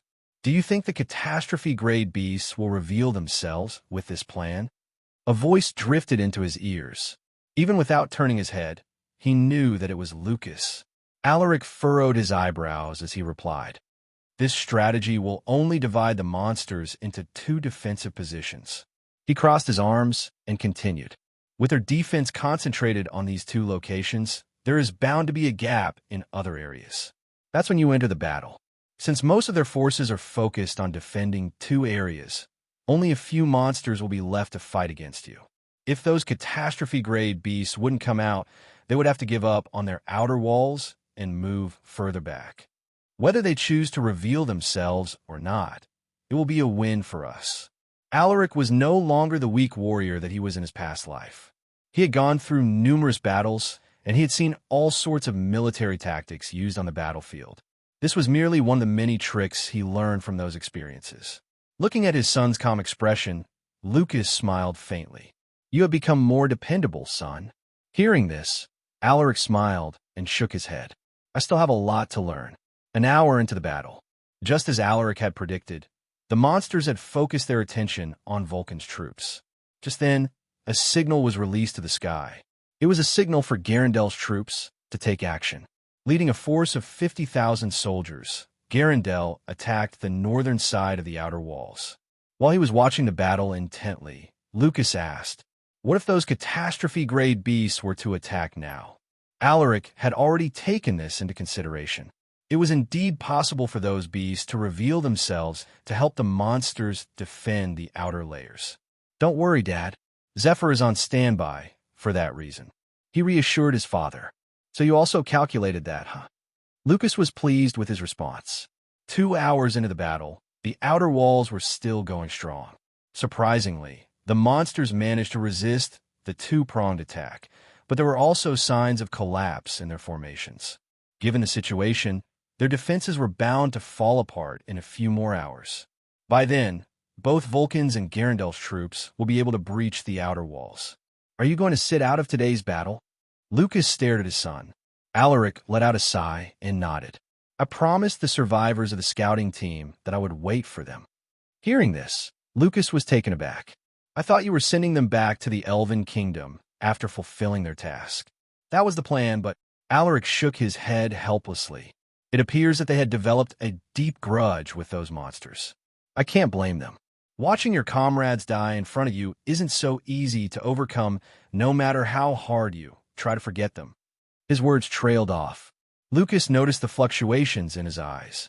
It was as if Alaric had also said those words for himself. Lucas let out a deep sigh.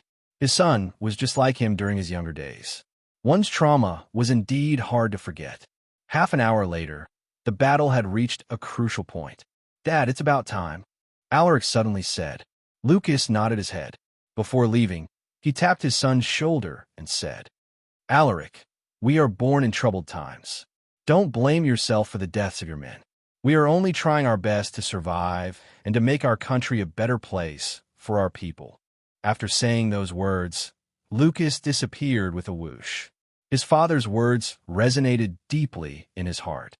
Lucas was right, but how could it be so easy to forget the deaths of his subordinates, especially when he had seen 2 lifetimes' worth of war and bloodshed? While he was immersed in his own thoughts, Lucas and his troops had already stepped on the battlefield.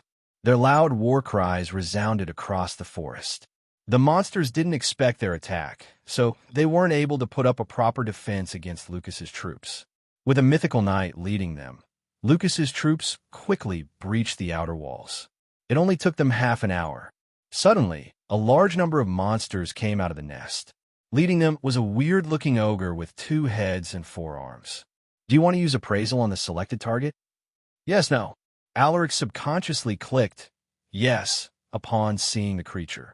2-headed ogre warrior, catastrophe grade, EXP 999/10,000. Potential S. Innate ability, innate divine strength S. Strong body S. Voracious eater S. Elemental resistance A. Ferocious spirit, hunting A, strength 751, stamina 522, agility 566, vitality 812, endurance 757, mana 588. So it has finally appeared. Alaric narrowed his eyes. The monster's attributes were the highest he had seen. It was even higher than Dudu's. However, Alaric wasn't worried. His father wasn't just a simple mythical knight. Just when comparing stats, they were about similar, but there was something about Lucas that made him superior to the ogre. An SSS rank trait. Other than Dudu, I thought I was the only one who had it, but Alaric looked at his father's peerless figure with a hint of a smile. Lucas Silver Sword, Mythical Knight, EXP 119/10,000. Potential SS. Traits: Auto Defense, SSS, Swordsmanship, SS, Shield Mastery, SS, Close Combat, S, Intuition, S, Pain Tolerance, S. Strength, 640. Stamina, 660. Agility, 630. Vitality, 712. Endurance, 700. Mana, 600. Alaric couldn't help but feel amazed every time he saw this. He wasn't sure what this auto-defense trait was, so he couldn't tell what it was for. However, he knew that his father could protect himself against the ogre. He was certain of it. What he was worried about was how many more catastrophe-grade beasts were hiding in the nest. The system wouldn't just set the difficulty into hell mode for no reason. There aren't 3 catastrophe-grade beasts, right? Alaric thought to himself, but there was a high chance that this could be the case. At this moment, Lucas and the monster had already engaged in close combat. So there was indeed a catastrophe-grade beast. Alaric's hunch was right. Lucas thought to himself as he looked at the towering monster before him. It possessed the unique aura that could overwhelm weaker beings, but he was already immune to this. Its aura is weaker than Zephyr's. He scoffed in his heart as he adjusted his battle stance. Suddenly, as if the monster sensed his disdain, it pounced upon him and raised its massive fists while gathering mana into its arms. Roar! Filthy human warrior, die! Seeing this, Lucas wasn't flustered. He was confident in his defense. He raised his shield above him while imbuing mana into it to activate its engraved ability. Bang! The ogre's fist slammed into Lucas's shield, causing a violent explosion that sent shockwaves across the forest. Everyone around them was flung away by the fierce winds, leaving the area around Lucas and the ogre empty. It's sturdy, but it's not fast. Lucas changed his approach after analyzing the monster's abilities. The ogre was powerful, but it lacked in agility. Lucas wanted to make use of his advantage in speed to gradually tire out his opponent. The two clashed in the next few minutes, but it was mostly the ogre on the offensive end. It released a series of devastating punches that turned the surroundings into a mess. Each of its strikes could kill a transcendent knight, but Lucas managed to block them with ease. Bang! Bang! Cowardly human! Stop running away and fight me properly. The two-headed ogre roared. From the expression on its two faces, Lucas could tell that it was incredibly pissed. However, he couldn't care less. Pathetic. He snorted, furious at his response. The ogre rushed towards him with heavy strides. The ground seemed to tremble with each step it took. Upon gaining momentum, it raised its fists and hammered them down upon Lucas. Die! This monster isn't smart, so it's definitely not the one making their tactics. Could there really be another one catastrophe-grade beast like Alaric had said? After fighting with the ogre, Lucas realized that its intelligence was lacking for its level. This led him to believe that there was another monster on the same level as the ogre hiding within the nest. Bang! Bang! As the battle progressed, the two-headed ogre warrior became even more enraged. No matter how hard it tried, it couldn't penetrate Lucas's shield. Human warrior, you are like a cockroach. I hate cockroaches. The ogre stomped its massive foot, causing fissures to appear on the ground. Lucas frowned and planted his feet firmly to stabilize his footing. Is it trying to destroy the surroundings so I wouldn't be able to move around? It seems like I have underestimated its intelligence. It still knows how to think. He grinned. While he was fighting with the two-headed ogre warrior, the troops led by Garandel and Vulcan had already breached the northern and southern sides of the outer walls. More monsters came out of the nest to resist them, but both armies were quick to react to the situation. They formed defensive lines to slow down the monster's advance and slowly whittled down the enemy's strength. After an hour, the two-headed ogre warrior, which had been aggressively fighting Lucas, suddenly stopped and revealed a confused expression. Lucas was baffled by its actions. Is it communicating with someone? He noticed that the ogre was unusually quiet. Its mouth was moving, but no sound could be heard. Mental communication? How? He was stunned. Mental communication was a trait unique to some spirit-type monsters. It was an ability that allows them to mentally communicate with anyone. It might sound unimpressive, but it was an ability that no ordinary monster could possess. So there's a spirit-type monster in the nest. Lucas's face darkened. Unlike physical-type monsters like the two-headed ogre warrior that focuses on physical combat, spirit-type beasts were capable of using spirit-based attacks like illusions, hypnosis, and even curses. Defending against these attacks was more difficult since you wouldn't be able to see them. Unless someone had equipment that could block these unusual abilities, one could only resist them through willpower and mental strength. Lucas was confident that he could resist such attacks, but the same couldn't be said to the others. Someone with weak willpower and mental strength would easily fall into an illusion. They would also be unable to resist a curse and die without even knowing what had killed them. This is trickier than I imagined. I need to inform the others. Thinking about this, he raised his fist and decisively shouted, "Sound the horns! We are retreating!" The warriors were surprised by his commands, but they still complied. In the next moment, the sounds of war horns echoed, signaling their retreat. Garandel's and Vulcan's troops also heard the signal. Although perplexed, they chose to abandon the walls they had overtaken and retreated to their camp. When the three armies converged, both Garandel and Vulcan immediately questioned Lucas's decision.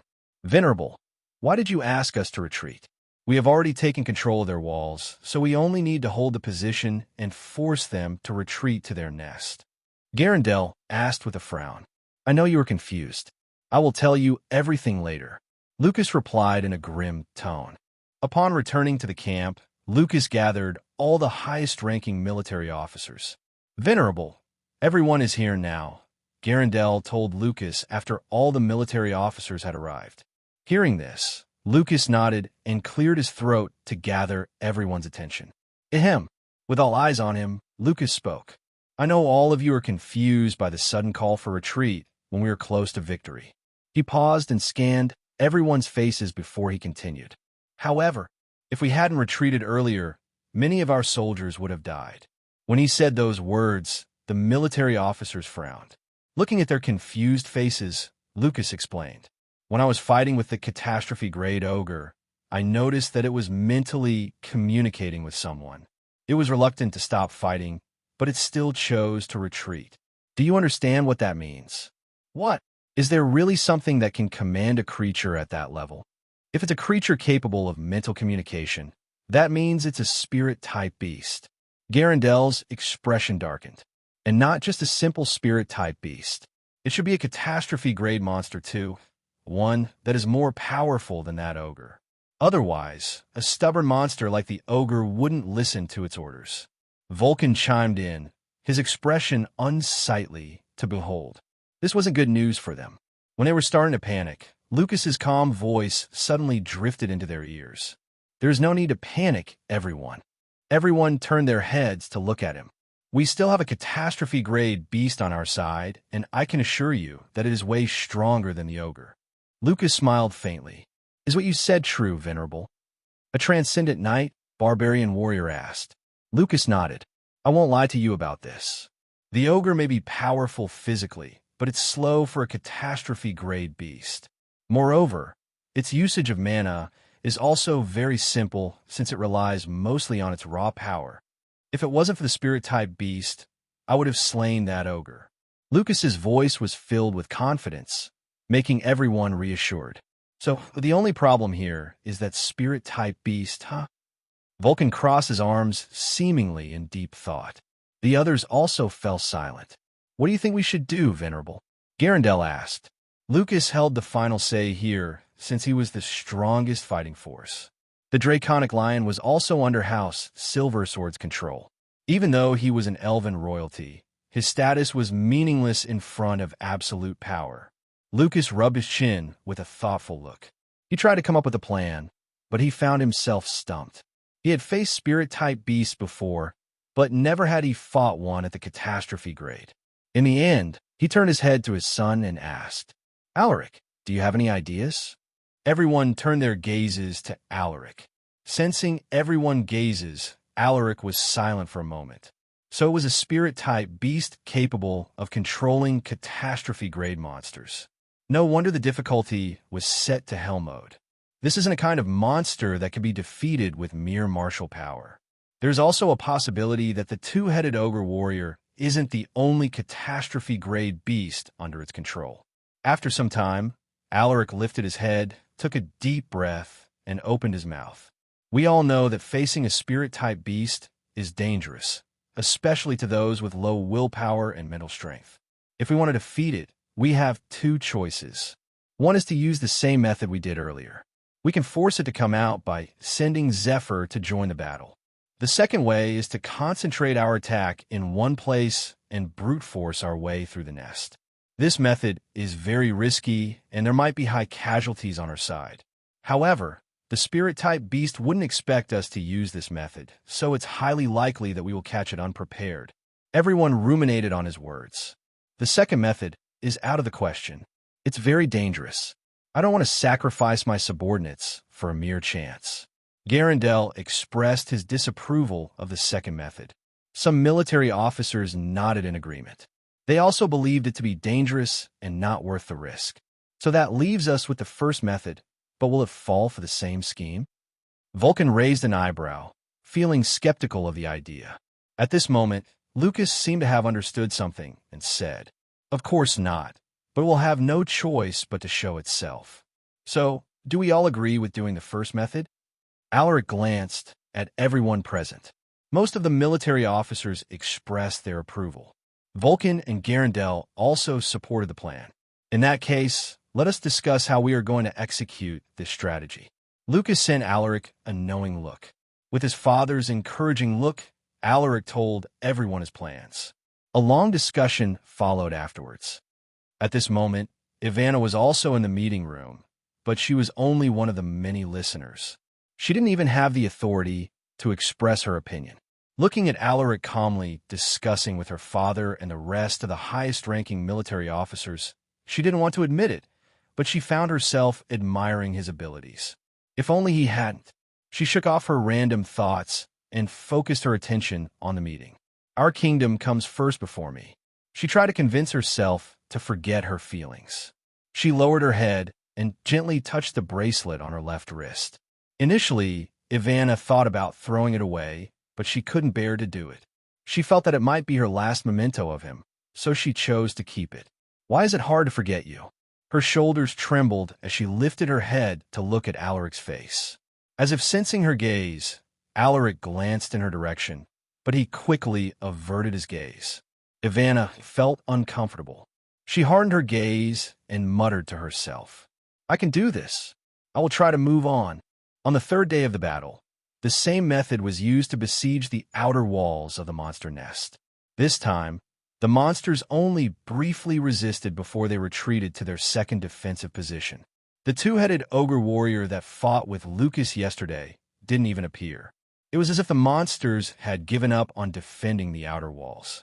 The army occupied the walls and isolated the monsters, trapping them within their nest. And so, the third day of the battle ended in such a manner. Inside Alaric's tent, Lucas came to visit him. Why did they give up on the outer wall? Hearing this, Alaric furrowed his eyebrows. He was also confused. With the monsters trapped in the nest, they would have no way of searching for food. They would eventually starve to death, which would gradually weaken their soldiers. Suddenly, Alaric seemed to have realized something. "Don't tell me. Dad, have you seen what the monsters did with the corpses?" Alaric asked with a serious expression. Lucas thought for a moment and replied, "I didn't join the battle earlier, but I heard from our soldiers that they saw the monsters dragging the corpses into their nest." While he was saying this, he understood what Alaric was thinking. "You don't mean?" Alaric nodded with a grim look. "It seems like they are planning to satiate their hunger by eating the corpses of their brethren." Lucas's face darkened. "I should have thought that they would do something like this. Monsters will always be monsters." They had overlooked this crucial information. Alaric let out a deep sigh. With the food problem solved, the monsters will be able to fight in their best condition. "No matter, we will proceed as planned," he muttered coldly. Lucas nodded with a stern look. On the fourth day of the battle, they finally used the same method they used on the second day. Garandel and Vulcan led 50,000 warriors each to attack the northern and southern sides of the monster nest. Lucas also led his troops to capture the central position of the nest. As they had anticipated, the two-headed ogre warrior appeared with its minions to block their path. "Human warrior, you will die by my hands today." The monster roared at Lucas before charging towards him like a mad bull. Its heavy steps left deep imprints on the ground. In the next moment, Lucas and the ogre clashed violently. Bang! A fearsome shockwave erupted, sending debris flying in all directions. "I wanted to kill you on my own. Unfortunately, I brought someone with me." Lucas smirked. His smile made the ogre feel uncomfortable. Just then, a draconic roar echoed from the sky. "Hm!" The ogre lifted its heads and saw a massive creature circling above them. Upon sensing the beast's aura, the ogre's two faces darkened. "Powerful lion, I can't kill it. Roar!" The draconic lion suddenly opened its mouth and spat out flames that engulfed the monster nest in a sea of flames. No monster could defend against Zephyr's flames. Even the ogres with their powerful bodies couldn't withstand its terrifyingly potent fire and were burned to ashes. As for the other monsters, they had it worse. They didn't even last a second and were quickly reduced to dust. The powerful monsters managed to resist for a while by imbuing mana into their bodies, but as soon as they ran out of mana, they also melted under the flames before turning into ashes. "Hot! So hot!" The two-headed ogre warrior screamed after being bombarded with Zephyr's flames. Unlike the other monsters, it was able to defend itself. However, the unbearable heat still made it feel uncomfortable. "I don't like this." It grabbed a huge boulder and threw it towards the draconic lion. Whoosh! Zephyr seemed to have anticipated the attack. It flapped its wings and evaded the boulder. After missing its target, the ogre was enraged. It wanted to throw another boulder, but it suddenly sensed a threat behind it. With a turn of its body, it saw Lucas rushing towards it while swinging his sword. Despicable human. The ogre instinctively imbued mana into its arms to defend itself. Bang! Surprisingly, its arms managed to block the attack, but Lucas's sword was able to penetrate deeply, causing two of its arms to bleed excessively. The monster's two faces revealed a pained look. Lucas clicked his tongue in annoyance. Its muscles and bones are surprisingly tough. My sword can't even cut off its arms. While thinking about this, he imbued more mana into his sword, activating its engraved ability. The ogre received deep lacerations and was thrown away from the impact. At this moment, Zephyr suddenly swooped down and opened its mouth, spewing flames at the ogre. Grah! The ogre's body was engulfed by the flames. Zazie! Roar! The monster screamed as the flames slowly burned its body. It covered itself with mana, but the searing flames penetrated through and viciously burned its skin. Such fearsome flames. Lucas watched the scene with a hint of fear. He was glad that the draconic lion wasn't an enemy. While he was watching the ogre struggle under the flames, two creatures suddenly emerged from the nest. The moment they appeared, Lucas felt the intense aura they exuded. These auras. He turned his head and saw two monsters approaching them. One was a purple-skinned goblin with 4 wings on its back. Lucas felt that it held an uncanny resemblance to the winged goblin monarch he had fought several months ago. The only exception was that this monster was a true catastrophe-grade beast. Meanwhile, the second monster was a lot smaller. It looked like a mix between a kobold and a goblin. It was a bipedal, green-skinned monster with a reptilian-like tail. Its head was so big that it was disproportionately larger than its body. Although it looked ugly, Lucas felt that it was more dangerous compared to the two-headed ogre warrior and the winged goblin monarch. Is it the spirit-type beast? His face turned grim. The winged goblin monarch released a burst of wind from its palm to extinguish the flames on the two-headed ogre warrior's body. Whoosh! What? Lucas was stunned. It actually managed to extinguish the draconic lion's flames with just one move. Stand back. Don't come closer. Lucas warned his troops while keeping his eyes on the catastrophe-grade monsters. The warriors didn't question his orders and retreated to a safe distance. Their instincts were screaming at them that the two monsters that had emerged from the nest were formidable beasts. It would be unwise for them to approach Lucas, as they would only be a hindrance.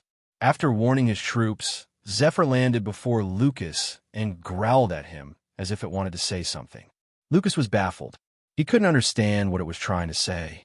Zephyr revealed a look of dissatisfaction, but it lowered its body and called out softly to Lucas. I understand now. You want me to ride on your back? Lucas finally realized what it was trying to convey. The draconic lion nodded its head. Seeing this, Lucas no longer hesitated. With a whoosh, he jumped on his Zephyr's back. Roar! The draconic lion let out an ear-piercing roar that shook the forest. It then flew into the sky and circled above the catastrophe-grade beasts, eyeing them coldly with its beastly eyes. Lucas could see the whole battlefield from his viewpoint. We must kill those monsters to win this battle. Thinking about this, he brandished his sword and released a fearsome gust of wind that rotated like a sharp blade. Whoosh! The winged goblin monarch imbued mana into its arm and summoned its own innate ability. It conjured a terrifying wind that clashed against Lucas's windblade. Boom! As soon as the two attacks collided, the air exploded. A violent shock wave erupted, causing small debris to fly in all directions. Lucas's cape fluttered vigorously as he looked down at the winged goblin monarch. Just like the monster he had faced several months ago, this thing was also overwhelmingly powerful. This would be a hard battle. He took a deep breath as he communicated with Zephyr. Zephyr, let's focus our attack on that ogre. It's already exhausted, so it won't be able to defend itself. Upon hearing his words, Zephyr roared and swooped down like an eagle. Whoosh! It opened its mouth and spat out a breath of flames. Meanwhile, Lucas focused his attacks on the winged goblin monarch to prevent it from protecting the ogre. With a series of wind blades, the winged goblin monarch was forced to defend itself. At this moment, the ogre was about to be engulfed by flames when a mana barrier suddenly appeared around it, encasing its body like an indestructible shield. Boom! It's that half-kobold monster. Lucas frowned after witnessing the scene. As if sensing his gaze, the half-kobold monster lifted its huge head and smirked at him. Human, do you think we can't kill you because you're riding that lion? A voice suddenly echoed in his mind, startling him. Mental communication. Lucas's face darkened as he looked at the half-kobold. Out of nowhere, an oppressive aura came crushing upon them like a collapsing mountain. Zephyr was caught unprepared by the suppressive force. It tried to resist the suppression, but it soon plunged to the ground under the crushing pressure. Zephyr! Lucas shouted and helped the beast overcome the pressure, but it was futile. The draconic lion fell heavily to the ground. Bang! Lucas managed to save himself, but the draconic lion wasn't as lucky. After falling from such a height, it broke almost half of its bones. If it hadn't cushioned its fall with mana, it would have been left half dead. Zephyr! Lucas rushed to the creature and checked its injuries. Oh no! With its wounds, it would be difficult for it to fly anytime soon. His face fell. Suddenly, Lucas raised an eyebrow and twisted his body to the side. Bang! He turned his head and saw the winged goblin monarch retracting its long, sharp claws. Can I even defeat these monsters now that Zephyr is wounded? Lucas stared deeply at the approaching winged goblin monarch. This thing is already bad news, and there is still that beast waiting for the opportunity to attack me. While thinking about this, he glanced at the half-kobold that was watching them with interest. What should I do? Lucas furrowed his eyebrows, sweat trickling down his face. All of a sudden, the winged goblin monarch pounced at him and swiped its claws. Whoosh! The force behind its claws caused the air to fluctuate intensely. Facing its attack, Lucas lifted his shield and imbued it with his mana to activate its engraved ability. Screech! A terrible scraping sound echoed as its claws struck his shield. Lucas's feet were buried deeply in the ground due to the strong force. Gritting his teeth, he pushed off the creature with his shield and took a huge leap backward to gain some distance. He looked down and saw deep claw marks on the surface of his shield. This was a relic, but the winged goblin monarch almost penetrated through his defenses. I can't defeat it on my own. Just then, he felt a presence behind him. He instinctively rolled to the side and narrowly evaded the punch of the two-headed ogre warrior. Bang! A deep crater was formed on the place where he just stood. How can it still move? He looked at the severely injured ogre in surprise. Its body was covered in ugly burn marks. One of its heads was also covered in pus and blood, making it look more hideous. Human warrior die.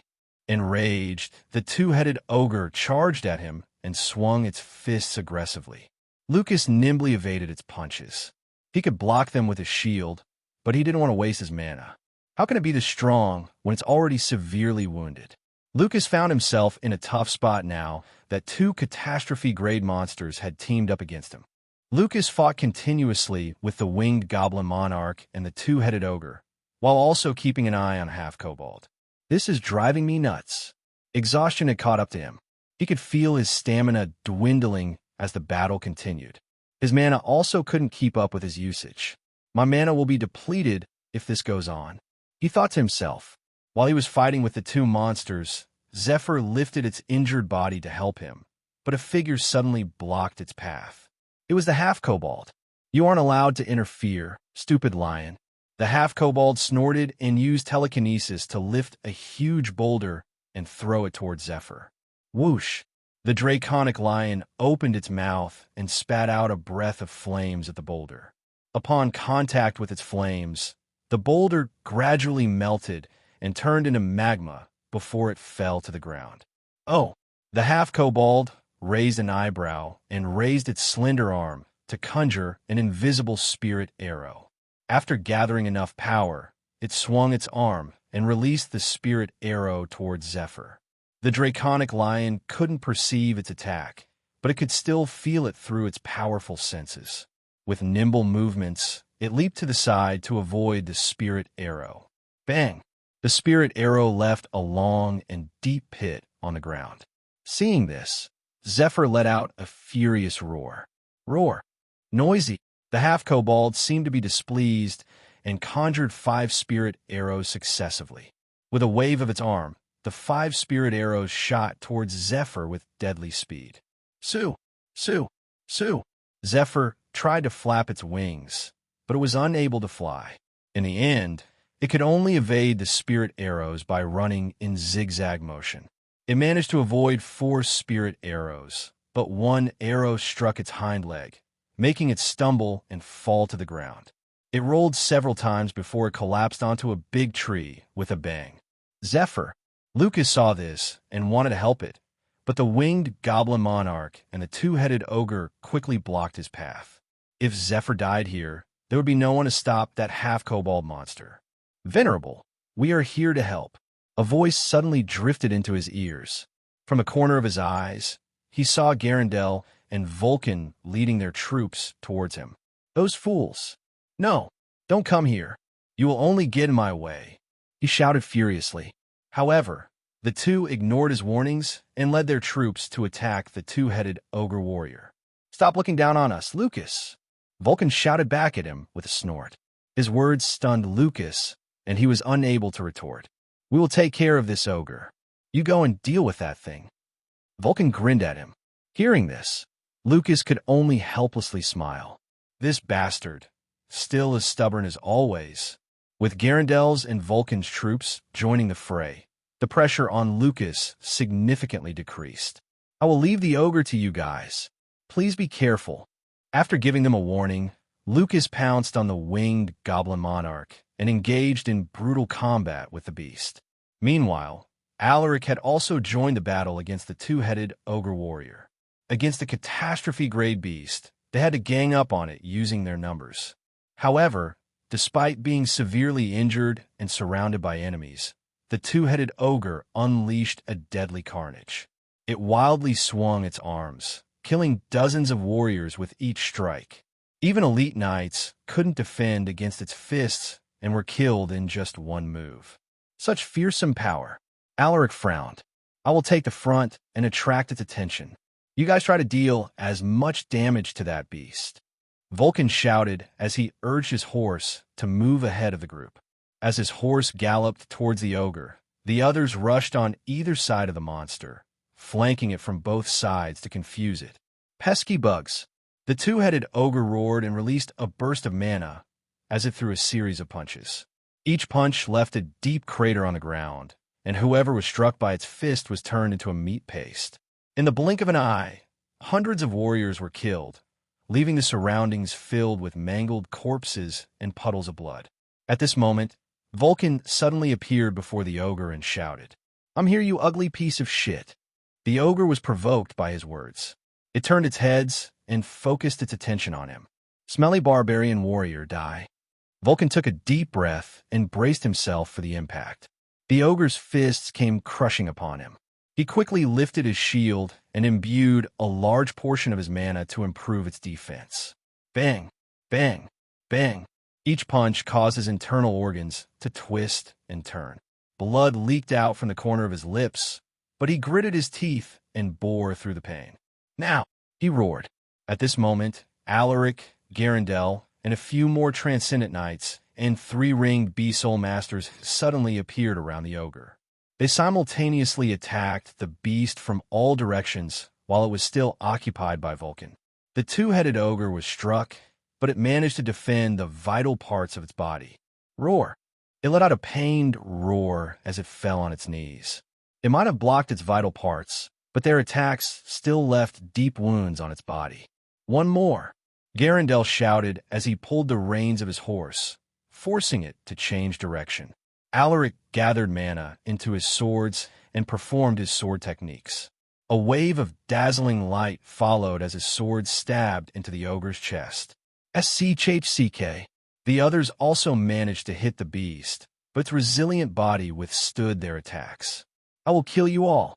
The ogre wreaked havoc and slaughtered all the warriors in its path.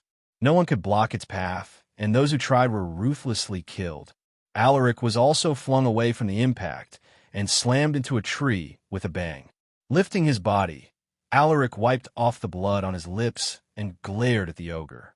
It's already in poor condition, but it still managed to kill thousands of our warriors.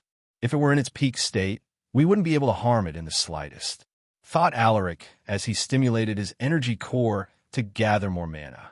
While he was gathering his energy, Garandel and the other experts had once again attacked the 2-headed ogre. They fought relentlessly, but despite the injuries it had accumulated, the ogre remained standing, proud and strong. Vulcan, who had taken most of the damage, could barely stand on his feet. He was breathing heavily, and it looked like he would fall at any moment. Seeing that the situation was dire, Alaric could no longer afford to wait. "I'm going all out. I will use that technique now." He rushed towards the two-headed ogre and shouted, "Everyone, please step back." Hearing his words, Garandel and the others were surprised. Everyone glanced at the Elven King and Vulcan, awaiting their decision. Although both leaders were baffled, they decided to believe in him. "Everyone stand back." Garandel shouted to his troops. "Barbarian warriors, retreat." Vulcan also ordered his troops to retreat. With the path now cleared, Alaric communicated with the ice element from his surroundings to activate a skill. He had only used this technique in the Battle of Acklam Pass. Frost Edge Domain. Upon executing the technique, the grasslands slowly turned into ice and the temperature gradually. The 500-meter radius around Alaric suddenly became a land of ice, and every piece of ice in this domain was within his control. "Roar! Why is it cold? What have you done?"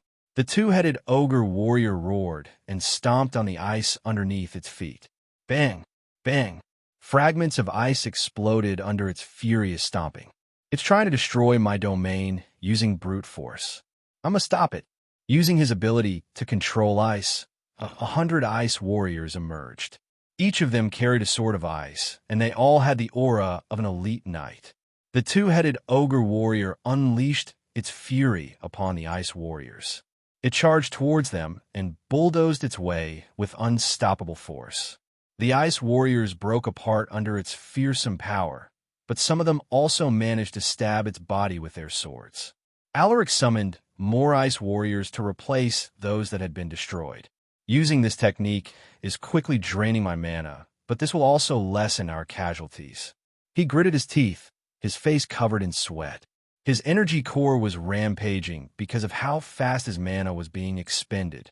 The rapid exhaustion of his mana brought him immense fatigue and discomfort, but he pushed through without hesitation. At this moment, Garandel and the others were stupefied by the shocking sight. They could never fathom that such fearsome ability actually existed. Furthermore, the one performing the technique was someone more than half their age. Unbelievable. He truly is Lucas's son. What a lucky bastard he is to have such an amazing son. Vulcan mumbled in shock. A transcendent knight fighting against a catastrophe-grade beast all on his own. This was unheard of. "Quick, we must help him," shouted Garandel after snapping out of his shock. Hearing his words, Vulcan snapped back into reality and immediately commanded his troops. "Take out your bows and aim for that beast. Fire at will." The warriors who had brought their bows immediately took aim and released their arrows. Sue! Sue! Sue! Thousands of arrows cast a shadow over the sky. In the blink of an eye, the arrows rained down upon the two-headed ogre. The monster noticed the arrows, but it was surrounded by numerous ice warriors that stuck to its body like glue. "Get out of my way! Annoying bugs!" It roared furiously while trying to force its way out. However, the ice warriors clung to its body and prevented it from escaping. "Do you think this is enough to stop me?" Enraged, the two-headed ogre warrior unleashed the remaining mana in its body, temporarily giving it the strength to overpower the hundreds of ice warriors. Even so, it was still a step too late. The thousands of arrows came falling and penetrated its body. SCHKK. SCHHK. The two-headed ogre covered its head with its arms, making it somehow survive the barrage of arrows. It staggered and let out an earth-shaking roar filled with agony. "Rower!" Some of the arrows stuck in its body fell to the ground. The two-headed ogre turned its head and locked its gaze on Alaric. "It's you. I will kill you first." Covered in blood, it charged towards Alaric with heavy steps. Alaric grabbed his temple. He felt a terrible headache after overusing his energy core. "I need to evade it." Ignoring the pain all over his body, he jumped to the side, but the two-headed ogre suddenly changed direction, clearly intent on killing him. "Shit, I can only block it." He gathered more mana from his energy core and imbued it into his swords. He could no longer maintain the Frost Edge domain, so he could only perform a normal sword technique. Just when the beast was about to ram into him, Alaric abruptly stabbed out his swords. Whoosh! SCHHK!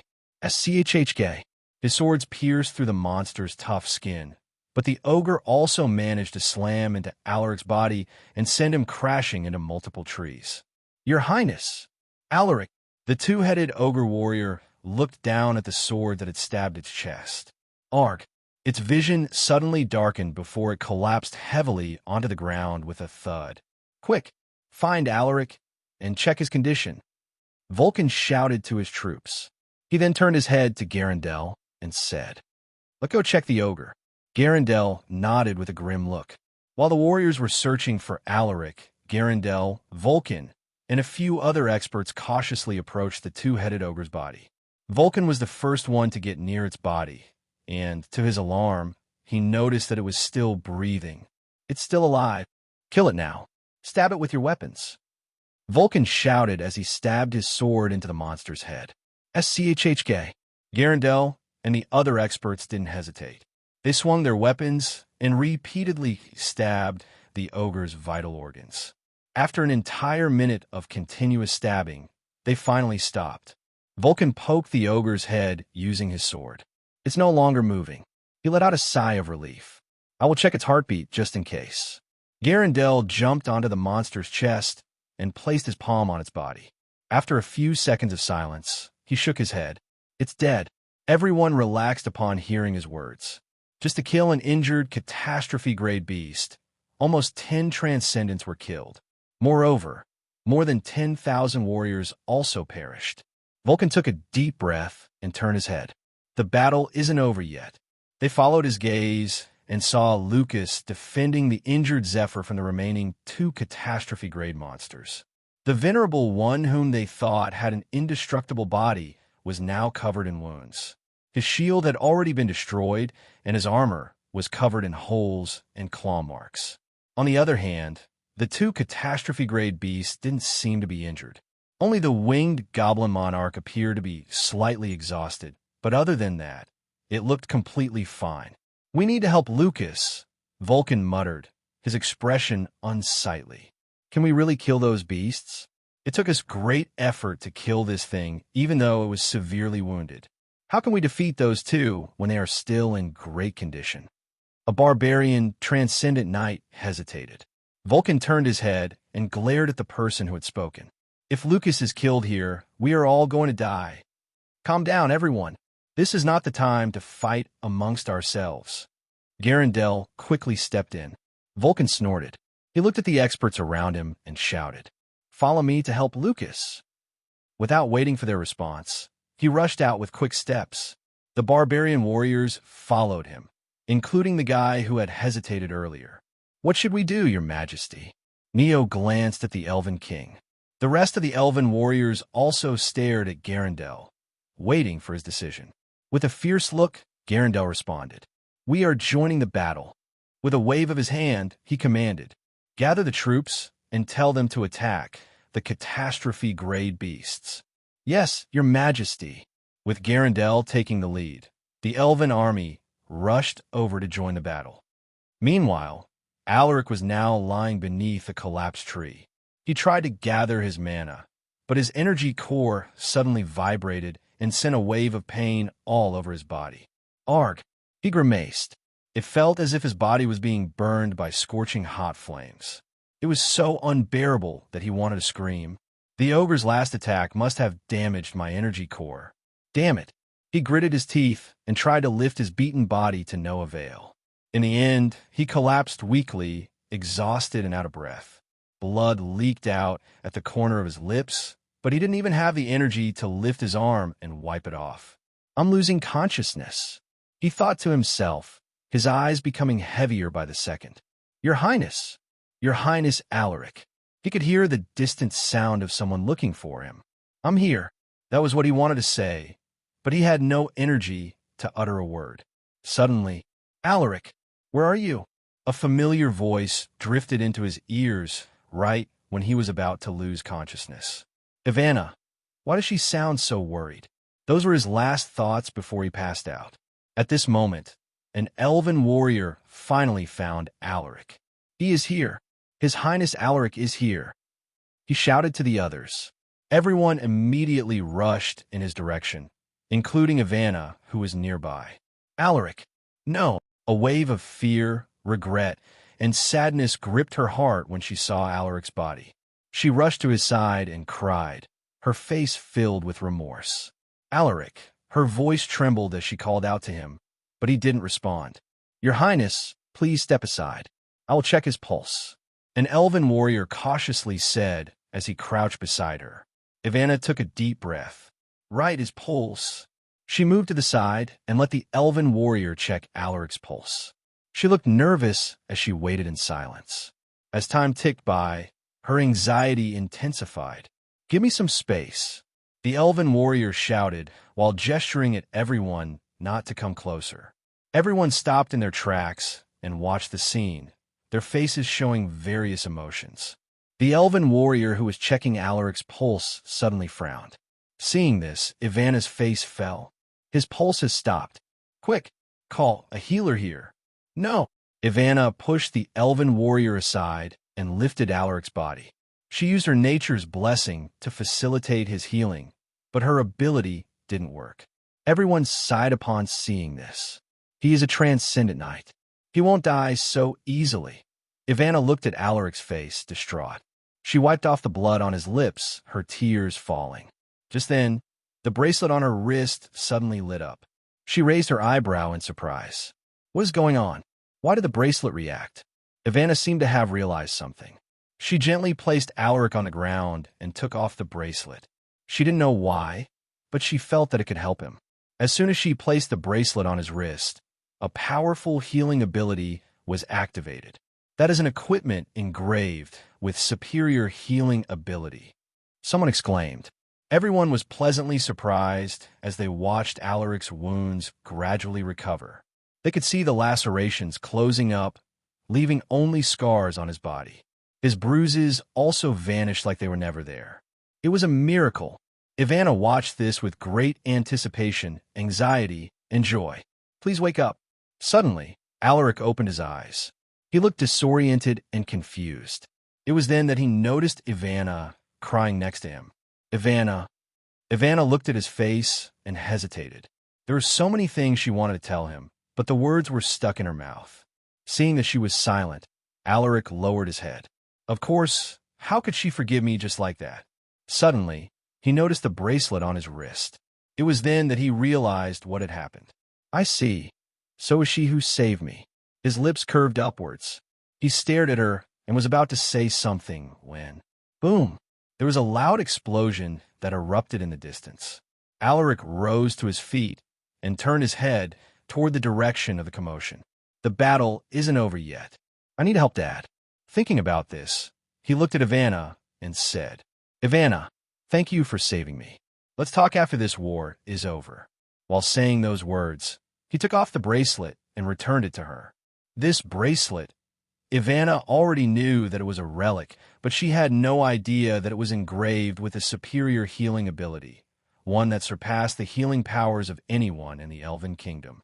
For him to give her something so precious without hesitation, she was moved. I know you have a lot of questions. I will answer them once everything is over. I promise you. Alaric replied with a serious look. Fine. Ivana looked away from him and wiped off the tears on her face. Alaric sighed and was about to leave when Ivana's voice drifted into his ears. Be careful out there. Hearing this, Alaric smiled. I will. After saying that, he rushed in the direction of the explosion. Ivana stared at his figure with a complex expression. Will things be the same as they were before? She mumbled. Your Highness, we need to leave now. There are monsters heading this way. An urgent voice pulled her from her thoughts. Startled, Ivana frowned while nodding her head. Gather the nearby warriors. We must regroup with the others. I obey your commands. Meanwhile, the battle against the two Catastorf-grade beasts was still raging. Vulcan's and Garandel's troops arrived to help Lucas and Zephyr, which greatly eased the burden for them. However, The ordinary warriors were like helpless lambs against the two monsters.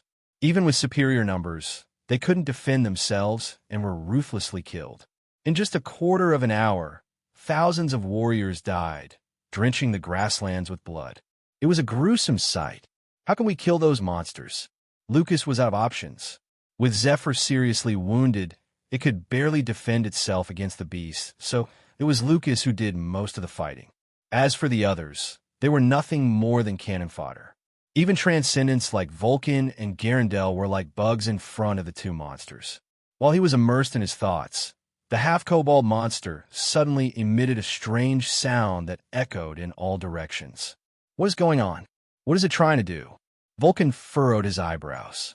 Garandel, who was standing not far from him, seemed to have realized something and exclaimed with a dark expression, "It's calling more minions." What? Everyone was alarmed. They were already having a hard time fighting against the two catastrophe-grade beasts. If more monsters were to join the battle, it would significantly increase the pressure on them. "Lucas, what should we do now?" Vulcan turned his head to Lucas. All the warriors stared at Lucas, waiting for his decision. Lucas could sense the urgency of the situation, so he racked his brains to think of a countermeasure. If we divide our forces now, the two catastrophe-grade beasts would be more difficult to control, but if we don't do something about their minions, things will also become more dangerous. "My lord, give me 5,000 warriors. I will handle those monsters." A voice suddenly drifted over. Lucas was taken aback. He looked at the person who had spoken and fell in a deep thought. It was Butch. Among the transcendent knights that Alaric had brought with him to the western region, Butch was the only one who had returned to the north. Alaric sent him back to the north to escort the craftsmen and artisans he got from Birmingham Island. This guy had only recently advanced to the transcendent knight realm. Can he really handle so many beasts on his own? Lucas hesitated, but when he saw how calm Butch was, he eventually agreed. "All right, I will leave this task to you." Butch saluted. "I will do my best, my lord." Lucas waved his hand and dismissed him. He could already hear the distant sounds of the monsters screaming and roaring. Butch didn't linger and quickly left with 5,000 warriors. Will they be fine? They will have to fight against tens of thousands of monsters. Vulcan stared at Lucas with a deep look. The latter took a deep breath and replied, "I trust him. Since he is confident, I'm sure it will be fine." That was what he said, but Lucas was also unsure. However, there was nothing he could do. They needed more men here to fight with the catastrophe-grade beasts. Vulcan no longer said anything after hearing his words. At this moment, the winged goblin monarch suddenly made a move. It targeted a group of shield-bearers, catching everyone unprepared. Bang! In the blink of an eye, hundreds of warriors perished. It was a brutal, one-sided massacre. No one could block its claws. "Follow me. It's been fighting for some time. It will tire out soon." Lucas shouted as he jumped onto an ownerless horse. Right after saying those words, he squeezed his legs, urging the horse to rush forward. "Charge! Follow the commander! Hiya!" Vulcan and the others who still had their horses quickly followed him. Meanwhile, Garandel led the infantrymen to stick close to them. "We can't be left behind. Move your feet. Charge! Charge!" Narrowing his eyes, Butch stared at the approaching monster army. From his estimates, they numbered more than 20,000, which was over 4 times his troops. Most of them are goblin warriors and orc warriors. There are some ogres, but there are only a few hundred of them. Butch quickly analyzed the strength of the monster army. Compared to these ferocious beasts, his troops were already exhausted and injured. Conventional formations wouldn't work here. "We need a proper battle plan." He frowned. "Sir Butch, what is your command?" asked Dahan, one of the few transcendent knights and high elves of the Greenwood Kingdom. He was temporarily assigned as Butch's deputy commander. Butch raised his hand and shouted, "My comrades, arrow formation." The arrow formation was one of the simplest battle formations that was taught to the warriors of House Silversword. Just as its name suggested, the soldiers would form an arrow with the most powerful warriors in front. The outer layer would be made up of knights and knight apprentices, while the ordinary warriors would be positioned at the center. This formation was overly reliant on the core force, which was the warrior's position to form the arrowhead. Luckily, we did some training with the barbarian warriors and the elves, so everyone can perform this simple formation. Butch was relieved to see his troops properly moving into their positions. Roar! The ferocious roars of the monsters echoed. Butch took a deep breath and bellowed, "Charge!" As his words fell, he led his troops to charge towards the approaching monster army. Everyone was afraid, but their commander's fearlessness fueled their confidence. The ground trembled vigorously as both sides charged towards each other. In the next moment, the two sides clashed violently. Roar! With Butch at the frontmost position in the formation, they pierced through the monster army's defense. No monster could block the savage Butch. Even the disaster-grade ogre warriors weren't able to stop him. He was a force to be reckoned with. His valiance in battle increased his troops' morale. Everyone fought relentlessly, ignoring the injuries in their bodies. "I'm here. As long as you can hear my voice, we will stand victorious. Unleash your fury. Kill them all."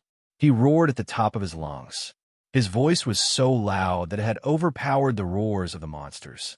The warriors became more courageous upon hearing his words. It was as if everyone was injected with an elixir that boosted their strength. Amazing. So this is the strength of a transcendent knight of House Silversword. I thought he was just as strong as I am. Dahan's eyes flashed with admiration as he watched Butch's figure. With every strike of his weapon, dozens of monsters were killed. He was an unparalleled force that served as a beacon of hope and strength for his troops. I need to keep him safe. Without him, holding back these monsters would be impossible. He thought to himself as he tried his best to stick close to Butch. For our kingdom, for our people. Hey everyone, I sincerely appreciate your support. If you enjoy my audiobooks, I would be truly grateful if you could subscribe to the channel. And if you'd like to support even further, you're welcome to become a Patreon member, where you can access audiobooks of novels as long as they are freely available on the internet. Your kindness and support mean so much. Thank you.